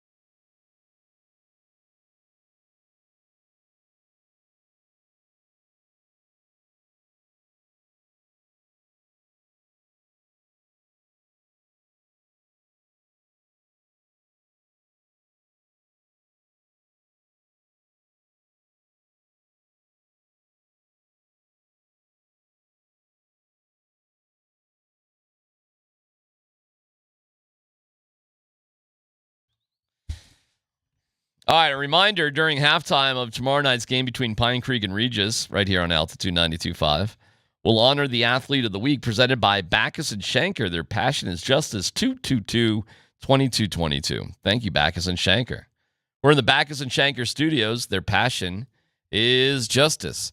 We're following we'll get to Sean Payton here in a second. Just we can briefly just go over the Chauncey story for the most part. Earlier today, this is some of the details from the FBI about what's going on. Beginning as early as 2019, the defendants in this case orchestrated a scheme to use wireless cheating technology to run rigged poker games across the United States, including in the Hamptons, Las Vegas, Miami, and Manhattan.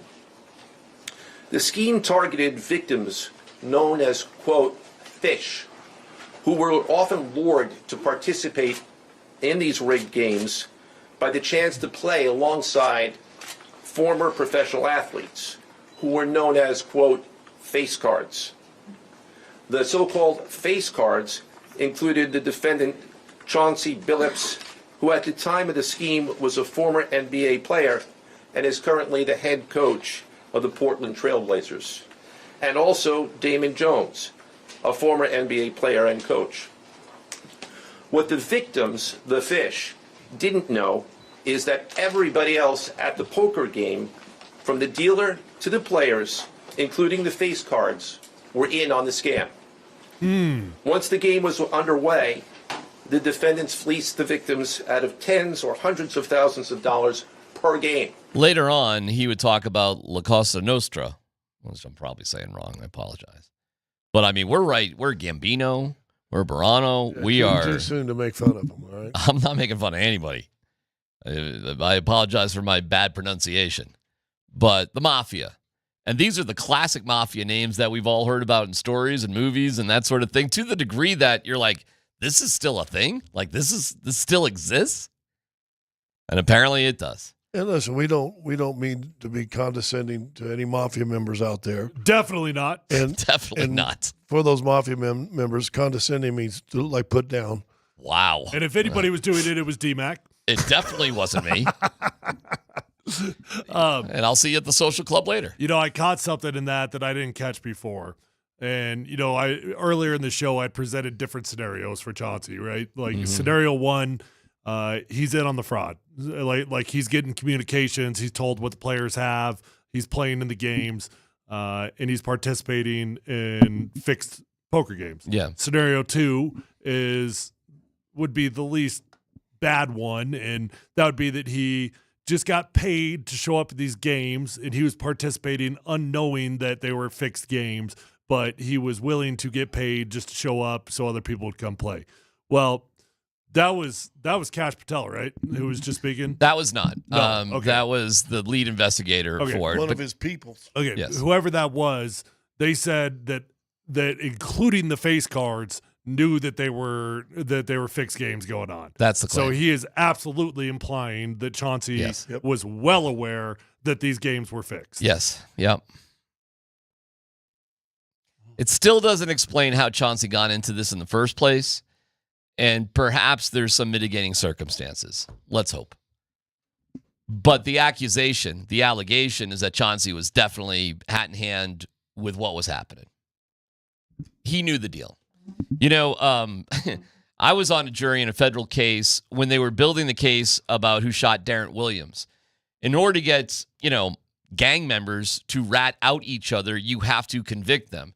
And I was involved in a case where a gang member went and ripped off another gang member with and took stolen money or drug money and drugs. And it was an eye-opening case for me to be on the jury for, because I guess I just wasn't aware that it's still a crime if you rob somebody of something that they got illegally. So even though they got it illegally, it doesn't make it okay to go and do it. So even though that these card games were, illegal, and everybody kind of knew that they were sort of a thing going on here, it still doesn't make it okay. Fraud is fraud, right? Like ripping off people is ripping off people, no matter what the circumstances actually are. Because when I first heard this, I was like, doesn't everybody deserve this? You're getting into this shady card game. What is a shock that that there's something shady going on? But that's just the law. That's the way things go. No matter where it comes from, you can't rip it off. You can't defraud people. Period. The end. You can have your neighborhood card game, right? Nobody cares. As long as there's not a rake take. Correct. There's not a rake taken. You can play. I shouldn't say that because I don't know laws. But my understanding is that there's nothing illegal about playing high stakes gamble with your friends as long as the house isn't taking a cut. I think that's the rule. I believe that's the rule. At least in the movie Molly's Game, she didn't get in trouble until she started taking a rake. She started taking a rake to protect herself from guys that wouldn't pay their debts. Because how else are you going to ensure that, you're going to get paid? Well, that's part of this case too, isn't it? The intimidation and getting people to pay off their debts too. Like that goes hand in hand with the game itself. All right, anything else you guys want to say? I can move on here. It's just amazing to me that you got $1.8 million to throw away. Yeah. I listen. Yeah, but maybe he doesn't. Maybe the guy doesn't have that. A PSA to anybody who has 1.8 that wants to throw it away, I'll take it. Right. I'll buy you dinner. Kiss you on the cheek goodnight, but I'll keep the 1.8 if you just want to get rid of it. Yeah, but there's other scenarios too for guys that get into debt, right? Guys that get into debt at the card table, they're playing in the game. It might not even be that they don't have the money. They could easily have the money to pay it off, but they don't want their wife to know. They don't want whatever, So like, hey, I lost $500,000 tonight, and sure, I could pay that off tomorrow. But boys, like if I pay that off tomorrow, I'm in some big trouble at home, right? So we got to find other avenues, other ways for me to pay off this debt. I mean, that's just an example, but there's a lot of ways for guys to have the money available but not feel okay with paying it. You know what I get my best advice? No. Say no. I mean, I agree. And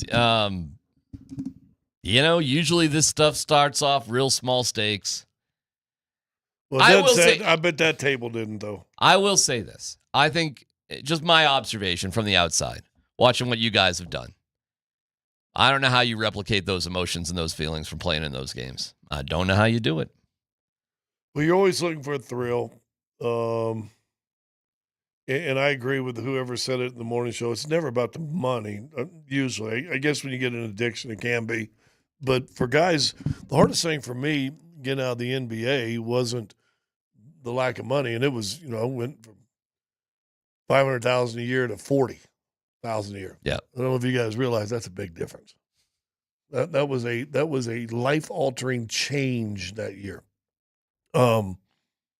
But it still wasn't about the money. It was about the camaraderie and the juice of the game and competing against another human being. And so there was a vibe when you were a player that I think guys chase their entire life. I think the biggest problem guys get into and trouble they get into is they're always looking to something to fill that hole that sports gave them, which means they were part of something bigger than themselves. And they turned to alcohol, they turned to gambling, they turned to drugs, they turned to women, and none of it ever turns out good. None of it turns out good. And it can be a slow drip, or it can be all at once. So how do you handle it? What's the answer? You know what, honestly? You got to you get help, you get support groups. I think counseling ought to be provided for every player that's ever played. Yeah. Once you get out of the league, and here's what you're going to do and what you're going to do and blah, blah, blah. And the league's making enough money. I mean, the NFL probably making $20 billion a year if we got all the books right. They got enough money to pay for support groups for people, all this there. Hard for guys to say, I need help. Mm-hmm. I mean, and that's a male ego. We got in this big masculine toxicity or toxic masculinity. There you go. You know what toxic masculinity is? When guys are afraid to ask for help. And so they just dig themselves into a bigger hole than they need to be in anyway. So it'd be nice if there was some sort of support groups. I can go religious on you. I think you need to find God. I think that would help a lot of people that they don't do. until it's too late, if it's ever too late. But I think guys are lost. Tyler brought up a statistic when we were in the break the other day of NFL players are bankrupt and divorced. Yeah.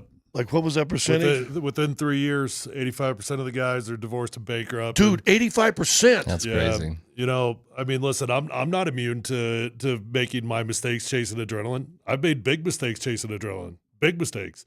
Financial mistakes, other mistakes, you know, that you have no idea that at the time why you're doing it, but you just look, man. I mean, nobody feel bad for us. That's not my point. Like nobody feel bad for us. We got to live a life that anybody would kill for. Like you would die for it. But when you're done, I mean, I always say I was a real life gladiator. You know, like I went to war, not literal war, but I mean, for lack of a better word, you know, I went to battle against another grown man every single day. I won or I lost. It was testosterone versus testosterone. It was the biggest rush in the world. You're playing in front of 75, 80,000 people. You got millions of people watching at home. And then you retire and you're like, how do I find a rush like that again? And you make bad decisions. We were finding out, and you would think it's not war, but what was the statistic? 22 veterans were killing themselves a day. You know, that stat came out a year or so ago. Why? Part of that is the same thing, is that rush and adrenaline being part of something bigger than you. And now all of a sudden, hey, we just taught you to kill for 6-8 years. Go be Darren now. It's easier just to be Darren from the get-go. Easier to be Darren from the most get-go. people, listen, I admire what you guys did. If we all dreamed of doing what you guys did. But I led a life that's more replicable of what most people are, meaning you build something and you slowly move up. I don't, you know, hopefully. And most people in life, they just don't have disposable money like that, period. It's just not part of our lives for the most part. This whole that we're talking about now with Tyler, 8 years in the league, 9 years in the league, 8 years in the league, 11 years for me. Some guys get 3 or 4.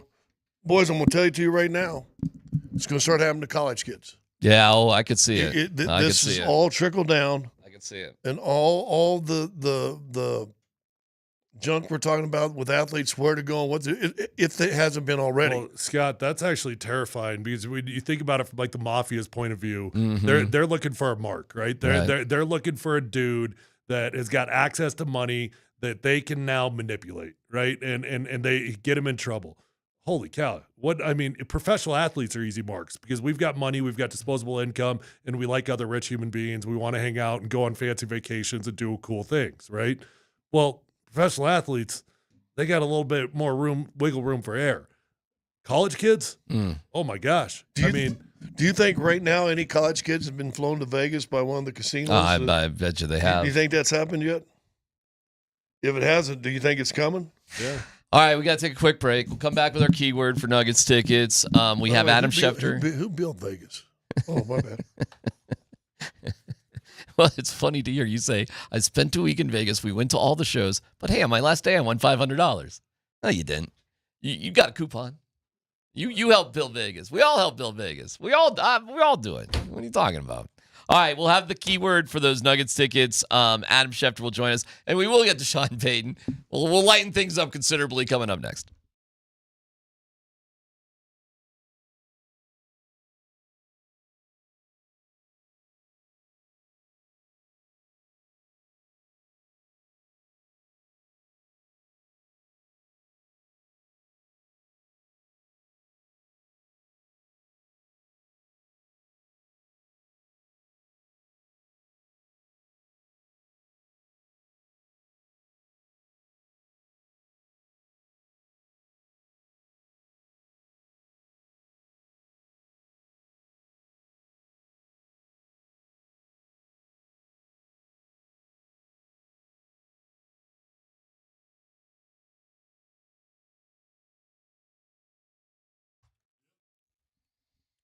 Hey, it's DMac for the Rocky Mountain Men's Clinic. When dealing with the issue of erectile dysfunction, you got to have the right treatment for your specific medical situation. Every case is different, but what's in common is that the Rocky Mountain Men's Clinic have helped thousands of men over the past decade with their issues. And research shows that men can draw apart from their partners when ED affects their sex life. So here you go. The answer to this problem, the Rocky Mountain Men's Clinic. Some treatments can have you last an hour or more. They've served the Front Range of Colorado for nearly a decade. Here's what you do. Schedule that visit, $99, no big deal. Get that consult with a Colorado licensed medical provider, a T and a PSA test. If advised, a test dose. If it doesn't work in the office, your visit is free. You got an expert staff. Like a lot of men, you could be having sex the day after your appointment. 5 locations, and especially that location in Castle Rock. Chef's kiss. Way to go. Fort Collins, North Denver, Central Denver, and Colorado Springs. Hit them up today at 720-440-7900, 720-440-7900, RockyMountainMen'sClinic.com.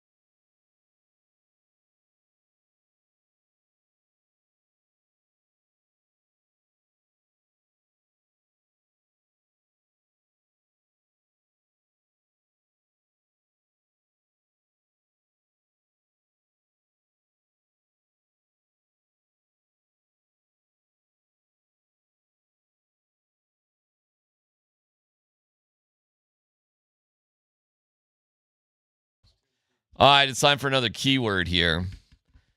A Nuggets Ticket Tuesday. We were just talking off the air about Victor Wembanyama. Oh, my God. We'll get into that a little bit later. But the Nuggets do open things up in Golden State tonight. It's a double dipperoo right here on 92.5 and AM 950. So we got you covered, no doubt about it. And every Thursday, we're giving away a pair of tickets on each show. So listen for your keywords on the 20s. Your 120 keyword is Pickett. Text Pickett with your first and last name to 303-504-0925 to enter for a pair of tickets to the Nuggets home opener this Saturday against Phoenix. Don't miss out on the great fan-friendly options at the concession stands for $5. Again, 120 keyword is Pickett. Text Pickett along with your first and last name to 303-504-0925. We'll announce our winner at 2:55. Best of luck. Adam Schefter joins us in about 17 minutes. You want to throw in your 2 cents about Wembanyama last night, who was just masterful and an absolute demolition, by the way. He was unbelievable. It just had a cool stat that his average shot attempts, and I think he shot 3 or 4 threes, was 10 feet, which was 3.5 feet closer than in any game he played last year as far as average distance of shots. He must have had 8 dunks. And I told you in the break, he's a 7'5" guy that, at least in that game, used 7'5", and we've never seen that. I read that it's been 8 months since he's played in a competitive basketball game, and he has spent that time training around the world, working on everything. Of course, he's got a great, Castle was Rookie of the Year last year, and what they have is San Antonio's a playoff team. They are terrifying. I'm just happy for Wemby that the blood clots didn't end up being a career-ending deal. I think we're all lucky to have this dude playing sports during our lifetime. I mean, I think it's going to be. It was an incredible watch. And we'll Cooper see. Flag, the longevity of these tall guys historically is not very good. I got you. Well, I hope his goes for a long time, and I wish Cooper Flag the best. I wish him the best. No, I think he's going to be okay, though. Okay, cool. You don't like him? I do like him. But there's something you can do as Wembanyama to affect a game that Cooper Flag just will not be able to do. Cooper Flag's like a lot of really talented guys in the NBA. There's going to be things Wemby's going to be able to do that no one else in the league is going to be able to do, affecting the game. There's going to be things that we've never seen before. There's going to I can't wait to. I'm in love watching him play basketball, and the fact that you see him muscled up, more coordinated, more experienced is terrifying. Once he gets that MVP, Tyler, I don't know what year is going to go by aside from some sort of injury where he's not going to keep being the MVP. Yeah, he could put 4 or 5 in a row. How can anybody stop this guy? He's a freak. He only had 3 blocks in the game, but how many moments do you think he impacted decisions? 15. Dude, we watched a game one time. I think it was in Washington. I played with Tree Rollins, who's a great shot blocker. Had 10 blocks in a game. Whoa. That's a lot. We went and watched the film afterwards. He had probably another 10 or 11 that he affected because now everybody sees him in there. Now instead of shooting it with a 2-foot arch, now it's 3.5 feet. And that's what Wemby does. Well, it was pretty awesome, and we're thrilled to have the NBA back and the Nuggets tonight, and we'll dig into that in a little bit. Of course, we'll have Adam Schefter in a pinch. Let me play you a couple of fun things. I will say this, Wemby, watching some of these highlights. Sure. You cannot let him get between you and the basket. It's over. Just throw it up high, and he's going to catch it, and you're done. You can never let him get between you and the basket. He makes these NBA players look like they're freshmen playing against the varsity team. Dude, he was doing what Lively? He's a 7-footer. He was standing against Lively. How tall is Wemby? They got measured at 7'1", and he's a whole head taller. 7'6". Well, they keep saying he's 7'3", but nobody believes that. Well, they showed a picture of him from his rookie year to now, and he's grown at least a couple of inches since his rookie year. Protecting him too. These are 7-footers he's playing against. I mean, you would never know it, right? That's a 7-footer right there. 7'1", Lively. Lively's a 7'1". He's 7'1". Yeah, you're not supposed to be able to move like that. Nope. Not supposed to be able to do that. Look at his handle.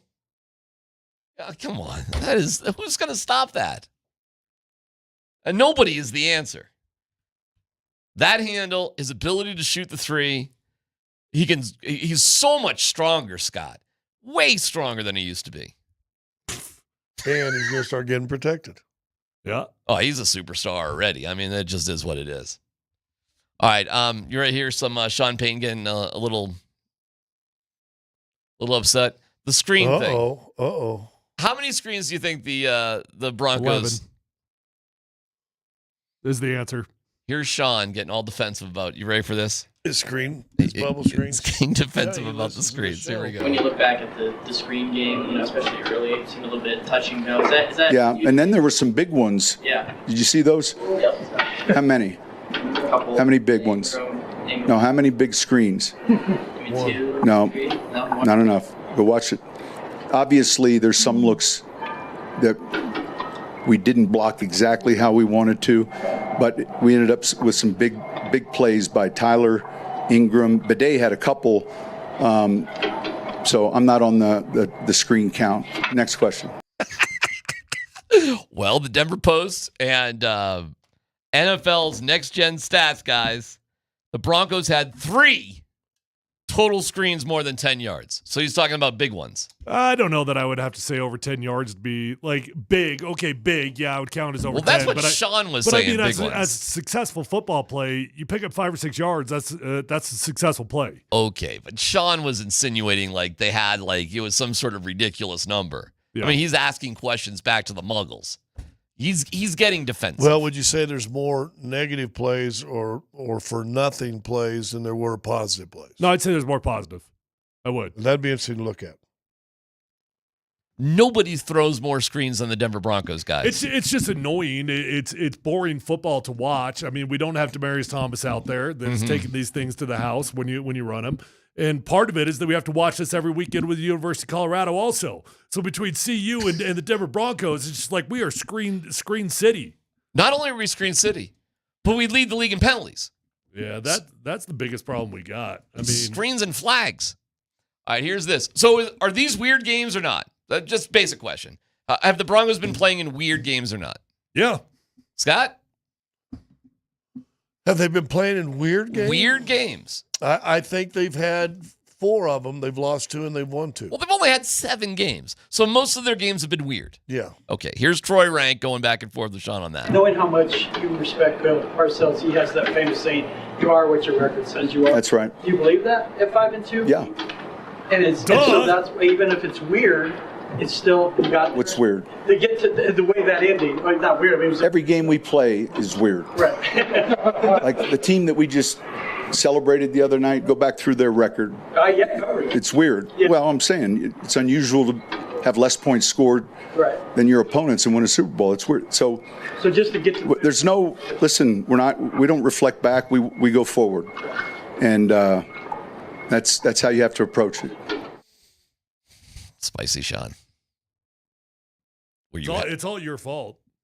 My fault? Yeah, all this. How's it my fault? Sean's just still ticked off that you asked about play calling.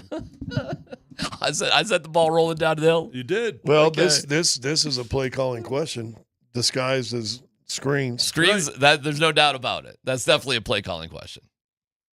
It's questioning how he's doing things. Yeah, no doubt.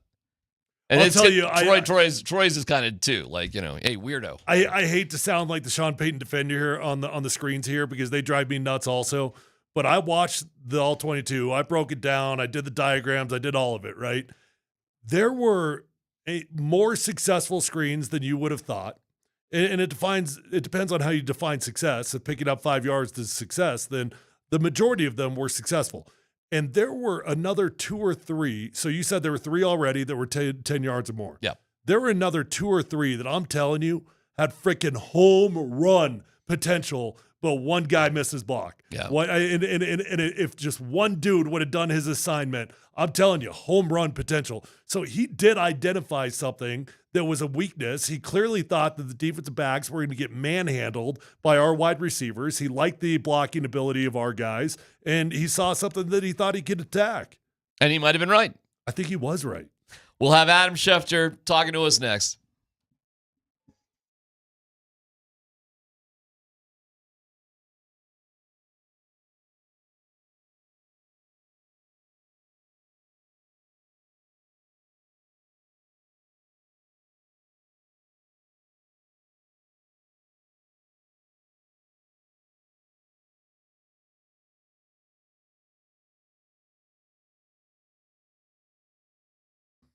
Hey, is it time to start shopping for a new vehicle or a pre-owned vehicle? If so, go to the best dealership in Colorado with the best prices, the best inventory, and the best customer service. It's my friends at Phil Long Ford.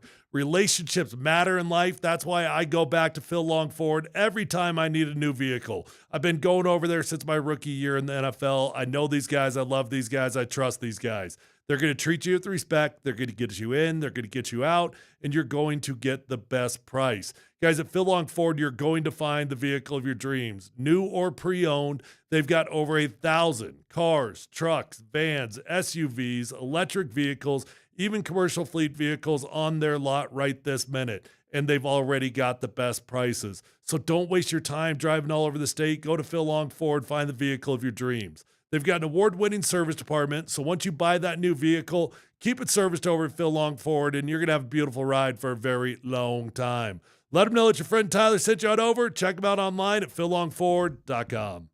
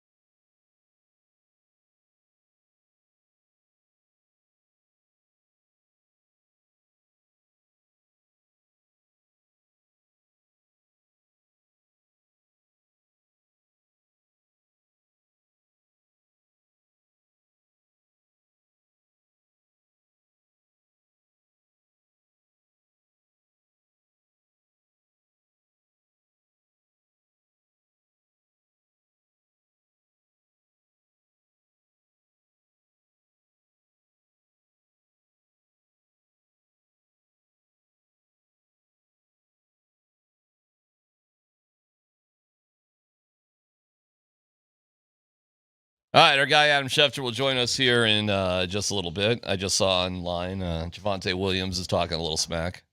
Not bad. It's kind of like mutual parting of the ways, like, Towards the team or towards Sean? I'll decide if it's smack talk. Something telling me you might be hyping it. Yeah, I'm trying not to overhype it. It's just he's calling it mutual. They parted ways and it was mutual sort of thing. So that's hype. That's smack. A little bit. Yeah. You think it was mutual? Or do you think the Broncos were done with Javonte Williams? I think the Broncos were probably done, but I think if it is mutual, why would Javonte Williams not want to be here? And I think, well, because probably how he was treated by the Broncos or by Sean Payton last year. Okay. I mean, I'm not calling this Russell Wilson smack talk. I'm just saying, You're always looking for a hole to throw some dirt in, aren't you? Gosh. You're a hole digger.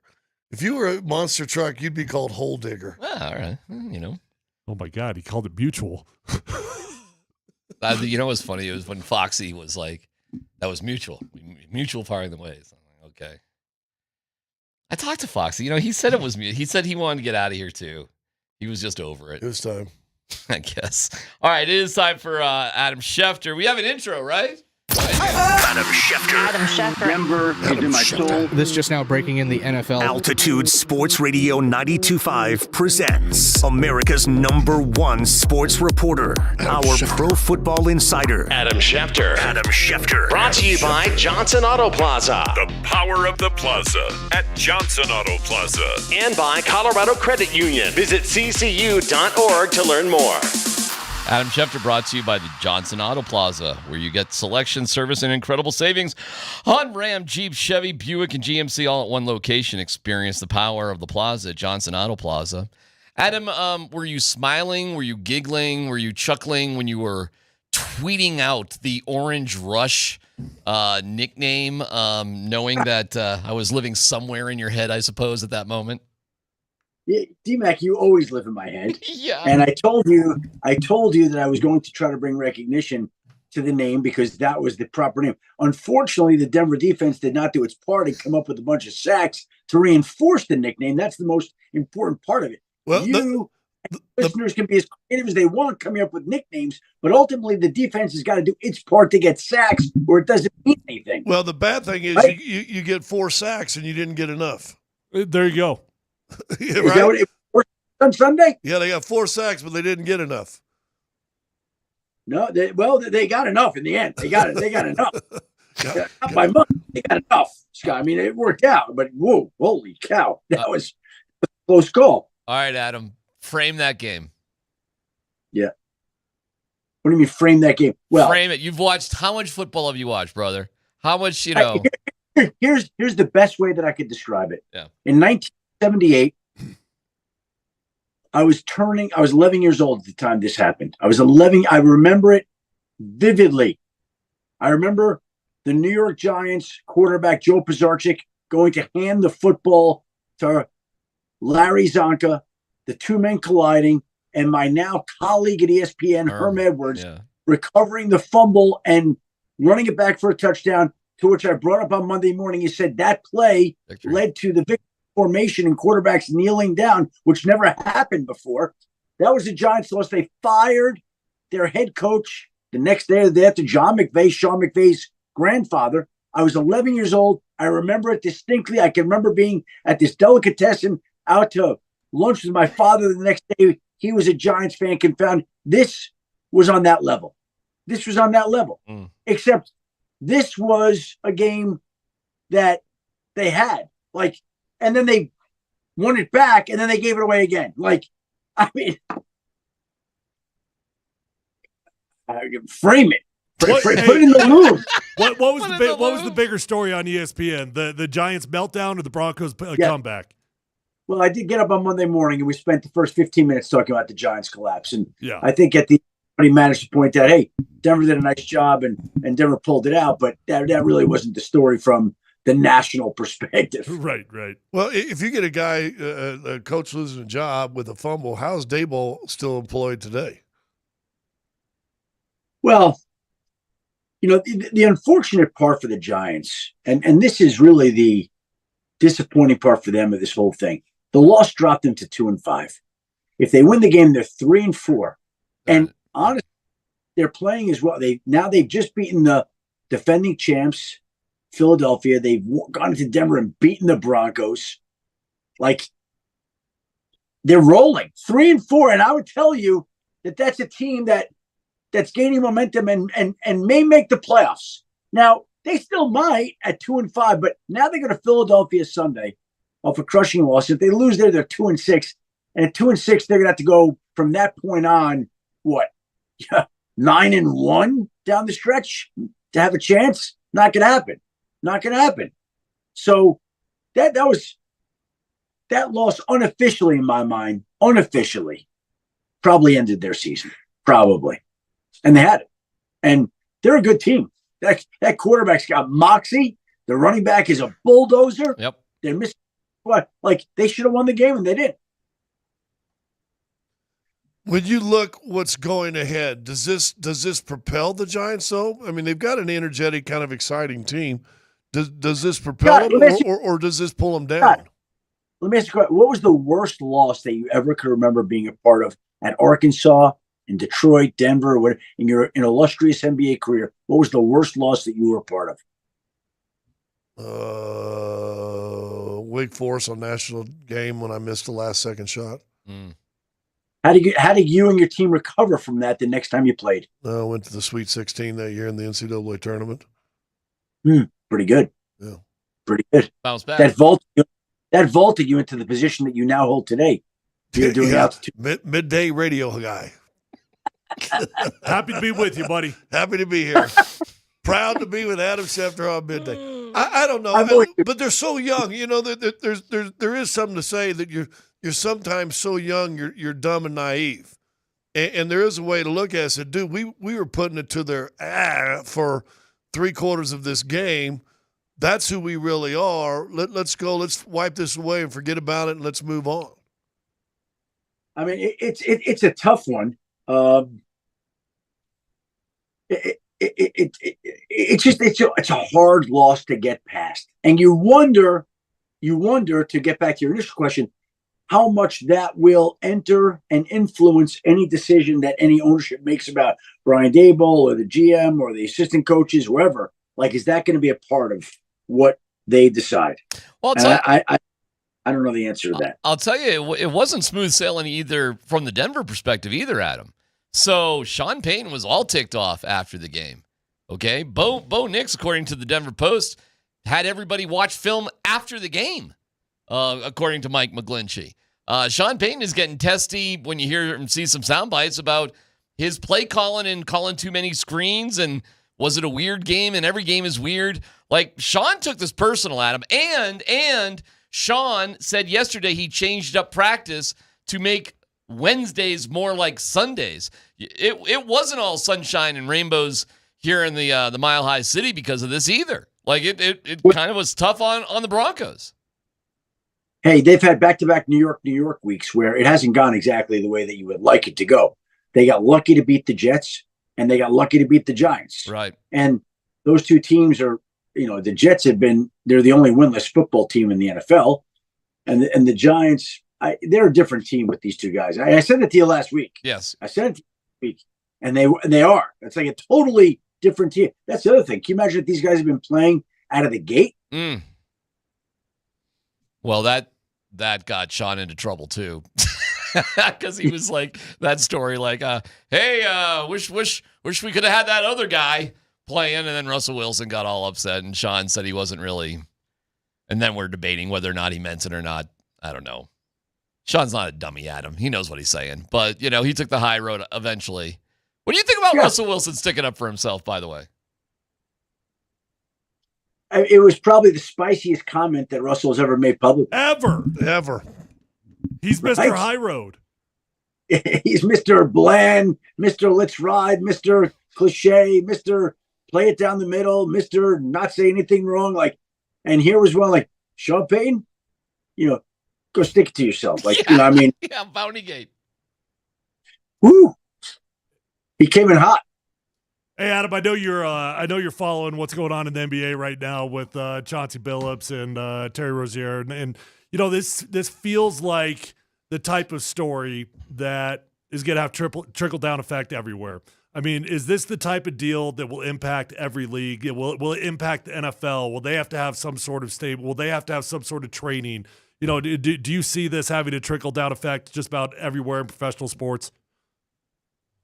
Well, the league does that, but to your point, and I'm going to check with the league, I'll bet you they send out another memo, or another video in the coming days reminding people that is not tolerated, accepted, and it is punishable to the fullest extent of the law. Like, I think the league will send out another memo, but they go through this over and over. Yep. Like, it happens all the time. It's not like the league would be taking some 2 people got arrested, 3 people got arrested, and we need to all of a sudden now make our players and coaches aware of the fact that they can't do this. Like, and that's part of the dance that you go through when you have partnerships with sports betting companies and you're advertising point spreads, and they're running on the bottom line of our networks and everything. So like that's just kind of the way that it goes. The kinds of things that are going to come up every now and then. But I think it's a historical story. I mean, and these guys, they're innocent until proven guilty, and we'll see what they have to say. And a little interesting that this comes out the day after the NBA season starts. Like that's a little odd, but whatever. Here's the deal: they get to say what they believe is right, and it sounds like obviously they're in trouble here. And we'll see what comes out of it. Bad situation. The money is so significant, and I just don't know how you can ever put the cat back in the bag. Could you ever see a scenario where one of these leagues reverses their course on their partnerships with all their gambling relationships? No. Too much money. Too much money. And it's the way it is. It really is. That's the world we're living in right now. I know. Are the Cowboys a pass rusher away from being a Super Bowl contending team? I don't know that. I mean, first of all, the NFC is so loaded. I would just say this, that the Dallas Cowboys, to me, they're a playoff caliber team. But the thing with them, and I pointed this out on my podcast today, is they've been dominant at home and they've been pedestrian on the road. Mm-hmm. They're at 41 points per game at home, and I think that number drops to 26 or 27 on the road. Mm-hmm. They're averaging 100 more yards per game in games at home than they are on the road. Wow. So, there's a difference in these teams from going to from Jerry's world to outdoors. That's helpful to Denver. If Denver were going to Dallas, I think it'd be a little bit of a tougher assignment. It's still a tough assignment, and Dallas is still a good team, but they're just not quite as good on the road as they are at home. And there could be a little weather this game, and again, you're playing in Jerry's world, so it could be a little bit of a weather game too. Adam, did you know that the Broncos have beat the Cowboys 7 straight times, and the Cowboys haven't beaten the Broncos in Denver since 1992? Do you know the Packers haven't beaten the Steelers in Pittsburgh since 1970? That's awesome. Wow. When Bart was playing quarterback in Week 12. That's awesome. Like, you just gave me 2 interconference foes who met up in a Super Bowl at one point, the Cowboys and Broncos. Like that was some big deal. And I was at that game in 1992. Yeah. That Dallas. I was at that game, but the Packers haven't won in Pittsburgh. That's awesome. Since 1970. Yeah, sometimes you come across these weird numbers. What was the one with this game? Like 2 out of 3,600 and something? Like the point differential in games, Adam, something like that? Like trailing by 18 points with 6 minutes go? It was like something like that. Something like going 19, down 19 going the fourth quarter, only 2 teams out of 3,600. Yeah. And both teams were Denver. Well, no, the one was Denver. I screwed that one. I screwed that up. It was Denver was one, and the Colts, I think, were the other one with like Peyton Manning. That's my bad. I know. You trust me. I trust you. I know. Don't trust me. Yeah. Right. What's the spread? I'm giving you pretty accurate reads on the games each week ahead of them. Like, Jets, Giants. Denver's going to play a good game this weekend. Good game this weekend. Yeah, it's although the numbers aren't great after emotional games. Sean Payton pointed that out. And that game was unbelievable, Adam. You just couldn't believe what was going on. We'll see. It's a pretty exhausted crew, I'm going to tell you that. I mean, you go from on the road to Philly, out to London, you come back, you have that emotional game. I don't know, man. It could be a great game, though. I don't know. They'll probably be 9-6, right? But on the surface, it's going to be a barn burner. It's going to be something else. So we'll see. We'll see how it goes. But looking forward to that one on Sunday. Me. All right, Adam. What tweet are you about to send out that we can look forward to within the next 5 minutes? Complex. It's just unbelievable. It's so funny. It's like the kid was teased at school. He lives with it the rest of his life. I'm just asking. One video appearance where I tweeted some news story that DMac just can't get past it all these years later. I'm just saying. You're probably going to put out a tweet in the next 5 minutes. What's it going to be? No. I would expect that Aaron Jones will be activated here at 4:00. Okay. Expect that to happen. Make that official. All right. Look, you never know. You never know what's going to happen. But Lamar coming back? Oh. I don't know about that. Nope. I'm not saying no, but I don't know that this week is a layup. I don't know that this week is going to happen. It's a big question. How about that? Yeah, you know something. You're just not telling us. All right. We love you. We'll talk to you later. Yeah. Hey, no red or green in this house. Okay. Bye. You know what? I put that sign up there one time, Scott. I just kind of was up there. And just haven't taken it down and managed to get shot. So fine, that's all right. Yep. No red or green, Michigan man. I got you. No Arkansas red. None of that's allowed here. Hey, wait. Did your daughter commit to a school yet? Did she make her mind up? We were kind of were talking about that last week. You were in Wisconsin last week. Yeah. No, we just visited 11th grade right now. She hasn't even sent out her applications yet. Is she waiting for that broadcasting NIL money to come in from those broadcasting schools in college? Yeah. No. Yeah. Hey, that NIL money's back on that bookshelf behind Adam. That's where that NIL money is right there. All right, brother. We'll see you later. Thank you, Adam. Adam buddy. Schefter brought to you by Colorado Credit Union. Love where you live. Love where you bank. CCU, helping Coloradans achieve their financial goals. Visit ccu.org to learn more. Time for Sports Not Sports. This is a good one. PhD presents Sports. Breaking news out of the NFL. Breaking news out of the NBA. Not sports. A driving violation. Suspended for 4 games without pay. Former Red Sox pitcher is under arrest. That was not acceptable. What kind of folklore legend do you think Joe Flacco's sort of become and is living right now? Because I think he's having a second life. It's not quite on Fitzmagic level, but it's close. It's something though, right? Yeah. There's something. There's something very legendary about Joe Flacco as things are going on. I think when he was here, it was like the lowest point of Flacco. Yeah. I think he was angry he had to be here. Yeah, and he did move here with his whole family, and 5 kids under 6 years of age at the time, which was quite a few years ago. Think about that for a second. Yeah. But I think he's grown mythical in status. He had a press conference yesterday because what he's done is he's told his family, stay in Jersey.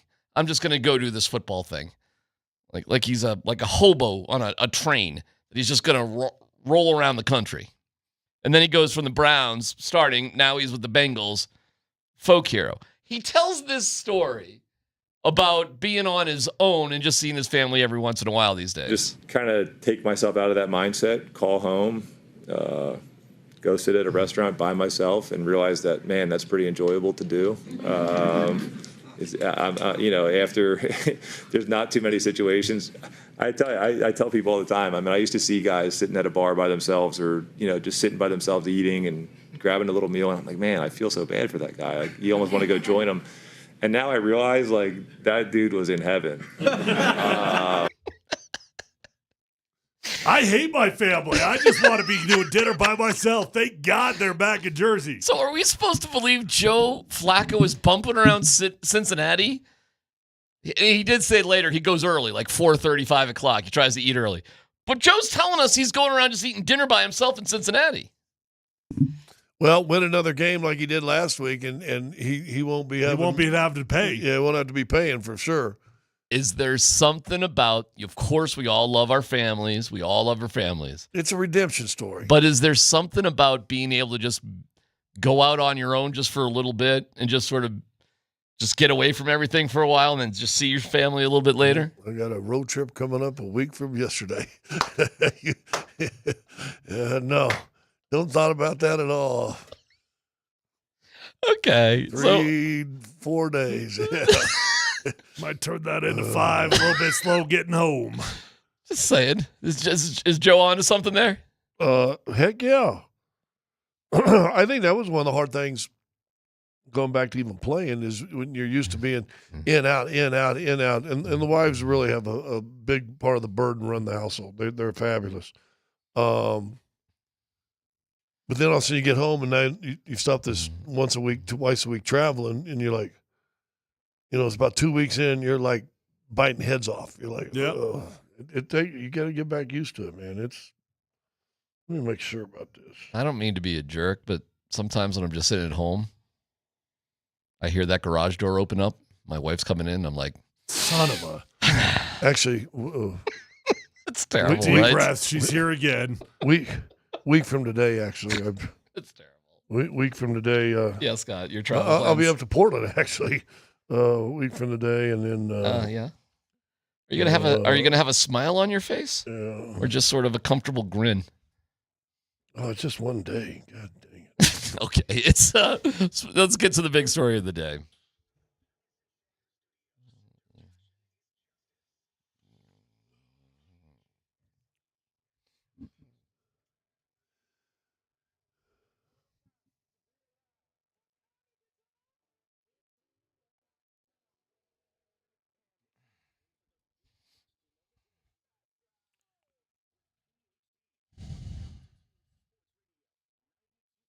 I got another twist on the Chauncey Billups story today. So do I. All right, well, you go first. Go ahead. I don't mind you. All right, well, this is just on ESPN.com, so ain't nothing, no inside dope here. But Damon Jones arrest. So Chauncey was arrested. That's the gambling thing.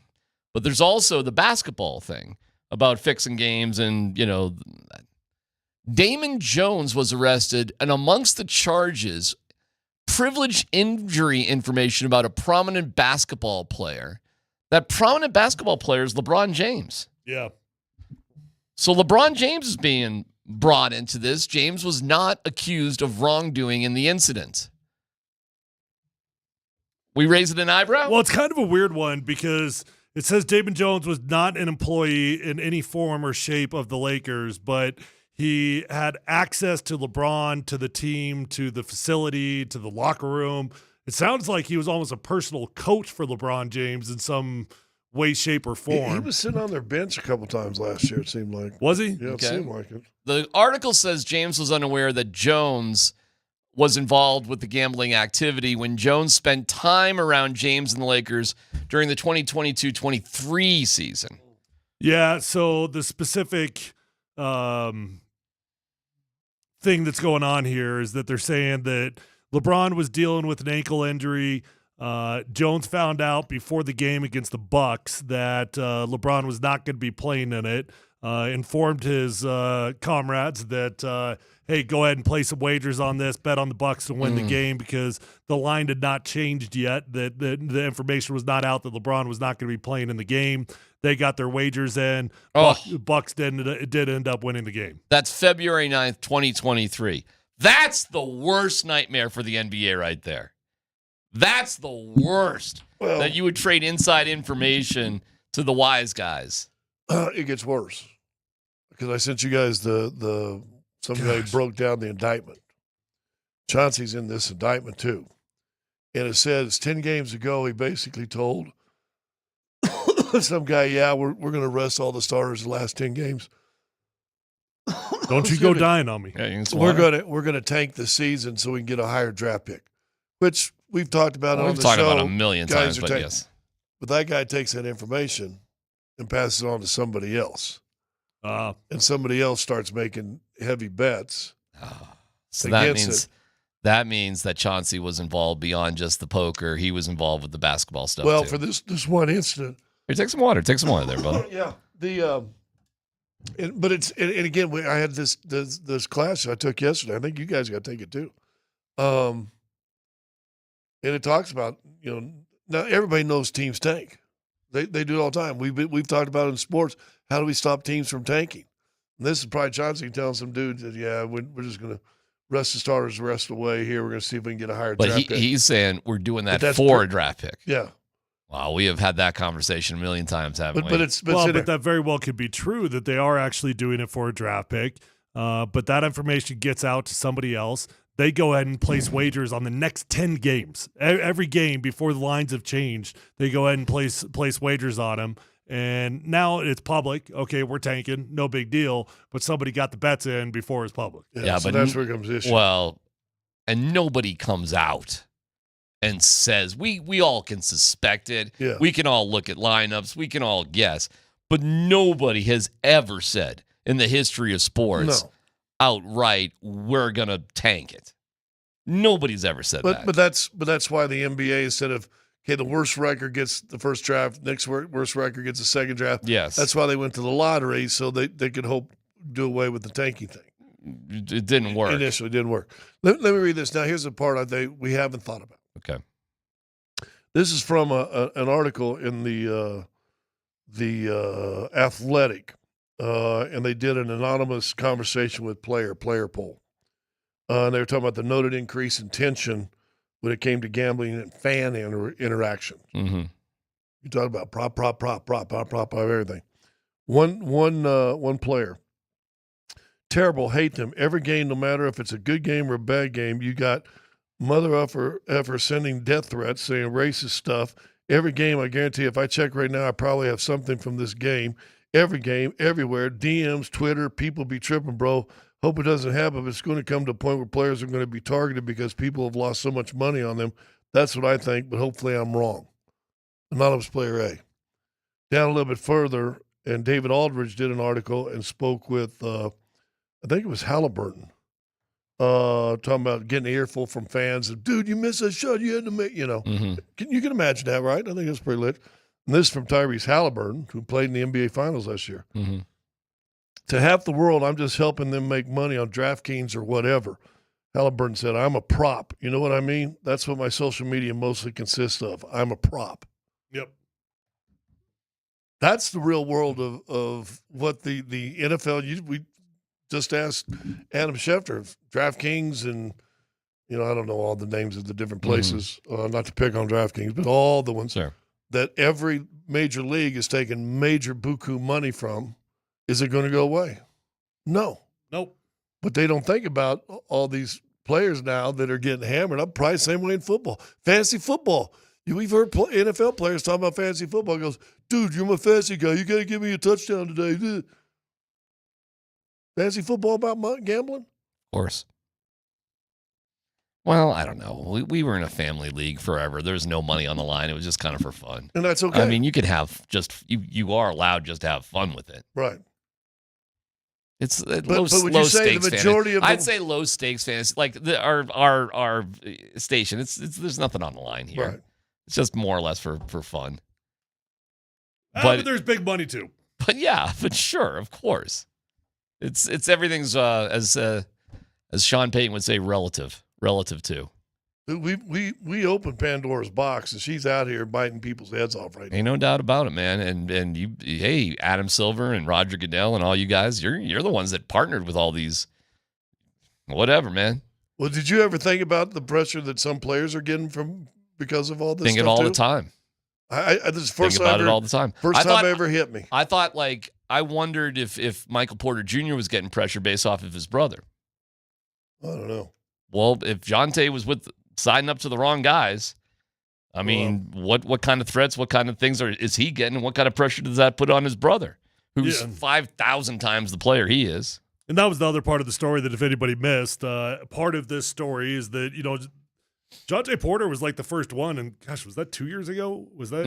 Yeah, it was Ish. Beginning of last season. 2 years ago. But this it investigation goes back to 2019. Yeah, it just goes to show you how long this has been going on. Right. He got caught up in the crime families and the mafia and everything, and he was allegedly getting pressured to fix some bets because of the amount of debt that he had to them. So, he probably showed up as a player to a poker game. I don't know. I mean, whatever. Probably showed up to one of these events and just was participating in it. And maybe it was a freaking fixed game. Maybe he showed up to a fixed poker event and he lost $500,000. He's like, I don't have $500,000. Well, here's how we fix it. And now they're threatening him. And, it doesn't make any of it okay. But, you just see how these things happen, how it spirals. Today doesn't happen like it did today. There's 34 guys involved. 34 people were arrested. The investigation began back in 2019. The first Trump administration. It went through an entire administration. This is going. They don't do investigations like this just to bring down one or two guys. They do it like this to bring down an entire system. They hope. And Chauncey is the face of this? My gosh, come on.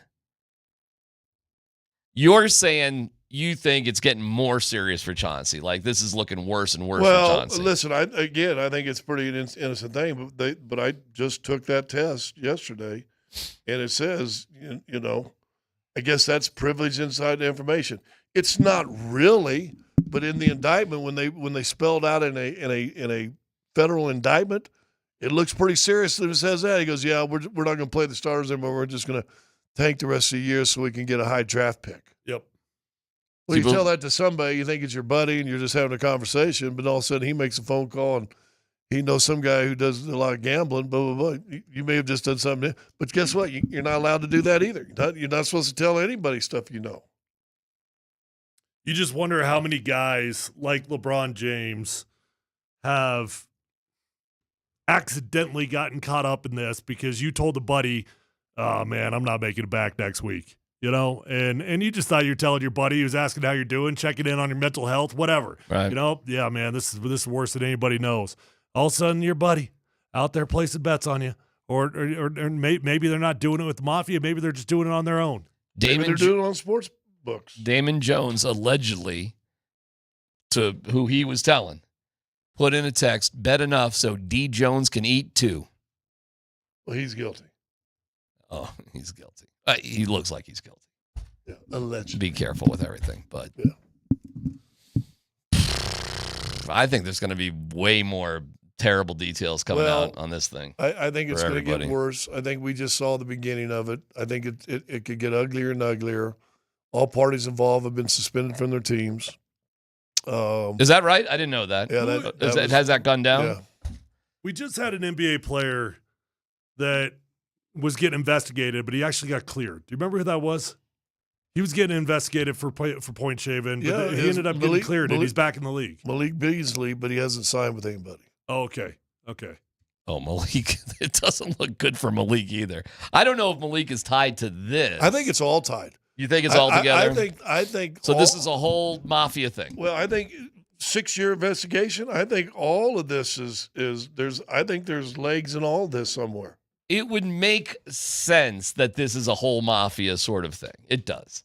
That it is all, because who else is organizing all this? Who else is doing this? Just a sort of an odd guy here or there? Nah, I mean, come on, man. Crazy story. Crazy. Well, this will be one of the most impactful sports stories of all time. The trickle-down effect for this should be massive. And massive. The funny thing is, and I don't think the federal government cares or worries about it, but isn't it funny? Basically, for the NBA's sake, breaks on opening week. You think that was intentional? I don't know. Or just the way it's I think it's probably just the way it did, but I mean, not that you could absolve it in February. Oh, this breaking now makes it way bigger. Yeah. Way bigger. Because there's not going to be... It's humiliating for Adam Silver. Tonight's Nuggets play their first game. Golden State plays their second. Do you think before the game when the locker room's open and the coaches meet and do all their conversations, that all of this isn't going to be discussed? I think there's a lot of NBA players with sweat trickling down their crack right now. Well, just got to be smart, man. I think there's a lot of NBA players that are going to keep one eye open and wondering who's going to be knocking on their door. What, you think this is it? Come on, man. Well, we'll see. It'd be interesting to say, and listen, this is all the NBA, so they own it. But I think it has bigger trickle downs. I think there's guys in other sports going, oh, guaranteed. Yeah. Guaranteed. You might have thought you got away with it, man. Dude. Dude. I told you before that I've told the story before. I talked to a prominent NFL quarterback, played in the 60s and 70s. He said we were all shaving points to make extra money. But, they're playing an entire football season for $14,000 a year. Yeah. Man. All right, we will have Let's Football Go. We'll also have our next keyword with tickets to give away, which we'll give away at 2:55 today. A reminder, tonight's Avs game against Carolina, the throwback jersey sweater night on 9:50 begins at 6:30 with pregame presented by Ramos Law. Car accident, you need Ramos Law. Medical doctor and attorney. Visit ramoslaw.com. But it's a double dipperoo with Nuggets and Golden State right here on 92.5. Pregame at 7:30 presented by Ramos Law. Thank you, Ramos Law. Medical doctor and attorney. Visit ramoslaw.com.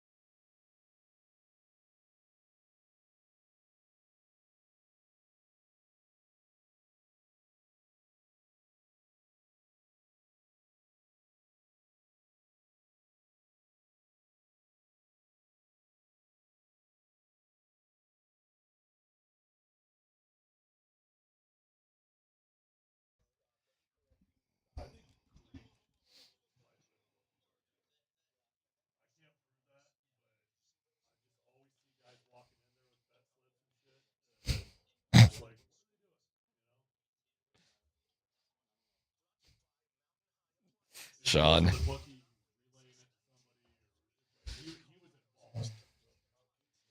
Oh, good old Slim Shawnee. He's our guy. Thank you, Mountain High Appliance. You're the best. MountainHighAppliance.com. We'll get there in 1 second.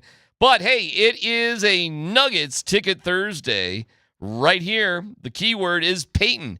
Peyton. They did not pick Can we up. just get back to loving the game? Well, sure. But you realize Peyton was also Peyton Watson, a first-round draft pick in 2022, the same as Christian Brown.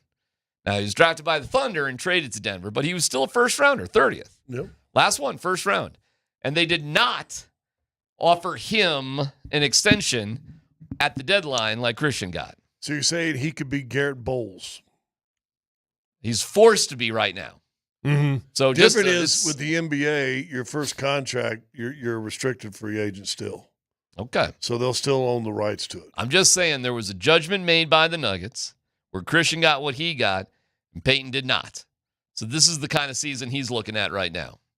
But we love him. We love Peyton Watson. I think he's going to have a good year. That's your keyword, Peyton. First and last name, 303-504-0925. Again, that's Peyton, 303-504-0925. We'll announce our winner here in 30 minutes. Dan, let's football go.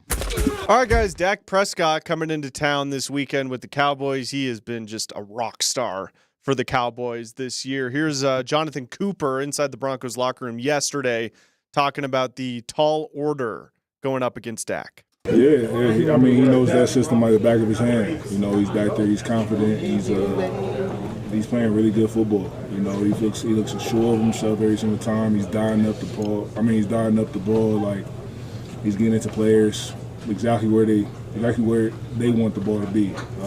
So he's playing really good football. You obviously got to take that into consideration and to notice and everything. What do you guys think the Broncos defense will have to be most focused or concerned with when it comes to defending Dak Prescott and the Cowboys offense? Oof. Oh, man, they got weapons, man. They got CeeDee Lamb. They got George Pickens. Javonte Williams is having a career year, but the single biggest threat that maybe the best tight end in football, too. Yep. That's where I'm going. The single biggest threat that the Cowboys have got is Terrence Ferguson. I mean, this dude is the real deal. Jake Ferguson. I'm sorry, Jake. Yeah, where'd I get Terrence? Because he went to Heritage High School. That's right. That's right. There is a Terrence Ferguson. It made sense. Yeah, thank you. It's Jake Ferguson. I appreciate the grace on that one. Of course. Yeah, Jake is just as good of a tight end as you're going to get in the NFL. You put him up with wide receiver stats. He's leading stats in wide receivers, tight ends, whatever. It don't matter. He's right there. And the Broncos had a rough go of covering tight ends last week.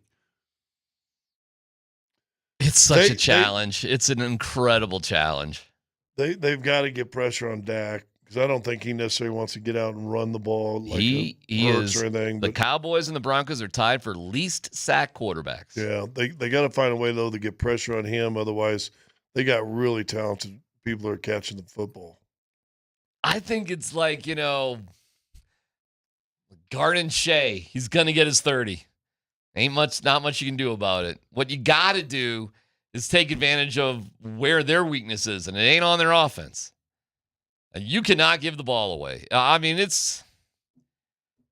have a great vibe for this one, guys, in all honesty. You know what I mean?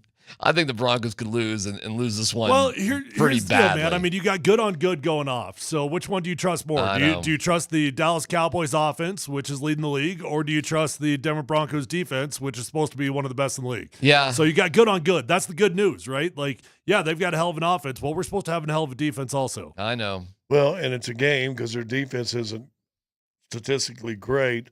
It could be a game that wakes up your offense. And Adam did give us good information, too. The Cowboys have been terrible on the road.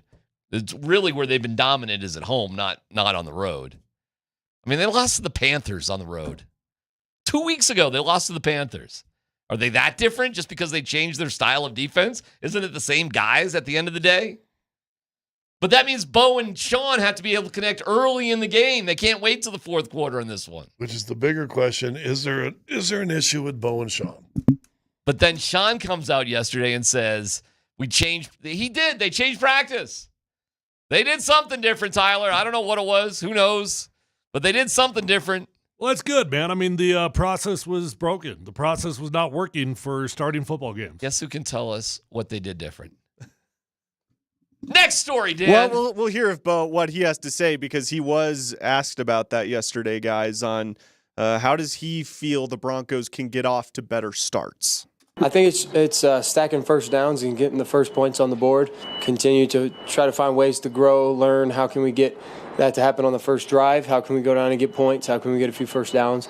There's one thing about putting openers together and having your plays, but, another to go execute them. So that's what we have to focus on. That's what we're looking forward to doing. I think everybody on offense has kind of that edge to them to where we're kind of, tired of being close. So I think everybody's working towards, making those first few possessions count.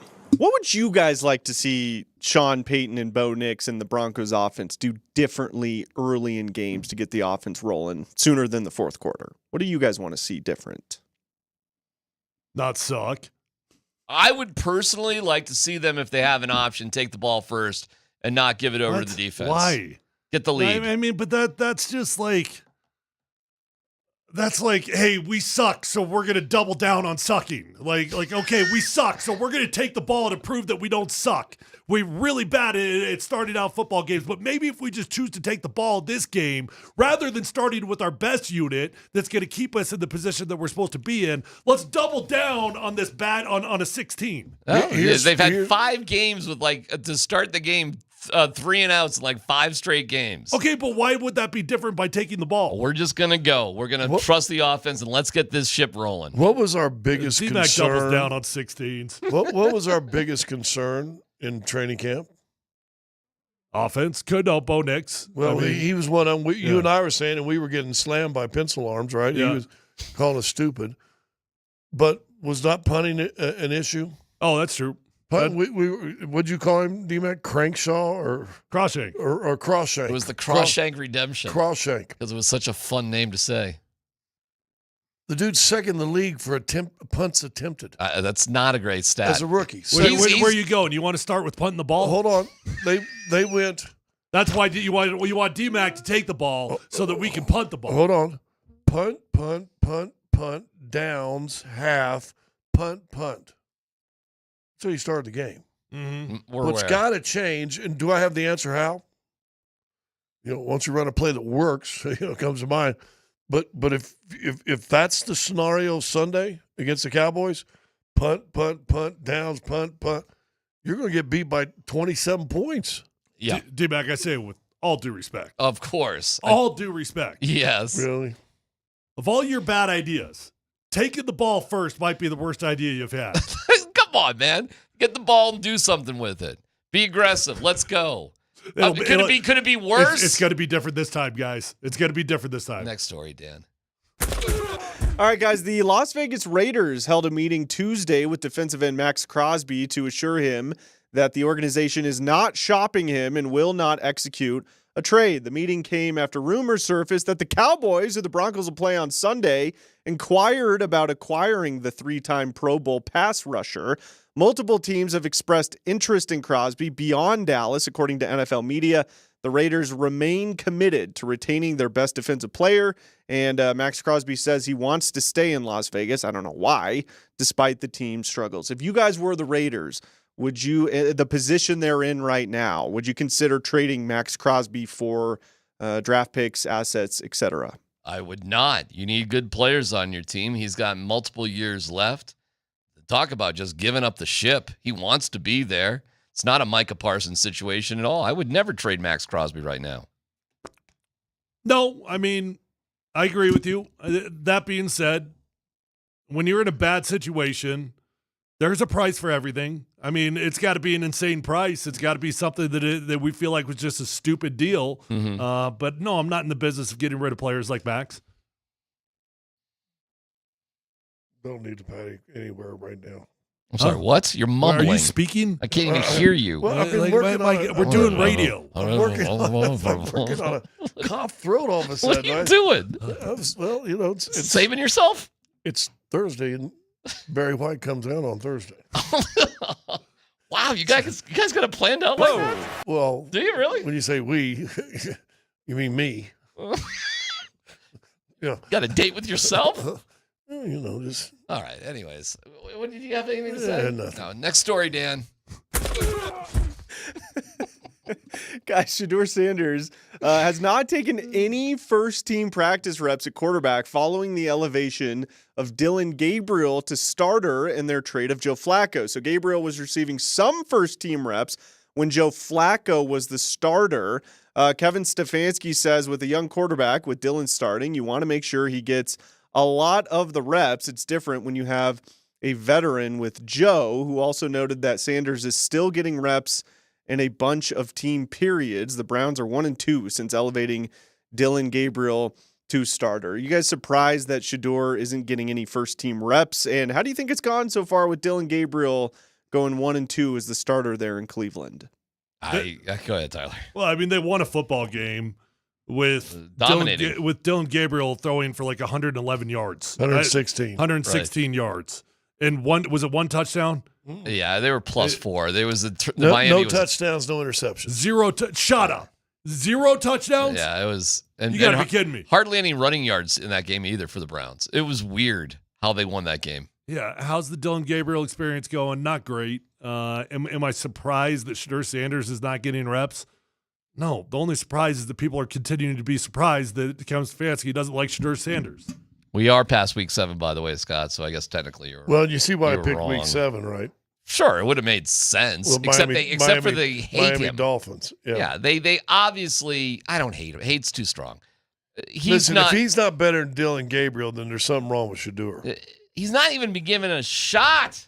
They're not even letting him take reps to prove it in practice. I don't think he's done anything necessarily wrong. I don't think they didn't want him in the first place. How he got drafted by them, period, has got to be a story. There's got to be something else behind it. It makes no sense. So maybe it was a prop bet.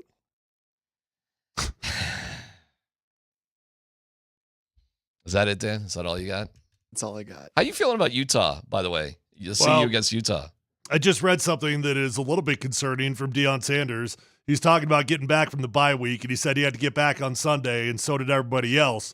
He said a couple guys didn't make it. Oh, my God. There will be consequences. Oh, you're going to see those consequences, and you're going to say, I wonder why. Wow. That's why.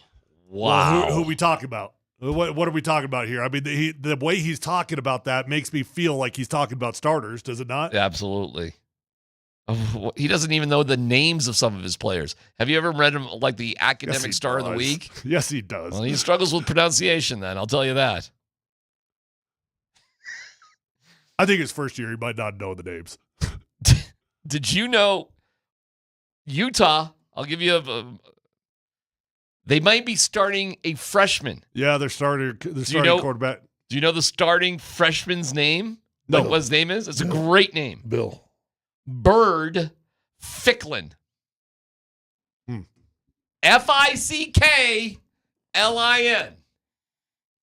I hear he's Ficklin awesome.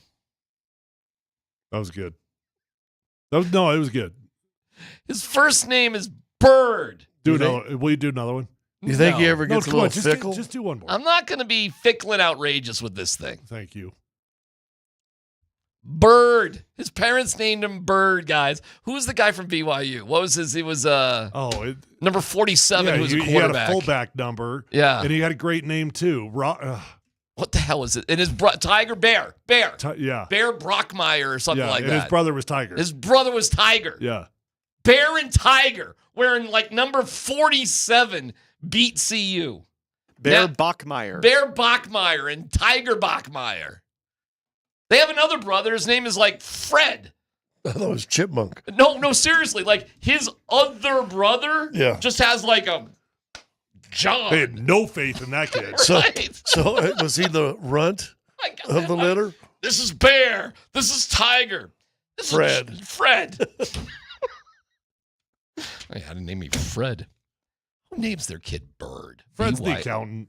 Yeah. Ficklin. How would you name your name Bird? How do you name your kid Bird? B-Y-R-D.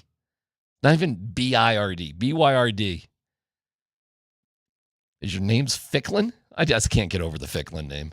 But Bird Ficklin may be the starting quarterback for Utah. A little bit of hope. That's it. I did not know that the getting back thing. You know, they didn't have a official fall break at CU, but they had reading days. Tyler, whatever that is. They canceled. I'm sure the kids were reading on reading days. It is a crazy. Think about this for a second. The bye week coincided with reading days. Coincidence? Just saying. I get conspiracies left. I don't know if they they were reading, but I promise they were working on their glaucoma. That's Ficklin. Hysterical. All right, we'll talk about the Nuggets game tonight.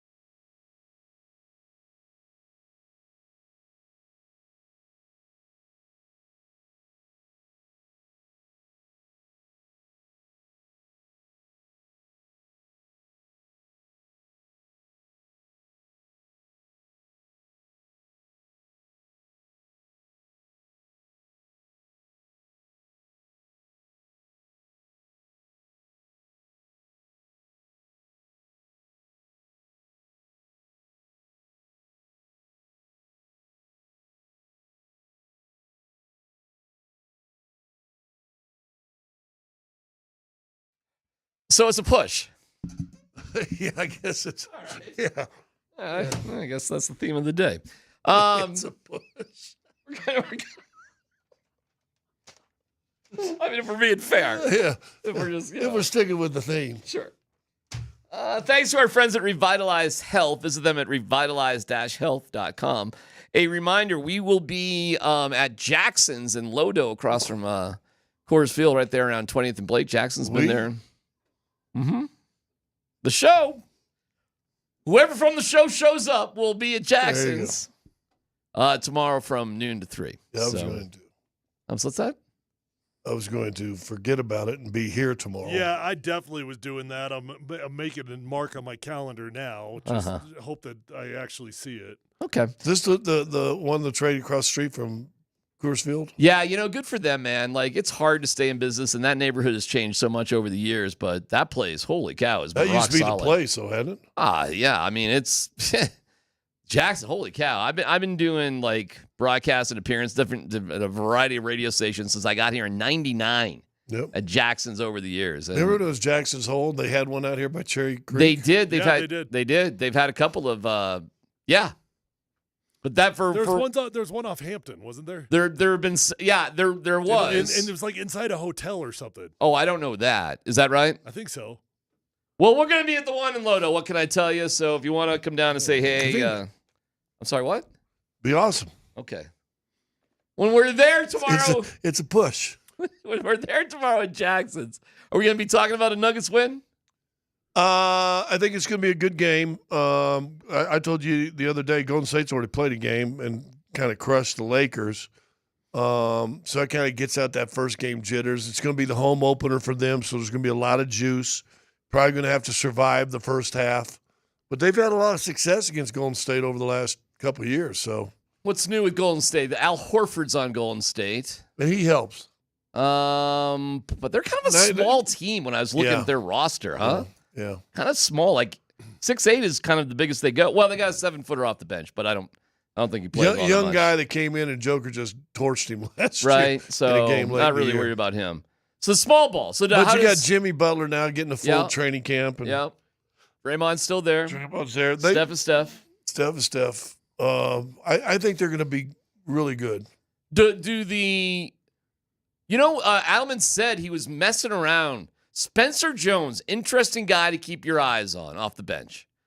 If there's one guy to say, ooh, what's going on there, it may be Spencer Jones. Spencer Jones may have had the best preseason of anybody in the coach's eyes, aside from, the guys we all know about. I told you I had talked to one of the staff this summer, and they were excited about Spencer. Said he's got to be able to stay healthy. And speaking of Golden State, he was the guy that went in there in that game in Golden State last season late and had to play a lot of minutes as a two-way guy and was fantastic. I'm just bringing him up because it's a little bit of a smaller lineup with Golden State. Is there a possibility we may see something like that? Well, I don't know because he's a two-way player, right? Okay. So I don't know if he's even active. If will even be active and be here in week one. Well, other than that, what can we expect? Because I think we more or less know what the rotation is, and I don't think it should surprise anybody. Two possible top 4 teams heading off against each other. Yeah. Should be pretty good. Give me the rotation. The starting 5. Yep. Cam Johnson now for Michael. Everything stays the same. And then I think it depends. I think you'll probably bring Bruce Brown in for Jamal, get him out early. Okay. How many minutes do you expect to see from Bruce? 20? Yeah. I wasn't asking you. Oh, sorry. Yeah, I mean, that's probably the bubble, 18 to 24. Depending on foul trouble and tempo of the game and what's going on. Listen. It's not going to be Westbrook, by the way. Westbrook coming off the bench was playing like 34, 36 minutes. Yeah. It was like stupid. It was dumb. Yeah. He won't be that. I mean, you've seen in preseason, Bruce Brown brings the ball up. Peyton Watson, I thought, did that a lot more in the preseason than in the past. Christian will do it. They don't have if there's one area of concern, do they really have a true backup point guard? Do they? That's one area of concern. So you don't have Jalen Pickett in the rotation coming off the bench? Not initially. Okay. You got Deron Holmes playing at all? No. You got Strother and Watson then kind of battling it out, seeing what's what. What Scotty's saying is the old regime is out. Yeah, I guess so. I think Peyton will play. I think he's going to be a big part of it. Hardaway, we're going to see a good chunk of Hardaway Jr.? I do. I think he's going to be a key. He's not your point guard? He's not your backup point guard? Not really a point guard. He's more of a 2-3 guy. Okay. But he's your defensive get-into guys. He can defensively play point guard. You know who you might just see playing point guard with the second unit is Jamal Murray. Well, I think you'll see a lot of him there. Yeah, Right. yeah. The key is obviously Steph. Where and how do you defend? Now you can, a couple years ago, basically all I had was Aaron Gordon, and Aaron's not quick enough to stay with Steph. Christian? But now you got Bruce, Christian. Bruce would be good. Hardaway Jr. Yeah. You've got more bodies that you can throw at a guard that's going to be as mobile as he is. At Jamal at times. So it'll be interesting. See if you can take advantage of your size down low. We're going to be off to good, healthy. How about that? No injuries with the Nuggets. Nobody on the injury report. You knock on wood right this second. I'm just telling you what it is. Golden State's got a couple of dudes. Everybody's got a couple of dudes. Nobody on how about that? You got through an entire. Telling me we don't have any load management in the first game of the season? There's no load management. There's nobody injured. They really, kudos to them to get through an entire camp, preseason, whatever, and you don't have any injuries, Scott. Pretty good. Pretty good. Good job. So yeah. Listen, this is setting up for an exciting season. No kidding. Yeah. I'm almost more nervous with high expectations than I would be if you had no expectations. Like last year I was not as nervous last year at this time as I am this year because they didn't do anything in the offseason. I thought it was going to be a thin bench and they were going to be in trouble. I didn't have the greatest faith in a couple of the starters. And so last year kind of played out. I thought there was a rebirth and a re-energizing of the team at game 69. That didn't, or 80 or 79. But I'm excited because this could be a special year. Well, you can hear the game right here at 9:25. The game's at 8 o'clock. Pregame at 7:30. We have the Avs on 9:50 at 7. 7 for the Avs. Yeah. That's at 6:30 pregame. So a double dipperoo tonight. And hopefully we're talking about a couple of big wins when we're at Jackson. And don't forget, by the way, I saw the second winner. So I've seen two of the winners of the sweaters we gave away this week. Yeah, one of the guys was here today picking it up. He was so happy. You should have seen him when I came. He was jacked. I pulled in as he and his buddy were walking out. Okay. They were freaking going nuts in the parking lot. He was so excited. Oh, it was unbelievable. He was pumped. He was shaking everybody's hand around here. Yeah. It was like, Which tonight, by the way, awesome. you're gonna get to see those sweaters live, and Andy's talked about it. He loves what the Whalers sweater kind of looks like with that big old whale in there. So here it goes. It comes tonight. All right, we do have to announce a winner for the Nuggets tickets. It's John Winger from Morrison and his brother Kip, and we're playing it right now, Andy. If we were playing, because you don't have your headphones on, but brother. My guy's loud enough. If we're going to play one Winger song, what's it going to be? Well, they actually had another one that I liked, but it wasn't this one. In this, She's Only 17 She's or something. Only 17, the definitive Winger what? Song. This is the other thing. Like the most politically incorrect song of all time. Oh, that was all in the 90s, my friend. Late 80s, that's all it was. Your boy Mark Stout screams at me, "You guys killed the good time. You suck. Grunge sucks. Everything sucks. We were all partying and doing blow and had our hair teased and wearing makeup. It was great." Really, was it? Half you guys are getting, let's have another rock star write a book about me jamming adrenaline into the heart so you can come back. Those are the days. 6 Slash. I mean, let's just go through it all. Y'all are lucky to even be here. Anywho, She's Only 17. Turn it up a little bit, Dan. Nah, you don't have to. You really don't. You didn't like hair bands like this? No, come on, man. I was not. I did like Skid Row. What was that little beach one? This is the dumbest video ever. They were walking down the beach in their jeans and their leather jackets. Really, boys? No beach wear at all? All right, hold on a second. You guys, guilty pleasure. Hairband guilty pleasures for anybody? Scott? No. No, really? Tyler? Mm-mm. Holy cow, I'm in for Hairband guilty pleasures? Why is it Dr. bald Feelgood guys was- always loved hairbands? Wow. A little winger, little rats, little crew.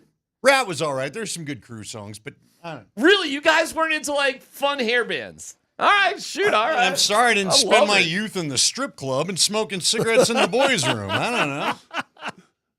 You have to understand too, but I thought you went to Taking this. IV I had to shots go of to tequila. Catholic school. I was told every single one of them was the devil. Somehow the devil was going to appear in your room as soon as it showed.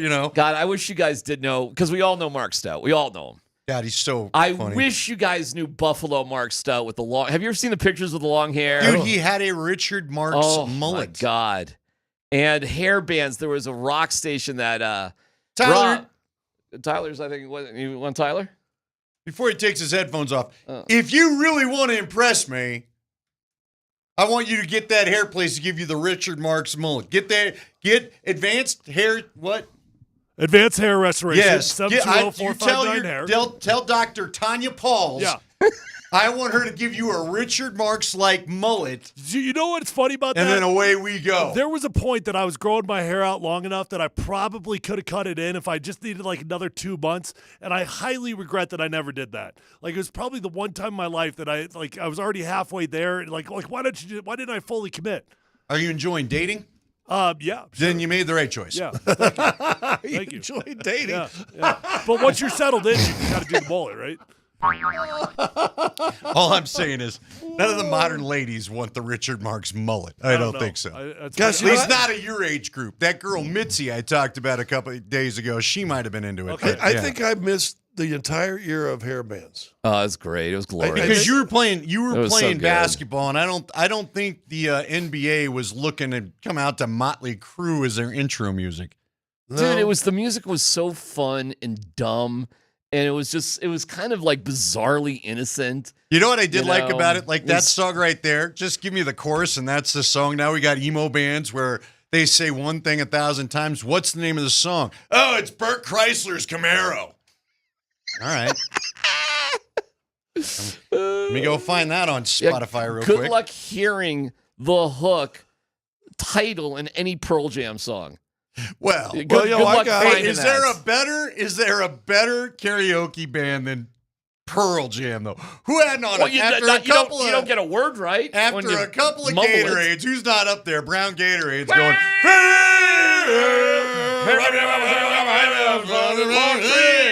Oh yeah. And I have no idea what the hell he says. Something about the concrete, and maybe you'll see a little better set of days. That was in I was seeing McCreary is his bandmate. He doesn't know what he's saying. Who's Yellow their guitarist? One of their it's songs. a great song. Oh, fine. Great song. I can play that on guitar, by the way. Super. Point out when he says Yellow Ledbetter in the song.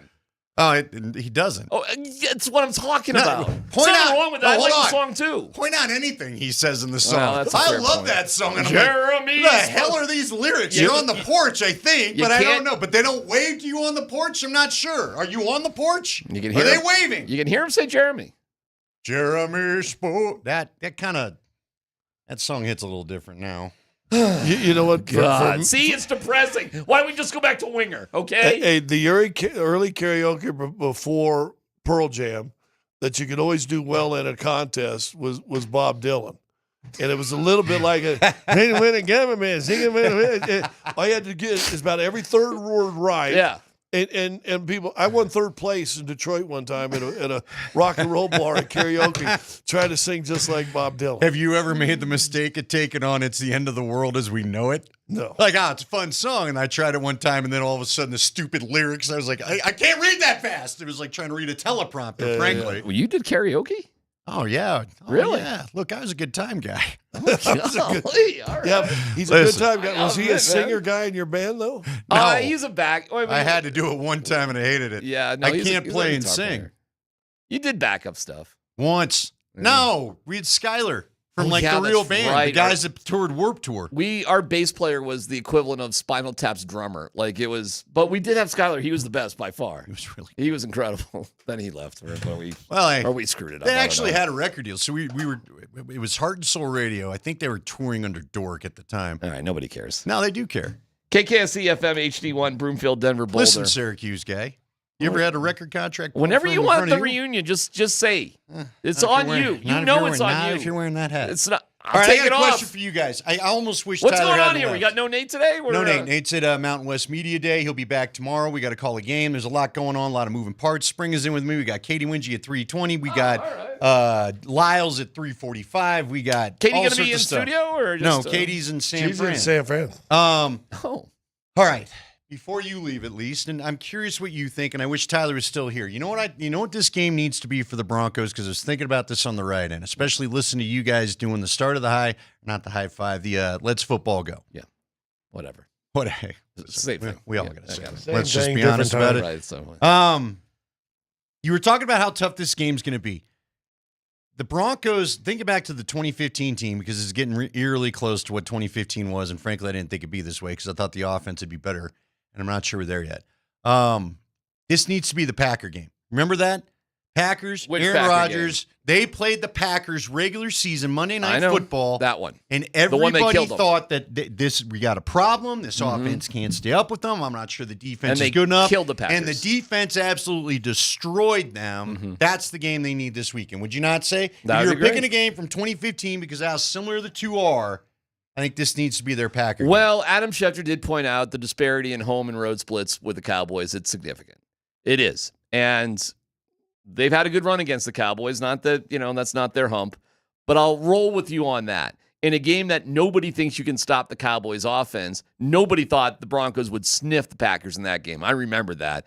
And they didn't just win. They rolled them. And what else? It meant they were good offensively from the jump. That's what I was going to say, but they got some offense that game. Because I remember that game, and I'm going, well, maybe this is it. Maybe this is where we get going. Maybe this is where you found something. And then, but if this can be your Packer game, then I think it springs. Because, again, I heard Markey made the promo. You can't be letting the Chiefs catch you. That's what I'm nervous about. Don't be letting the Chiefs get even after they've played mid to this point. And they're still hanging right there for the beginning of the division. Because that's the Patriot thing, right? They ain't going to play mid the rest of the season. Well, that's what the Patriots would do, right? Yep. They would just hang around for 20 years, and the minute somebody slipped up, we got you. Now it's November. Here we go. You can't let that happen. Okay, my question for you. We talked on, by the way, our podcast made it back after a couple of Hot Mike. I was glad to see Hot Mike back last night. Couple unhealthy weeks with for Andy. the between the pipes open. Between the pipes open, because I could not unlock how to put my thing back, but whatever. You have to refresh the whole screen. I kept doing it. Okay. I tried a lot of stuff. I thought about calling you. You should have called. Oh, well. We'll have you on sometime. Happily. And then we'll get off. It could just be DMac Smack, unknown as Hot Mike. No, but seriously, I thought you had a great point, because I had told Nate at the end of yesterday's show, 65 wins, 65 dubs is what I thought, and I'm dead serious about that. For the Nuggets? For the Nuggets, I think they can get. I think they can get there. You gave me some good reasons why not. Give me your top reason why you think 65 is unrealistic, even though you believe they're going to be good. Because I think you've got about 5 or 6. I think you're going to have 5 or 6, possibly 7 teams with at least 50 wins in the Western Conference. Okay. And if that's the case, ain't no one, including Oklahoma City, who won, they win 68 last year, 65 last year, something like that, 60-something. They ain't going to do that either. There ain't no off nights in the Western Conference. 65 is, you got to go like 17-3 in 20 game I'm just telling you how much 17-3. That's how much I love this roster. Yeah, but you like them 17-3. Well, I do, because they got a whole DMac. This is the most complete team we've seen. Go back and all of us really put ourselves in where we were mentally when they won the championship. Yeah, this team was not that complete, were they not? Well, no, but they at least had 3 guys off the bench that played really, really well. So but I believe this team does too, and might be better. Yeah, and they haven't had that since this team, but that's good. But Oklahoma City, we saw them; they're still deep as hell. Minnesota's still really deep. They've had some good talent. San Antonio, I'm sorry, who did not make the playoffs last year, is going to have something to say if Wemby stays healthy. They're phenomenal. I think Golden State's going to be up there. I don't know if they're a 50-win team, but they're going to be pretty good. Houston won 60 last year or something like that. They're going to be pretty good this year too. Listen, I think there's a chance 5-6 teams at least win 50+ games, maybe 7. Did the Spurs? Are they one of them? Oh, I think they could be one of those. When I saw that. Now again, that was crazy. Maybe I'm overvaluing what Dallas is, but Scotty and I start the Hot Mic thing at 9:00. And by the end of our podcast, they were 20 points up. It was a good game. And I was telling Scotty, dude, is Wemby not Like, does your mind not break watching Wemby? I love it. Cannot believe the length alone of his calves. Like, his It's leg awesome. from his ankle to his knee is stupid long. It's Springer size. His knee to his calf is the same size as Springer. So then 6 foot, baby. Oh, yeah, he is 7 foot, man. How His tall are you, leg Scotty? might be 7 foot. His leg might be 6 foot. It's the longest leg I've ever seen. You think his leg is 6 foot? I don't know. I bet it's 5. But yeah. Don't you think? No, I'm not taking a shot at you. I No, legit bet you I mean- it's as big as you are. Dude, I don't think he can It's fit not. in this room. I stood next to him. It's not. I mean, It's the longest how small leg do you I've guys? ever I seen. got you, but how small do you think I am? Not as small as you're Mark big. Stout. Well, that's true. Are you bigger than Mark Stout? A little bit. Really? And it was depressing to find out I'm a little shorter than Vic Lombardi. But I got Drew Goodman. I tower over him. I'll Drew's take it where I always can. Drew would be a ring on the head to Wembenyama. All right, what was Do that? you think? All right, real quick. Last one for Scott. Do you think Valanciunas will have as big of an impact off the bench as Jeff Green did during the championship? Bigger. Well, Bigger and more consistent. Jeff got really good for him late in the season and in the playoffs. He was fantastic. But I think Valanciunas will be big throughout the year. Will Bruce Brown be Bruce Brown? Not what he was. Would you and go again, all the way what he was? do you know what Bruce Brown averaged that year they won it? 12 points. 9. Yeah. You know what he averaged in the postseason? 12 points. 12 points in the playoffs, yeah. He was better in the postseason. There was an energy, That's though. the Bruce Brown you need. There was an energy. Yeah. And so Christian Brown was the other guy off the bench. Who would be the third guy then off the bench? For them? This year. Does it be Valanciunas, Brown is Brown? Hardaway Jr. and Peyton Watson. So you got 4 which guys. one? I would go Hardaway now. I think they'll play 9, and then they're going to test Julian here and there. You think Julian and Peyton will be kind of fighting for? No, I think Peyton Watson's got it. Peyton okay. Watson has it. All right. And then Julian's going to fight if Hardaway gets dinged up or he gets a little struggle or whatever, then I think he'll get in there for that. Or if there's some smallers that get things. I won't be surprised if he tries to play 10 here the first week or so. You think Daron Holmes is just going to be a stud and never pay for a drink in Grand Rapids? Booth Boy. What? The Booth Boys are going to struggle getting off the. Oh, gotcha. Okay. The Booth Boys. I understand what you said, but I do Booth now. Boys are going to struggle to get off the mat this year. All right. Will Jalen Pickett play tonight? No. All right. All right, wins. Give me your win totals. Give it to me. I'll say 56. 56. What you got? That's a good total. 57. Oh, look. Now we're priceless writing it. Just be Spring, different. you want to go 58? My 58 on the win total? My first inclination was 58, so I'll go to 58. Ah, he's now got you by 2. Between Well, 50. I'm not going back up. I'm not in like a contest here. How about this? I'll cheat between 52 and 58. Now I'm auctioning both of you until you get can't to my do that. 65. You can't say 52 or 58. That's too much. Between the two. That's too much wiggle room. But it depends on health. Well, everything depends on health. All right. How many games do the Avs win? Well, nobody knows. It's all about points in the NHL. How many points they get? Nobody. Plus 110? They should. What were they last year? 110? No. Spring, help me out. It's just under that, wasn't it? Points, Avs. Last year? Yeah. A little over 100. Isn't that funny? We know wins at everything else in sports. Yeah, And nobody all I knows- know is seeding and hockey. Nobody knows how many wins they Yeah, had. because It's all again, about points. well, especially with the way you've done the dumb seeding. And hockey seeding sucks. Yeah, you went and screwed it up, so who cares? Because you know what's going to happen? We're going to play the stupid Stars again. 102. Okay, then I got plus 102, but probably under 110. They get 110. We're good. They may be the number 1 seed. Yeah, that's a lot. So are you calling 110? Yeah. 110 and 58. All right, boom. There it is. It's a lot of fun come spring. All right. It is the boys of PH. All right, and we'll let you go. We'll let you go. We welcome in Mark Springer. Again, we got Katie Wingy coming up live from San Francisco here in about 10 minutes time, and then we'll check in with the Avalanches. Everybody's ready to go. Everyone's excited about the new unis. Everyone's excited. I'm excited about this Nuggets bench. Seriously, Spring, what you got for the win total? Well, Without talking to Katie before wait, she wait. comes in and influences anything. Is anyone gonna? Are you gonna reference your win total prediction months from now? I don't know. All I'm saying is I think they're They're good enough going to to win be 65. good. It's a 2-team race, right? It's the Thunder and the Nuggets. I guess Houston. Oh, I don't know. Houston's good. Yeah, that was a heck of. And they got San Antonio didn't look too bad last night either. And we've been have we not been forecasting that the Spurs are, they're coming. As soon as they drafted Wemby, it might be here. I mean, the Thunder arrived pretty quickly. You know, but Wemby's what about great. Minnesota? Hey, they took down the poker. They beat the poker Chaunceys last night, right? Ooh, whoa. Come on, my heart hurts for that story a little bit. I'm not gonna lie to you. We're gonna talk about that today. Yeah, Minnesota came back and beat Portland 118-114 last night.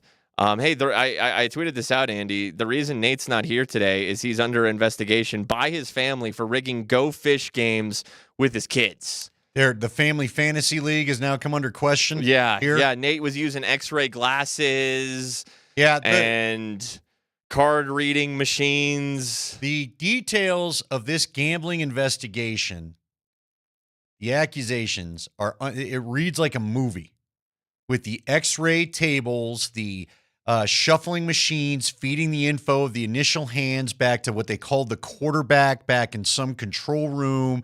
I mean, I expect Brad Pitt and George Clooney and the whole crew, Don Cheadle, to be in this movie somehow. And, our guy, who was it that owned the casino in Ocean's 11? I mean, this is what this stuff feels like, man.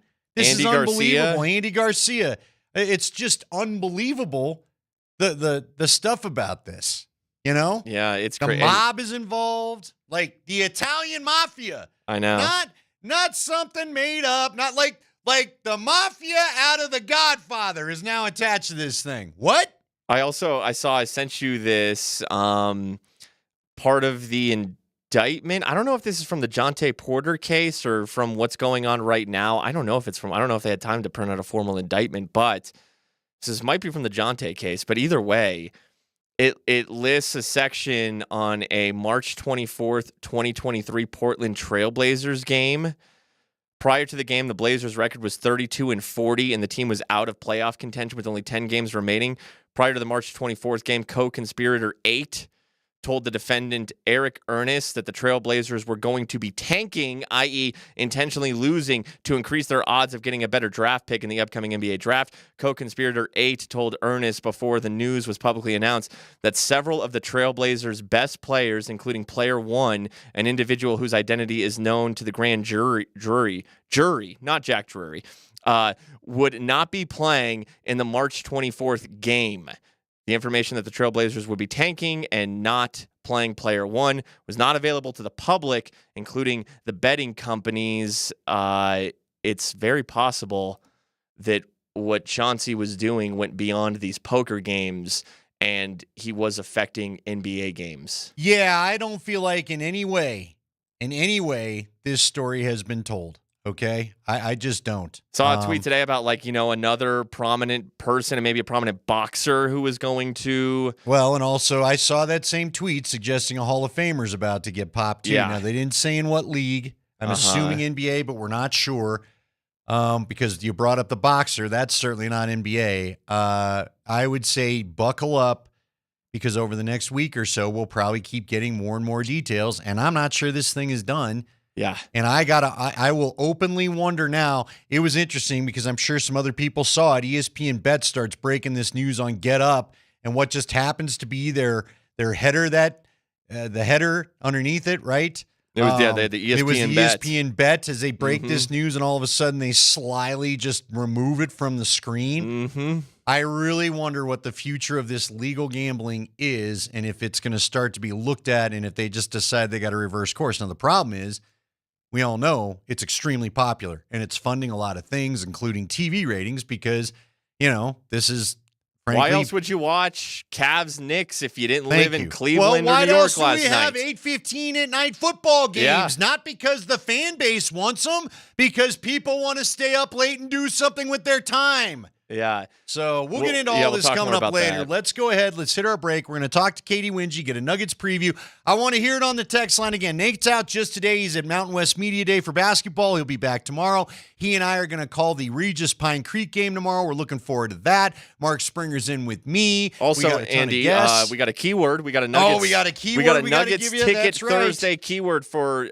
Nuggets Suns home opener tickets on the other side. All right, come back, get your keyword, and listen to Katie Wingy next.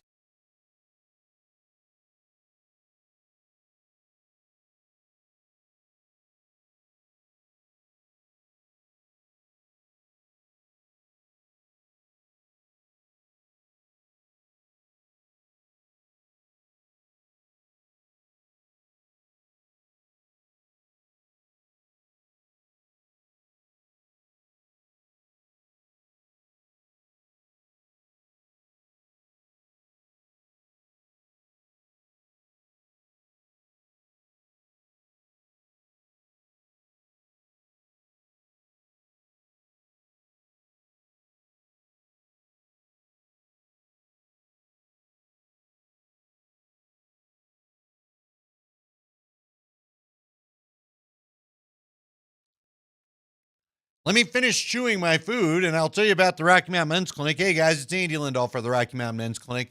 Look, we are in a very busy time of year right now.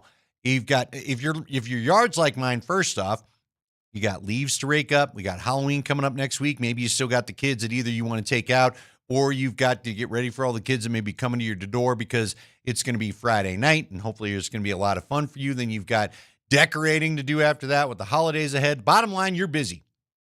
And when you're busy, you need a lot of energy. And you may not have the same energy, and it may not just be something you notice about your everyday routine. Could be not having enough energy to go get the workouts in that you want to, or when you're getting those workouts in, you're not seeing the gains you once did. Maybe your sleep's not as good. Maybe you've got some brain fog and you're not concentrating the way you once did.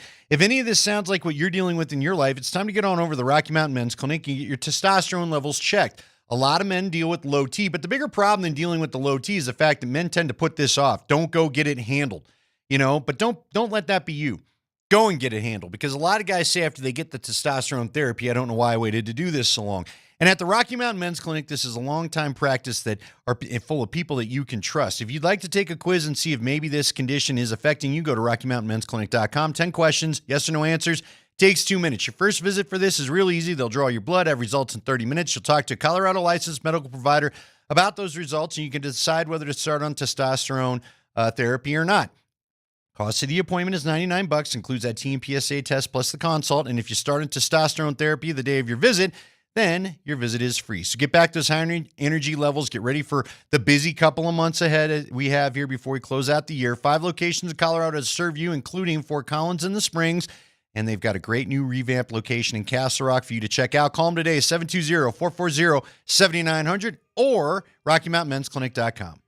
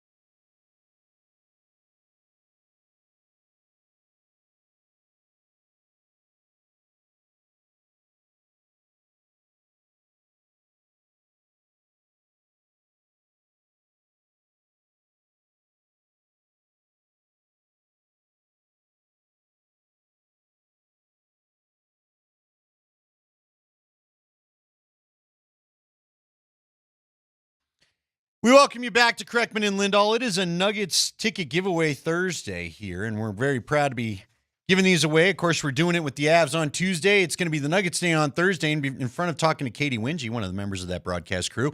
We're going to give you your first keyword this hour, and it's real easy. It's like the most important player on the team, Jokic. You better know how to spell Jokic, or I'm not sure you're allowed to go to a Nuggets game. So the keyword this hour is Jokic. Send us Jokic to 303-504-0925. A person that knows how to spell the name very well is Katie Wingy of Altitude TV. Hello, Katie. How are you? How's San Francisco treating you? Hi, Andy. Those are really good parameters, by the way. Yeah. Like, if you don't know how to spell Jokic, sorry, you can't enter this contest. I almost feel like that to tell some of the TV crew, you know, the national people, if you can't say it either, you don't get to do his games. What do you think about that? So I know. I like it. I like where your head's at. San Francisco is beautiful. It's awesome out here. It's one of my favorite cities.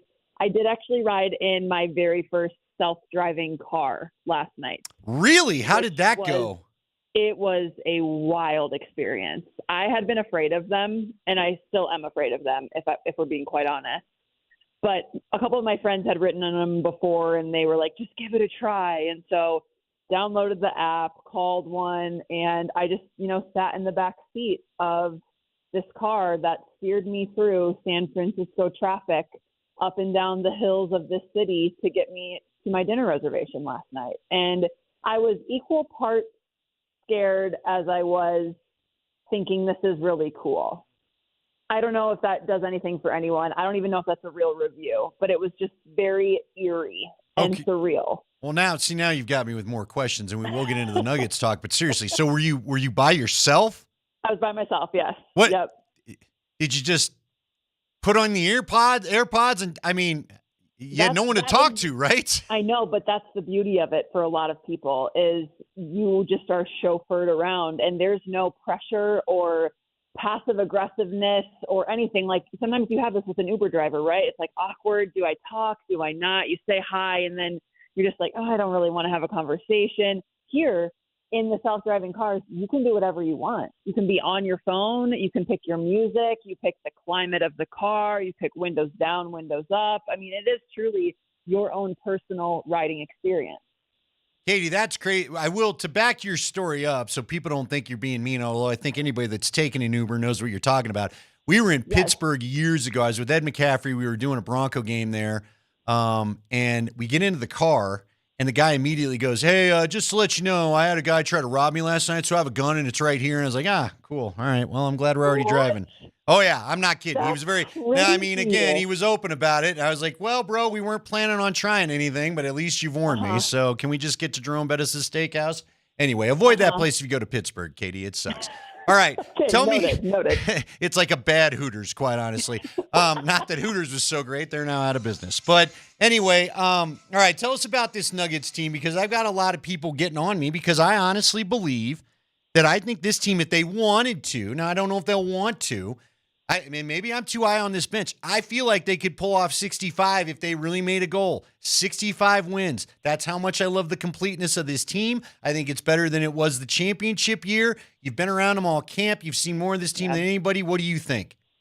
Well, I have been hearing similar things from a lot of people. And I personally am just I'm not somebody who likes to take a gander at win totals because there's just so much that can happen in a season and so much has to go right in order for you to even give yourself a true shot or to make a true hypothesis in that situation. You're assuming that, okay, no one gets hurt and this goes perfectly and there are no, bumps in the road that set this team back. So I don't necessarily disagree with you, though. I think that this team is deeper than the championship team for sure.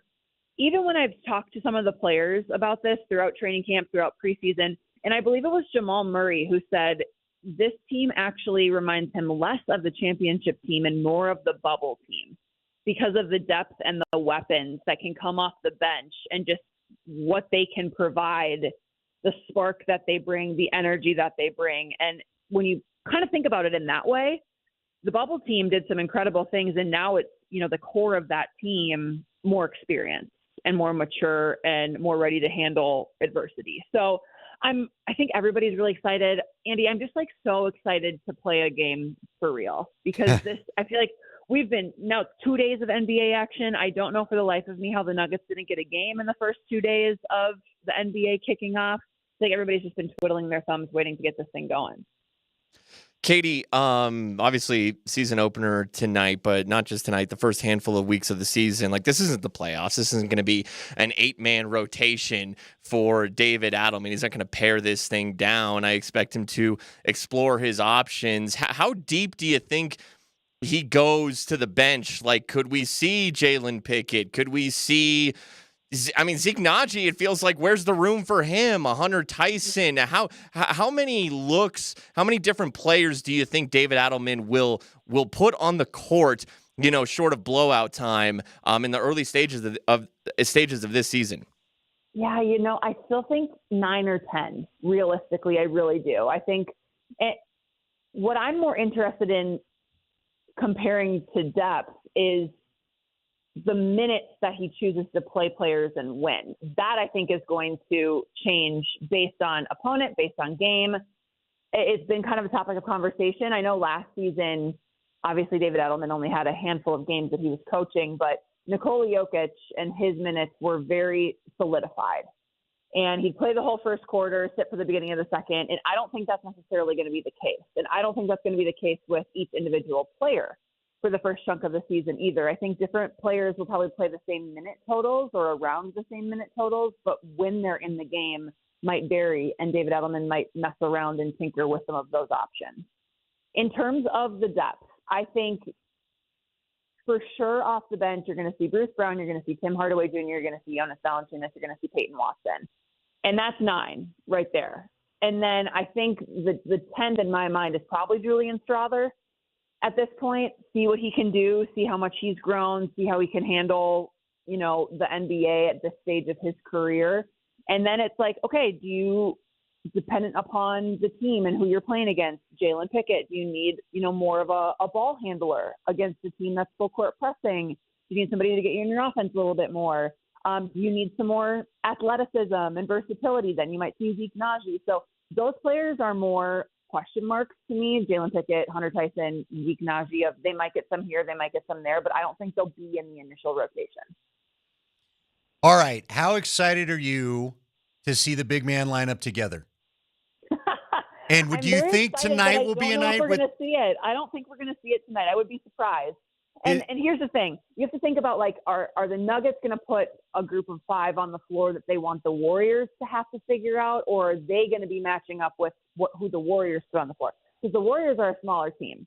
They don't have necessarily the big presence that a lot of these other NBA teams have right now. So I would be shocked if we see it. I really would be. That's not to say we won't, but I would be surprised, and I think it will be a very short stint if we do. But I'm very excited for the day that, that can be used as a tool. Curious about a couple players here, Katie. First, Bruce Brown. What have you seen from him in camp, the preseason, any practices you've attended? Does he look like the Bruce of old? And 2, what do you think the plan is for Deron Holmes? Bruce Brown, I want to temper expectations just a little bit with Nuggets fans, and I think I maybe talked about this last time I was on your guys' show, so it's worth repeating and worth talking about. Bruce Brown is not the same player that he was when the Nuggets won a championship. He has been on different teams. He's also been through a lot of injuries. He's missed a lot of time. It's going to take him a second to not only find his rhythm once again with Nikola Jokic and with this team, but I think this team is different than that team. So there's a step further when you're evaluating that as well, of like, this is a new system. This is a new head coach. There are new defensive principles. There's a lot of newness that's going on. So this is new for Bruce Brown as well. He is the same guy in terms of positivity, energy, knows his role, wants to do his role to the best of his ability. That will never change in terms of who he is. And that's a great, again, tool to have, a great person to have coming off the bench, someone you know is going to play hard and sacrifice and do the right thing. When it comes to Deron Holmes, I just don't think right now you're treating this as his rookie year, right? And you look at all of the other players that the Nuggets have added depth-wise, and he just isn't there yet. And that's very normal for a rookie, especially somebody that's coming off of an injury like an Achilles. So this is a chance for him to be a sponge. This is a chance for him to learn as much as he possibly can and watch and truly play and practice like an NBA player, and then see kind of how he grows and develops from there. But the reality of the situation is you have so much right now. You have so many other options that he just is kind of falling greater down the line. Well, and just so you know, Scotty said before he got out of here, because we do a crosstalk thing before the PhD guys leave, he kind of echoed what you told us, I want to say, very early on in the process, where you said, Deron Holmes, we're just not even sure he's going to be a factor. They've added so much. They're in a win-now mode. The Deron Holmes was fun when we thought a rookie was going to have to step up, right, last year and be more of a part of rotation. You said this early on. A lot of people have kind of backed it up. It's a different scenario even from what you laid out there. Not only is he a different player, it's a different scenario from the guys they've added. Exactly right. And obviously coming into this new season, you didn't know who the Nuggets were going to add. You didn't know who John Wallace and Ben Tenser were going to go out and get. So you were excited about potentially, okay, there have been some glimpses of some good things you've seen from Deron Holmes, and you should still be excited about the player that he could potentially be. But he's someone that I don't think you will see in the rotation or get very real, true NBA minutes unless, knock on wood, the Nuggets were to have some sort of injury where the rotation would be shortened. All right. And yeah, go ahead. I'm sorry, Kate. I didn't mean to jump in there. We got about 5 minutes, and there's so much to ask you. We could keep you on 3 hours. I am curious. What do you think? Will we notice anything new? Will there be something that we watch tonight that maybe you've seen in camp where you go, "Oh, this is a David Adelman spin"? Yeah, the defense is going to be different. I think you're going to see some different coverages in terms of like how Nikola Jokic is anchoring things, how he's defending ball screens. They're going to mix some things up in terms of, is he up? Is he pressuring? Are they double teaming? Is he staying and allowing his guard to kind of get back and then getting back to his man? Those areas. And I think there's going to be some growing pains with that too. There's going to be growing pains in general, just with this being the first game of the season and playing through some of the messiness and the mistakes that naturally are made from not knowing everything right away. But the defense is something I'm absolutely watching. Even like the low man and the help side rotations, the way they're Xing out and helping each other there, that is going to be defensively, schematically something that will look a little bit different. You also might see some zones. They're going to mix in some different types of defenses too as the game goes on in different scenarios. Offensively, I truly do think it's going to be a lot of the same just because this offense is so good and it's so read and react. There's not a whole lot of scripted, hey, we're going to run this play. A lot of their offenses run this action, see how it's defended, and then play basketball out of that, play the game. So I'm excited to see kind of how the players play together offensively, but the main thing I'm watching in terms of changes is the defense. All right, what about the Warriors? They're playing their second game tonight. They won on opening night in LA. Obviously, LeBron did not play. It's firmly now the Jimmy Butler and Steph Curry Warriors. Draymond's still there. They don't trade Jonathan Kuminga in the offseason. They add Al Horford, who was the consolation prize after Jonas Valanciunas and all that drama settled down. What do you make of this current Warriors team? Well, this is also their home opener, and I feel like there's always an energy in these arenas for home openers, especially in a city that's as diehard to their team as San Francisco, Oakland, the Bay Area is to the Warriors. This building is always electric to play in. The fans show out here. So take that into consideration. I think it's going to be a very tough atmosphere to be playing in, and the Warriors are going to be pumped to be back on their home floor playing in front of their home fans. Well, you're going to have Steph Curry do Steph Curry things. You just have to be solid with him, right? Like that's kind of how you have to approach that and get him involved, make him defend too. And then again, these teams match up so well together, guys. They play in similar ways, and their basketball IQs are so high. I cannot wait for it. Katie, I'm a Denver native. I've never been this excited for a Nugget season because I'm just so excited about what they were able to add in the offseason. So I can't wait to get this going. We can't get you out of here without getting your take on the media game. Now, at least there wasn't the vitriol that they had in Boston, right? But how'd your experience go? You know, I have been thinking about that, and I don't know if it's less embarrassing than Boston because we lost by 98 points. You know what I mean? Like even though we scored more, we lost by a lot. It's like a George Karl game, Katie. All right. Oh, okay. Yeah, it was, so tough. It was tough. I had a blast. I've never had so much fun losing in my life, but it was a humbling experience, and I'm already in training for next year. But Katie, I'm going to have a dad moment with you here, right? But look, I've lived this. I told this story the other day. One of the reasons why I didn't want to go out there and do this is in the prime of my lacrosse life, I got to go against Hall of Famers, and it was, every ounce of your ego is shattered because you are so not what they are. But does it not give you an appreciation for the folks that you cover to maybe cut them a break here and there on a bad night and realize, yeah, even when they're bad, they're still not that bad? You know what I mean? Oh, 100%. 100%. And my ego didn't even take a hit. It was like, oh, I'm so impressed by just how good these people are, and I will truly never be in that caliber. We will never be in that caliber of player. So it is an honor to be able to play against them, to see what they do every single day, and to know like they are just leaps and bounds better than we will ever be. And I think every media person should do that. Every media person should get a taste of this, in my mind, just so you have a little empathy or taste of who these guys are that you're dealing with. You know what I mean? Yeah, I do. And it was funny. So a lot of the media people were like, well, we should have them like file a story on Deadline after the game, or we should have to do press conferences. And they asked us questions. And I was like, you guys, I think we're missing the plot here. Yeah. I think we're missing the point of the reason that this is happening. What we do is great, but at the end of the day, like I think they've got us beat in pretty much every facet of life. And that's okay. That's okay. Yeah. But at the end of the day, I'd tell most of our brethren and our sisterhood that we would all go be them if we could. I got into covering the media because I knew that wasn't going to be my route, but I like sports. Anyway, Katie, look, we appreciate the time. I hope it's a good opener tonight. I hope you guys have a lot of fun in Yay Nuggets season. Thank you. Thank you so much. Yeah, let's go. All right, that is Katie Winge. You're going to catch her all season long on Altitude TV, doing a lot of stuff. They're going to be up at Altitude Social doing a lot of stuff, so look for that. Keyword is Jokic.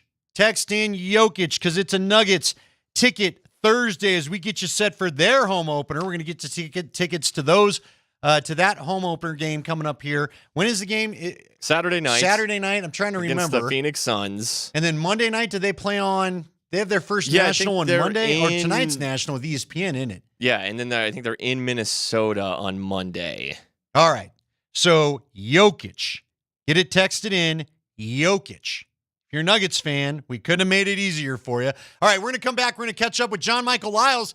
The Avs are rolling out some sweet new threads. They also have had a great start to the season. We get into all of it with JML next.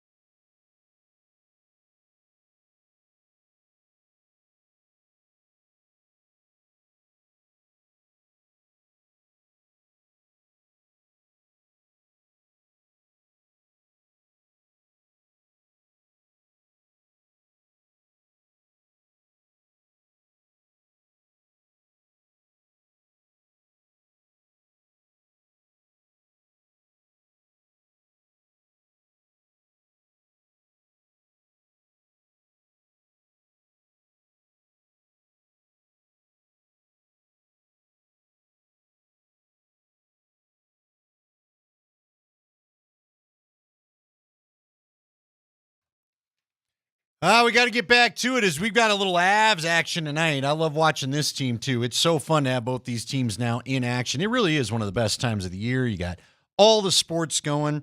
Anybody that listens know I'm not necessarily the biggest baseball guy, but love the hockey, love the basketball, and, of course, love the football. We're about to be joined by John Michael Lyles, and it gives us a chance to tell you the coverage of tonight's Avalanche game against Carolina on 950. They'll be on AM 950. Check in with Connor there.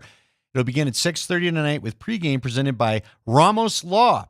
Car accident? You need Ramos Law. Medical doctor and attorney. Visit ramoslaw.com.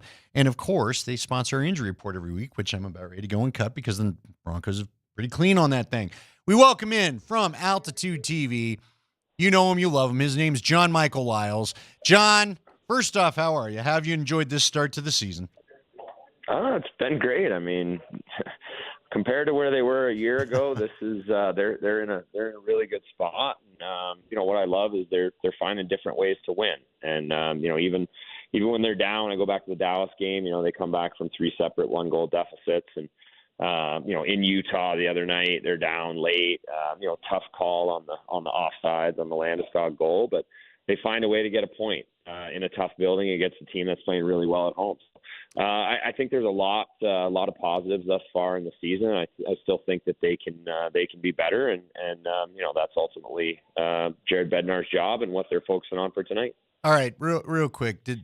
So I said this to Nate yesterday, and here's the main thing I worry about with that offsides, because one of the reffing Twitter handles explained it better, and I guess they probably got the call right, even though I don't think any of us – it was the dumbest explanation we've ever heard. Have they opened a can of worms? Are we now going to have to worry about was the effort what caused this go? Like, again, is it one more layer of things they have to look at, whereas maybe you should have just let the sleeping dog lie? Yeah, I was surprised at the time, and the explanation, I don't know. To me, I don't know that it was necessarily. It wasn't satisfying, is what I would say. It felt like they were almost grasping at straws. I believe the explanation was they felt that his actions caused the puck to go back in the zone, whereas they're saying they felt that there was stick contact. Well, if you feel there's stick contact but you can't prove there's stick contact, then in my mind it's a good goal. So the explanation, like I said, it just left you feeling a little bit almost wanting more. More clarity, more certainty, and so it would have been really nice to have Gabe Landeskog get on the board. That would have put the Avs up 2-0. Arguably a different game if that happens. But Utah took advantage of it and ended up really kind of turning the tide a bit in that game, because all of a sudden the Avs are up 2-0, and that's a pretty good stranglehold they've got on that game at that time. Johnny, what about the other facet of that offside play? And we saw it in 2019 in the second round San Jose Sharks series, and there it was Landeskog going off the ice on a line change. He's a retiring player going to the bench. The other night in Utah, it's a couple Avs players. They're going off the ice. But guess what? The Utah and then the Sharks bench back in 2019, those benches, the door is right on the blue line. Yeah. Like, what do you make of that rule? What I said the other night is you may as well just give up. Like, if you have a chance to steal a puck and you got players going off with the bench right there, you have no chance. Well, and it's a fine line, let's be honest. And just so that we're all on the same page, Landeskog was still onside to this day. So absolutely, he's standing right next to me, and he agrees. It's Altitude Radio. It was a BS call. That's hilarious. Tell Gabe we say hi. Yeah, we're sitting here in the bowels of Ball Arena, but I mean, listen, this is how the game, it works out. It's fine lines, it's inches, it's 1 foot left on the ice when there's an opportunity to score a goal, and unfortunately, that one seemed to bite the Avs. It is strange though; the Avs do seem to get some very strange offside calls against them. I don't want to say regularly, but they seem to get them more often than any other team. Yeah, look, Johnny, I don't know if you had to watch the broadcast. That whole thing was just tough to watch as an Avs fan, but whatever. We move on. You know what I mean? All right, what do you like best about what this team's doing, and what's one thing that maybe I know Gabe talked about, maybe more complete efforts, even though, I saw him in the locker room today, even though they've had a pretty good start. But give me one thing you like and one thing that maybe you'd echo that they should work on. Well, I think the glaring one is the power play. They started out pretty decently, getting goals in a handful of games in a row. It's definitely gone a little bit cold. It's something they're working on. They move some personnel around, Olafson to the top unit, Nelson to the bumper. They've got guys that can shoot the puck, and in the end, it's going to have to be guys that shoot the puck but also crash the net and get some. If you know who that was, that was it's a cast of characters around you, John. Yeah, it's everybody's here. Connor's here, so. But yeah, we're that to me. Sometimes you got to get a couple dirty ones. You got to have a threat of not only net presence, but all the players that are able to crashing the net. Because when there's rebounds in there, if you can outnumber the opposing team, those are how you score some dirty goals. What I do like about this team is the depth. You're getting scoring up and down the lineup. Obviously, the top line is carrying a good portion of that, but you've got the second line is on the board. You've got some contributions down the lineup, the D, their depth, and then goaltending. Like I said earlier, going back to last year, it's a stark contrast. And right now you don't even have Mackenzie Blackwood playing. So to me, there's a lot of things to like about this Avs team, the way they're playing. They don't have a loss in regulation, knock on wood, and they're finding different ways to win. John, how excited are you for the uniform matchup tonight? And you're a former Hurricane, but what a couple of beauties these are. Yeah, it's super cool to see. The Nordiques jerseys are amazing. I think we've got some of those we're going to wear on the broadcast tonight.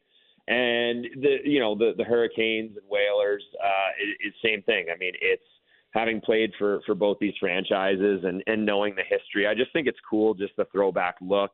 I'm super excited to see the whole thing. Unfortunately, when I was in Carolina, we never wore the Whalers jersey, but it's really cool to see that they're doing it now, especially against the Avs, and the fact that they're going to do it in Raleigh as well is it's going to be some fun matchups.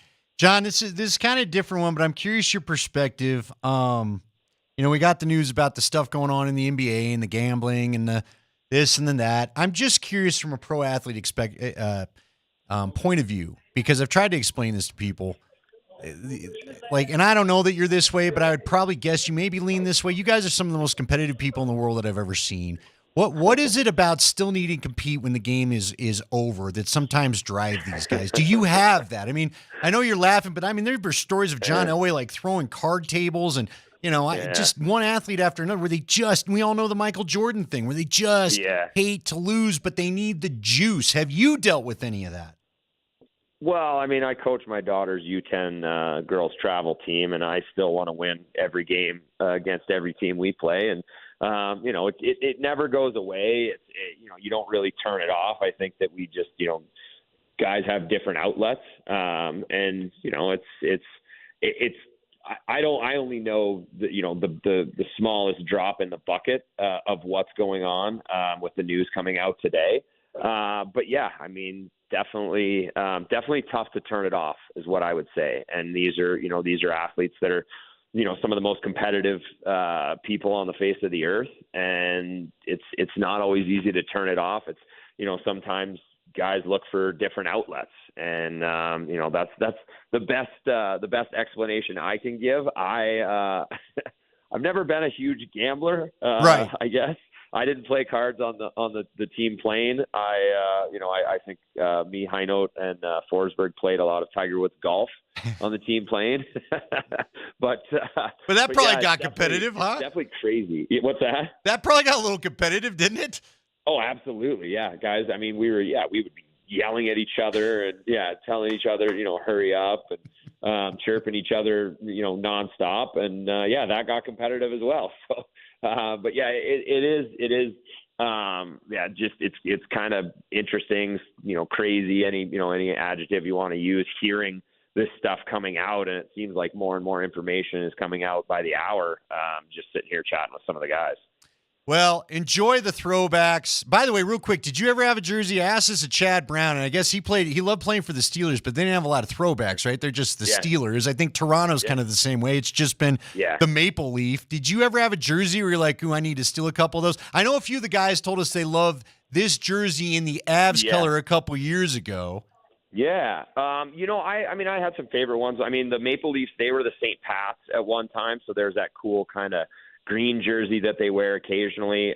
The Bruins were always the Bruins, but like some of the jerseys that they did for the different military nights and things like that were really, really cool.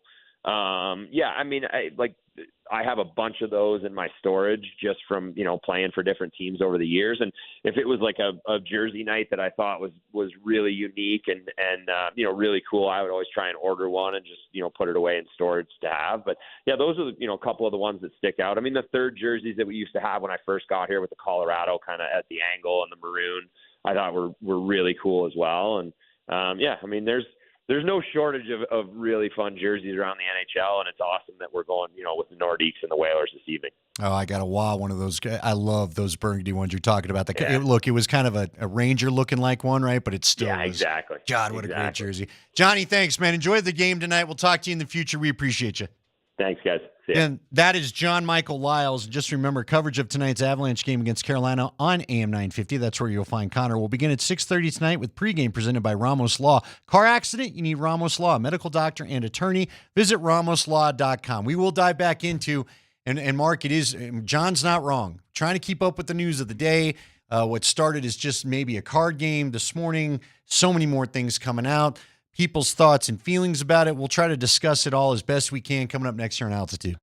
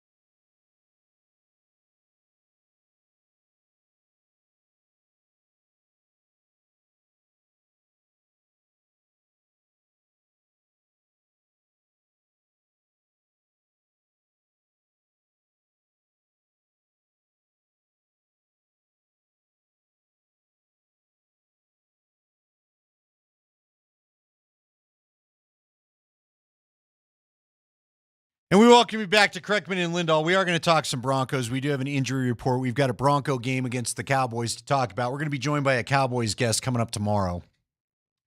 So a lot to get into, but we've got to get back into, Spring, a little bit of this story of the day. And it's first off, I do want to start because a couple people I'm seeing some late texts. I know there was a comment on YouTube. People had asked me to ask Katie about Rodney Billups. Guys, I forgot Rodney Billups was on the staff. So I'll just admit that now, and I apologize to you about it. I would have asked her had I remembered, but I didn't remember. I actually didn't realize that. I mean, I'm a former DU coach. Well, and it's just I don't always have my full coaching staff. You know what I mean? And everything's changed now that Adelman has taken over. Some were out, some remain. So again, my apologies. I did not. What's Katie going to say? What's Katie? Well, I know, but it would have been a fair question to ask, and I am curious. Is he going to take a leave of absence? But I also it's his brother. It's not him. It's his brother. I know, but again, this thing is weird. So anything's possible. Yeah. But I will say this: you and I both have brothers. I have 3 of them. Love them to death. We're close. We talk a lot. We're on a text change because of a family situation right now. I don't know what they're all up to. Frankly, I don't know what they lived. Couldn't tell you. I know what they all do for a living. I don't know how they spend their days. Sure. I just don't know what they do with their nights. Now, we're all married. We all have families. So I'm assuming they're not up to card games and things like that. But Rodney, just because the two of them were in the same family does not mean that Rodney knew what was up. It also doesn't mean that he didn't know. I don't know. Even if I don't even really care if he knew. Like, was he involved? Yeah. That's all that matters. But we'll see where this goes. The bottom line is, and again, I'm trying to keep up with the news as it happens. It's one of these things where I read the quick breakdown of what we know so far. Spring, maybe the easiest thing to do is just read from the tweet that you and I had that kind of broke it all down, and just let everybody know in case you haven't had a chance to digest this. Let me go and get the tweet. I'll give you this one, right? I'm just seeing this pop up on my Twitter feed. This was a couple hours ago. This was on NBA Today. Today, that an ABC News correspondent on. And this is relayed via Breaking 911, which it's a relatively reliable Twitter account. They're just transcribing what this correspondent said because I can't listen to it right now. The Mafia was allegedly paying Chauncey Billups to be a face, right, to attract high rollers to rigged poker games with X-rayed tables. Some players had contact lenses that could read through cards.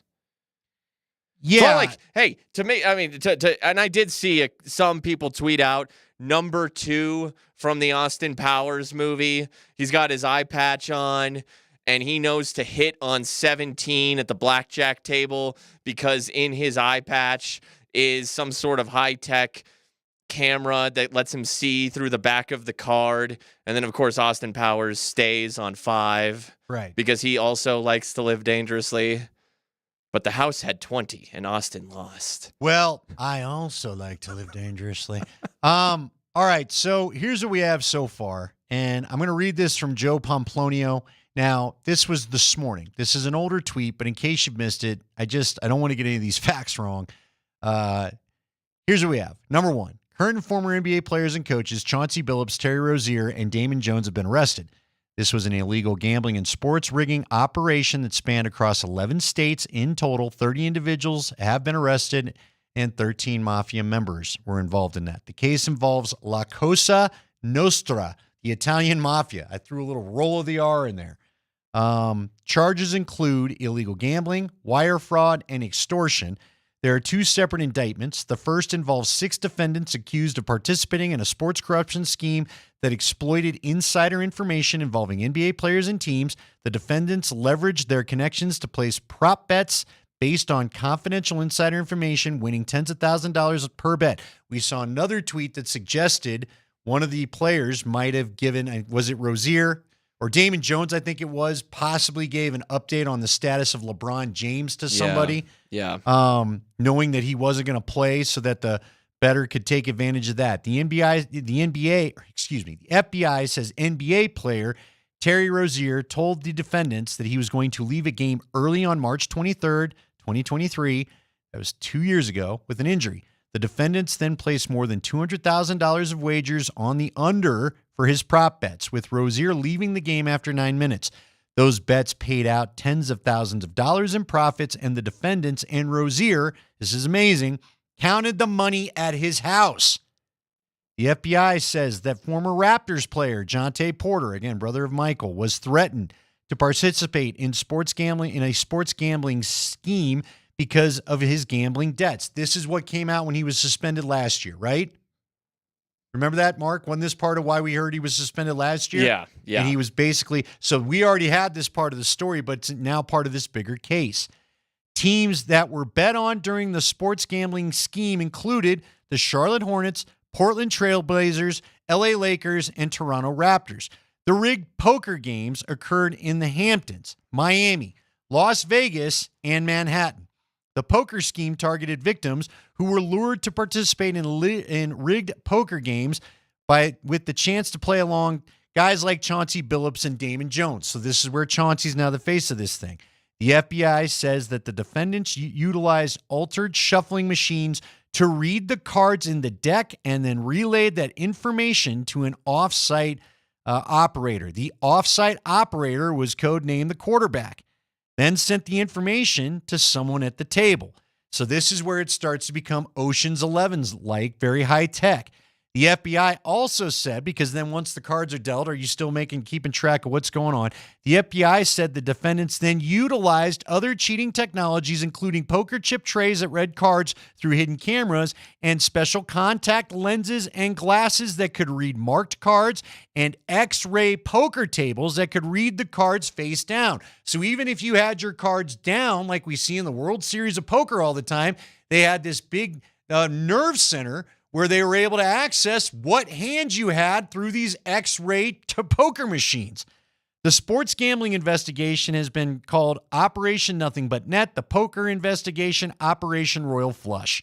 The FBI has been working on this investigation for 4 years, with victims losing at least $7 million. The FBI, one specific victim lost at least $1.8 million. The FBI reviewed thousands of hours of video evidence and executed more than 24 search warrants.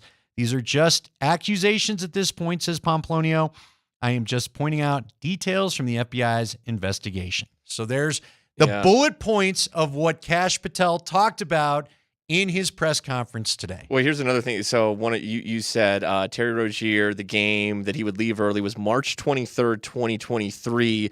And then I saw another note, court documents implicating a member of the Trailblazers for a game that was March 24th, 2023. Literally the next day, someone with the Trailblazers told co-conspirators, hey, we are out of the playoff race.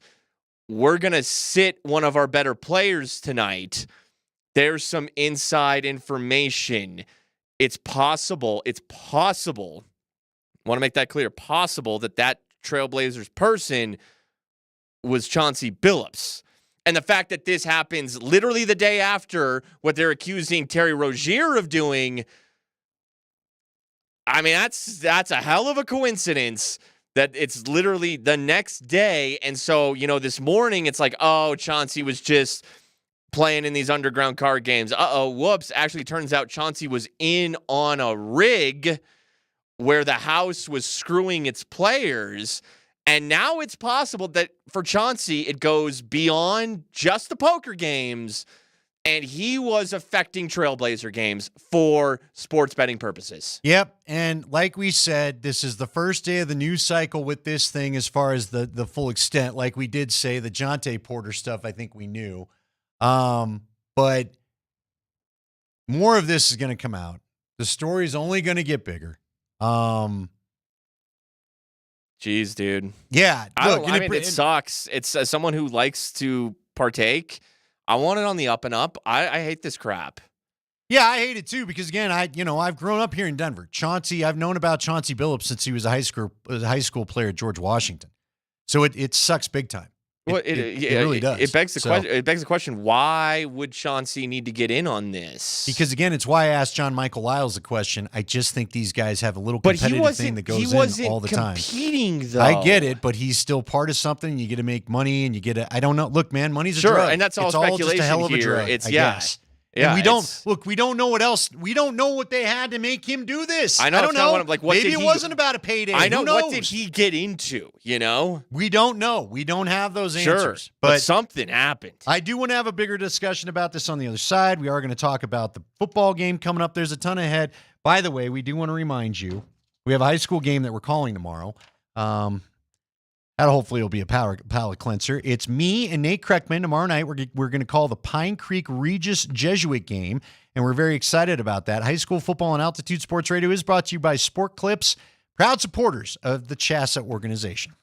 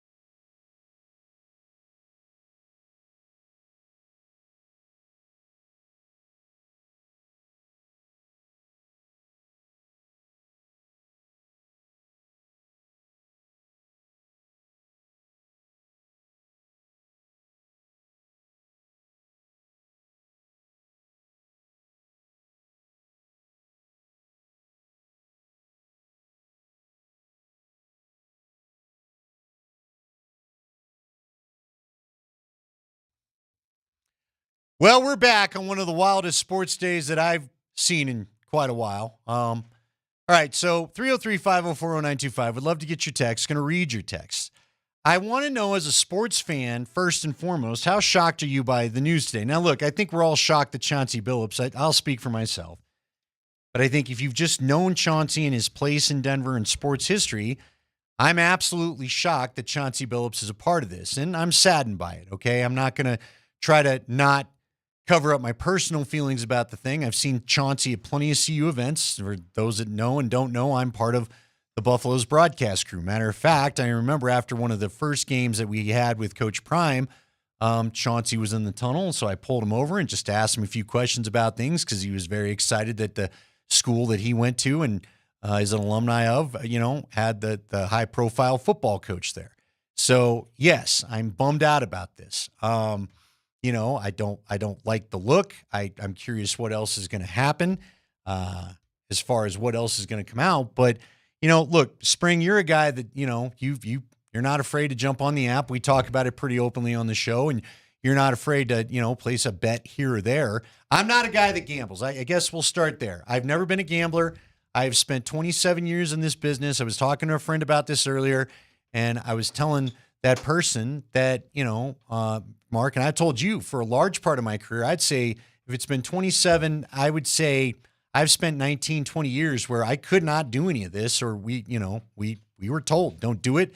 It'll be a problem. As the voice of the Colorado Mammoth, and I know that, a lot of you may chuckle at that, but the reality is it's still a professional league. You are allowed to vote on or bet on it. I have to take a class every year. I'm not allowed to talk to anybody about anything that I know. It's laid out very clearly in the class. I could face serious stiff fines for any information that I know about any injuries or anything that could help anybody place a more educated bet. You're just not allowed to talk about it or hint at anything. And every year I've got to take this course that talks about athletes. The examples they use are usually college athletes that have fallen to this, but now we're seeing it go to the pros. But I got to tell you, Mark, I'm not overly shocked. Like, I'm shocked that there are these poker games going on. I'm shocked by video surveillance, and I'm shocked by all this other stuff. But you and I have been around the sports world a long time. I'm not terribly shocked that somehow we've got yet another gambling story popping up again. Well, yeah, I mean, it felt like Jontay Porter was just the tip of the ice. Like, if he's doing it, then that means there could be other people doing it. The unfortunate part is that now it's someone close to home. Yeah, there's that, but just that it's, that these players who make great money, they make great money. You know how hard it is to win, like, really good money betting on sports? It's really hard. When you're at that level, when you're making that type of money, it actually kind of makes no sense. No, it doesn't. To sports bet, because you're making great money. Like, I don't know what Jontay was doing.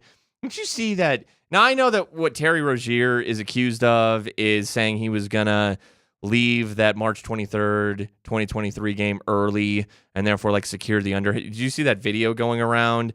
And we've seen it. Like, where he's just playing terribly? Dude, he's passing to the other team. He's just dribbling off himself.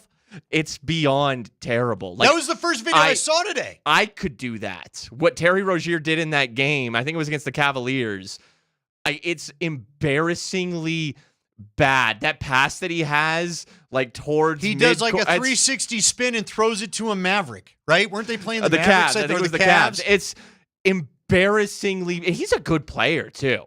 Some of those jump shots, they were just way off. I don't know how you get to that point. Now, this is all new. This is new.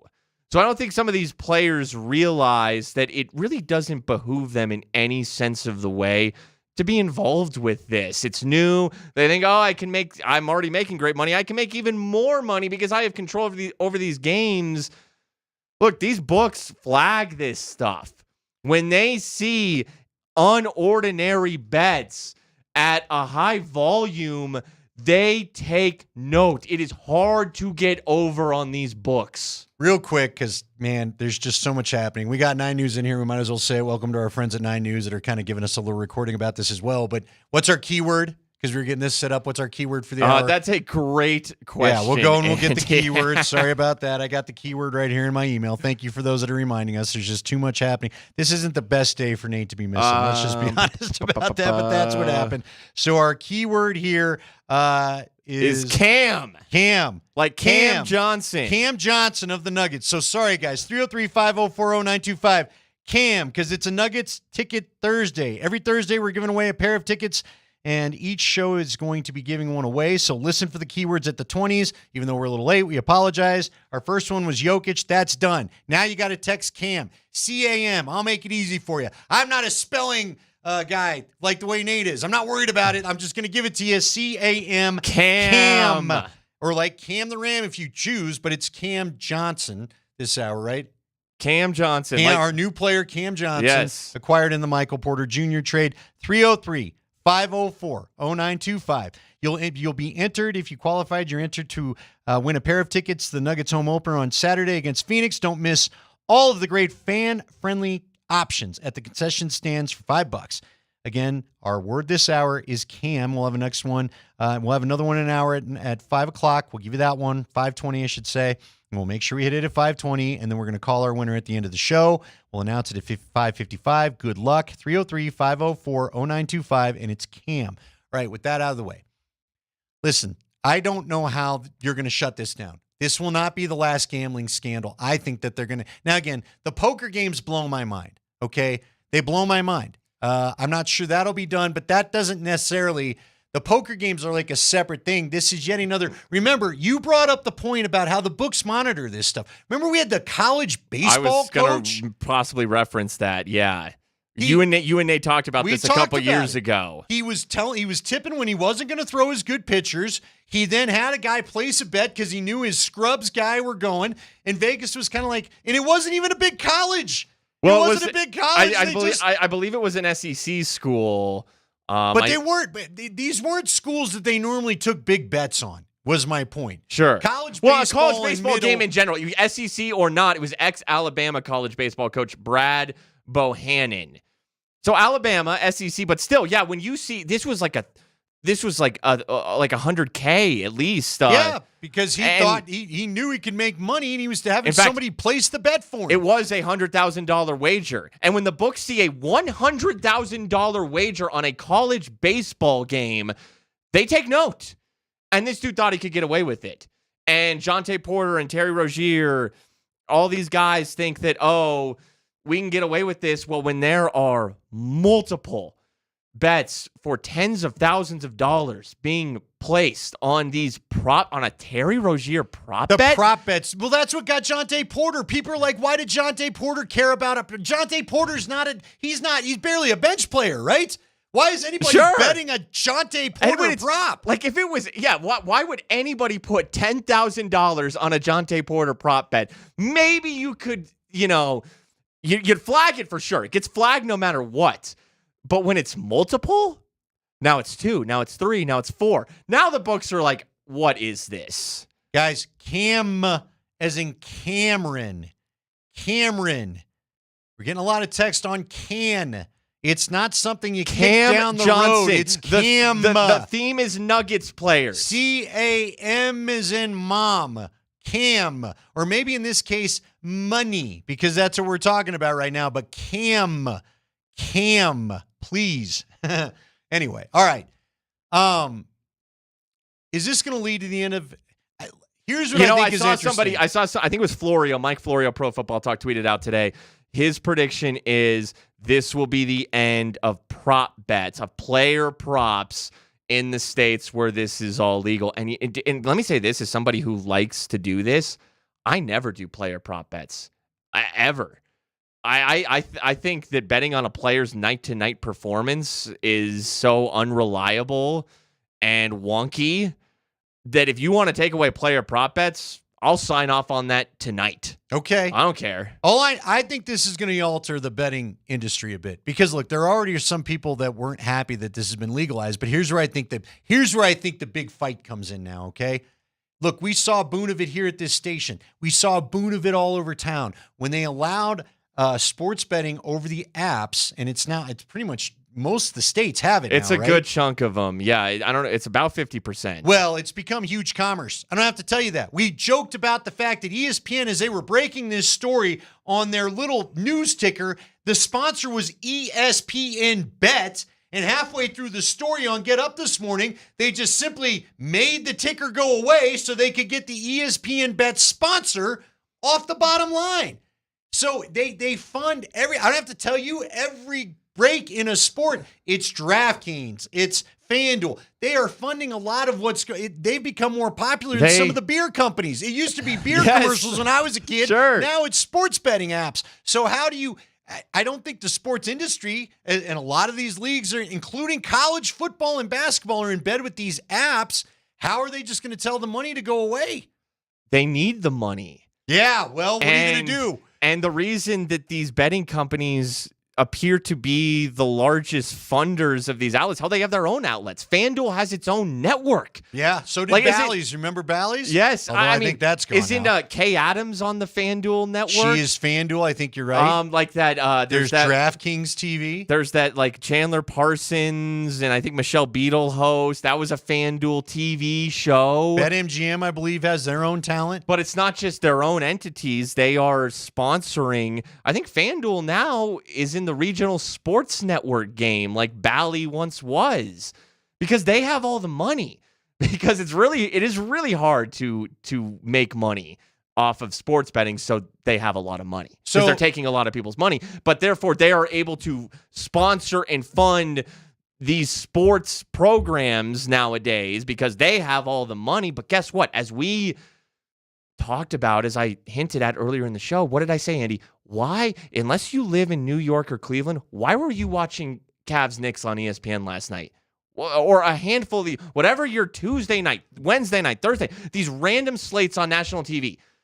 That are at 2 in the morning in the East, we should point out. Yes. Like 1 or 2 in the morning when those games are wrapping up if you're on the East Coast. Nuggets Warriors is an 8 p.m. tip tonight. Which won't be till 8:15. We all know that, which means that thing starts at 10:15 Eastern time. The only reason, if you're on the East Coast, that you're watching that game is because you have action on. Now, maybe there's a handful of people that really love that stuff. Bless you, okay? Or they have a fantasy team going, but that's still a kind Even of a form then, of betting. it's not fantasy football. I know, you're right. It's you can find out in the morning how your fantasy point guard did if you really needed to. Because of all the apps. That's why these people are watching these games. You would hope that it would be on the up and up. If it's going to be a thing, at least make it on the up and up. And I'll give Adam Silver and the NBA credit and, the FBI. I'll give them credit. Like, I want this stuff busted. I do. I want them to look into all of the oddities, all of the irregularities. And they are doing that, to their credit. But here's the problem. How much sports interest do you lose if there isn't betting? Right now, I need to know 303-504-0925. We got a ton of people texting in and saying, I'm not shocked by this. I don't think any sports fan is. None of us are shocked by this. It was inevitable we that knew this would happen. There's already been a couple of them. There's already a couple more that are starting to pop up. I don't know if all of this is tied into this Italian. It's amazing because it's the Italian mob behind a lot of what we're talking about today. But I would ask you, and I want to know from the texters out there, do you love sports more because of the gambling? And look, I'll just tell you, I loved it. As a kid, I was not exposed to any of this. And when I got into it, like I told you, I was not allowed to be a part of this. And I didn't want to lose my job because I love what I did. So I don't gamble a lot. You've done a lot more than I have. Hell, I don't understand half of it if I'm being honest with you, because that's how little experience I have with it. I watch it because I like the sports. But I am not stupid. I know a majority. I would bet you at least half this audience, if not more, watches sports because of the juice they get by betting on something. Whether it's $5 or what. We don't have to talk about a lot of money. I know there's a lot of people out there that simply enjoy whether I'm going to win or not. I got friends that do. I got one friend in particular, I can't watch a sports game because of the stress level they get if they're not going to win their bet. Whether it's big or not, they just hate it. But how many people are going to, how much interest would we lose in sports if you didn't have these apps to bet on? And I think that's what some of the leagues are worried about. Would you watch as much sports? Would you be into it if somehow they found a way to eradicate all gambling from it? I'll be completely honest. No, I would not watch as much. It keeps me more engaged and more in tune gives me more of a reason, even for stuff I'm not betting on, but I need to know. I need to see trends. I need to follow along. What's this team doing? Like, to give me more information. John on the text line says, I watch because I love basketball. LOL. You're not alone. There are a lot of people out there who just love the sports and they just watch, but that number has dipped dramatically. And Andy, when you were a kid, there was just less going on. There were less entertainment options. You can watch anything you want at any given time. It's sports versus everything. And it's not just sports versus everything on TV or movies or any other entertainment options. It's stuff you can do. You can go outside. There are so many different things you can do that sports, it's not as popular as it once was. There's just more entertainment options out there, and sports betting is a way that it is a medium that has kept more people involved. Well, and it drives the TV numbers, and TV runs sports. For anybody that doesn't think the TV ratings doesn't run sports, I mean, the companies, we have an NBC affiliate in here right now. You know how much money they pay to have that Sunday Night Football package? And it's because the eyes that are there. The eyes are on the television. The NFL's different, though. That is why the NFL makes that money. The NFL is a beast. Like it's once a week. When you're talking about Monday, Tuesday, Wednesday, Thursday night NBA, NHL, Major League Baseball games. But I can tell you, sports, again, our friend here can nod. Sports is still one of the most highly rated things. We go back year after year. All the top programs, now they're usually football games, but there's a reason why NBC decided to spend the money to get back into basketball this week. There's a reason why Round Ball Rock is back in our lives. Sure. But again, the interest in these sports is being driven by the gambling. So you think if they're going to alter it, because I don't think the leagues are going to let the gambling go away. They know that it's important for the ratings, and the ratings are how they make their money and sign these big TV deals. You think just getting rid of would just prop bets alone be the reason? No. If they got rid of prop bets, would that make it easier for them to control this stuff? Would that get rid of some of what we're talking about with the corruption? Yeah, I think getting rid of prop bets would help a lot, because now the individual player can't control his own number. If it's all about the team bet, whether it's spread, money line, total. Okay, if a player was in bed with the mafia or whatever, you can affect that game, but only so much. Only so much. And if you're out there acting a fool like freaking Terry Rozier in that video we saw, and I don't know if that's connected to anything because that's not exactly what he's being accused of, but my God, did Terry Rozier look like he had never played basketball in his life in that montage, then you're benched. You're on the bench. In fact, really, Erik Spoelstra did kind of take Terry Rozier out of the rotation. And it's sad because he was a good player, but his minutes have dwindled. Something happened to him, and maybe we know what it was now. Well, all right. It's an interesting discussion, I think. We'll continue to have more about the discussion. I still want people to text in 303-504-0925. And you're only, because there's a lot of texters texting in saying, I love sports because of what it is. And yes, there's a lot. Yeah, but David just wrote in. He goes, look, terrible idea. Without prop bets, you might as well dump everything. There are a lot of people that are admitting, if you get rid of the betting, I'm not going to watch it as much. No, They've I all think, said, look, I like skin in the game. Yeah, but if you need, look, I know a lot of people like the prop bets. I don't. But people like gambling, period. They like gambling, period. And the league's going to have to come to some balance. Yeah, they would. You can't keep having these stories pop up. This is not going to go away just because a few guys got popped today. I just want to say this about your informal text poll. Yeah, we're not going to get a lot of people texting in saying, I bet on everything and I love it, because they don't want to admit that. They don't want to admit it. Oh, we do have a lot of people admitting it. You may not. There are a lot of people that are very honest saying, if I can't bet on it, I ain't watching it. They're being very honest with it. Look, man, we are talking to the group of people that are affected by this thing today. Again, they're listening to us in some ways. Let's not kid ourselves, because they need to know. They've listened to you. We get people say, hey, Spring, hey, Nate, what do you guys think tonight? Hey, Spring, hey, Nate, what about this one? Hey, Spring, hey, Nate, do you like this spread? Which sometimes I hate, because I'm like, yeah, I like giving out picks, but I don't want you putting your mortgage on it, because I don't want that on my conscience. A lot of these people are texting in, not afraid to say this is why they watch. It is Altitude Sports Radio. Again, our keyword this hour, we want you to remember that it is CAM, short for Cameron. Cam, like Cam the Ram. Now, a lot of you are saying autocorrect's getting you. I feel you. I'm sorry. But if you want to get in for the Nuggets tickets, it is Cam. So make sure you do that. And again, coverage of tonight's Nuggets game against Golden State, which will be on 92.5, is set to begin at 7:30. It's an 8 o'clock tip, which will become 8:15, I promise you. With pregame presented by Ramos Law. Car accident? You need Ramos Law. Medical doctor and attorney. Visit ramoslaw.com.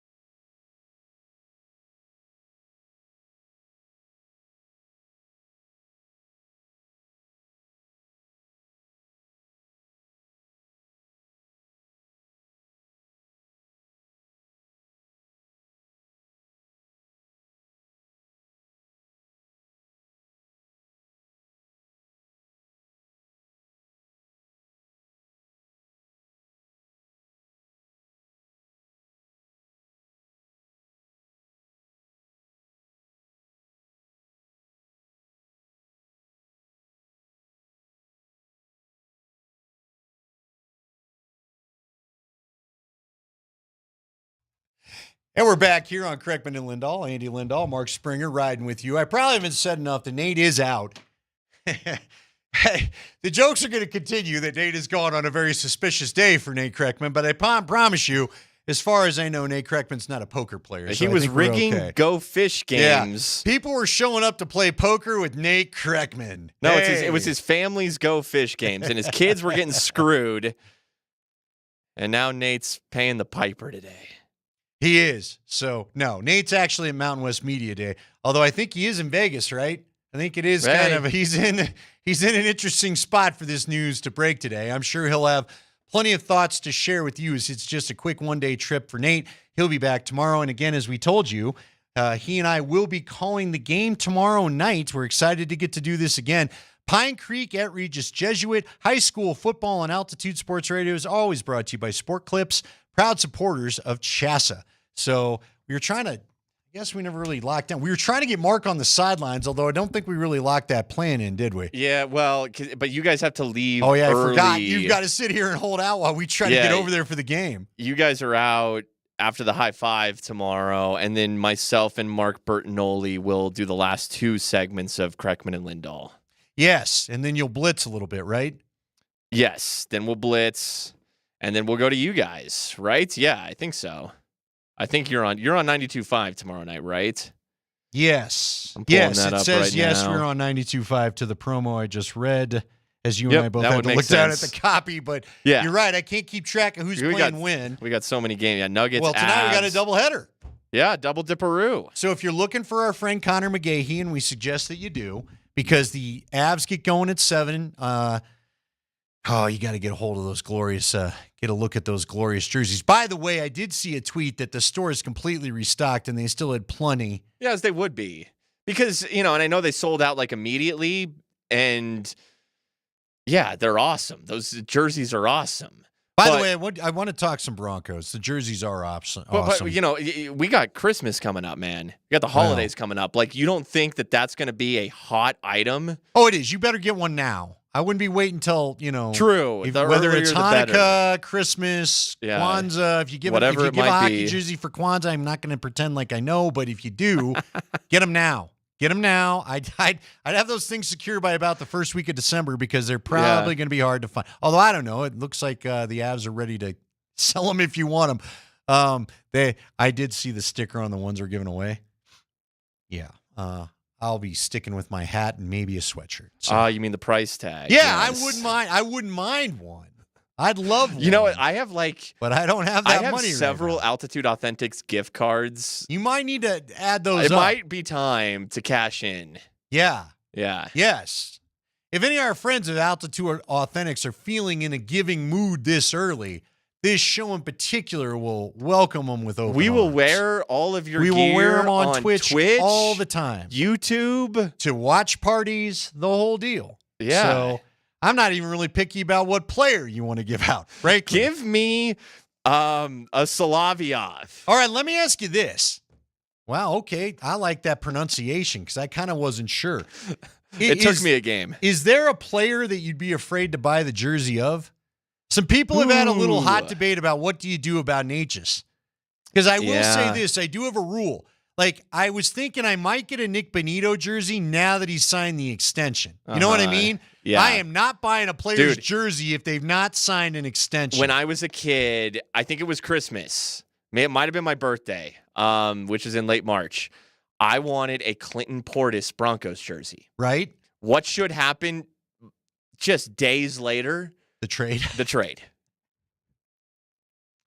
Them's the breaks. That's why they've got jersey assurance. I would tell you, the safest guys, I think, are McKinnon, McCarr, Landeskog. Landy's now a legend, right? Can we all admit that? Yeah, he's Landy not going is now, anywhere. Whether he plays. Even if he doesn't, Even if he decides, you know what, I'm sick of getting screwed on offside calls when I score a goal or being a part of controversial ones. I'm out of here. He's a jersey worth wearing no matter the year. Yeah, correct? it's like you could still wear a Sakic, Waugh, Forsberg. He's up there with them. And Eric Johnson, right? Yes. Those are the safe jerseys to buy. Yes. How are you feeling about that, Blackwood? We got to talk some football. We'll talk a lot of football in the 5 o'clock hour. How are we feeling about, look, man, I asked Nate, is there a low key, I don't know that there's not a lot of good goalie controversy. This is kind of a good one because you signed a good one in Blackwood, but my gosh, I'd have to think a bit about pulling Wedgwood out of the lineup the way he's playing. Holy cow. Yeah, he's been great, but Blackwood's damn good, and he's in the prime of his career, whereas Wedgwood's in his early 30s, but he's playing so well, and man, Wedgwood's so good. What a tandem. No matter what a tandem. It's a great problem to have. I kind of feel like these things do come down to money when you're paying. We just extended Blackwood. It's like a 5x5 type deal. Oh, I'm with you. I think that too. He's got the contract to be goalie one, so he's goalie one. Yeah, right? He's goalie one when he comes back. But it does give you the luxury of not rushing him back, of making sure his injury is 100% healed. They do have a back-to-back coming up, and I think it's Saturday, Sunday. Okay. In Boston, then in New Jersey. Okay. I think that's where sense. you got to see Blackwood in one of those two games. No, I'm with you. And if it goes well, then he just resumes his position and you go along. I'm just saying, here's the other thing. You want to know the other thing with, you know what? The other thing with Wedgwood, he would be probably a prime trade candidate that would bring you back some prime stuff, although I don't think I want you sending him anywhere. No. What if Blackwood gets hurt? What if Blackwood doesn't play well, which I would be surprised.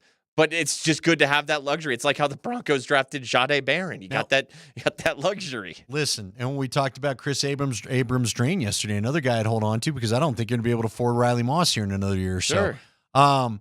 Look, man, I remember you had Frankie and Kemper. Now I think both these guys – Frankie was a great backup goalie. So I'll put Wedgwood on par with the great backup goalie. I'm not going to compare who was better. I do believe Blackwood's better than Kemper was, and frankly, I don't know. Wedgwood might be playing right now than Kemper did. But you needed both guys to get through that playoff. As much as I think you might get attractive offers, I would hold on to Scott Wedgwood. That's exactly. Just me. You needed Francouz in the Cup run. You needed him in the playoffs, in the conference finals. You never know. I mean, I'd rather go to Scott Wedgwood than Trent Miner, no offense. Guys, I'll put this out here. We are not a political show, and as a guy that loves to get away from politics at every turn in my life that I can, I'm not going to read a lot of the political texts that are coming in about what may affect this thing, but I will say to all the texters that have political gains, you make a lot of interesting points today.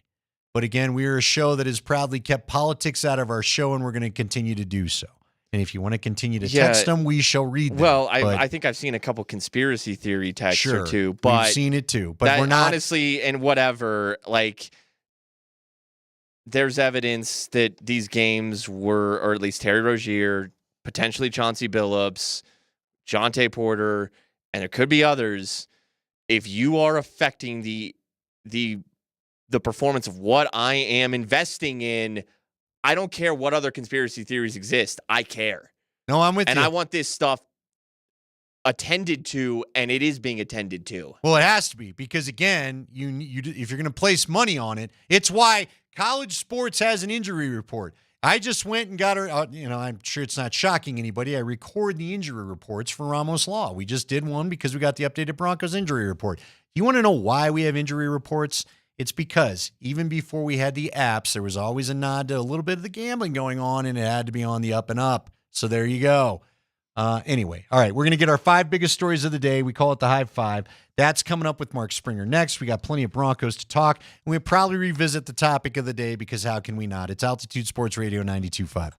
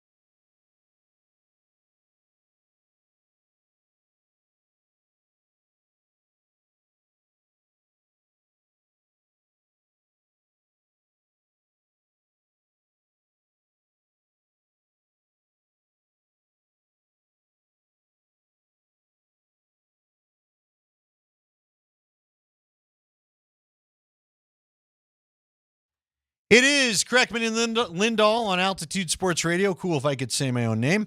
Mark Springer is in. Nate Kreckman is in Vegas covering Mountain West Media Day. He shall return tomorrow. We shall call a high school game. It shall be awesome because we love covering high school football, and Nate and I had a big fun doing this. Really, the only thing you're going to get us to go out and do together when we're not working. Not because we don't like each other. We all like each other. But, we get our fill of each other.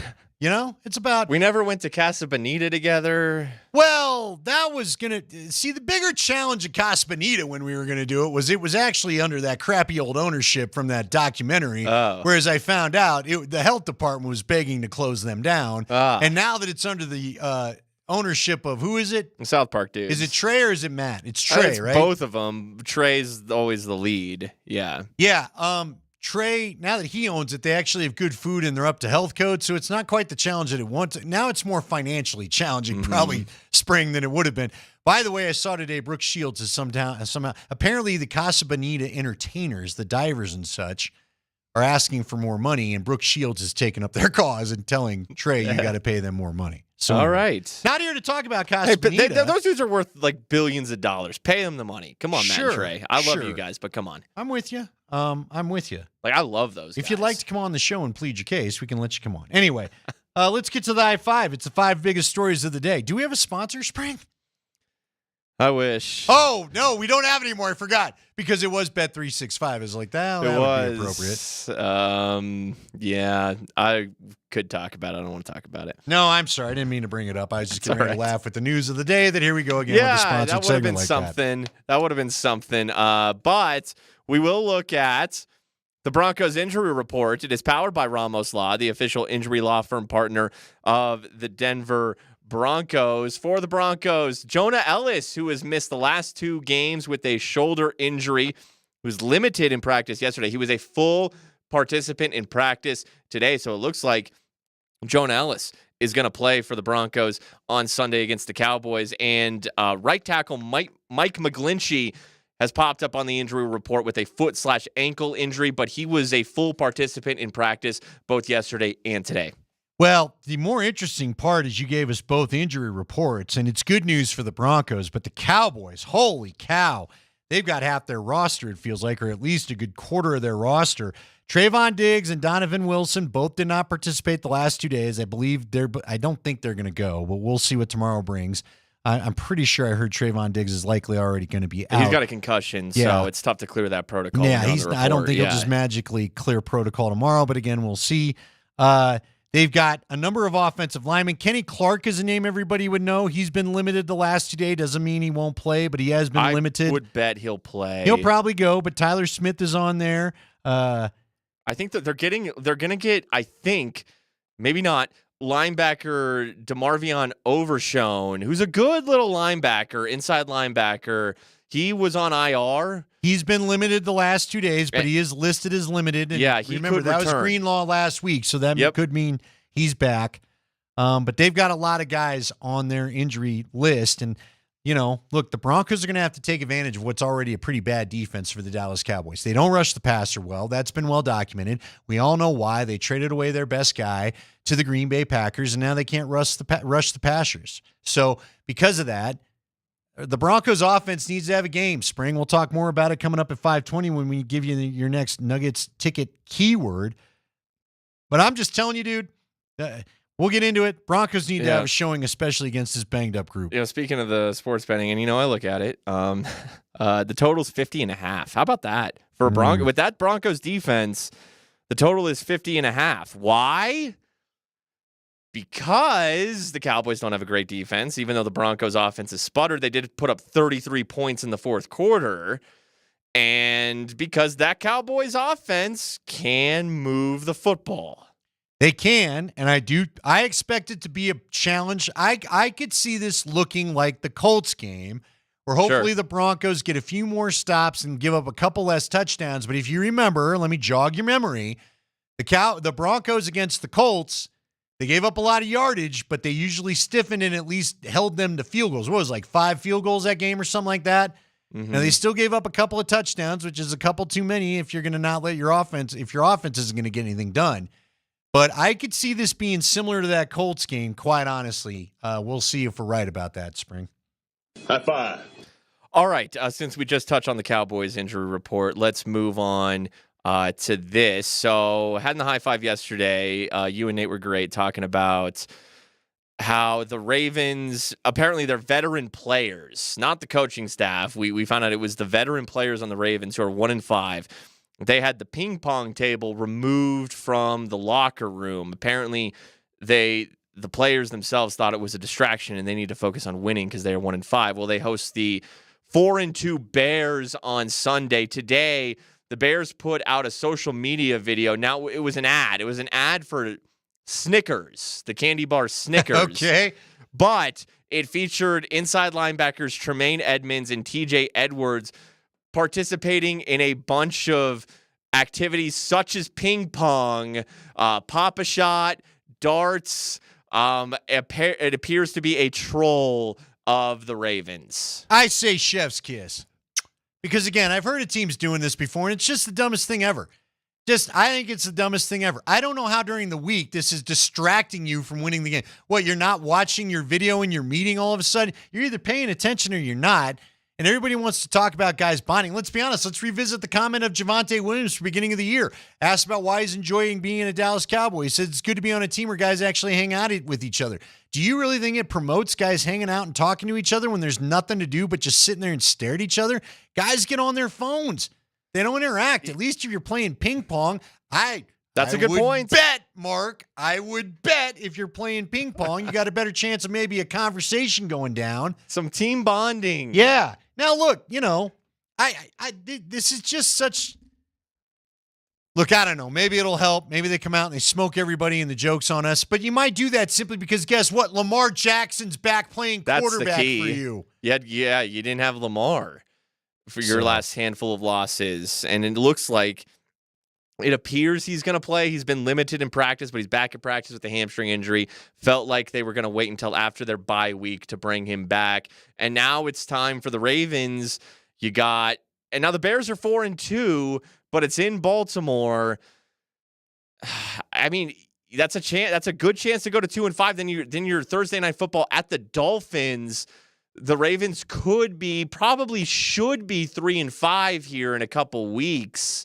And they're not out of this thing. But the Bears are tricky, Andy. Like, that's a better team. I think the Dolphins are in a terrible way. That should be a win for the Ravens. But the Bears are tricky right now.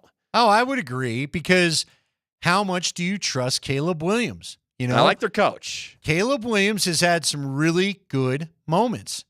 It's funny how how much of that is his coach? How much of that is the Ben Johnson effect? Oh, no, I think it is the Ben Johnson effect. But I also think it's funny because all these guys from a year ago, minus Drake May, Jaden Daniels has had some struggles. Bo Nix has had some struggles. Caleb Williams has had some struggles. Michael Penix has had some struggles after a nice little stretch down there at the end of the season. All these guys are dealing with some of the sophomore stuff. And I just think, am I going to tell you I'm ready to trust Caleb Williams against Baltimore in Baltimore? No, I'm not. I know they're not the same Ravens defense, but still, Baltimore is an intimidating atmosphere. Always has been.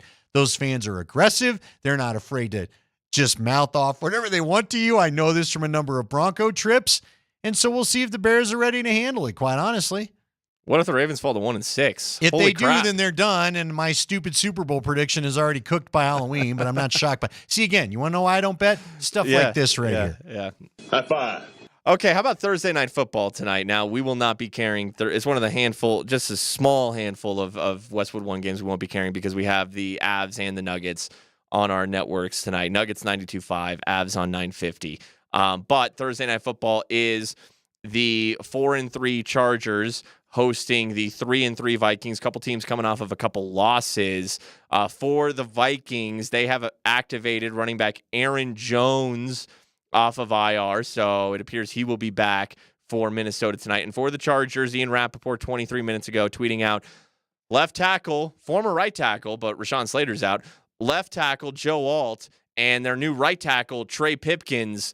They're both active tonight. So they got Joe Alt back. They have a competent right tackle as well. Some reinforcements coming, as Ian Rappaport put it, on the offensive line for the Chargers. Yeah, so we'll see what it turns into. Man, the Chargers have been a weird team, right? Chargers have been a real weird team. Yeah, they have. I'll point it out again. Another reason why I don't bet. Who the hell would have thought the Chargers were going to be so up and down yet again under Harbaugh? I really thought year two he'd even this stuff out.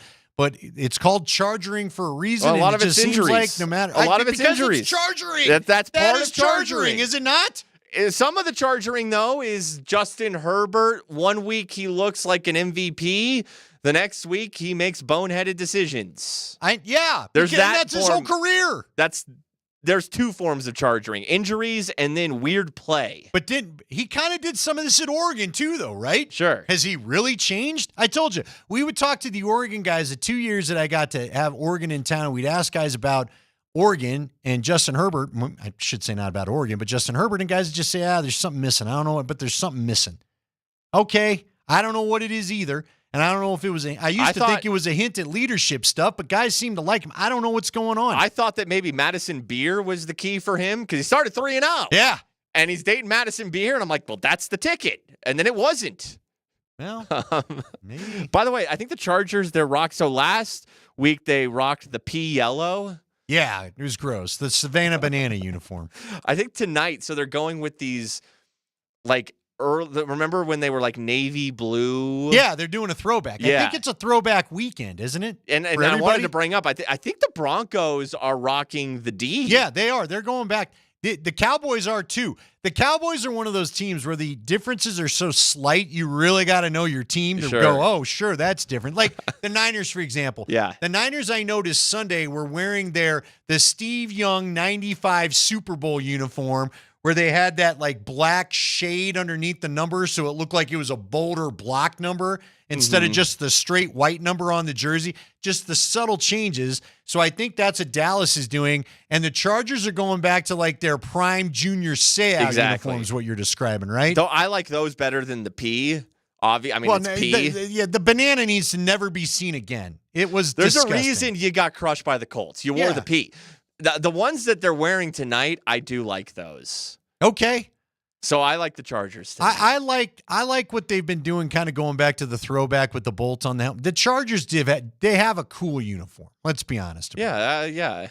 What do you think? Like, what about like the Bengals? How theirs is just the stripes. Like, I kind of like that. Yeah. I like the Bengals. Their white ones didn't quite do it for me, but I like an old school Bengal. Look, the Dolphin uniform has always been elite to me. I've always loved, and I will admit it, even though I know none of us like them around here, including me. But I like the Pat Patriot, the guy snapping the football uniforms from the 80s. Those are cool. The Buccaneers creamsicles. I hate those. Oh, see, I like those. Buccaneer Bruce winking at you with like Ponce de Leon. I don't need that guy doing that. But with the Broncos going old school D, and they wore them once last year, and they won. Like, remember, that gives me juice. Like, that makes me like, you're not going to lose in those. They're too nice. Those are way too nice. Well, you can't because they'll go away if you don't. Coaches get superstitious. Remember, Chad Brown told us a couple weeks ago that Bill Belichick, if you got your butts kicked in one, and they did in those Pat Patriot ones, they never got to wear them again. All right, it is the high five. And Terry McLaurin, Debo Samuel, full participants today. So the Commanders may get a couple receivers back, even though it's going to be Mariota against the Chiefs this weekend, which we'll all be paying attention to because we don't need the Broncos losing and the Chiefs winning and pulling even. We're going to come back. The Chiefs are going to win that game. All right. They're huge favorites. I know. Well, you know what? Again, the weird theme of the day. Got Terry McLaurin back. Okay, we're going to come back. We're going to talk a little football. We got to talk about this Bronco game. What do we need to see out of the Broncos coming up this week? He's Mark Springer. I'm Andy Lindahl. Plus another Nuggets ticket Thursday keyword straight ahead.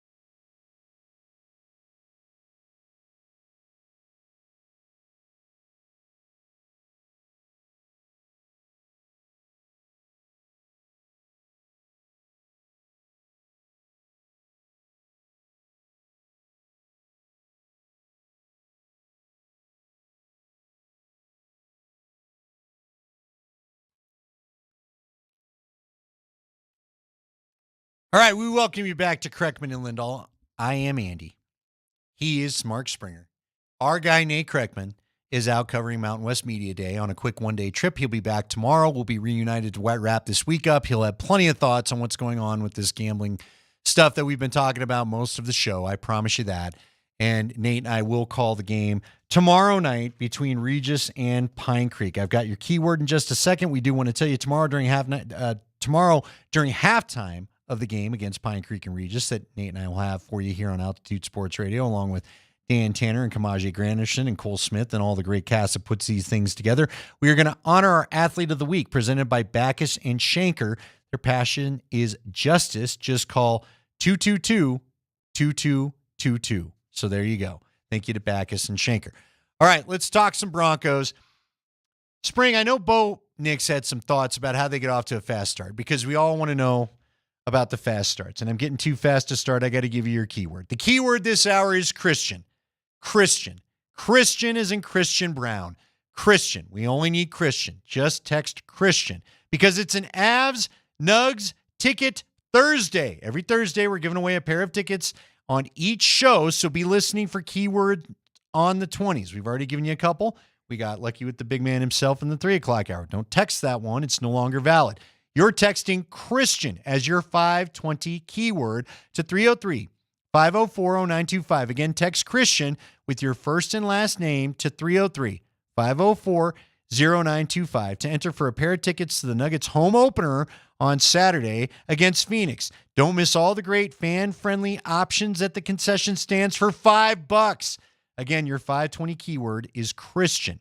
So text Christian, like Christian Brown, along with your first and last name to 303-504-0925. Good luck to you. We will give you the winner in 30 minutes from now at 5:55 as we sign off for the night. And again, you've got the Avs starting at 6:30 over on 950 with the great Connor McGahee, our pal. You know, we say friend of the program a lot. Connor actually is. And then tonight, starting at 7:30 with the great Jason Kosmiski, we are going to have the Nuggets game. And I've got my man Spring doing all the Avs stuff. So Avs, you're doing Avs pre and post and the between the pipes, right, Spring? Yep, pre-intermission post on 950, and then after the network post-game show, which I will host after Avs Hurricanes, from here, I will host Between the Pipes with Alex Ryan Emmy on our social media channels. And don't forget, if you're going to the game and you haven't got too much going on, wrong mic there. Whoopsies. Yeah, that's all right. You see, meant the to power turn my mic I was off. going to say, Spring's got all the power, and you just witnessed it. When you go to the game tonight, the Avs are going to wear their classic throwback Nordique look that they've been all the rage with the jerseys. And because the Nordiques and Hartford Whalers were a rival, Carolina, who is the former Hartford Whalers, they're going to wear their Whaler throwbacks, and we're going to have just a nice, sweet, top shelf, chef's kiss jersey throwback game. Hot, dude. So there you go. Hot as hell. All right. 303-504-0925. Keep your texts coming in. Let's talk this Bronco game. First off, let's hear from Bo Nix, Spring, about how they can get off to a faster start, because that's all we're all talking about. It's been a hot topic, and it's a topic for good reason. This team needs to get off to better starts. Again, this kind of reminds me a little bit of 2015, where sometimes the first 15 work and sometimes they didn't. But here's Bo Nix on his theory as to how they can get off to better starts. I think it's stacking first downs and getting the first points on the board. We've continued to try to find ways to grow, learn. How can we get that to happen on the first drive? How can we go down and get points? How can we get a few first downs? There's one thing about putting openers together and having your plays, but, another to go execute them. So that's what we have to focus on. That's what we're looking forward to doing. I think everybody on offense has kind of that edge to them, to where we're kind of, tired of being close. So I think everybody's working towards, making those first few possessions count. Yeah, I'm going to tell you, and you can kind of hear it a little bit there. There's nobody that wants to get this topic out of the universe more than Bo Nix. And I know you'd probably say Sean Payton. Look, I've been around football a long time. I've spent now over 20 years on NFL and college sidelines combined.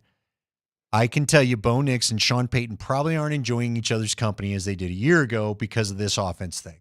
and they both want it fixed. I don't think one's blaming the other. I'm not trying to suggest that.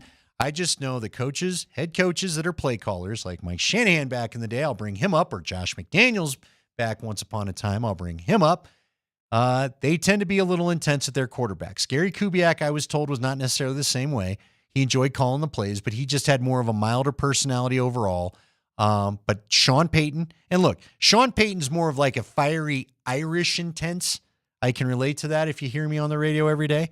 Mike Shanahan was more of a quiet, give you that dad stare, shrink you to 2 inches tall kind of intense. But they both are intense at their quarterbacks. And I think Bo Nix, like Jake Plummer and John Elway once upon a time, even with Shanahan, I think, you get a little tired of each other, right? Okay. I wanted to say something about the fast starts, but you triggered a thought. You jarred something. Okay. Sean, is he frustrated with his boy? Let's keep in mind, that's his boy. That's his golden boy. He's the guy. He's a guy. He's put a lot of his reputation on the line with this, if you will. And let's be honest, isn't it funny how Sean, despite his lie, threw shade at Russell Wilson, and he hated Russell Wilson. I get that. And Russell Wilson was not that pocket read quarterback, 1, 2, 3 ball out where it needs to go that Sean wanted. It's never been Russell Wilson, okay? Bo is not at that level yet either. But Andy, can you blame him for not being there? This is year 2, and we're not even midway through year 2. And yes, he was a veteran and experienced college quarterback, but that's, if you're like one of those legit blue chip talents, you don't make it to year 5 of college. You're already in the NFL. Should Sean or anyone else be surprised that Bo is still learning and developing? Well, look, this goes down a lot of paths of things that I've heard. I'll give you theories I've been given. Is Bo Nix, you talked about it, Bo Nix stayed in college a long time. Many in the NFL, and is part of the reason why some weren't as high on him in the draft process, wonder, is he closer to his ceiling than the other folks? Is there more to be coached out of Jaden Daniels and Caleb Williams and Drake May and Michael Penix is an older quarterback too, but many wondered, was Bo really kind of the complete product, and you better be ready to play with this skill set because that's what you're going to get out of him. I don't know that we've seen evidence to say that's going to be completely false. I just don't know yet. No, we shouldn't be surprised. Look, how about this, Spring?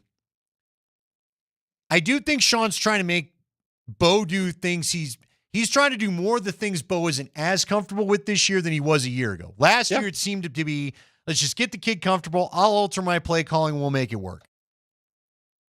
I think Sean, and we could hear it in the way he talked, I think Sean got the itch to break out a little bit more of that vast playbook that he has this year because now Bo is in year 2. Look at how many, they'll do a play action and then Bo will whip around once, whip around twice. Yeah.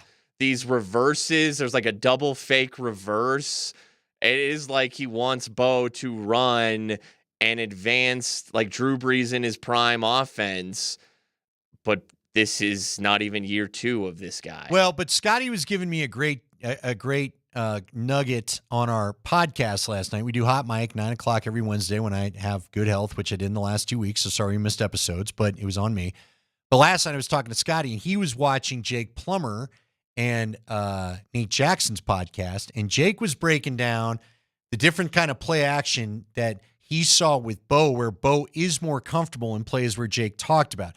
There's somewhere he said they're kind of forcing the play action, and defenses aren't buying it. I can even see those without watching the game tape. Exactly. And so, but Jake talked about how those are the ones that Bo's getting comfortable with, and those are the ones you ought to let him do. Look, Sean, I just think Sean and Bo have to get somewhere. I said this yesterday. I'll say it again. Kubiak and Manning came to the pistol as an agreement of how they would run things as a compromise. Now, it didn't work optimally necessarily for either guy, but it got the Broncos a Super Bowl victory, and they got done what they needed to. I do think Bo and Sean have to find whatever their version of the pistol is right now, that whether, enough pace for Bo to be comfortable and enough where Sean feels like he's starting. Because I think, here's the thing, I don't fault Sean Payton for this. He wants to evolve his offense. Yeah. And you need to. I get that. You right? But You he's need forcing to. it a little bit. But you can't evolve it too much for where Yes. Bo's at. Exactly. Because again, what we all noticed, and Jake, according to what Scotty told me, Jake mentioned it in his podcast, we all noticed, I'll bring up the play example again, where I saw Bo very comfortable, and I knew he was in a good spot Sunday in the fourth quarter, where they got out of the huddle and they got to the line, and there was like 18 seconds left on the play clock. And a receiver started to go in motion. I think it was Mims. He was either Mims or Franklin. And he literally said, no, stay over there. The Mikes caught it up. Stay there, stay there. Then he pointed opposite right side, called out a linebacker where, for those that don't know, he's adjusting the protection. We're gonna rotate our protection to that guy's side. I know what they're doing. I've got my good read. Another couple seconds and my set. He was in total comfort, snapped it, and I don't even remember if it was a pass play or a run play. I just remember it was a successful play. And what I saw was a guy run. He was Bo Nix of a year ago. Yeah, it was simpler. But guess what? You got him to the line. It worked. Nick said it yesterday. They get him to the line. Yeah, you gave him 18 seconds. Yeah, that's a far pace cry from doesn't the 8. Pace isn't running plays in 5 seconds. Pace is get to the line, get the damn call in. Don't switch 5 guys out of the huddle every 5. You know what I mean? Well, you don't have to have new receivers every play. Let him get to the line and take a look. And one thing that I was noticing, and I still really haven't noticed it from the Broncos this year, and something they could be doing so much more of, that I see other teams, your Kyle Shanahan's, and I will even reference a Mike McDaniel, even though I know the Dolphins are struggling, Andy Reid with the Chiefs. Pre-snap motions, eye candy that might not even matter. It very well might just be inconsequential to what they're actually going to do, but it gets the defense's eyes moving. And if you're not to the line with 12 plus seconds before that clock hits 0, you don't have time to send dudes in motion and kind of fool the defense. I'd like to see more of that. No, I'm with you. And again, you can't look, how many times have we physically seen the body of Bo Nix in the body language say, I'm frazzled, even with 8 seconds left, which may seem like a lot, but when he's trying to say, because remember, Bo's at the line, what's the coverage? Where's the rush? Is my protection right? Are my guys in the right spot? Are we all set? Because some of these pre-snap penalties that Sean talked so much about yesterday on offense, part of that's the quarterback's responsibility to make sure, okay, is everybody at the line that's supposed to? Is the guy off the line that's supposed to be? Is nobody moving so we don't get a pre-snap penalty? He's got all these things to think about. And when you get there with 8 or 7 seconds left, unless it's just a bunch of go routes, then no, he is going to get frazzled. So that's why you can't be running guys in and out and getting the damn call in late because you're not sure what play you want to call. Okay, here's what I wanted to bring up in terms of the fast starts. And you heard Sean Payton early on in his comments after the Giants game. He said, I don't want to hear about tempo because when they're down 19-0 and then 26-8, when you're down big in the fourth, guess what? You have no choice but to go up tempo. And that does seem to help. They're getting to the line quicker. Everything's in quicker. But at the same time, do you really run up tempo in the early stages of the game? Across the league, you really don't. Do you think they should, though? I don't know the answer. I know this. You can't go full college offense, okay? I've seen it tried. You got to have some nuance. You got to be under center. Look, man, part of the reason, you know what else could just help? You know how you go a little bit slower?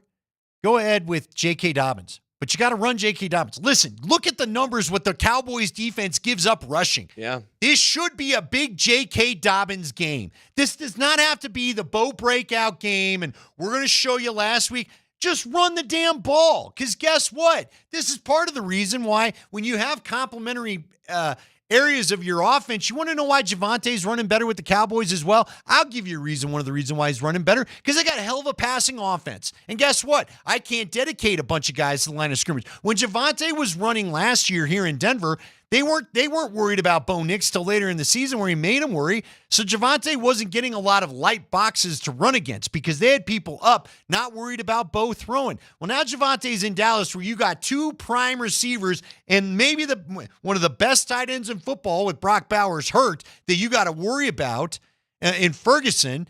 They've got issues in the passing game and the quarterback's dealing right now. But with the okay, so the Broncos passing attack might not be dangerous, and that's going to load the box a little bit more because they don't have to account for, a CeeDee Lamb and a George Pickens and a Jake Ferguson and a more dynamic, versatile passing attack. But you can still try to force the issue a little bit. What wasn't their first 4 plays of the Giants game pass plays again? Yeah. We're doing this again. Do you think that this game is as simple as who has the better game, J.K. Dobbins or Javonte Williams, especially considering that it was kind of a trade a little bit? Which of these two has the better game? I'll say this. I don't mind your comparison 1-to-1, but I would say this. I think it's more important for J.K. Dobbins to have a game than it is for Javonte because of all the other things they got clicking right now. Sure. I do think J.K. Dobbins needs to be a big part of this game plan, and then you let Bo get back after it against the Texans, which is going to be no easy feat because guess what? The Texans have the best defense in football. Who would have thought that? Now, the Cowboys cannot rush the passer either, so you'd like to see Bo eat. But I'm telling you, if the run game gets going, it should open up some of those shots. And again, then Bo's got to set his feet and throw the right throw. Don't run into it and overthrow guys. That's a novel concept. You're suggesting, and you're not wrong, that the Cowboys' passing attack is what's opening up the run game for them. Well, how about the Broncos? And they were. It's funny. They did start running the ball a little bit when they were down big. And actually, they would pick up a chunk 7-yard play. Okay, actually open up the passing attack a little bit. Your run game, if you can establish a run, which this offensive line can do, even with a more stacked box, could open up their passing game that has struggled mightily. And you got to let it happen. All right, we've got some special guests when we come back. There is, you know what? We always get a bunch of crap for the ska music and this and that. We actually have a big country band that has toured with some legendary acts, including, I believe, Dwight Yoakam was on the list. But one of my friends in town manages them. We happen to know them. Their name is Marfa. We're going to tell you a little bit about them. And if we can fit it in, we've got some comments from Michael Malone about the Denver Nuggets. Speaking of that, Andy, your keyword is Christian. Christian Brown. Hey, Christian Brown could be a country singer, but Christian. Just Christian. 303-504-0925. The guy that got paid this week. 303-504-0925. Text Christian. And you'll be in the running for those Nuggets tickets to win them for opening night. And coming up here in 15 minutes, we're going to tell you who the winner is. Stay tuned.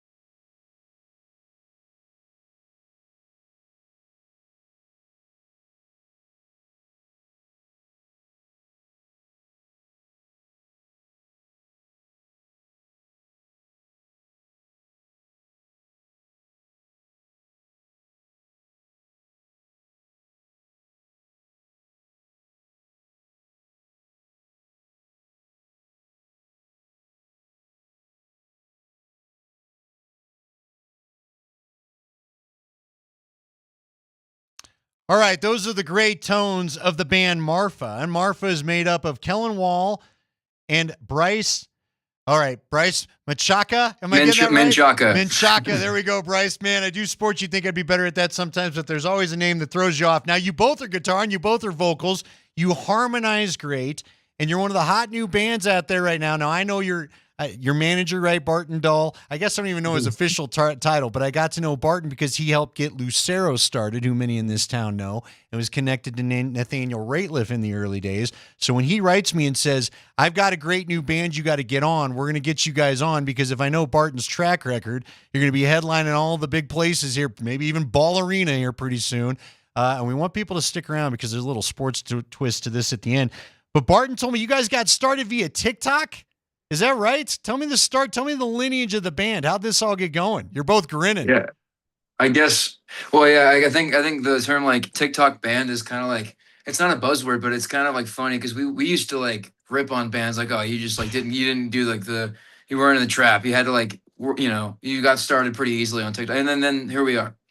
That's us. But we've been playing for years and years and years, and we decided to just put a video on TikTok one time, and every video got more views than the last, so it just made the most sense. And here we are. Well, you've opened for some huge acts. You got to play with Dwight Yoakam, 49 Winchester, Casey Musgraves, Midland. I mean, a lot of bands that they know. What's it been like playing with some of those big bands? Have you picked up things by playing with folks like that?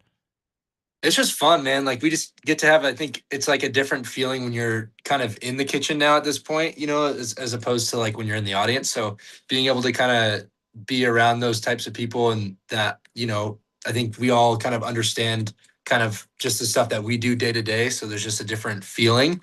But I mean, definitely like being able to share a stage with Casey and Midland and Dwight, it's like kind of insane to us since we're only been in a band for like a year and some change. So it's like a totally out of like just a super insane experience. Denver's been very good to you. I hear I'm not supposed to say everything yet, but let's just say you guys have got a big announcement coming up on a big show here in Denver. You've sold out the Ogden in the past. You're moving up to bigger and bigger venues. You're on Big Machine Records now. I'm sure they can find you on all the music services. You guys have a great harmony. I was really impressed I saw your video before Bart reached out to me. I want to say I even reposted one. I can't remember which duet you were doing, but Barton's like, hey man, those are my guys. I'm glad you put it up on Instagram again. Just phenomenal music. But I understand one of you is a Cowboys fan. Is that it? Bart's like, we got to get them on in front of the Cowboys. How you feeling about your Cowboys right now? Well, let me get something straight here. I mean, it's not an easy life. It's a hard not life being a Cowboys fan. But what I will say is I grew up in Texas. I'm from Texas, born and raised. And my dad grew up in Dallas. And so he had good teams to watch. And it's like part of our family lore to like watch Cowboys games. But I've been in Denver for almost 7 years now. So I've gotten to know the Broncos as well. But if any other team is playing, I'm a Cowboys fan. But I know what we're getting into. I'm not about to come in here and be like, oh, yeah, Dak's going to throw for 400 yards and get 6 touchdowns, and Bo Nix is not going to have a game. Like, we have the worst defense in the NFL. I understand that. But we also have a pretty darn good offense. So it might be – I think the over-under is like 50.5. So if you're betting, I'd bet the over on these two offenses because they're both having pretty good seasons. I know that we're 3-3-1, which is embarrassing to say and 1 at the end, but whatever. Broncos are 5-2. They look really good this year, making some really good fourth quarter comebacks. True. Well, so do you get time to play fantasy football? I knew a few musicians that pass the time getting into fantasy football. Have you done that at all, or are you guys too busy with what your life's doing right now? He does. I'm not allowed to play fantasy anymore. I've lost friends over it. For me, it's yes to both answers because was not there for the draft, and then we were like out doing recording and stuff for a long time, out on tour, whatever, doing all this stuff, and I'm like, cool, my lineup is ruined, and then everyone's cut, and I'm like, it's so hard to focus on it when I'm so focused on other things, but it's fun a little bit, as long as there's no money involved. Do you have any Broncos on the fantasy lineup right now? I don't right now, so that's too bad. It's kind of a bummer. I do have to say thank you for Javonte Williams. Yeah, he's doing us a lot. He's getting us a lot of carries.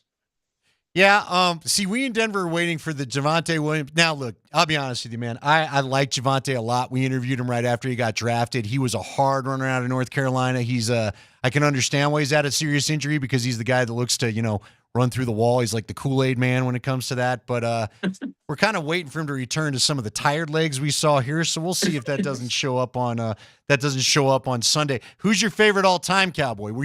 You guys are so young, seeing you over Zoom. I don't know how young you are. I got to assume maybe you didn't catch the Troy Aikman, Michael Irvin Cowboys. Did your dad have to tell you about them? Yeah, well, my dad told me about Roger Staubach and Drew Pearson.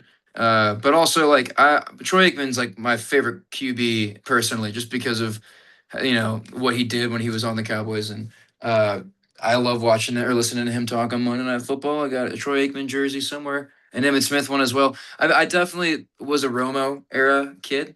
So 2014, tough year for a Cowboys fan, but also I'm from San Antonio, so we had a good year for basketball. But football was always tough watching. And my dad's also a Texans fan, so we just got to find a team that's good and root for them. You're from see, Bart didn't tell me this. So are we Wembanyama fans? Is that the deal? Did you watch your guys last night in action?